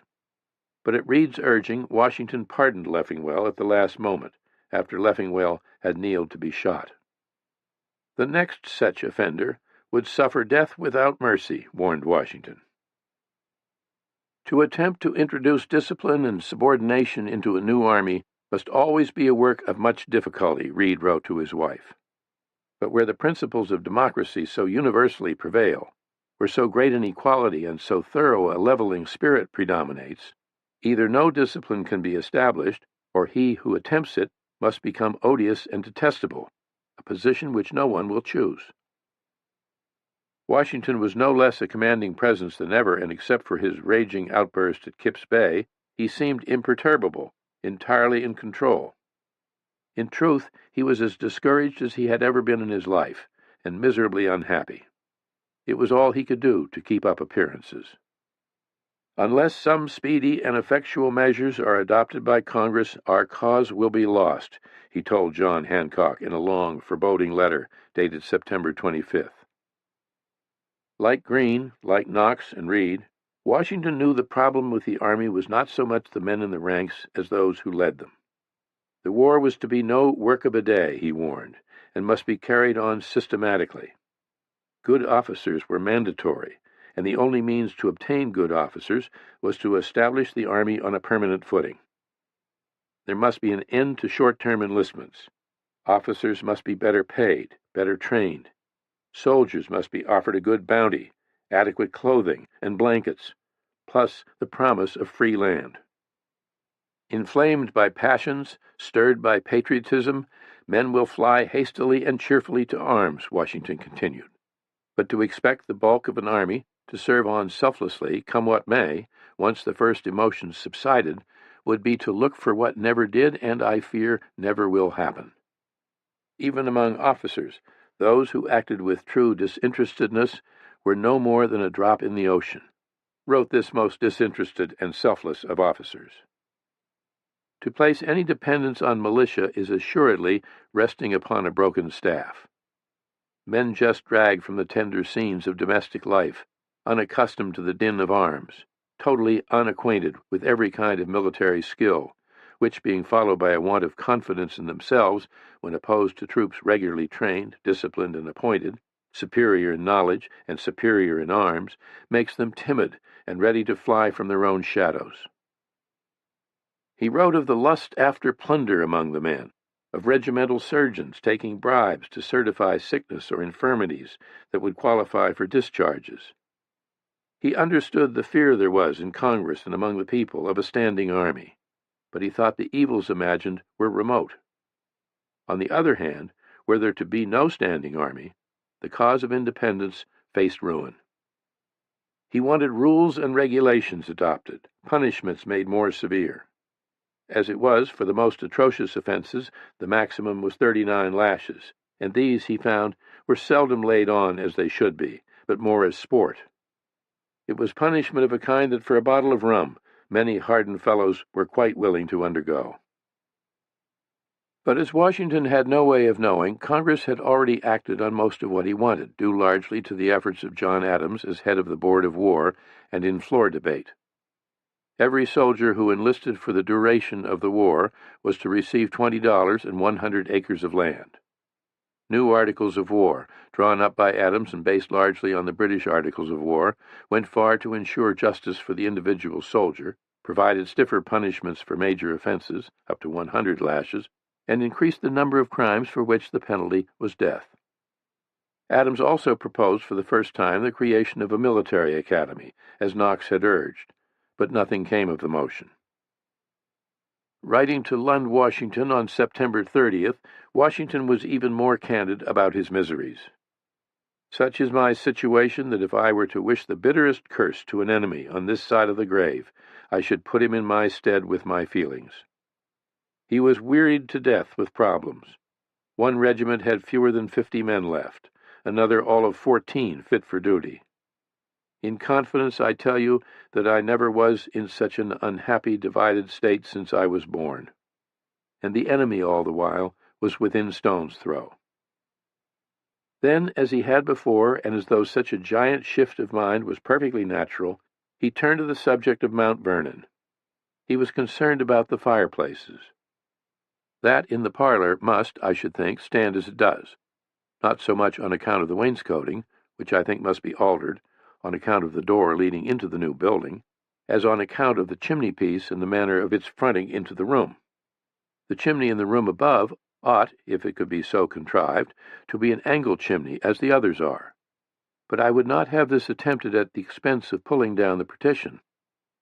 The chimney in the new room should be exactly in the middle of it, the doors and everything else to be exactly answerable and uniform. In short, I would have the whole executed in a masterly manner. If all could not be as he wished with the army, if all could not be exactly answerable and uniform, or executed in a masterly manner concerning the war he was expected to wage and win, then he would at least have it so at his distant beloved home. The crystal days of late September and early October in New York followed one after another, with lucent skies and stands of maple and sumac just beginning to turn color. The East River had become a spectacle of British ships of every kind, lining nearly its entire length. The Hudson, in the sharp light of the season, sparkled like an inland sea. In all, it could not have been a more beautiful setting for the strange extended intermission in a war that many hoped might be put to rest for the winter, not to resume until spring, and then, preferably, not too early.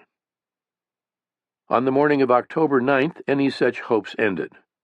3 of the British warships, Phoenix, Roebuck, and Tartar, weighed anchor and, with the advantage of a flood tide and a brisk southwesterly wind, proceeded up the Hudson to force passage beyond Forts Washington and Constitution, where, at enormous effort, the Americans had tried to block the river from shore to shore with sunken hulks and a submerged chain of spike-studded logs. The guns of the forts high above the river opened fire. The ships answered with a pounding barrage, and by holding close to the eastern shore, where the river was deepest, they sailed straight, if slowly, through to safe anchorage upriver at the broad Tappan Zee off Tarrytown.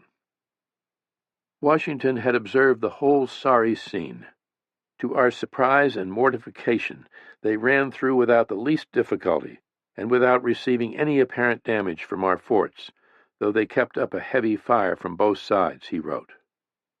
Again, no end of time and labor devoted to defense had come to nothing.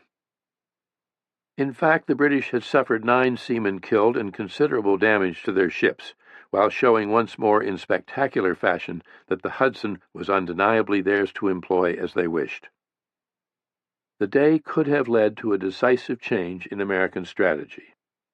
If the purpose of the forts was to deny the British Navy use of the river, then all the effort and risk of holding the forts should have been reconsidered at once. Clearly, the forts had been shown to be useless. Yet Washington raised no questions then, and Nathanael Greene declared confidently at day's end that the army was so strongly positioned in the forts that there was little more to fear this campaign.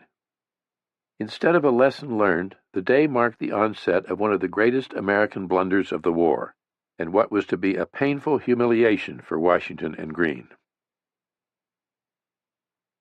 The British plan once again was to outflank the rebels, and again by water. Early on October 12th, in an unexpected morning fog, a massive armada got under way on the East River.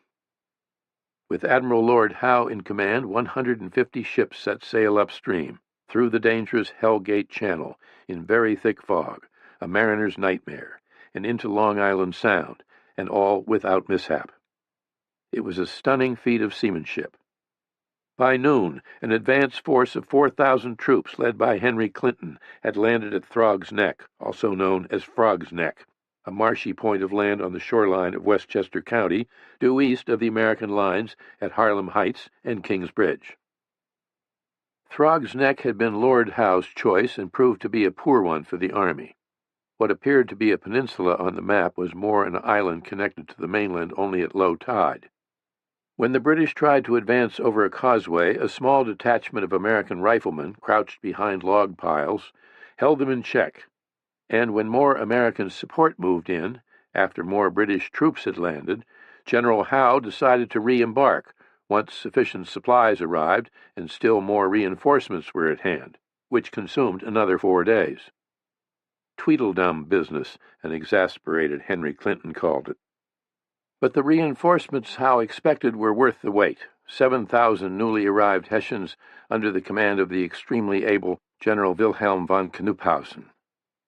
And when Howe moved, he moved with astonishing speed, landing this time a short way up the Sound at Pell's Point, a part of the mainland. At first report of the Throg's Neck landing, Washington knew the Harlem Heights bastion had become a trap. The British were up to their former scheme of getting to our rear, he wrote. They had only to strike inland toward King's Bridge. The army must withdraw as soon as possible. He would concentrate his forces at safer ground 18 miles to the north, at White Plains, the seat of Westchester County. Through prisoner exchanges, Lord Stirling and General Sullivan had rejoined the army in what seemed the nick of time. Both were warmly welcomed by Washington and assigned commands. On October 14th, the gaunt, odd-looking figure of General Charles Lee reappeared, dogs and all, and immediately resumed his place as second in command. Lee was the subject of much talk, raising spirits in the ranks and in Congress. Always popular in Congress, he had become even more so since the defeat of Clinton's expedition to South Carolina, where Lee had had overall command of the American forces. While Washington's ability had become subject to question, as one failure followed another, Lee's reputation had never been higher. Some in Congress saw him as a potential savior. For his part, Lee recklessly told General Gates that he thought Washington was only compounding his troubles by tolerating such absurd interference by the cattle in Congress in his conduct of the war, and that Washington was remiss for not menacing him with threats of resignation.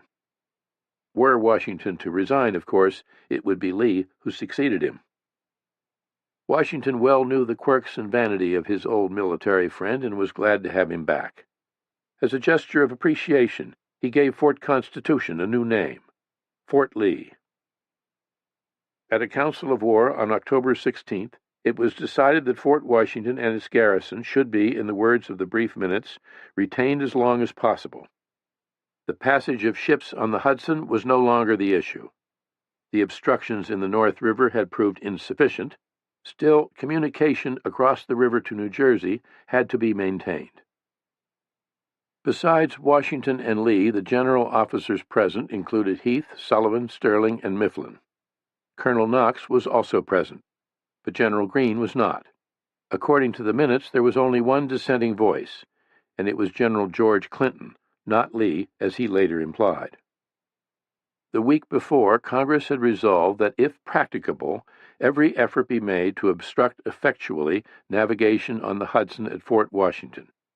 But whether this was known in advance of the Council of War, or had any bearing on the decision, is not clear. All of York Island was finally to be evacuated. The entire American army would march off, except for 1,000 men left to hold Fort Washington. Officially, it was to be called an alteration of our position, not a retreat. The commander's orders for October 17th read in part as follows. As the movements of the enemy make an alteration of our position necessary, tents are to be struck and carefully rolled, the men to take the tent poles in their hands, 2 men out of a company, with a careful subaltern, to go with baggage and not leave it on any pretense. No packs, unless of sick men, chairs, tables, benches, or heavy lumber, are to be put on the wagons. No person, unless unable to walk, is to presume to get upon them. The wagons are to move forward before the regiments. Every regiment under marching orders to see they have their flints and ammunition in good order and complete. The exodus was soon underway, the army crossing the narrow bridge at King's Bridge and heading north along the west bank of the Little Bronx River. The sick were the greatest burden. With teams and wagons in short supply, the trek was slow and difficult, the men themselves, in many cases, hauling the baggage wagons and cannon. Private Joseph Martin would remember lugging a cast-iron kettle the size of a milk pail until his arms were nearly dislocated. During a rest he put it down, and as he wrote, one of the others gave it a shove with his foot, and it rolled down against a fence, and that was the last I ever saw of it. When we got through the night's march, we found our mess was not the only one that was rid of their iron bondage. As the first of Washington's armies struggled toward White Plains, the British made their swift landing at Pell's Point. Again, an advance force of 4,000 British and Hessian troops went ashore in the early morning, and this time were unopposed. They moved directly inland, a mile or more, and might have kept going had it not been for the intrepid John Glover and his men. The date was October 18th. From a hilltop before dawn, Glover had seen through a telescope what looked like upwards of 200 ships. Oh, the anxiety of mind I was in then for the fate of the day! I would have given 1,000 worlds to have had General Lee or some experienced officer present to direct or at least approve what I had done, Glover later wrote.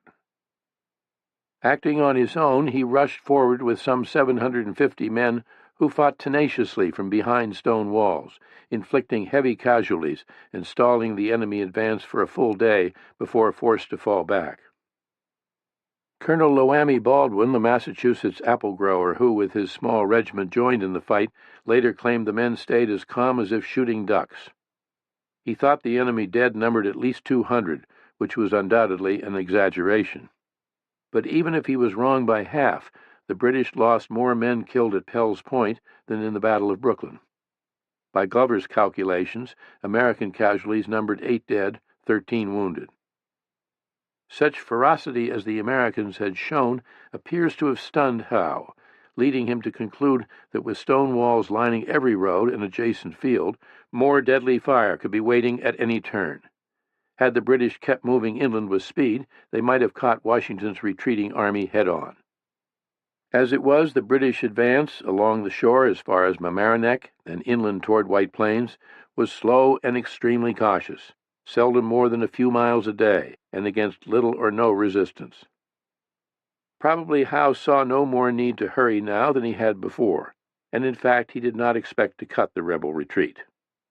Rather, in 18th century military fashion, he hoped to maneuver Washington onto the open field, and then with his superior professional force destroy the Yankee rabble in one grand decisive victory. Even after reaching White Plains, Howe took another few days to be sure all was ready. At last, on October 28th, 10 days after landing at Pell's Point, William Howe sent 13,000 redcoats and Hessians up the main road to White Plains. It was early morning and yet another sparkling fall day. Washington, determined to avoid any test of strength on an open field, was well dug in on high ground in back of the village, his lines reaching more than a mile in length. For a brief time it looked as though Howe intended to attack head-on, as the Americans hoped he would. British field guns opened fire, and Howe's army marched in perfect order in 2 columns, straight for where Washington commanded at the center. The sun shone bright, their arms glittered, and perhaps troops never were shown to more advantage than these now appeared, wrote General Heath of the oncoming foe. Suddenly, one column wheeled sharply left in the direction of a higher hill on the American right, on the other side of the Bronx River. Chatterton's Hill was thickly wooded on its slopes, but had open fields above, and it dominated the American lines. "Yonder is the ground we ought to occupy," Charles Lee had reportedly told Washington, but only at the last hour had troops been rushed to defend Chatterton's Hill, and these were mainly militia. The British artillery moved to closer range. Cannon roared on both sides. The air and hills smoked and echoed terribly, wrote a Pennsylvania soldier. The fences and walls were knocked down and torn to pieces, and men's legs, arms, and bodies mingled with cannon and grape shot all round us. Washington ordered more men to the top of Chatterton's Hill. The British and Hessians forded the river, and the Hessians, part of the newly arrived 7,000 led by Colonel Johann Rall, launched the uphill charge. The militia broke and ran, and while the reinforcements, including Colonel Hazlett's Delaware troops and Smallwood's Marylanders, fought bravely, they had to give way at the last. The Battle of White Plains was the Battle of Chatterton's Hill, and the British and the Hessians carried the day. But it was at a cost of more than 250 casualties, twice what the Americans suffered. Nor was it a victory that achieved anything. The day after, October 29th, Howe decided to pause again, to wait for still more reinforcements. The day after that, October 30th, it poured rain. On the morning of November 1st, Howe found that overnight Washington and his army had pulled back half a mile to a stronger position on high ground across the Bronx River. For 2 more days, the two armies waited and watched. "The enemy are determined on something decisive," Henry Knox wrote to his brother, "and we are determined to risk a general battle on the most advantageous terms."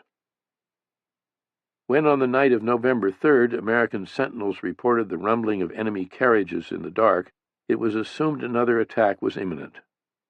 There was more stirring among the British ranks the next day, and the Americans braced themselves. But on the morning of November 5th, to the complete surprise of the Americans, the whole of the British army was in motion, heading off in another direction, southwest, toward the Hudson and Kingsbridge. "Opinions here are various," Joseph Reed confided to his wife following a council of war during which he had kept the minutes. Some of the generals thought the British were headed for Fort Washington, or were bound for the Hudson to board ships and proceed upriver to attack from the rear.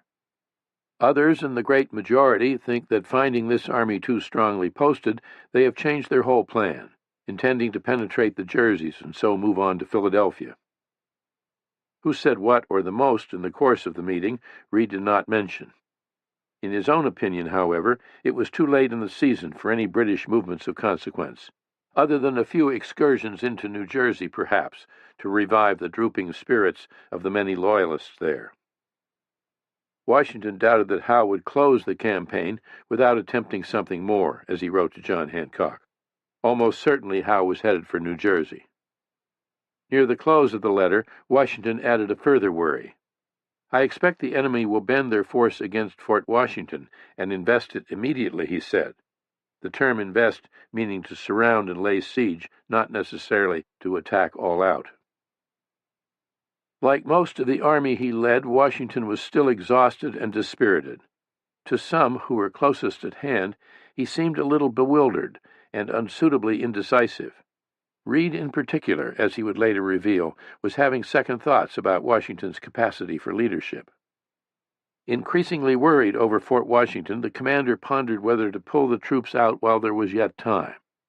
In a letter to Nathaniel Greene from White Plains, dated November 8th, Washington had reasoned, as he might well have earlier, "If we cannot prevent vessels passing up the Hudson, and the enemy are possessed of the surrounding country, what valuable purpose can it answer to attempt to hold a post from which the expected benefit cannot be had?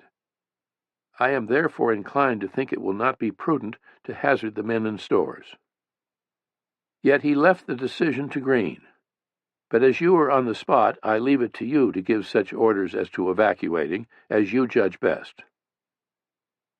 Central to all that had to be taken into consideration was the Hudson River, which loomed as large in everyone's calculations as it had for nearly a year, from the time Washington first dispatched Charles Lee south from Cambridge to take charge of fortifying New York. The Hudson, key to the whole British strategy. Would the British decide to take care of the unfinished business at Fort Washington on this side of the river, or would they cross over and strike into New Jersey? Or might they do both? And what in any case should be done? Howe and his army were known to have reached Dobbs Ferry on the Hudson, less than 10 miles above King's Bridge, and were now moving south. Once again, Washington decided to divide his army, and this time 4 ways. 7,000 troops, much the largest part of the army, were to remain east of the Hudson under General Lee, to check any British move on New England. General Heath and another 3,000 were to guard the Hudson Highlands at Peekskill, New York, 30 miles to the north. Washington, with what was left of the army, only 2,000 men or so, would cross to the other side of the river, where it was expected he would be joined by New Jersey and Pennsylvania reinforcements.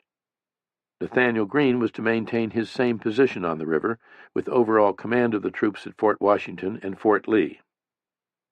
Washington and his 2,000 left White Plains on November 10th.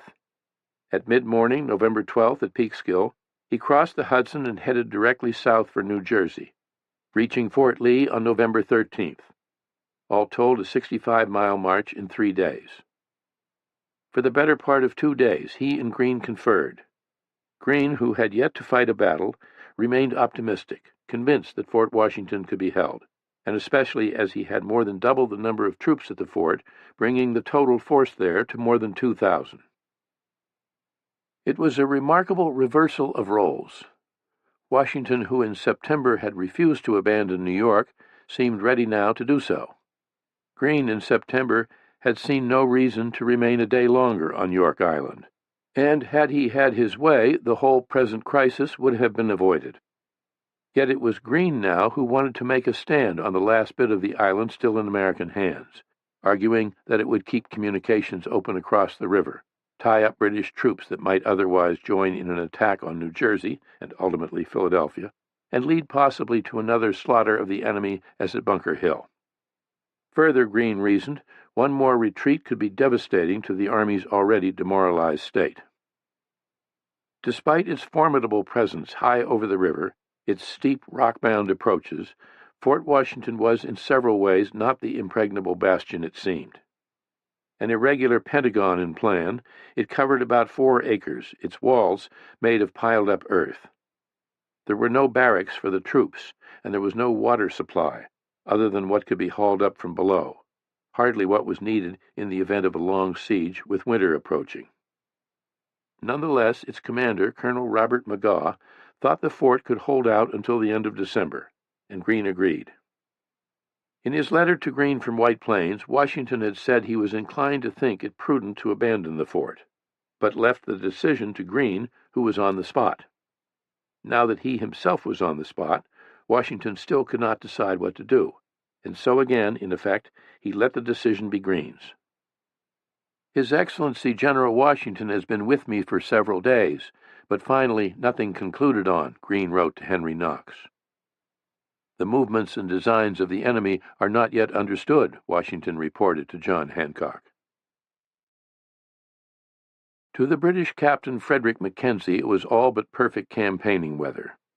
There had been a frost nearly every night, but it disappeared once the sun was up. The only thing lacking was a stiff breeze to accommodate the Navy. No wind for some days past, he recorded in his diary, so if it was intended to send any more ships up the North River, it could not have been effected. The entry, dated November 7th, affirmed that General Howe had by then established headquarters just 6 miles above King's Bridge, and that the next move would probably be against Fort Washington. But then Captain Mackenzie never doubted that reduction of the fort was the first object, and like others, he felt more confident than ever of success, for a fund of timely and accurate intelligence had unexpectedly fallen into British hands.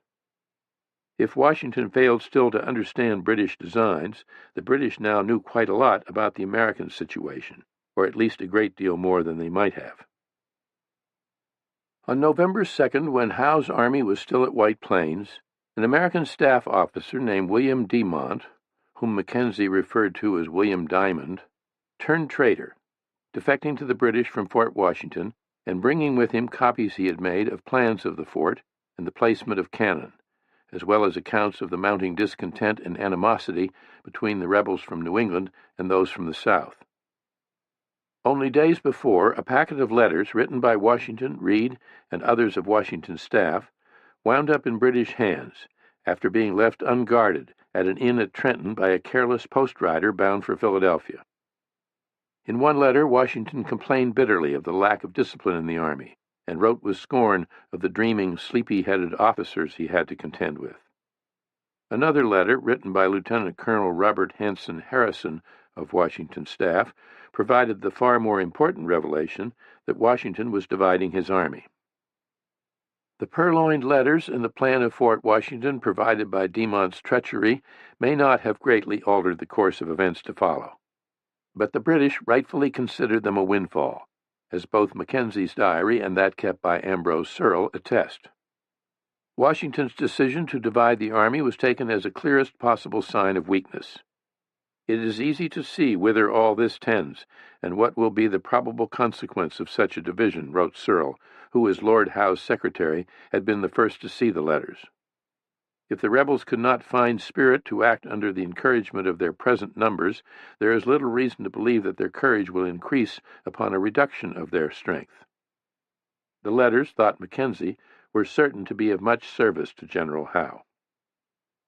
The British by this time had doubtless picked up sufficient information from deserters to know a considerable amount about the state of things at Fort Washington, but having the plans and Demont's account were of importance all the same, if only as confirmation. Be that as it may, the famously cautious William Howe, who supposedly would never risk a frontal attack on a heavily fortified rebel position because of the painful lesson learned at Bunker Hill, was about to disprove that theory, and with the full agreement of his commanders. Frederick Mackenzie had total confidence in the attack, predicting further, from the general appearance of matters, that as soon as Fort Washington was taken, Howe would move on to New Jersey. The fact that the rebel troops from New Jersey and Pennsylvania that Washington counted on for help had never materialized was also well known to the British, and this, thought Mackenzie, left little to prevent our arrival at Philadelphia. By November 12th, the day Washington crossed the Hudson, Howe's army was within 4 miles of King's Bridge.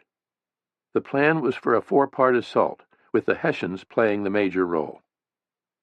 The plan began to unfold at midday November 15th. when Howe sent Colonel James Patterson under a white flag to deliver a message to the American commander at Fort Washington, Colonel McGaw. Patterson was the same British officer who in July had carried letters to Washington from Lord Howe proffering the possibility of peace. This time he bore an ultimatum: surrender the fort or face annihilation. Told he had 2 hours to make up his mind, McGaw responded at once with a written reply. Sir, if I rightly understand the purport of your message, this post is to be immediately surrendered or the garrison put to the sword. I rather think it is a mistake than a settled resolution in General Howe to act a part so unworthy of himself and the British nation, but give me leave to assure His Excellency that, actuated by the most glorious cause that mankind ever fought in, I am determined to defend this post to the very last extremity. Howe had no intention of carrying out his threat of slaughter. The ultimatum was designed to play on the fears and distress of the rebels. McGaw's bold response was written in the belief that he and his men could indeed hold out, or if need be, escape across the Hudson after dark. When word of the ultimatum and of McGaw's answer reached Fort Lee later that afternoon, Nathaniel Greene dispatched a rider to tell Washington, who earlier had ridden to Hackensack 6 miles away, where his army had pitched camp. Washington dashed back, arriving at Fort Lee at nightfall. Finding that Greene and Israel Putnam had been rowed across the river to meet with McGaw and appraise the situation, Washington followed in a small boat. Halfway across, he met Greene and Putnam, who were on their way back, and there, at mid-river in the dark, Greene and Putnam gave an encouraging report. The troops were in high spirits and would make a good defense. And thus, it being late at night, in Washington's words, the three returned to Fort Lee. The same night, as went unobserved by the Americans, the British brought a fleet of 30 flatboats up the river with oars muffled, past Fort Washington, into Spite and Dival Creek, and down the Harlem to be ready for morning. At first chance, early Saturday, November 16th, Washington, with Greene, Putnam, and another of his generals, Hugh Mercer of Virginia, again crossed the Hudson to determine, as Greene wrote, what was best to be done. No sooner had their boat pushed off than the sound of heavy cannon carried over the water, and off in the distance, to the left of Fort Washington, they could see the attack had begun. Landing on the opposite shore downriver from the fort, the four generals scrambled up the steep slopes to the crest, to a point near the Morris house. There we all stood in a very awkward situation, wrote Greene. As the disposition of the troops was made, and the enemy advancing, we durst not attempt to make any new disposition. Somehow they still could not see the disaster in store. Indeed, we saw nothing amiss, Greene wrote. Concerned for Washington's safety, the three generals urged him to leave and go back over the river. Greene volunteered to stay, as in turn did Putnam and Mercer, but Washington thought it best that they all go. The assault came from 3 directions after a prolonged pounding of the fort's outer defenses by British cannon. 4,000 Hessians came down from the north, over the bridge at Kingsbridge, led by General von Knuphausen, who had requested the honor of leading the main attack. The Hessians were professionals hired to perform a duty, and this was to be their day to show themselves superior in a profession they took extreme pride in. During the time he had been held prisoner, Lord Stirling had heard Hessian officers remark that they had never considered it their duty to inquire which of the two sides in the American controversy was right. A force of British troops under Cornwallis, plus a battalion of Highlanders, struck from the east, crossing the Harlem River in the flatboats that had been brought up during the night. The third force of some 3,000 men, both British and Hessians, came up from the south, led by Lord Percy. By 10 o'clock, Howe had committed 8,000 troops to the assault, nearly 4 times the number of those defending Fort Washington. The farthest reach of the fort's outer defenses was about 5 miles, north and south, and Knuphausen's Hessians faced the steepest, roughest terrain, and withering fire from Virginia and Maryland riflemen positioned among the rocks under Colonel Moses Rawlings. It was the scene of the most ferocious fighting of the day, and the Hessians were dauntless. The rock slopes they scaled would have been a rough struggle even had no one been firing at them. One of their officers, Captain Andreas Wiederhold, would describe attacking up this almost inaccessible rock, and yet every obstacle was swept aside, the precipitous rocks scaled. A Hessian soldier, John Reuber, wrote in his journal, "We were obliged to drag ourselves by the beech tree bushes up the height where we could not really stand." At last, however, we got about on top of the hill where there were trees and great stones. We had a hard time of it there together. Because they had no idea of yielding, Colonel Rahl gave the word of command thus: "All that are my grenadiers march forwards." All the drummers struck up the march. The hautboy players, oboe players, blew. At once all that were yet alive shouted, "Hurrah!" Immediately all were mingled together, Americans and Hessians. There was no more firing, but all ran forward pell-mell upon the fortress. General Grant, who disliked Hessians almost as much as he disliked Americans, wrote with unalloyed admiration of how they surmounted every difficulty, and after gaining the heights kept on at a trot. And if General Knuphausen had not stopped Colonel Rahl, I am convinced he would have been in the fort in 5 minutes. The other sides of the attack advanced accordingly, with some of the American defenders putting up little resistance, while others fought tenaciously. Alexander Graydon, who commanded a company facing the assault by Lord Percy from the south, described how 150 men with a single 18-pound cannon held off 800 of the British. When Percy's attacking troops captured the Morris House, it was, according to Graydon, only 15 minutes after Washington and his generals made their exit. But courage was not enough. The Americans were too few to hold such extended lines. The only recourse was to retreat to the fort with all speed. A 17-year-old private from York, Pennsylvania, John Adlam, described running such a distance uphill that he had hardly breath enough to keep going. "As I was a good deal fatigued, and the firing had in great measure ceased, I walked to the fort very leisurely," he wrote. "Before I was near the fort, the British began to fire at it with a field piece with round shot, at the men who were standing in huddles between the fort and the lines, within the abattis that was round the fort. When I arrived at this work, I sat upon it looking at the enemy who were firing at us with the field piece, and not more than 400 yards of us, or from where I was then sitting, when at length the ball took off part of 2 men's heads and wounded another. I then went into the fort." By 1 o'clock, nearly all the defending force had been driven inside the fort, where there was scarcely any room for them. An hour or so later, the Hessian commander, Knuphausen, demanded surrender. Colonel McGaw said he needed time to decide and asked for half an hour.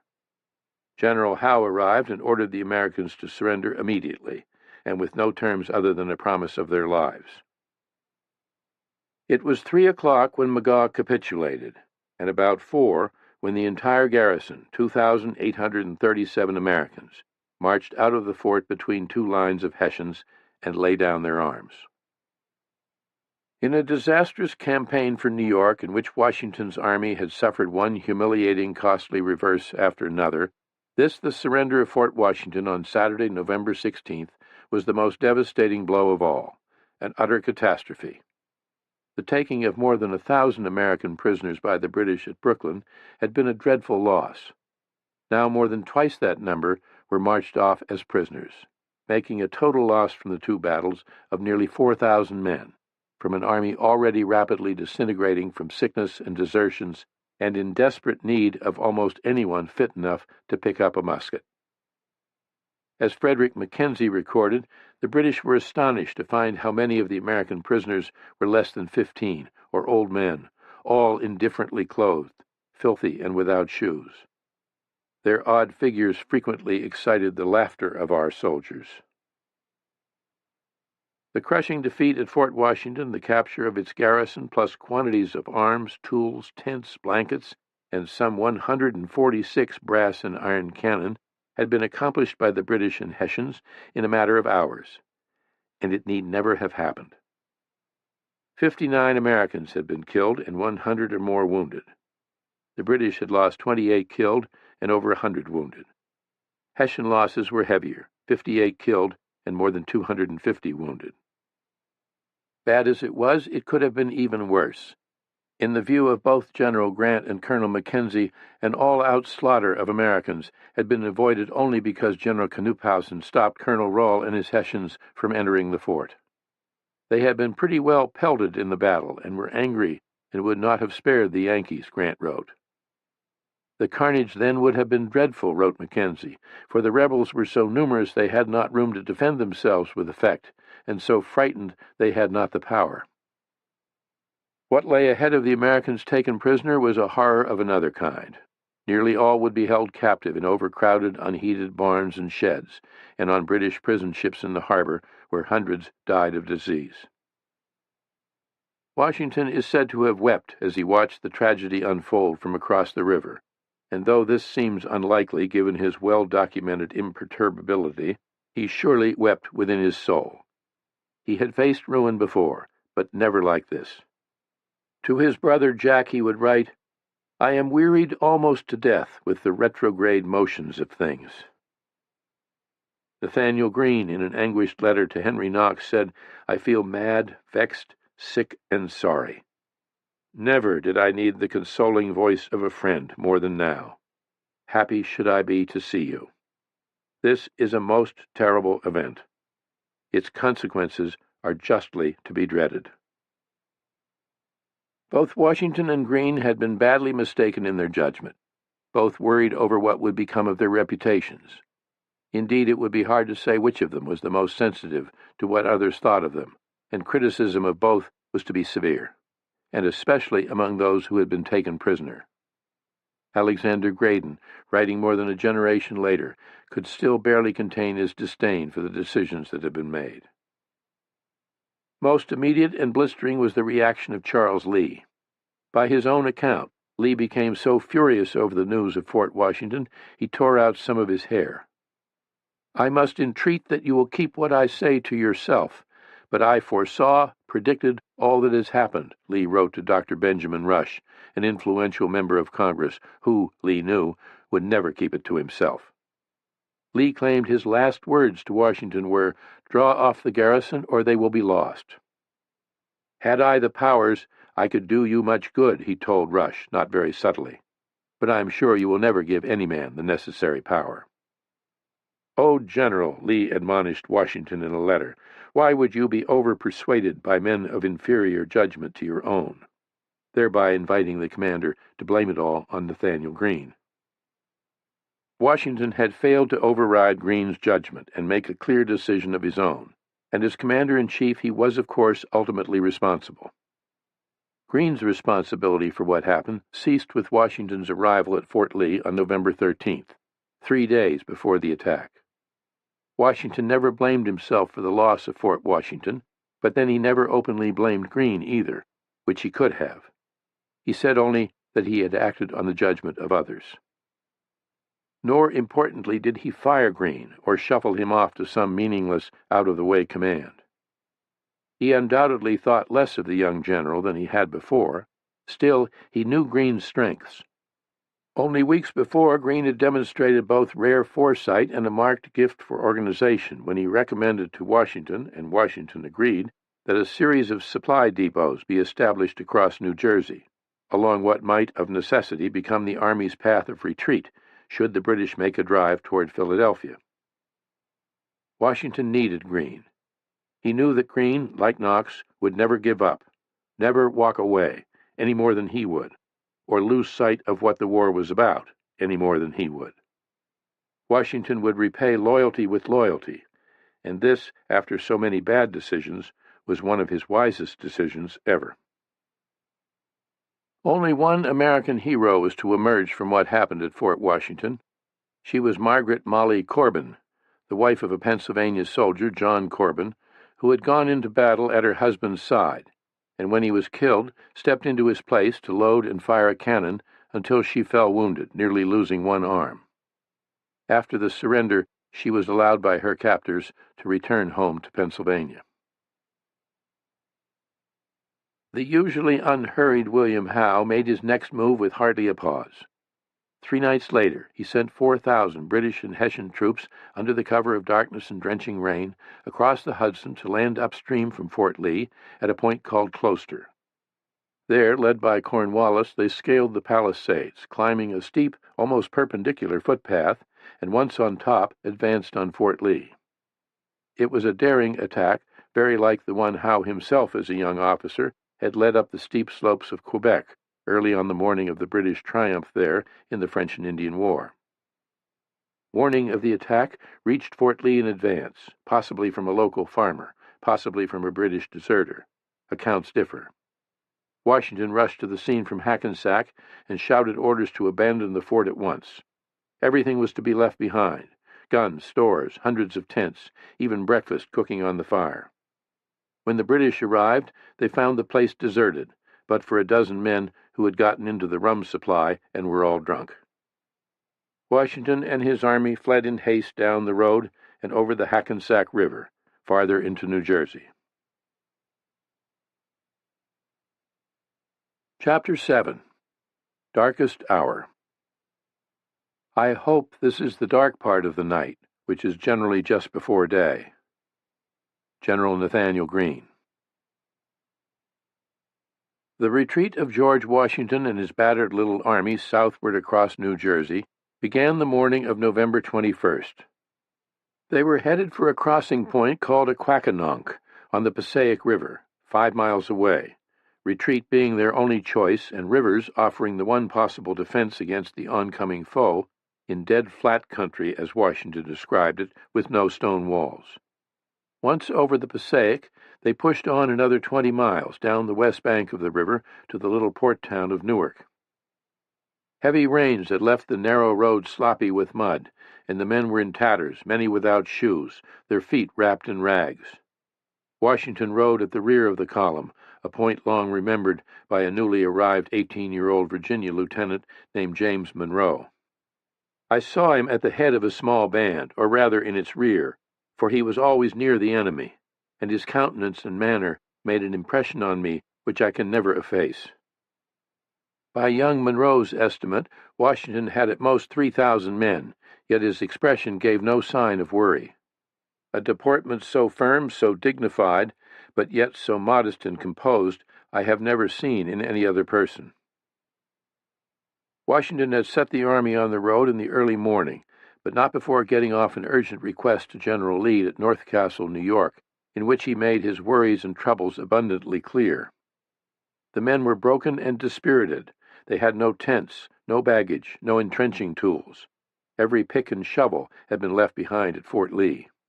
As things were, he dared not risk contact with the enemy, Washington wrote, and so must leave a very fine country open to their ravages. He urged Lee to cross the Hudson with his brigades and join forces before it was too late. New Jersey was too rich a prize to give up without even the appearance of a fight. Were New Jersey to fall, it could have devastating effect on Pennsylvania. To be certain Lee understood what he wanted, Washington said it again: "I would have you move over by the easiest and best, swiftest passage." Yet it was a request only, not an order. The letter had been dictated to Joseph Reed and sent off by express rider in a dispatch case, into which Reed put a letter of his own to Lee. But of this Washington was told nothing. Reed's letter was a stunning indictment of Washington. At best, it can be taken as a desperate indiscretion. At worst, an underhanded act of betrayal. His commander's indecision over whether to abandon New York, and again at Fort Washington, had left Reed badly shaken. His confidence in Washington was shattered, but instead of confiding his feelings to Washington, he secretly poured them out to Lee, leaving no doubt as to who he thought should be leading the army in its hour of need. He wished most earnestly to have Lee where the principal scene of action is laid, Reed wrote, seconding what Washington had said. Then, claiming he had no wish to flatter Lee, he went on to do just that, and to make his main point. "I do not mean to flatter or praise you at the expense of any other, but I confess I do think it is entirely owing to you that this army and the liberties of America, so far as they are dependent on it, are not totally cut off. You have decision, a quality often wanted in minds otherwise valuable. Oh, General, an indecisive mind is one of the greatest misfortunes that can befall an army. How often have I lamented it, this campaign? All circumstances considered, we are in a very awful and alarming situation, one that requires the utmost wisdom and firmness of mind. As soon as the season will admit, I think yourself and some others should go to Congress and form the plan of the new army. Washington worried about the health of his men. He worried about rumors of a British invasion to the south of Newark at Perth Amboy, at the mouth of the Raritan River, where New Jersey and Staten Island were separated by only a narrow channel. In less than 2 weeks, on December 1st, the enlistments of 2,000 of his troops would be up, the men free to go. It was the same nightmare prospect he had faced at Boston exactly a year before, and with the misery of the men greater now than ever, and morale suffering, there seemed to be every chance that his army would evaporate before his eyes. Privately, Washington talked with Reed about the possibility of retreating to western Pennsylvania if necessary. Reed thought if eastern Pennsylvania were to give up, the rest of the state would follow. Washington is said to have passed his hand over his throat and remarked, "My neck does not feel as though it was made for a halter." He talked of retreating to the mountains of Augusta County in western Virginia. From there they could carry on a predatory war, Washington said, and if overpowered, we must cross the Allegheny Mountains. He knew, as the enemy had little idea, just how big a country it was. The problem was not that there were too few American soldiers in the 13 states.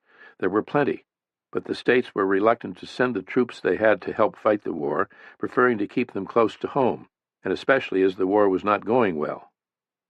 In August, Washington had had an army of 20,000. In 3 months since, he had lost 4 battles, at Brooklyn, Kipps Bay, White Plains, and Fort Washington, then gave up Fort Lee without a fight. His army now was divided, as it had not been in August, and just as young Lieutenant Monroe had speculated, he had only about 3,500 troops under his personal command. That was all. Desperate for help, he sent Reed off to Burlington, New Jersey, on the eastern bank of the Delaware River, upstream from Philadelphia, to impress upon the governor of New Jersey, William Livingston, the urgent need for reinforcements. As it was, New Jersey militia were not turning out in any numbers that could make a difference. General Mifflin was dispatched on a similar mission to Philadelphia, to alert Congress to the critical state of our affairs, and do everything possible to round up Pennsylvania troops and send them on with all speed. These were 2 critical undertakings, and in the choice of Reed, his closest confidant, and the very able Mifflin, the Philadelphian who had shown such valor in command of the rear guard at Brooklyn, Washington felt confident he was sending 2 of the best men he had, and that this would not be lost on any who listened to what they had to say. The first report from Mifflin was bitterly disappointing. His fellow Pennsylvanians were divided and lethargic, Mifflin wrote, slumbering under the shade of peace and in the full enjoyment of the sweets of commerce. From Reed, Washington heard nothing. It rained heavily on November 22nd, the day the army reached Newark, and rain fell through that night and again the next day. "The sufferings we endured are beyond description. No tent to cover us at night, exposed to cold and rains day and night," one soldier would remember. Colonel Samuel Webb, writing at the time, said it was impossible to describe conditions as they were. "I can only say that no lads ever showed greater activity in retreating than we have. Our soldiers are the best fellows in the world at this business." Webb, who had only just recovered from wounds received at White Plains, served still on Washington's staff. But of greatest importance, as time would tell, was the impression made on Thomas Paine, the author of Common Sense, who had recently volunteered to serve as a civilian aide on Greene's staff. Greene, with his love of literature and political philosophy, had taken a great liking to the brilliant Paine, an impoverished English immigrant who, like Greene, had been raised a Quaker, and whose pamphlet Common Sense, since its appearance early in the year, had become more widely read than anything yet published in America. Greene called him Common Sense. Common Sense and Colonel Snarl, or Cornell, are perpetually wrangling about mathematical problems, Greene had reported to his wife during less troubled times before the fall of Fort Washington. Sick at heart over the suffering and despair he saw, but inspired by the undaunted resolution of many around him, Paine is said to have committed his thoughts to paper during the retreat, writing at night on a drumhead by the light of a campfire. He himself, however, said it was not until later at Philadelphia that in a passion of patriotism he began what he called the crisis, with its immortal opening lines. These are the times that try men's souls. The summer soldier and the sunshine patriot will in this crisis shrink from the service of their country. But he that stands it now deserves the love and thanks of man and woman. On November 24th, Washington sent off another message to General Lee, saying he must come by a safe and secure route and asking that he bring a particular 24-pound cannon, provided it can be done without great inconvenience. With Loyalists more prevalent in New Jersey than in any other of the 13 states, and American deserters continuing to go over to the enemy, Washington's plight was well known to the British command. "The fact is," wrote Lord Rawdon, "their army is broken all to pieces, and the spirit of their leaders and their abettors is all broken. I think one may venture to pronounce that it is well nigh over with them." Since the fall of Fort Washington, there had been a major shift in British plans. General Clinton was reassigned. He was to sail with an expedition of 6,000 troops to take Rhode Island, or more specifically Newport. For in the time when the fortunes of the rebel army were going steadily from bad to worse, rebel privateers off the New England coast had been attacking British supply ships with increasing success, and Admiral Lord Howe was in need of a secure, ice-free winter roadstead in the vicinity for some of his fleet. Clinton thought ill of the Rhode Island expedition. He had argued that it would be postponed, and that instead he and his forces land at Perth Amboy, and thus outflank and destroy the crippled rebels in one sweeping, concentrated effort before the onset of winter snow. Or, Clinton proposed, he could carry his attack directly to Philadelphia by sailing up the Delaware.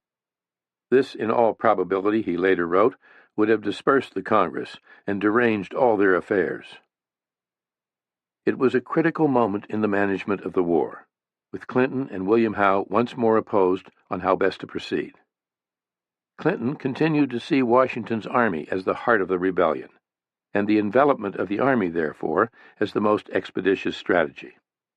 Howe wanted to keep the Americans on the run and continue to clear the board, so to speak, to clear New Jersey and Rhode Island of the rebel forces just as he had cleared New York, and by such conquests of vital territory bring the deluded American people and their political leaders to their senses and end their demonstrably futile rebellion.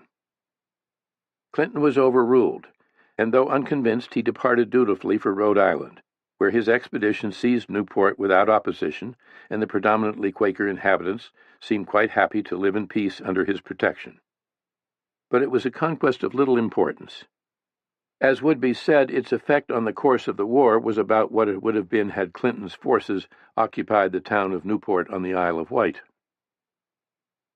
Difficulties between Clinton and William Howe, the friction of the two contrasting personalities, had grown steadily worse.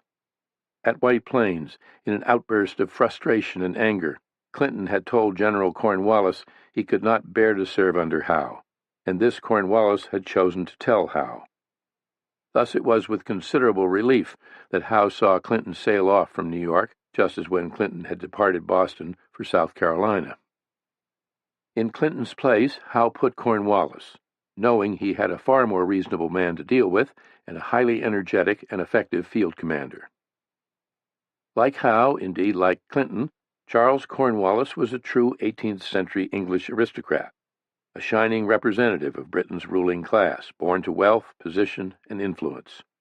Schooled at Eton, he had decided in his youth on a military career, in which he had distinguished himself ever since. At age 37, he was at his professional prime, but unlike Howe, a man with no bad habits or inclinations to self-indulgence, and if not as intellectually gifted as Clinton, he had no peevish or contrary side.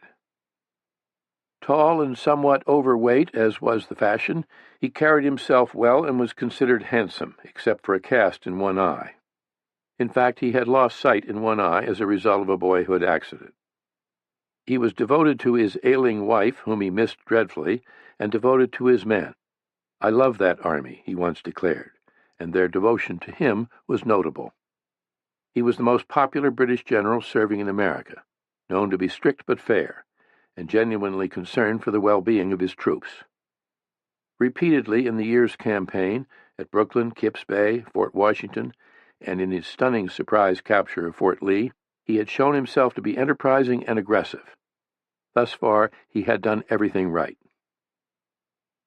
On November 23rd, 2 days after the capture of Fort Lee, Cornwallis had met there with General Howe, who, having been made a Knight of the Bath by the King, was now Sir William Howe. The two conferred for several hours, going over the map of New Jersey and reviewing plans. Howe gave orders to Cornwallis to pursue the rebels as far as New Brunswick, or Brunswick as it was then known, another 50 miles south of Newark on the Raritan River, and stop there until further orders. On November 25th, after the rains subsided, Cornwallis and an army now numbering 10,000 set off, determined to catch Washington, Cornwallis said, as a hunter bags a fox. But on the rain-drenched roads, in muck ankle-deep or worse, the long columns of redcoats and Hessians, with their heavy baggage trains and artillery, moved slower even than the Americans had. They were 3 days reaching Newark. At 9 o'clock on the morning of November 28th, the British engineering officer, Captain Archibald Robertson, recorded, "All the army marched in 2 columns towards Newark, where it was said the rebels would stand." About 1 o'clock, the British advanced on the town in force, only to find it empty. Washington had pressed on toward Brunswick and the Raritan. "The enemy gave us not the least interruption upon our march," he wrote to General Heath. There was word at last from Charles Lee, but only to report his own tribulations with foul weather and men without shoes.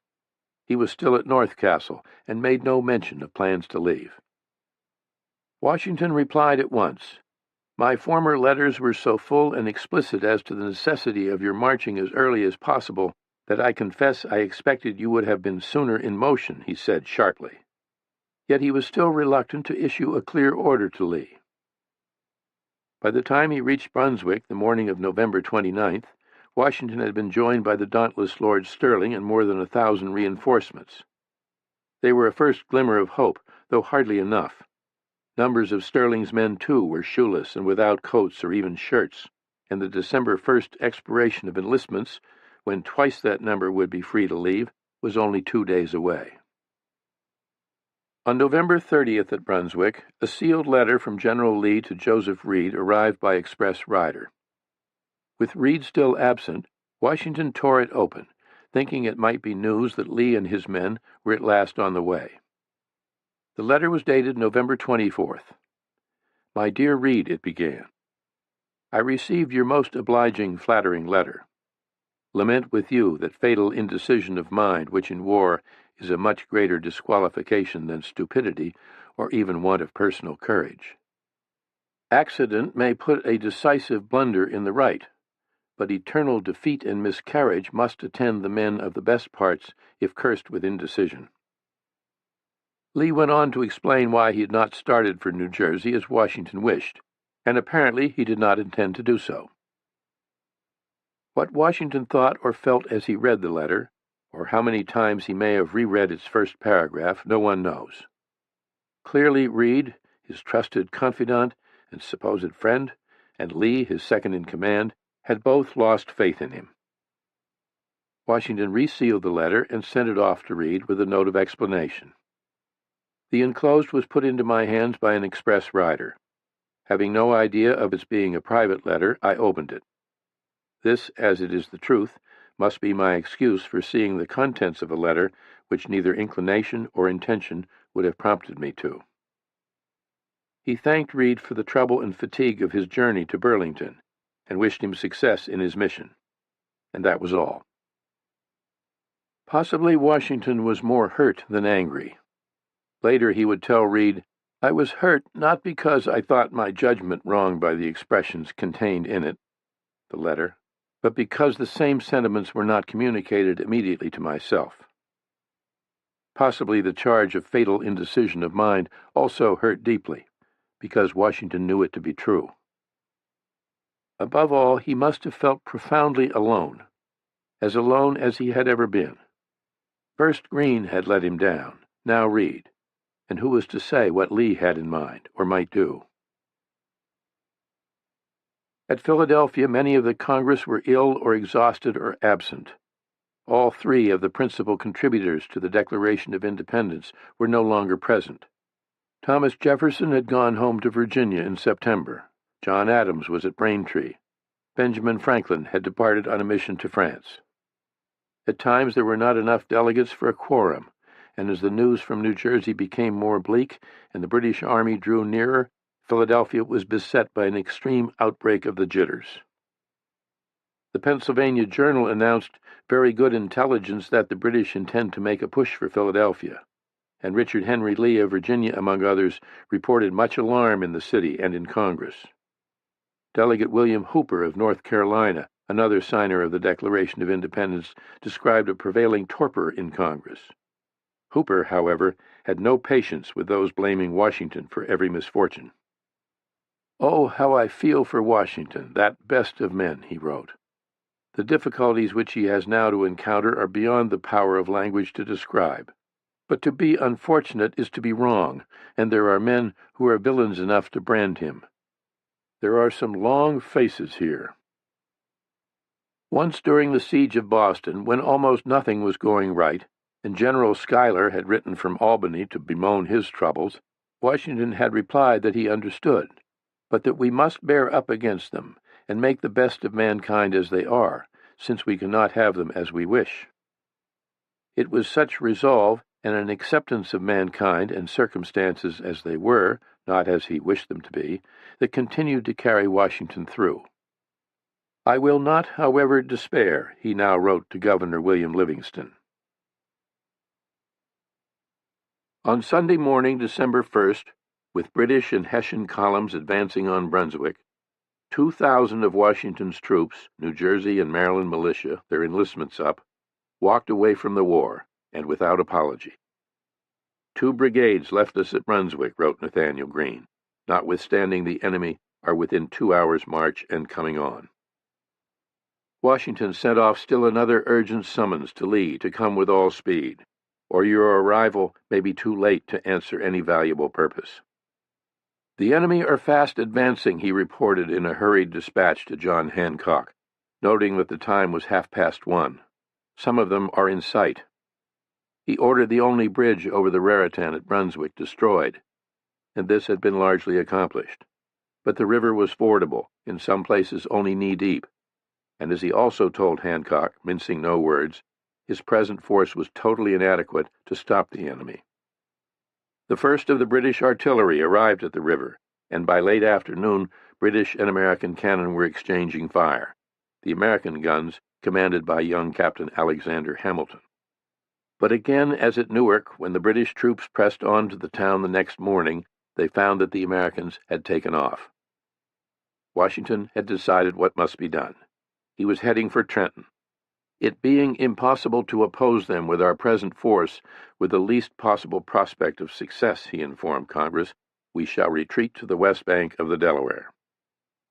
"When we left Brunswick," wrote Nathaniel Greene, "we had not 3,000 men, a very pitiful army to trust the liberties of America on. The hour had never looked darker." The post road, or King's Highway, from Brunswick to Trenton, the main thoroughfare between New York and Philadelphia, was as straight and flat and fine a 30-mile stretch of road as any in the country, and the retreating army made good time. The retreat was not at a run. It was a forced march, not a rout, as sometimes portrayed. Washington and the main body of the army, marching through the night, reached Trenton on the Delaware the morning of December 2nd, having left Lord Stirling and 2 brigades as a rear guard at the little college town of Princeton. Orders were issued to round up all boats along the east bank of the Delaware and to destroy any that could not be used, to keep them out of enemy hands. Among the delegates to Congress, the distances from Brunswick to Trenton and Trenton to Philadelphia were well known, and so if Cornwallis was at Brunswick, then he and his army were a mere 60 miles from Philadelphia. "The inhabitants of Princeton and Trenton are evacuated," wrote Massachusetts delegate Robert Treat Paine. "The people left them on Sunday night with panic and precipitation. People in Philadelphia were getting out too, many taking all the possessions they could carry.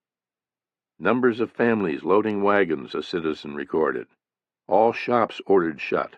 People in confusion of all ranks. The great question on everyone's mind was where were Lee and his men? It was said they were not far, close in the rear of the enemy. But no one knew. "I have not heard a word from General Lee since the 26th of last month," John Hancock read in a letter from Washington, dated December 3rd.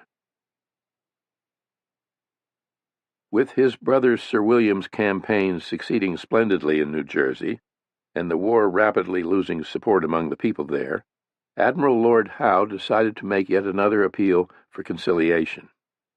Signed also by Sir William, the new proclamation was their boldest, most generous gesture thus far, they felt. It was issued in the spirit of their obligation, as commissioned by the king, to serve as peace negotiators as well as military commanders, but also because Lord Howe genuinely believed that a negotiated settlement with the Americans was yet possible and vastly preferable to a long drawn-out conflict. He had no desire to lose any more British lives or to inflict any more destruction and suffering on the Americans than necessary. The proclamation, dated November 30th, was an immediate success. It offered all who within 60 days would come forth and take an oath of allegiance to the king, and pledge their peaceable obedience, a free and general pardon, and that they would reap the benefit of His Majesty's paternal goodness in the preservation of their property, the restoration of their commerce, and the security of their most valuable rights, under the just and most moderate authority of the Crown and Parliament of Britain. Hundreds, eventually thousands in New Jersey, flocked to the British camps to declare their loyalty. Considering the way the war was going, the size and might of the British Army, and the pathetic state of Washington's meager band, it seemed the prudent thing to do. As a farmer near Brunswick named John Bray wrote to a kinsman, "You can come down and receive protection and return home without molestation on the part of the king's troops, and you best know the situation of the provincial army. Do advise Cousin Johnny and Thomas and Cousin Thomas Jones, for if they do stay out to the last, they will undoubtedly fare the worst."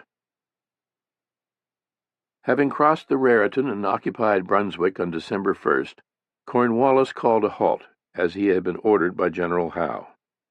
For 6 days, 6 merciful days for Washington and his army, the British and the Hessians made no move, a decision that puzzled, even infuriated, many of the British and local loyalists who saw no reason to let up on the chase.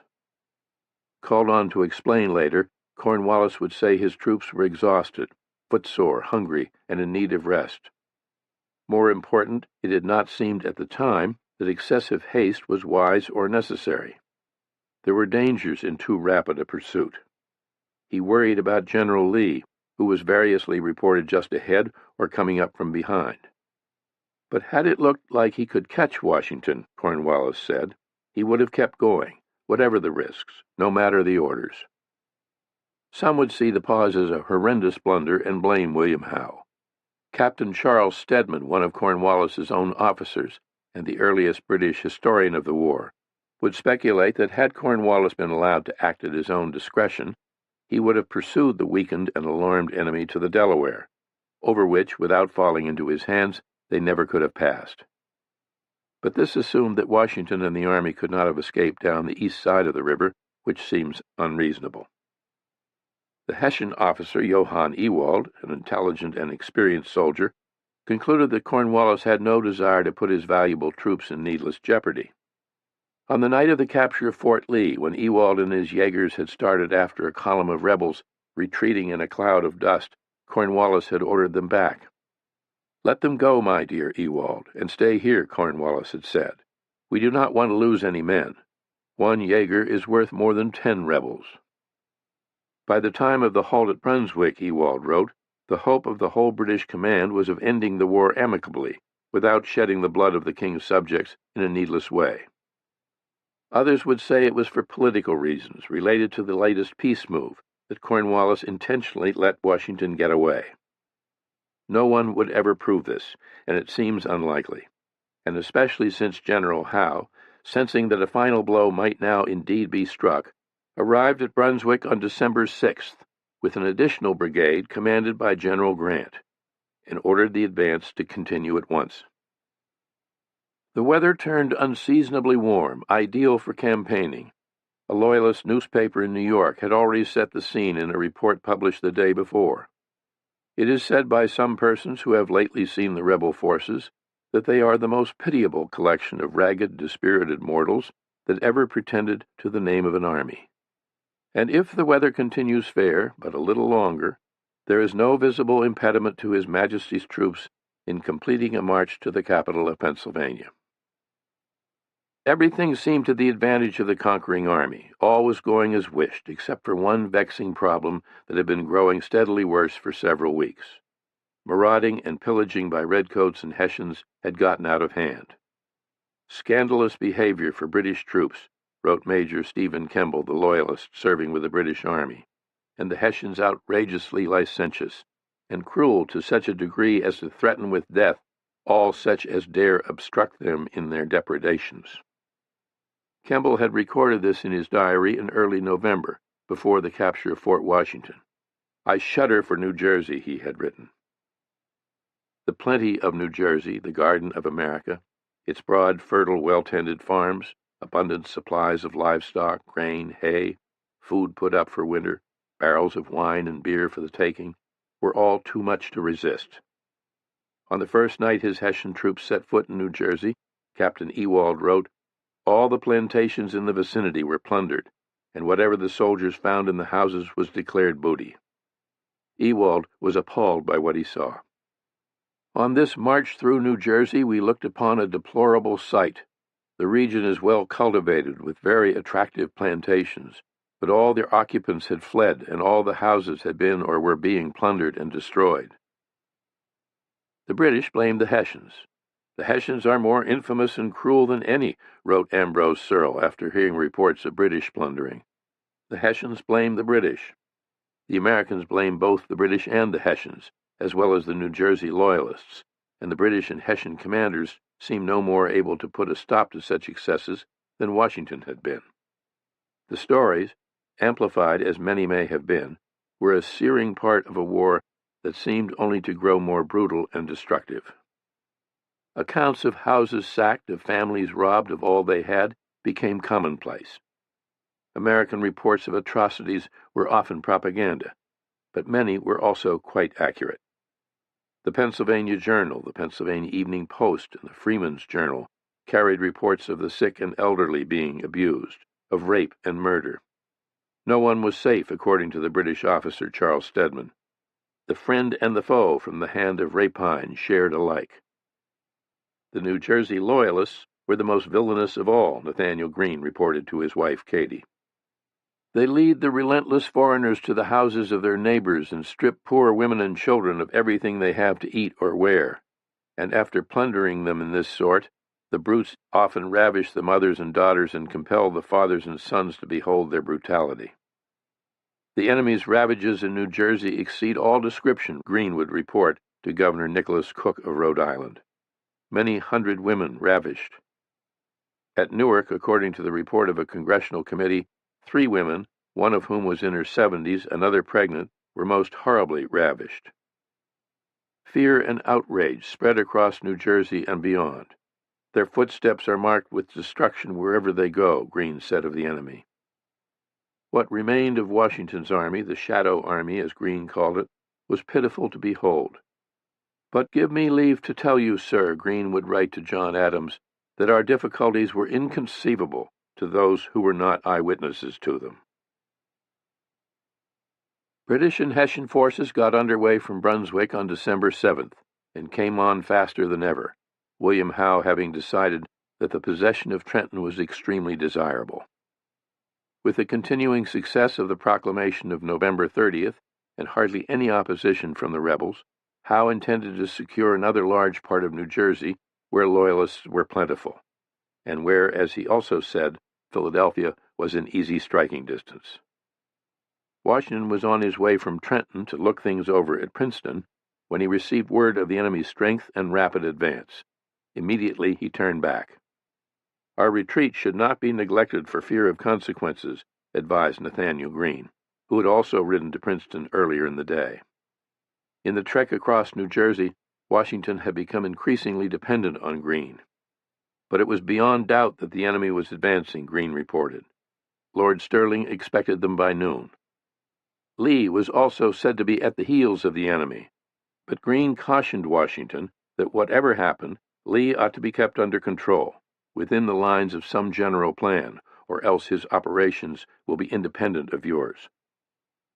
Washington had already made his decision, and he calmly, deliberately carried it out. A fleet of boats was standing ready at Trenton. By nightfall, the wearied troops and their commander were crossing the Delaware to the Pennsylvania shore, where bonfires had been set ablaze to light the way. One of those watching from the Pennsylvania side was the artist Charles Wilson Peale, who had arrived with a Philadelphia militia unit in answer to Washington's call for help. Peale wrote later of the firelight on the river and shore, of boats laden with soldiers, horses, cannon, and equipment, of men calling out orders. It was a grand but dreadful spectacle. The hallooing of hundreds of men in their difficulties getting horses and artillery out of the boats made it rather the appearance of hell than any earthly scene. The long retreat that had begun in New York and continued from the Hudson to the Delaware was over. Casualties had been few in New Jersey, and its pitiable appearance and miseries notwithstanding, the army, or the semblance of an army, had once again survived. With a handful of men we sustained an orderly retreat, wrote Thomas Paine in the crisis, which soon appeared in Philadelphia. No sign of fear was to be seen, he insisted. Once more we are collected and collecting. By perseverance and fortitude, we have the prospect of a glorious issue. Henry Knox, writing on the morning of December 8th, his first letter to his wife in weeks, said she might be surprised to find he was in Pennsylvania. Though physically exhausted, he, like Paine, refused to be downcast. It was a combination of unlucky circumstances that had brought things to such a pass, he told her. We are now making a stand on the side of the Delaware toward Philadelphia. In truth, men were dreadfully dispirited. Many had given up, in addition to the 2,000 who had refused to sign on again after December 1st. Hundreds had deserted. Many of those left were sick, hungry, altogether as miserable as they appeared. To Charles Wilson Peale, walking among them by the light of the next morning on the Pennsylvania shore, they looked as wretched as any men he had ever seen. One had almost no clothes. He was in an old dirty blanket jacket, his beard long, and his face so full of sores that he could not clean it. So disfigured was he that Peale failed at first to recognize that the man was his own brother, James Peale, who'd been with the Maryland unit as part of the rear guard. That the enemy might cross the Delaware at one or several points and move quickly to seize Philadelphia, as they had New York, no one doubted. On Washington's orders, every boat not commanded to bring the army across had been destroyed for 60 miles along the east bank of the river, which was no small accomplishment. But broad and swift as it was, the river could remain a barrier to Howe only so long, as Washington warned the members of Congress repeatedly in a series of urgent dispatches. From several accounts, I am led to think the enemy are bringing boats with them, he wrote. If so, it will be impossible for our small force to give them any considerable opposition in the passage of the river. Under the circumstances, the security of Philadelphia should be our next object. In another letter to John Hancock, he stated flatly that Philadelphia, beyond all question, is the object of the enemy's movements, that nothing less than our utmost exertions could stop Howe, and that his own force was too thin and weak to count on. Washington and his staff had taken up quarters in a brick house directly across the river from Trenton, where he hoped to keep watch on the enemy. His troops were scattered close by the river for nearly 25 miles, camped in the woods and brush out of sight from the river, the greater part of them about 10 miles to the north of Washington's headquarters. While Joseph Reed had gotten nowhere with his recruiting efforts in New Jersey, Mifflin's efforts had produced some results. The Philadelphia Volunteer Militia, or Philadelphia Associators, as they were called, that Charles Wilson Peale had arrived with, numbered 1,000, and marched into camp in a very spirited manner, as Washington noted approvingly. On December 10th, Word came at last that Lee and 4,000 troops commanded by General Sullivan had reached Morristown to the northeast. "General Lee is on his march to join me," Washington wrote to the governor of Connecticut, Jonathan Trumbull. "If he can effect this junction, our army will again make a respectable appearance, and such as I hope will disappoint the enemy in their plan on Philadelphia." Everything depended on Lee. The letter to Trumbull was written December 14th, when Washington knew nothing of events of the day before, Friday the 13th, events wholly unexpected and of far-reaching consequences. As time would show, that Friday the 13th had been an exceedingly lucky day for Washington and for his country. In an inexplicable lapse of judgment, General Lee had spent the previous night of the 12th separated from his troops, stopping at a tavern about 3 miles away at Basking Ridge, for what reason is not known. With Lee was a personal guard of 15 officers and men. The next morning, in low spirits and no apparent hurry, Lee sat at a table in his dressing gown attending to routine paperwork, then took time to write a letter to General Gates, for no other purpose than to blame Washington for all his troubles and for the woeful state of affairs in general. "Entre nous, a certain great man is damnable deficient," Lee told Gates.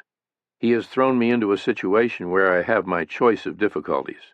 If I stay in this province, I risk myself and army, and if I do not stay, the province is lost forever.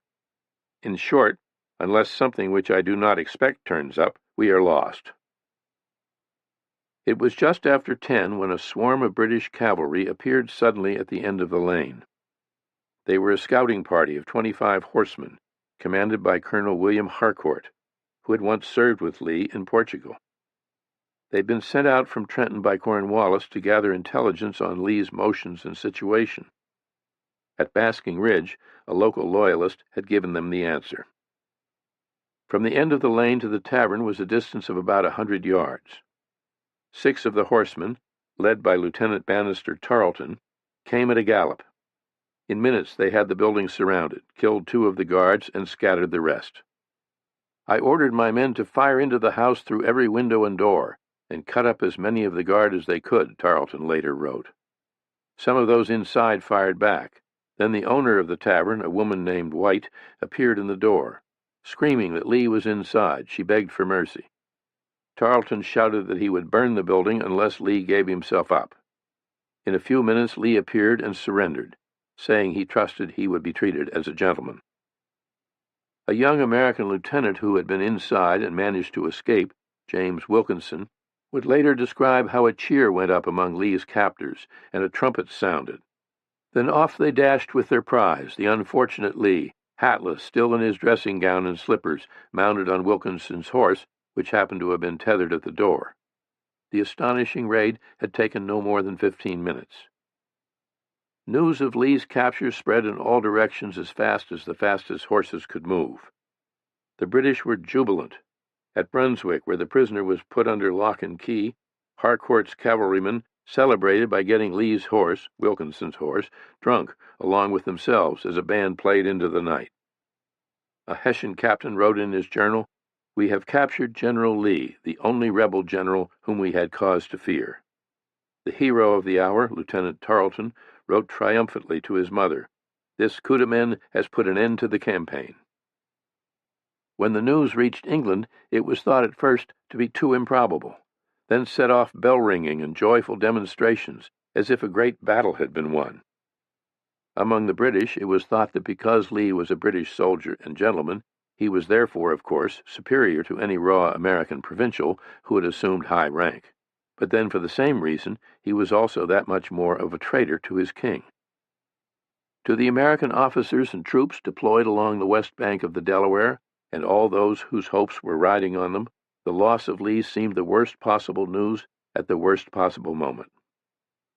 To Nathanael Greene, it was one of a combination of evils pressing in upon us on all sides. Washington, on first hearing what had happened, called it a severe blow, then said he would comment no further on this unhappy accident. Privately, he was furious with Lee for having been such a fool.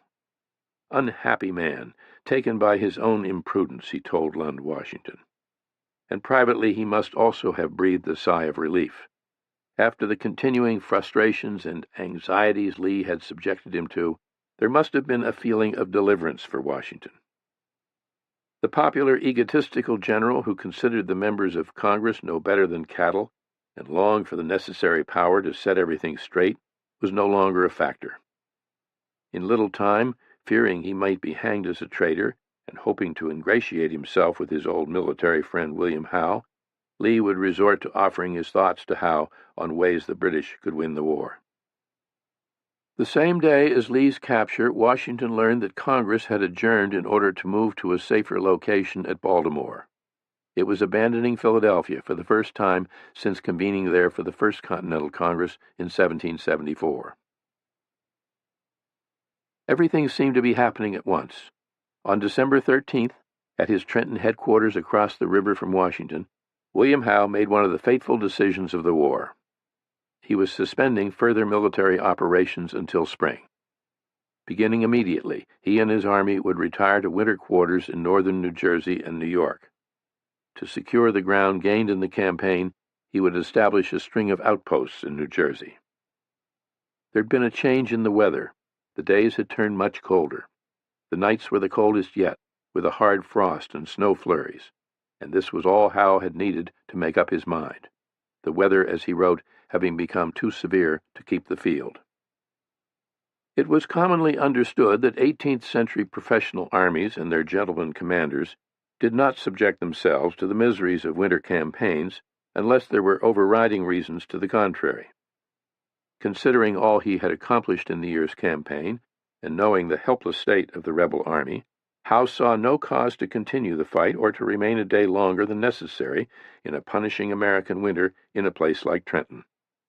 And there were, besides, compelling reasons to retire to New York City, for quarters for the army and for the comforts and pleasures that so appealed to the general himself. Howe departed for New York on Saturday, December 14th, joined by Cornwallis, whom he had granted leave to return to England to visit his ailing wife. General Howe, cozily accommodated in New York as pictured in the minds of many, would rekindle old gossip and give rise to some popular doggerel. Sir William he, snug as a flea, lay all this time a-snoring, nor dreamed of harm as he lay warm, in bed with Mrs. Loring. No boats were to be built or hauled overland by the British to cross the Delaware, and for now there was to be no march on Philadelphia. The members of Congress could as well have stayed where they were.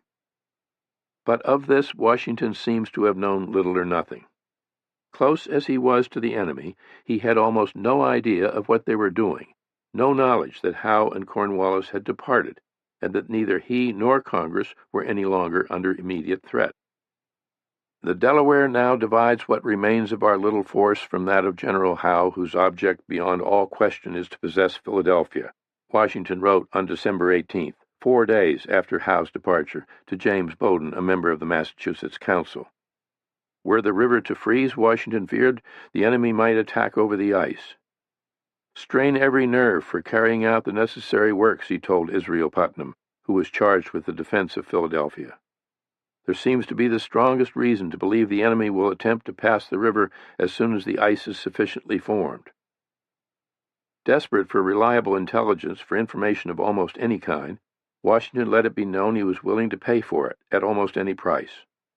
In a dispatch to his general officers, he implored them to find a spy who would cross the river and determine whether any boats were being built or coming overland.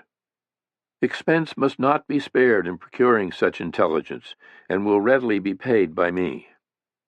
To Lord Stirling he wrote, "Use every possible means without regard to expense to come with certainty at the enemy's strength, situation, and movements. Without this, we wander in a wilderness of uncertainties." As early as December 15th, he had received a report from a commander of Pennsylvania militia posted below Trenton, John Cadwalader, saying, "General Howe is certainly gone to New York, unless the whole scene is a scheme to amuse and surprise." Perhaps Washington found it impossible to believe, or suspected that it was indeed a ruse. Whatever the reason, he seems to have ignored it. The foe gathered on the other side of the river was the British Army no longer, but a holding force of 1,500 Hessians, settled in for the winter under the command of Colonel Johann Rall, the veteran officer who had led the fierce Hessian assaults at White Plains and Fort Washington. Concerned about the apparent designs of the enemy, the wilderness of uncertainties, Washington moved his headquarters 10 miles upstream to Buckingham Township, closer to the main body of the army, where Greene, Sterling, and Knox had their headquarters. In 2 weeks, on New Year's Day, all enlistments would expire. And what then? Our only dependence now is upon the speedy enlistment of a new army, he wrote to Lund, Washington. If this fails, I think the game is pretty near up. On December 20th, in the midst of a snowstorm, General Sullivan rode into Buckingham at the head of Lee's troops, having marched at a pace 4 times what Lee had set in order to join Washington as soon as possible. But instead of the 4,000 that Washington had been expecting, there were only half that number, and the men were in more wretched condition even than Washington's own ranks.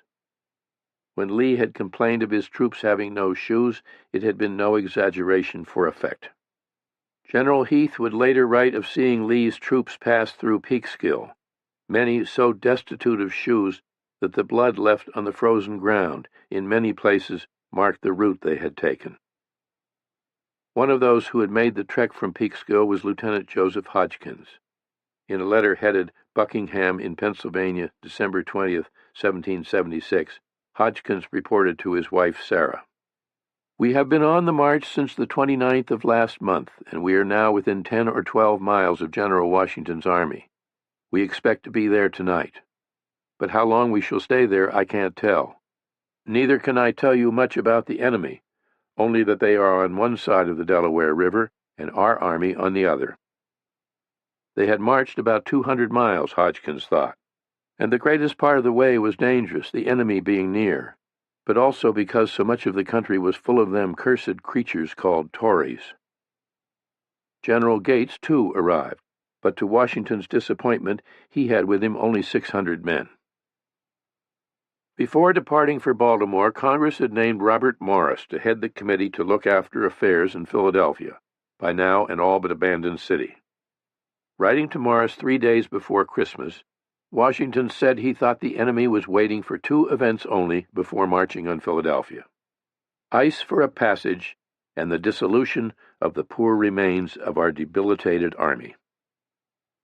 As near as could be determined, Washington now had an army of about 7,500, but that was a paper figure only.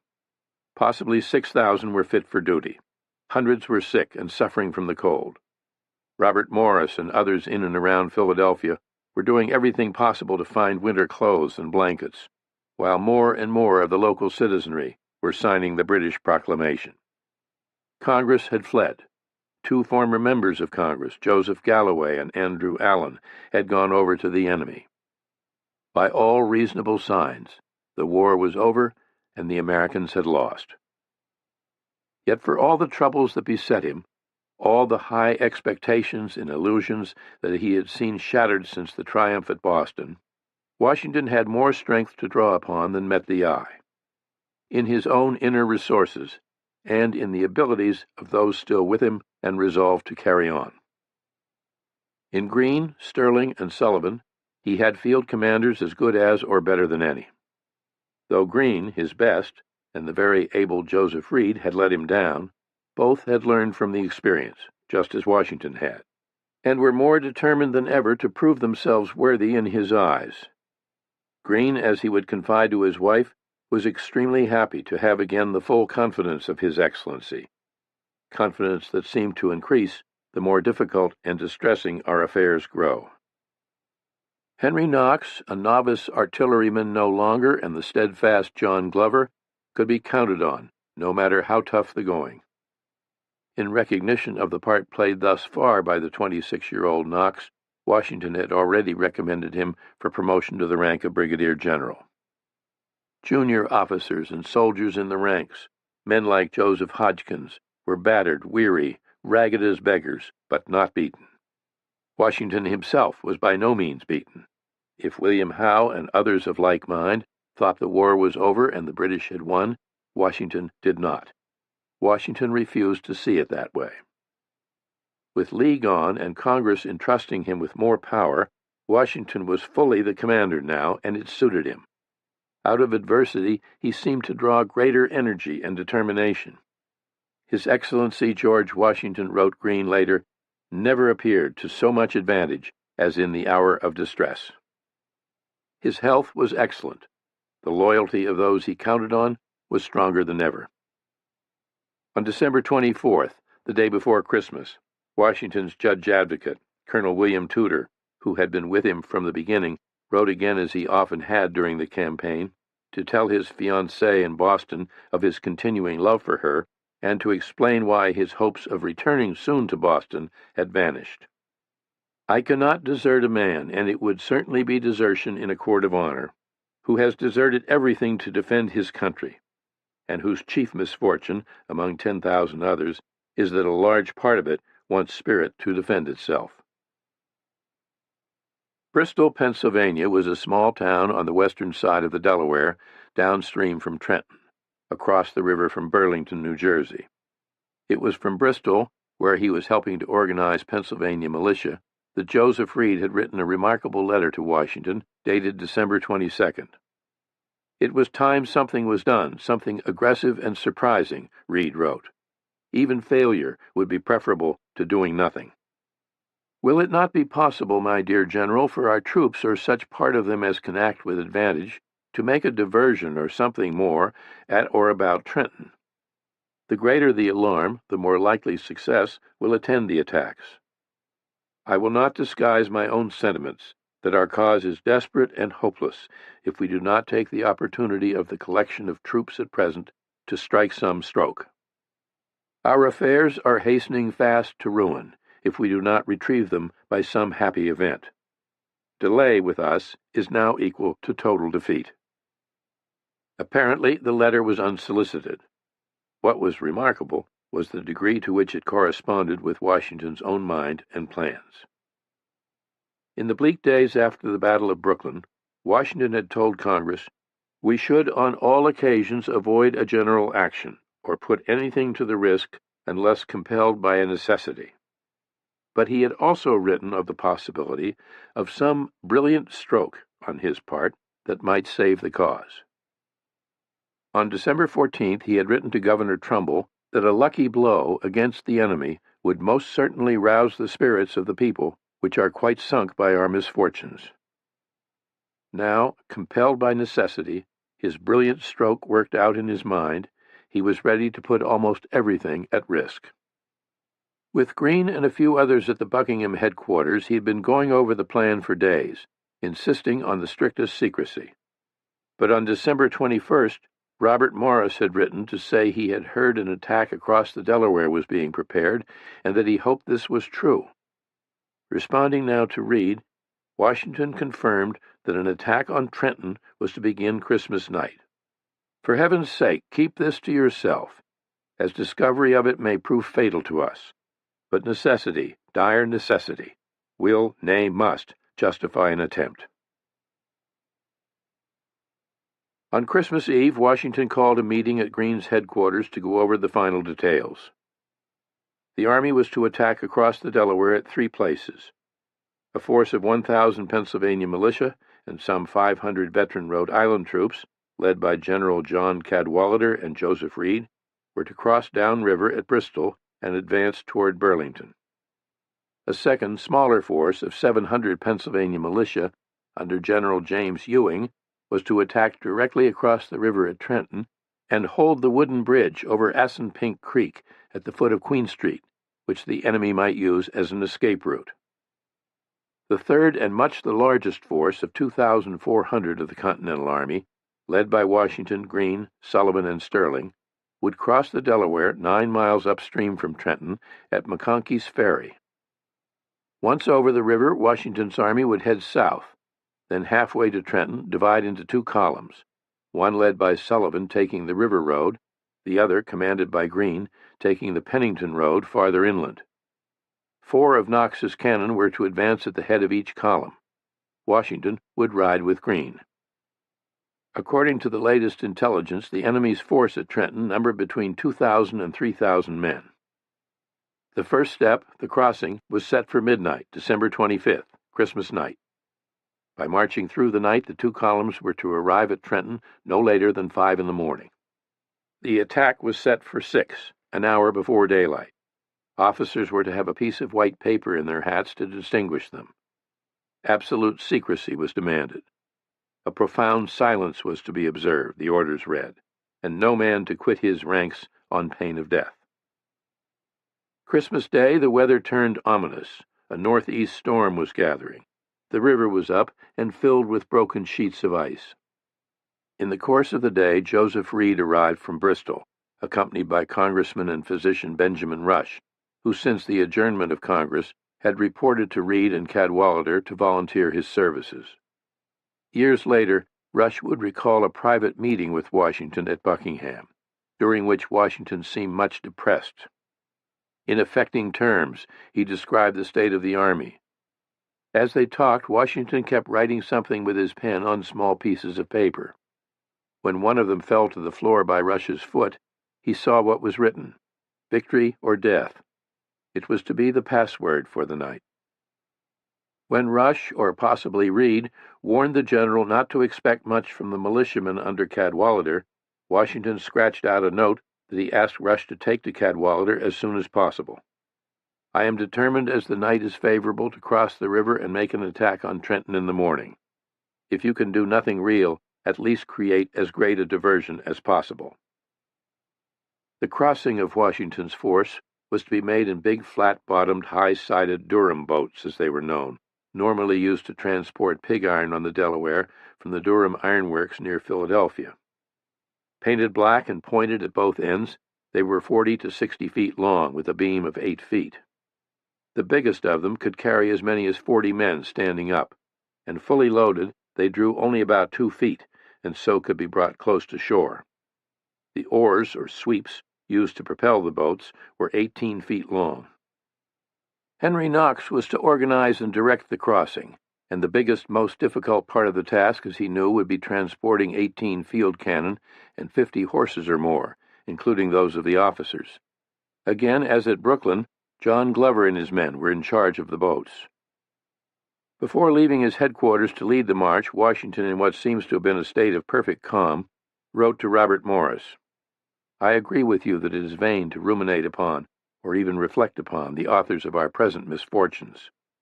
We should rather exert ourselves and look forward with hopes that some lucky chance may yet turn up in our favor.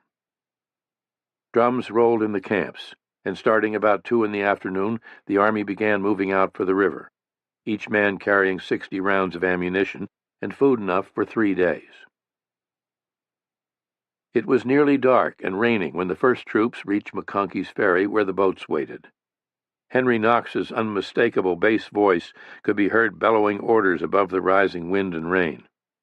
According to one account, had it not been for the powerful lungs and extraordinary exertions of Knox, the crossing that night would have failed.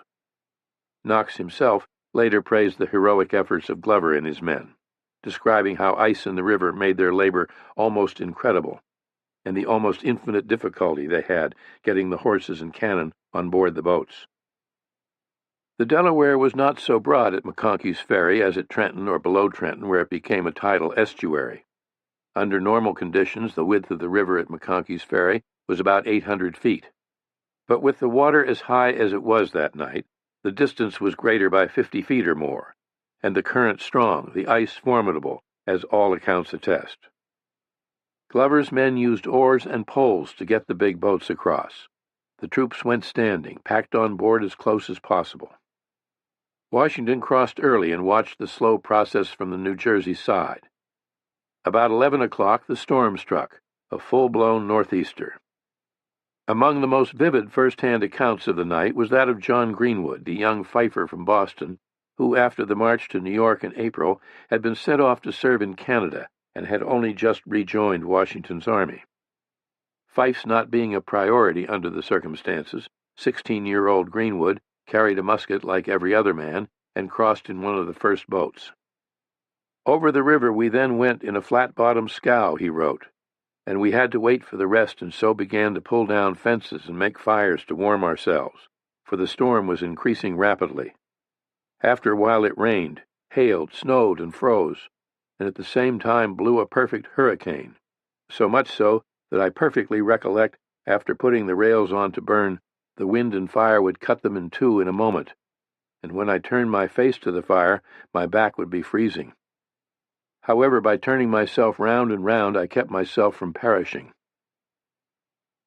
As during the escape from Brooklyn, Washington's other daring river crossing by night, a northeaster was again decisively a blessing and a curse.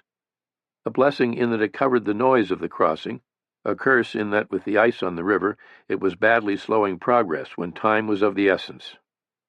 The plan was to have the whole army over the river no later than midnight, in order to reach Trenton before dawn.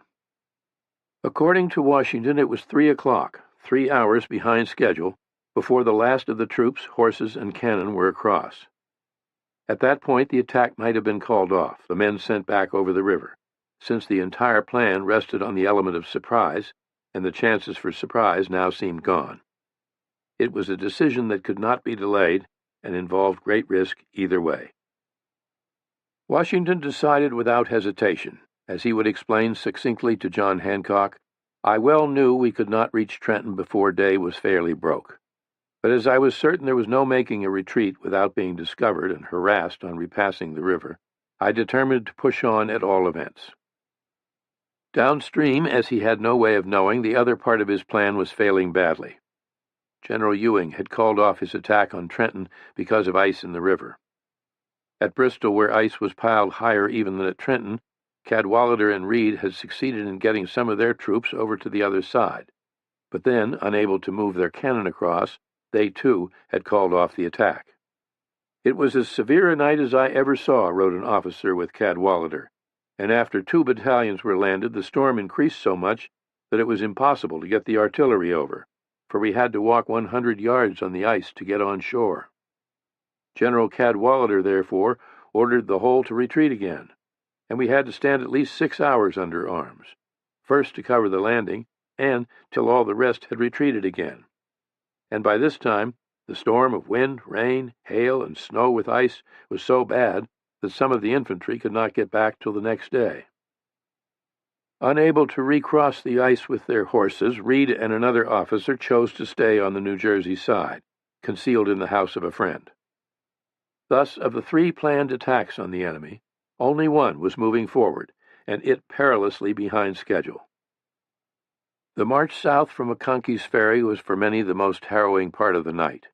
The storm grew worse, with cold driving rain, sleet, snow, and violent hail. The troops, as Henry Knox wrote, pushed on with the most profound silence. For the first half-mile or more, the dark road from the ferry was a steep uphill climb. After another 2 miles, the road dropped into a ravine and crossed Jacob's Creek. John Greenwood remembered moving no faster than a child could walk, stopping frequently and suffering terribly from the cold. I recollect very well that at one time, when we halted on the road, I sat down on the stump of a tree and was so benumbed with cold that I wanted to go to sleep. Had I been passed unnoticed, I should have frozen to death without knowing it. In fact, in the course of the night, 2 of the men did freeze to death. There was little light to see by. A few men carried lanterns, and torches were mounted on some of the cannon. The entire 2,400 on the march kept together for 5 miles, as far as a little crossroads called Birmingham, where the army divided, Sullivan's column keeping to the right on the river road, while Washington's and Greene's force veered off to the left on the Pennington road, both routes slick with ice and snow. The distance to Trenton was the same either way, about 4 miles. Men and horses kept slipping and skidding in the dark. A Connecticut lieutenant, Elisha Bostwick, remembered Washington coming along on his horse, telling the men in a deep and solemn voice to keep with their officers. For God's sake, keep with your officers. When his army had marched out of Boston, heading for New York and their first field of battle, the commander-in-chief had traveled by coach. Much of the time since he had conducted the war from established headquarters in elegant houses. And though he had been with the army the night of the escape from Brooklyn and through the retreat across New Jersey, until now he had never been with them as a field commander on the attack. When handed a message from General Sullivan saying that the men had found their guns too soaked to fire, Washington answered, "Tell the general to use the bayonet."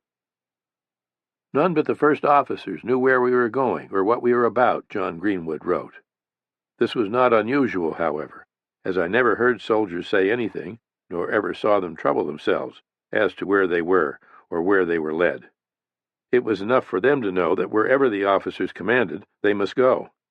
For it was all the same, owing to the impossibility of being in a worse condition than their present one, and therefore the men always liked to be kept moving in the expectation of bettering themselves. The two columns reached their assigned positions outside Trenton at about the same time, a few minutes before 8, an hour after daylight. Trenton was often referred to as a pretty village, which was an exaggeration. With perhaps 100 houses, an Episcopal church, a marketplace, and 2 or 3 mills and iron furnaces, it was in peacetime a busy but plain little place of no particular consequence, except that it was at the head of navigation on the river and a stop on the King's Highway from New York to Philadelphia. There was also a large 2-story stone barracks built during the French and Indian War, and the bridge over Assunpink Creek below town. The principal streets were King Street and Queen Street, which ran parallel toward the river, sloping downhill from the point above town where the Pennington Road and the King's Highway converged. By Washington's plan of attack, this point, the head of King and Queen Streets, would decide the day. But in the early light of December 26th, in the white blur of the continuing storm, it was difficult to distinguish much of anything about Trenton. Most of the townspeople had fled, taking as much as possible of their belongings. In the bare houses and the stone barracks were quartered the 1,500 Hessians who occupied the town. Their commander, Colonel Rawle, had established himself in an ample frame house on King Street, the home of an owner of an iron furnace, Stacy Potts, who was happy to have the colonel as his guest. Johann Gottlieb Rawle was a sturdy, able career soldier, and at age 56 a senior among officers. The command at Trenton had been conferred in recognition of his valor at White Plains and Fort Washington.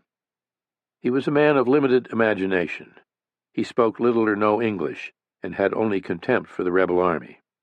His pleasures were a game of cards, a good drink or two, and martial music, which he relished to the point of absurdity, marching himself with his military band at almost any excuse.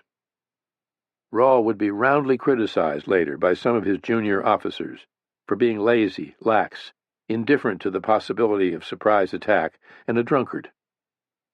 Captain Johann Ewald, as fair-minded as any Hessian officer who served in America, later wrote that many who criticized Rawle after his death were not fit to have carried his sword.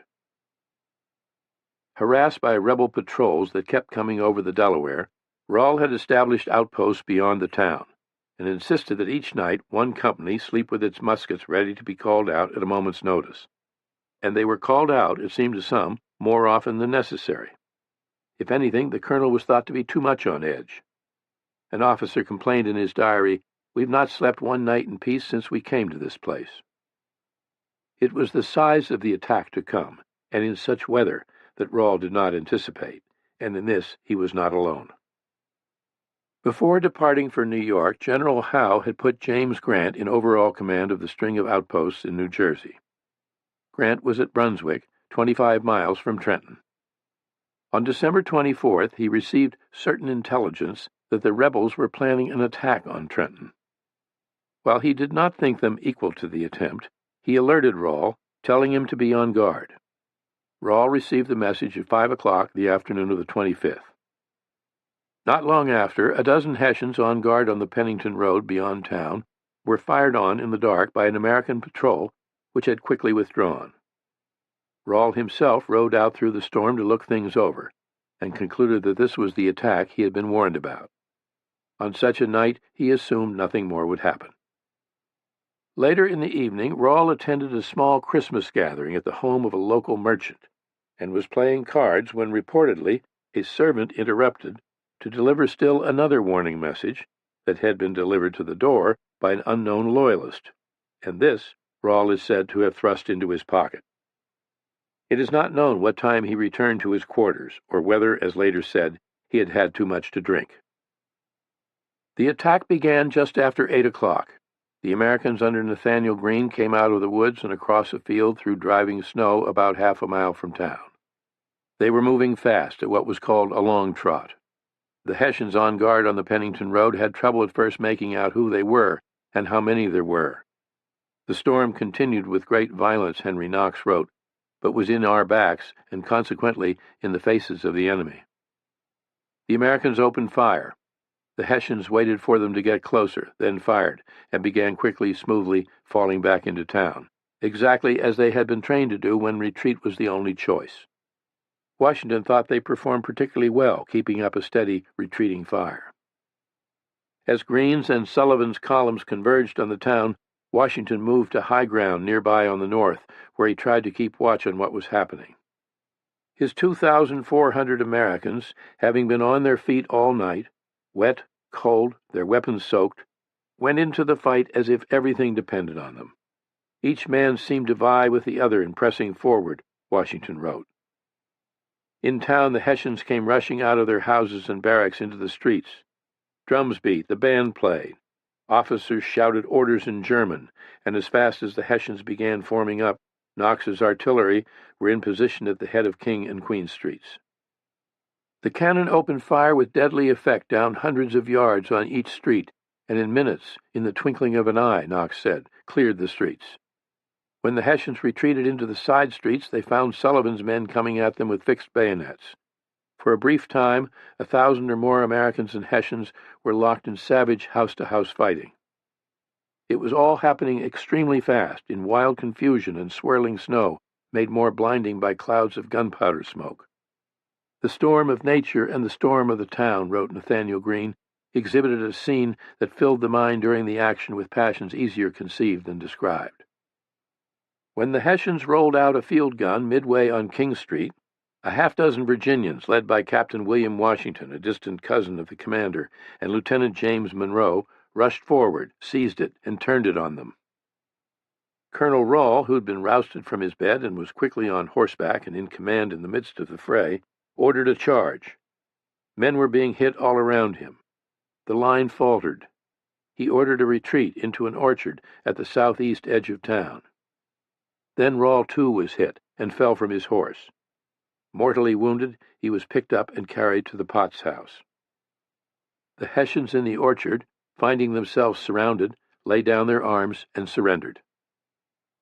It all happened in 45 minutes or less. 21 Hessians had been killed, 90 wounded. The prisoners taken numbered approximately 900.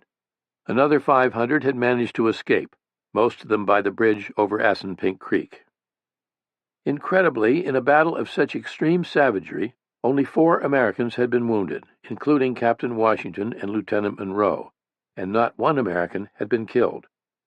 The only American fatalities were the 2 soldiers who had frozen to death during the night on the road. After having marched off the prisoners and secured the cannon, stores, and so forth, wrote Knox, we returned to the place 9 miles distant where we had embarked. Thus, after marching through the night a second time, back to McConkey's Ferry, the Army crossed the Delaware once again, back to the Pennsylvania side of the river. Not since taking command the summer of 1775 had Washington ever addressed the Army with such words of praise, affection, and gratitude as he did in his general orders for the following day, December 27th. And never had he greater reason. It had been their triumph, he wanted them to know. The general, with the utmost sincerity and affection, thanks the officers and soldiers for their spirited and gallant behavior at Trenton yesterday, he began. It is with inexpressible pleasure that he can declare that he did not see a single instance of bad behavior in either officers or privates. In appreciation of such spirited behavior, he would see that all who had crossed the river would receive in cash a proportionate part of the total value of the cannon, arms, horses, and everything else captured at Trenton. Allegedly, there had been some less than stellar behavior, which either Washington did not see or chose to ignore given the spirit of the moment. With the battle over, a number of soldiers reportedly broke into the Hessian rum supply and got roaring drunk. Far more, however, would be said later and repeated endlessly of Hessians who supposedly, on the morning of the attack, were still reeling drunk or in a stupor, having celebrated Christmas in the Germanic tradition. But there is no evidence that any of them were drunk. John Greenwood, who was in the thick of the fight, later wrote, "I am willing to go upon oath that I did not see even a solitary drunken soldier belonging to the enemy." Major James Wilkinson, the young officer who had been present at the capture of General Lee, and who also fought at Trenton and later wrote an account of the battle, made no mention of anyone being drunk. What Wilkinson did record, memorably, was riding to Washington with a message just after the Hessians had surrendered. On my approach, he wrote, the commander-in-chief took me by the hand and observed, "Major Wilkinson, this is a glorious day for our country." They all felt something of the kind. They knew they had done something big at last. The troops behaved like men contending for everything that was dear and valuable, Knox wrote to Lucy. Nathaniel Greene told his wife, "This is an important period to America, big with great events." Writing to Governor Trumbull earlier, Washington had prophesied that some lucky blow would rouse the spirits of the people, but he could hardly have imagined how stunning the effect of the news of Trenton would be on the morale of the country. In a matter of days, newspapers were filled with accounts of Washington's crossing of the Delaware, the night march, and the overwhelming success of the surprise attack, the numbers of prisoners taken, the cannon, arms, swords, horses, even the number of drums and trumpets from Colonel Rawle's military band. But fast post riders and word of mouth spread the story more rapidly still. John Adlam, the 17-year-old private from York, Pennsylvania, who had been captured at Fort Washington and was among the fortunate prisoners, mostly officers, confined to houses in New York and allowed some freedom of movement, wrote later of how he heard the news of Trenton. The owner of a grocery store had pulled him into a back room and kept shaking his hand, and trembling with such emotion he was unable to speak. "I looked at him and I thought him crazy or mad," Adlam wrote, "but as soon as he could give utterance to his word, he says to me, 'General Washington has defeated the Hessians at Trenton this morning and has taken 900 prisoners and 6 pieces of artillery.' I did not wait to hear anything more said, but dropped the basket and ran out into the street and past 2 British sentinels that I had given the countersign on my way to the store. Though they challenged me, I did not stop, but ran as fast as I could to my quarters. By the time I got home, I was quite out of breath and ran into the room where the officers were sitting around the table. Several of them asked, 'What's the matter?' and as soon as I could recover breath to speak, I spoke with considerable emphasis. 'General Washington has defeated the Hessians at Trenton this morning and has taken 900 prisoners and 6 pieces of artillery.' 'Who told you so?' I could not tell, as I did not know the gentleman's name, but I told them it was where I purchased the groceries, at which some of the officers laughed and asked me various questions, while others did not say a word and looked very serious, as if doubting the news, and others thought it too good to be true."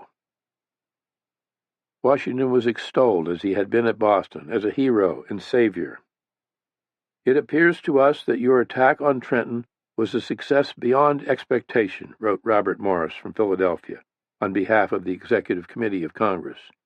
"And this was entirely befitting a character which we admire and which we have long wished to appear in the world with that brilliancy that success always obtains, and which members of Congress know you deserve." From Baltimore, addressing Washington on behalf of the entire Congress, John Hancock said that the victory at Trenton was all the more extraordinary, given that it had been achieved by men broken by fatigue and ill fortune. But troops properly inspired and animated by a just confidence in their leader will often exceed expectation or the limits of probability. As it is entirely to your wisdom and conduct, the United States are indebted for the late success of your arms. To General James Grant, House Commander of the New Jersey outposts, and thus the one who bore the responsibility for what had happened, Trenton was an unlucky, cursed affair, quite beyond comprehension. "'Tis an infamous business. I cannot account for the misbehavior of the Hessians," Grant wrote to General Harvey. He had been sure, Grant told Harvey, that the Hessians at Trenton were as safe as you are in London. How Colonel Rawle could have failed to act upon the warning he had been given was more than Grant could understand. But then Rawle had died of his wounds, and would have no chance to speak in his own defense. In New York, William Howe responded to the news of Trenton by taking immediate action. Cornwallis, his leave canceled, was ordered to return at once to New Jersey with an army of 8,000. Washington had been weighing his next move and worrying over how possibly to keep his army together. His decision, given the way events had turned and his own nature, was not surprising. He would go after the enemy once again. Thinking that Washington was still in New Jersey, General Cadwalader, in a bold move, had crossed the Delaware downstream at Bristol, and General Mifflin was joining him with more recruits. On December 29th, Washington, Greene, Sullivan, Knox, and their troops were on the move, marching through a 6-inch snowfall to cross the Delaware at McConkey's Ferry and nearby Yardley's Ferry, an undertaking that was as harrowing as the crossing of Christmas night. At Yardley's Ferry, where Greene's troops crossed, the river was iced over, just thick enough for the men to pick their way warily across, but too thin for horses and cannon. At McConkey's, it was only with the greatest difficulty that Washington and the rest were able to get over. Amazingly, Knox and Glover succeeded this time in transporting some 40 cannon and their horses, twice what had been managed Christmas night. At Trenton, Washington drew up his forces on a low ridge along the south side of Assunpink Creek, with the Delaware on their left flank, a patch of woods to the right. It was December 30th. The following day, the last day of 1776, he made a dramatic appeal to the veteran troops of the Continental Army to stay with him. Having no authority whatever to do so, he offered a bounty of $10 for all who would stay another 6 months after their enlistments expired that day, a considerable sum for men whose pay was $6 a month. "I feel the inconvenience of this advance," Washington would later tell Congress, "but what was to be done?" To Robert Morris he said more bluntly, "I thought it no time to stand on trifles." One of the soldiers would remember his regiment being called into formation, and His Excellency astride a big horse addressing them in the most affectionate manner. The great majority of the men were New Englanders, who had served longer than any, and who had no illusions about what was being asked of them. Those willing to stay were asked to step forward. Drums rolled, but no one moved. Minutes passed. Then Washington wheeled his horse about and spoke again. "My brave fellows, you have done all I asked you to do, and more than could be reasonably expected. But your country is at stake, your wives, your houses, all that you hold dear. You have worn yourselves out with fatigues and hardships, but we know not how to spare you. If you will consent to stay 1 month longer, you will render that service to the cause of liberty and to your country which you can probably never do under any other circumstance." Again the drums sounded, and this time the men began stepping forward. God Almighty, wrote Nathanael Greene, inclined their hearts to listen to the proposal, and they engaged anew. In the last hours before New Year's Day, Washington would learn that on December 27th, by the vote of Congress, he had been authorized to use every endeavor, including bounties, to prevail upon the troops to stay with the army. Indeed, for a period of 6 months, the Congress at Baltimore had made him a virtual dictator. "Happy it is for this country," read part of the letter transmitting the resolution, "that the general of their forces can be safely entrusted with the most unlimited power, and neither personal security, liberty, nor property be in the least degree endangered thereby." In his letter of reply to the members of Congress, Washington wrote, "Instead of thinking myself freed from all civil obligations by this mark of their confidence, I shall constantly bear in mind that as the sword was the last resort for the preservation of our liberties, so it ought to be the first thing laid aside when those liberties are firmly established. The year 1776 is over. I am heartily glad of it, and I hope you nor America will ever be plagued with such another," Robert Morris wrote to Washington on New Year's Day. But the campaign was not over just yet. By January 1st, 1777, Cornwallis and his army had reached Princeton. On January 2nd, Cornwallis left part of his force there, and with 5,500 strong, set off down the road to Trenton, 10 miles away. There had been a sudden thaw, and the mud of the road slowed the march. Colonel Edward Hand and the Pennsylvania riflemen sent to check the enemy advance fought with deadly effect, but could only fall back against such a force. By dusk, the Americans were retreating back through Trenton, down Queen Street toward the bridge over the Assunpink, and it was only Knox's cannon from across the creek that held the British at bay. The enemy pushed our small party through the town with vigor, then advanced within reach of our cannon, who saluted them with great vociferation and some execution, Knox wrote. British artillery answered, and Cornwallis ordered 3 successive attacks on the bridge, only to be driven back each time. Dr. Benjamin Rush, who had arrived with Cadwallader's brigade to help establish a field hospital, wrote later of this his first direct encounter with war. Indeed, Rush was one of the very few signers of the Declaration of Independence yet to see the reality of war firsthand. The American army retired and left the British in possession of Trenton. The scene which accompanied and followed this combat was new to me. The first wounded man that came off the field was a New England soldier. His right hand hung a little above his wrist by nothing but a piece of skin. It had been broken by a cannonball. I took charge of him and directed him to a house on the river which had been appropriated for a hospital. In the evening, all the wounded, about 20 in number, were brought to this hospital and dressed by Dr. John Cochran, myself, and several young surgeons who acted under our direction.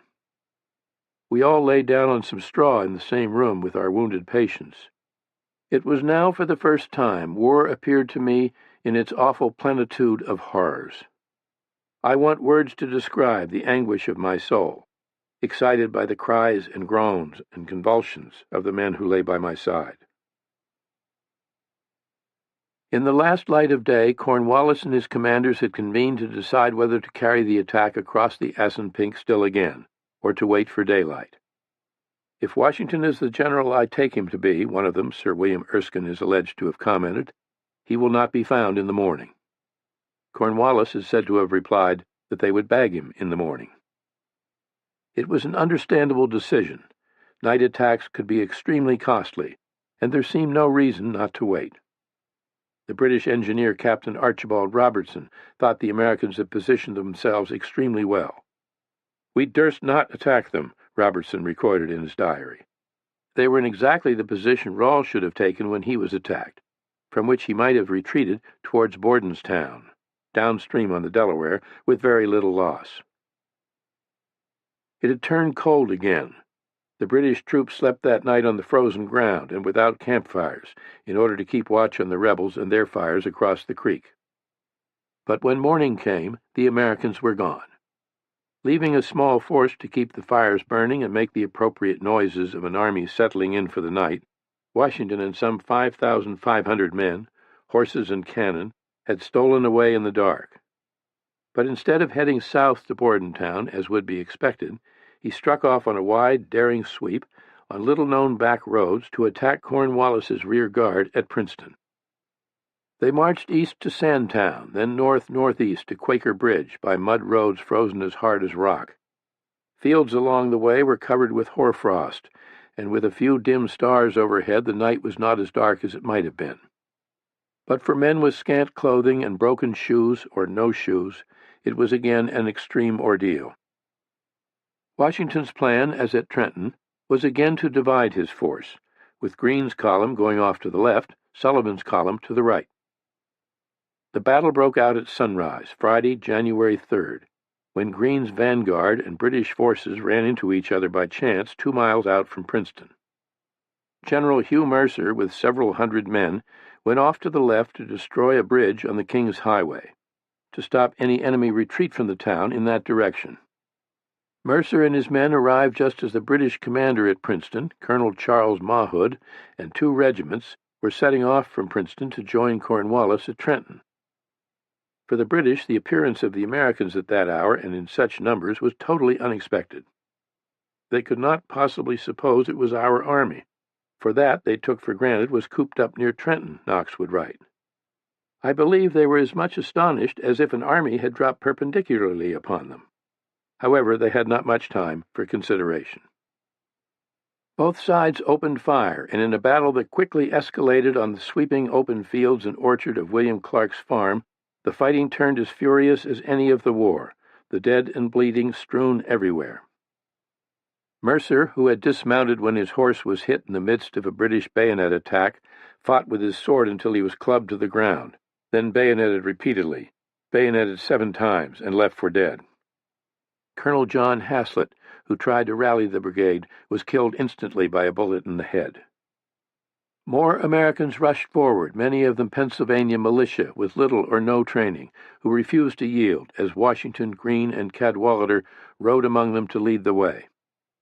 The sight of Washington set an example of courage such as he had never seen, wrote one young officer afterward. I shall never forget what I felt when I saw him brave all the dangers of the field, and his important life hanging as it were by a single hair, with 1,000 deaths flying around him. Believe me, I thought not of myself. Parade with us, my brave fellows, Washington is said to have called out to them. There is but a handful of the enemy, and we will have them directly. More Americans descended on the enemy's flanks, and Ma Hood and his redcoats were soon in full flight toward Trenton. A resolution was taken to retreat, remembered one of Ma Hood's junior officers, i.e., run away as fast as we could. Washington, unable to resist, spurred his horse and took after them, shouting, "It's a fine fox chase, my boys." The ferocious battle on the Clark farm, the deciding action of the day, had lasted all of 15 minutes. By the time Washington had reined in his horse and called off the pursuit, another part of the army had entered town, where some 200 of the British garrison there had barricaded themselves inside the large stone main building of the college, Nassau Hall. When Captain Alexander Hamilton and his artillerymen fired a few rounds into the building, the redcoats gave up. The American dead numbered 23, including Colonel Haslett and General Mercer, who suffered 9 days before dying of his wounds. Mercer, a doctor and pharmacist in civilian life, who came from Fredericksburg, Virginia, not far from Mount Vernon, had been a favorite of Washington's. But losses were greater in British dead and wounded, and the Americans had taken 300 prisoners. The British, though greatly outnumbered, had put up a fierce fight, but for Washington and the army it was another stunning, unexpected victory. Washington's impulse was to push on to Brunswick, to destroy enemy supplies there and capture a British pay chest of 70,000 pounds, and thereby, he speculated, end the war.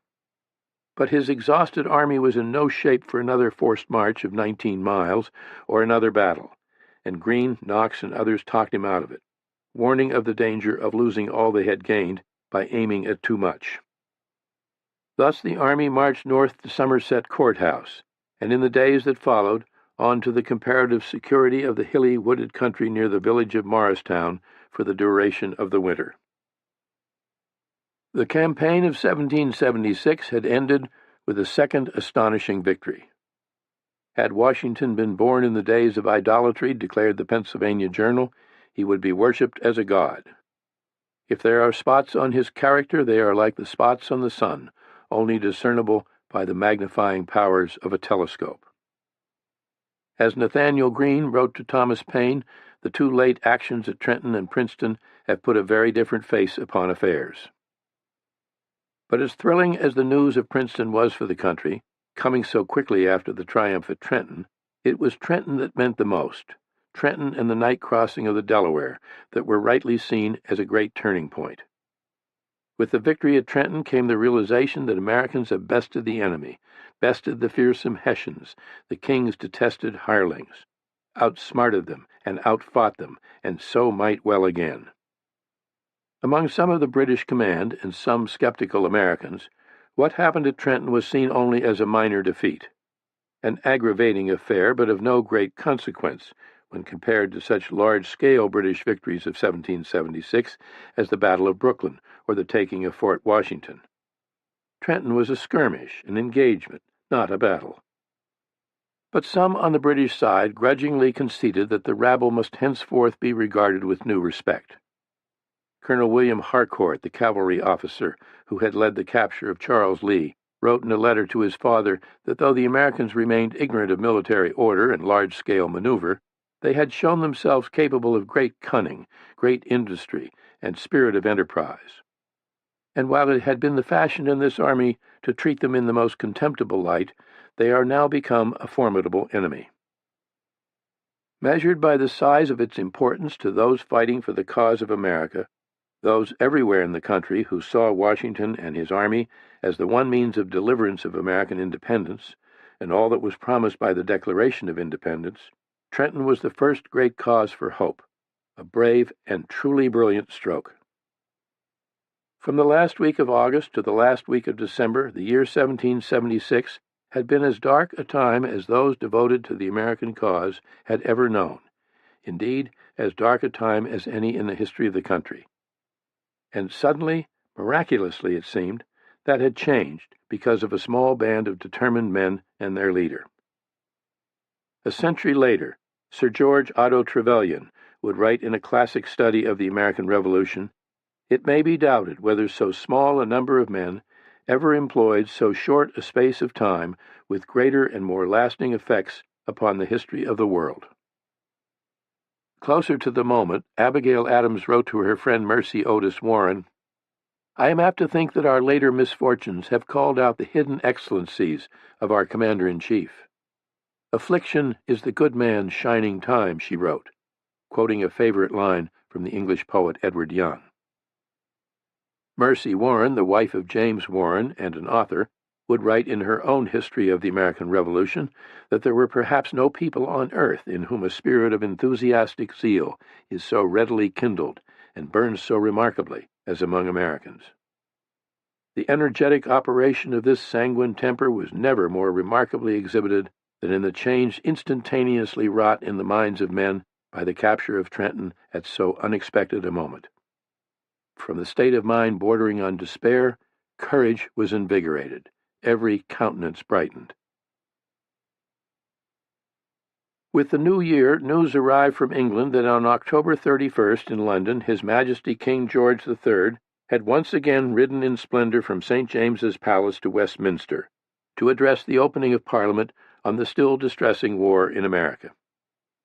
"Nothing could have afforded me so much satisfaction," said the King, "as to have been able to inform you that my unhappy people in America, recovered from their delusion, had delivered themselves from the oppression of their leaders and returned to their duty.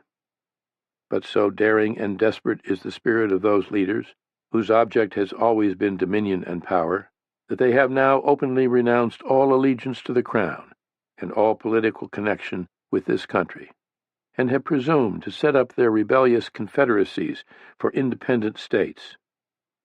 If their treason be suffered to take root, much mischief must grow from it." Another military campaign would be undertaken in America. The same Whig leaders in Parliament spoke out as they had before, ardently denouncing the wicked war. Lord Germain, in response, said the army in America would be reinforced. And as it had before, in what seemed the long-ago October of 1775, the Parliament approved the King's policy by an overwhelming margin. When, in March 1777, the news of Trenton reached England, it was said in the London General Evening Post and elsewhere that the defeat of the Hessians, while disagreeable, was more than counterbalanced by the capture of General Lee. Lord Germain saw at once that the importance of the news was the effect it would have on American opinion. Still, he had no doubt that the rebel army was all but finished. In New Jersey, the fighting would continue sporadically as winter wore on. The war itself would continue, endlessly, it seemed to many. In all, it would be another 6.5 years before the Treaty of Paris, ending the war, was signed in 1783.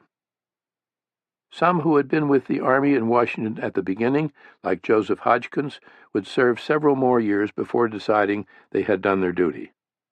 Some, like Private Joseph Martin, would serve to the end. In the campaign in the South that set the stage for the last major battle at Yorktown, Virginia, Nathanael Greene would prove the most brilliant American field commander of the war. Washington felt that if anything were to happen to him, were Washington to be captured or killed, Greene should become the commander-in-chief. Of all the general officers who had taken part in the siege of Boston, only 2 were still serving at the time of the British surrender at Yorktown: Washington and Greene. Henry Knox, who had become a brigadier general after the Battle of Trenton, and who fought in every battle in which Washington took part, was also present at Yorktown. Greene and Knox, the two young, untried New Englanders Washington had singled out at the beginning as the best of the raw material he had to work with, had both shown true greatness and stayed in the fight to the finish. Financial support from France and the Netherlands and military support from the French Army and Navy would play a large part in the outcome. But in the last analysis, it was Washington and the Army that won the war for American independence. The fate of the war and the Revolution rested on the Army. The Continental Army, not the Hudson River or the possession of New York or Philadelphia, was the key to victory. And it was Washington who held the Army together and gave it spirit through the most desperate of times. He was not a brilliant strategist or tactician, not a gifted orator, not an intellectual. At several crucial moments he had shown marked indecisiveness. He had made serious mistakes in judgment, but experience had been his great teacher from boyhood, and in this his greatest test, he learned steadily from experience. Above all, Washington never forgot what was at stake, and he never gave up. Again and again in letters to Congress and to his officers and in his general orders, he had called for perseverance and spirit, for patience and perseverance, for unremitting courage and perseverance.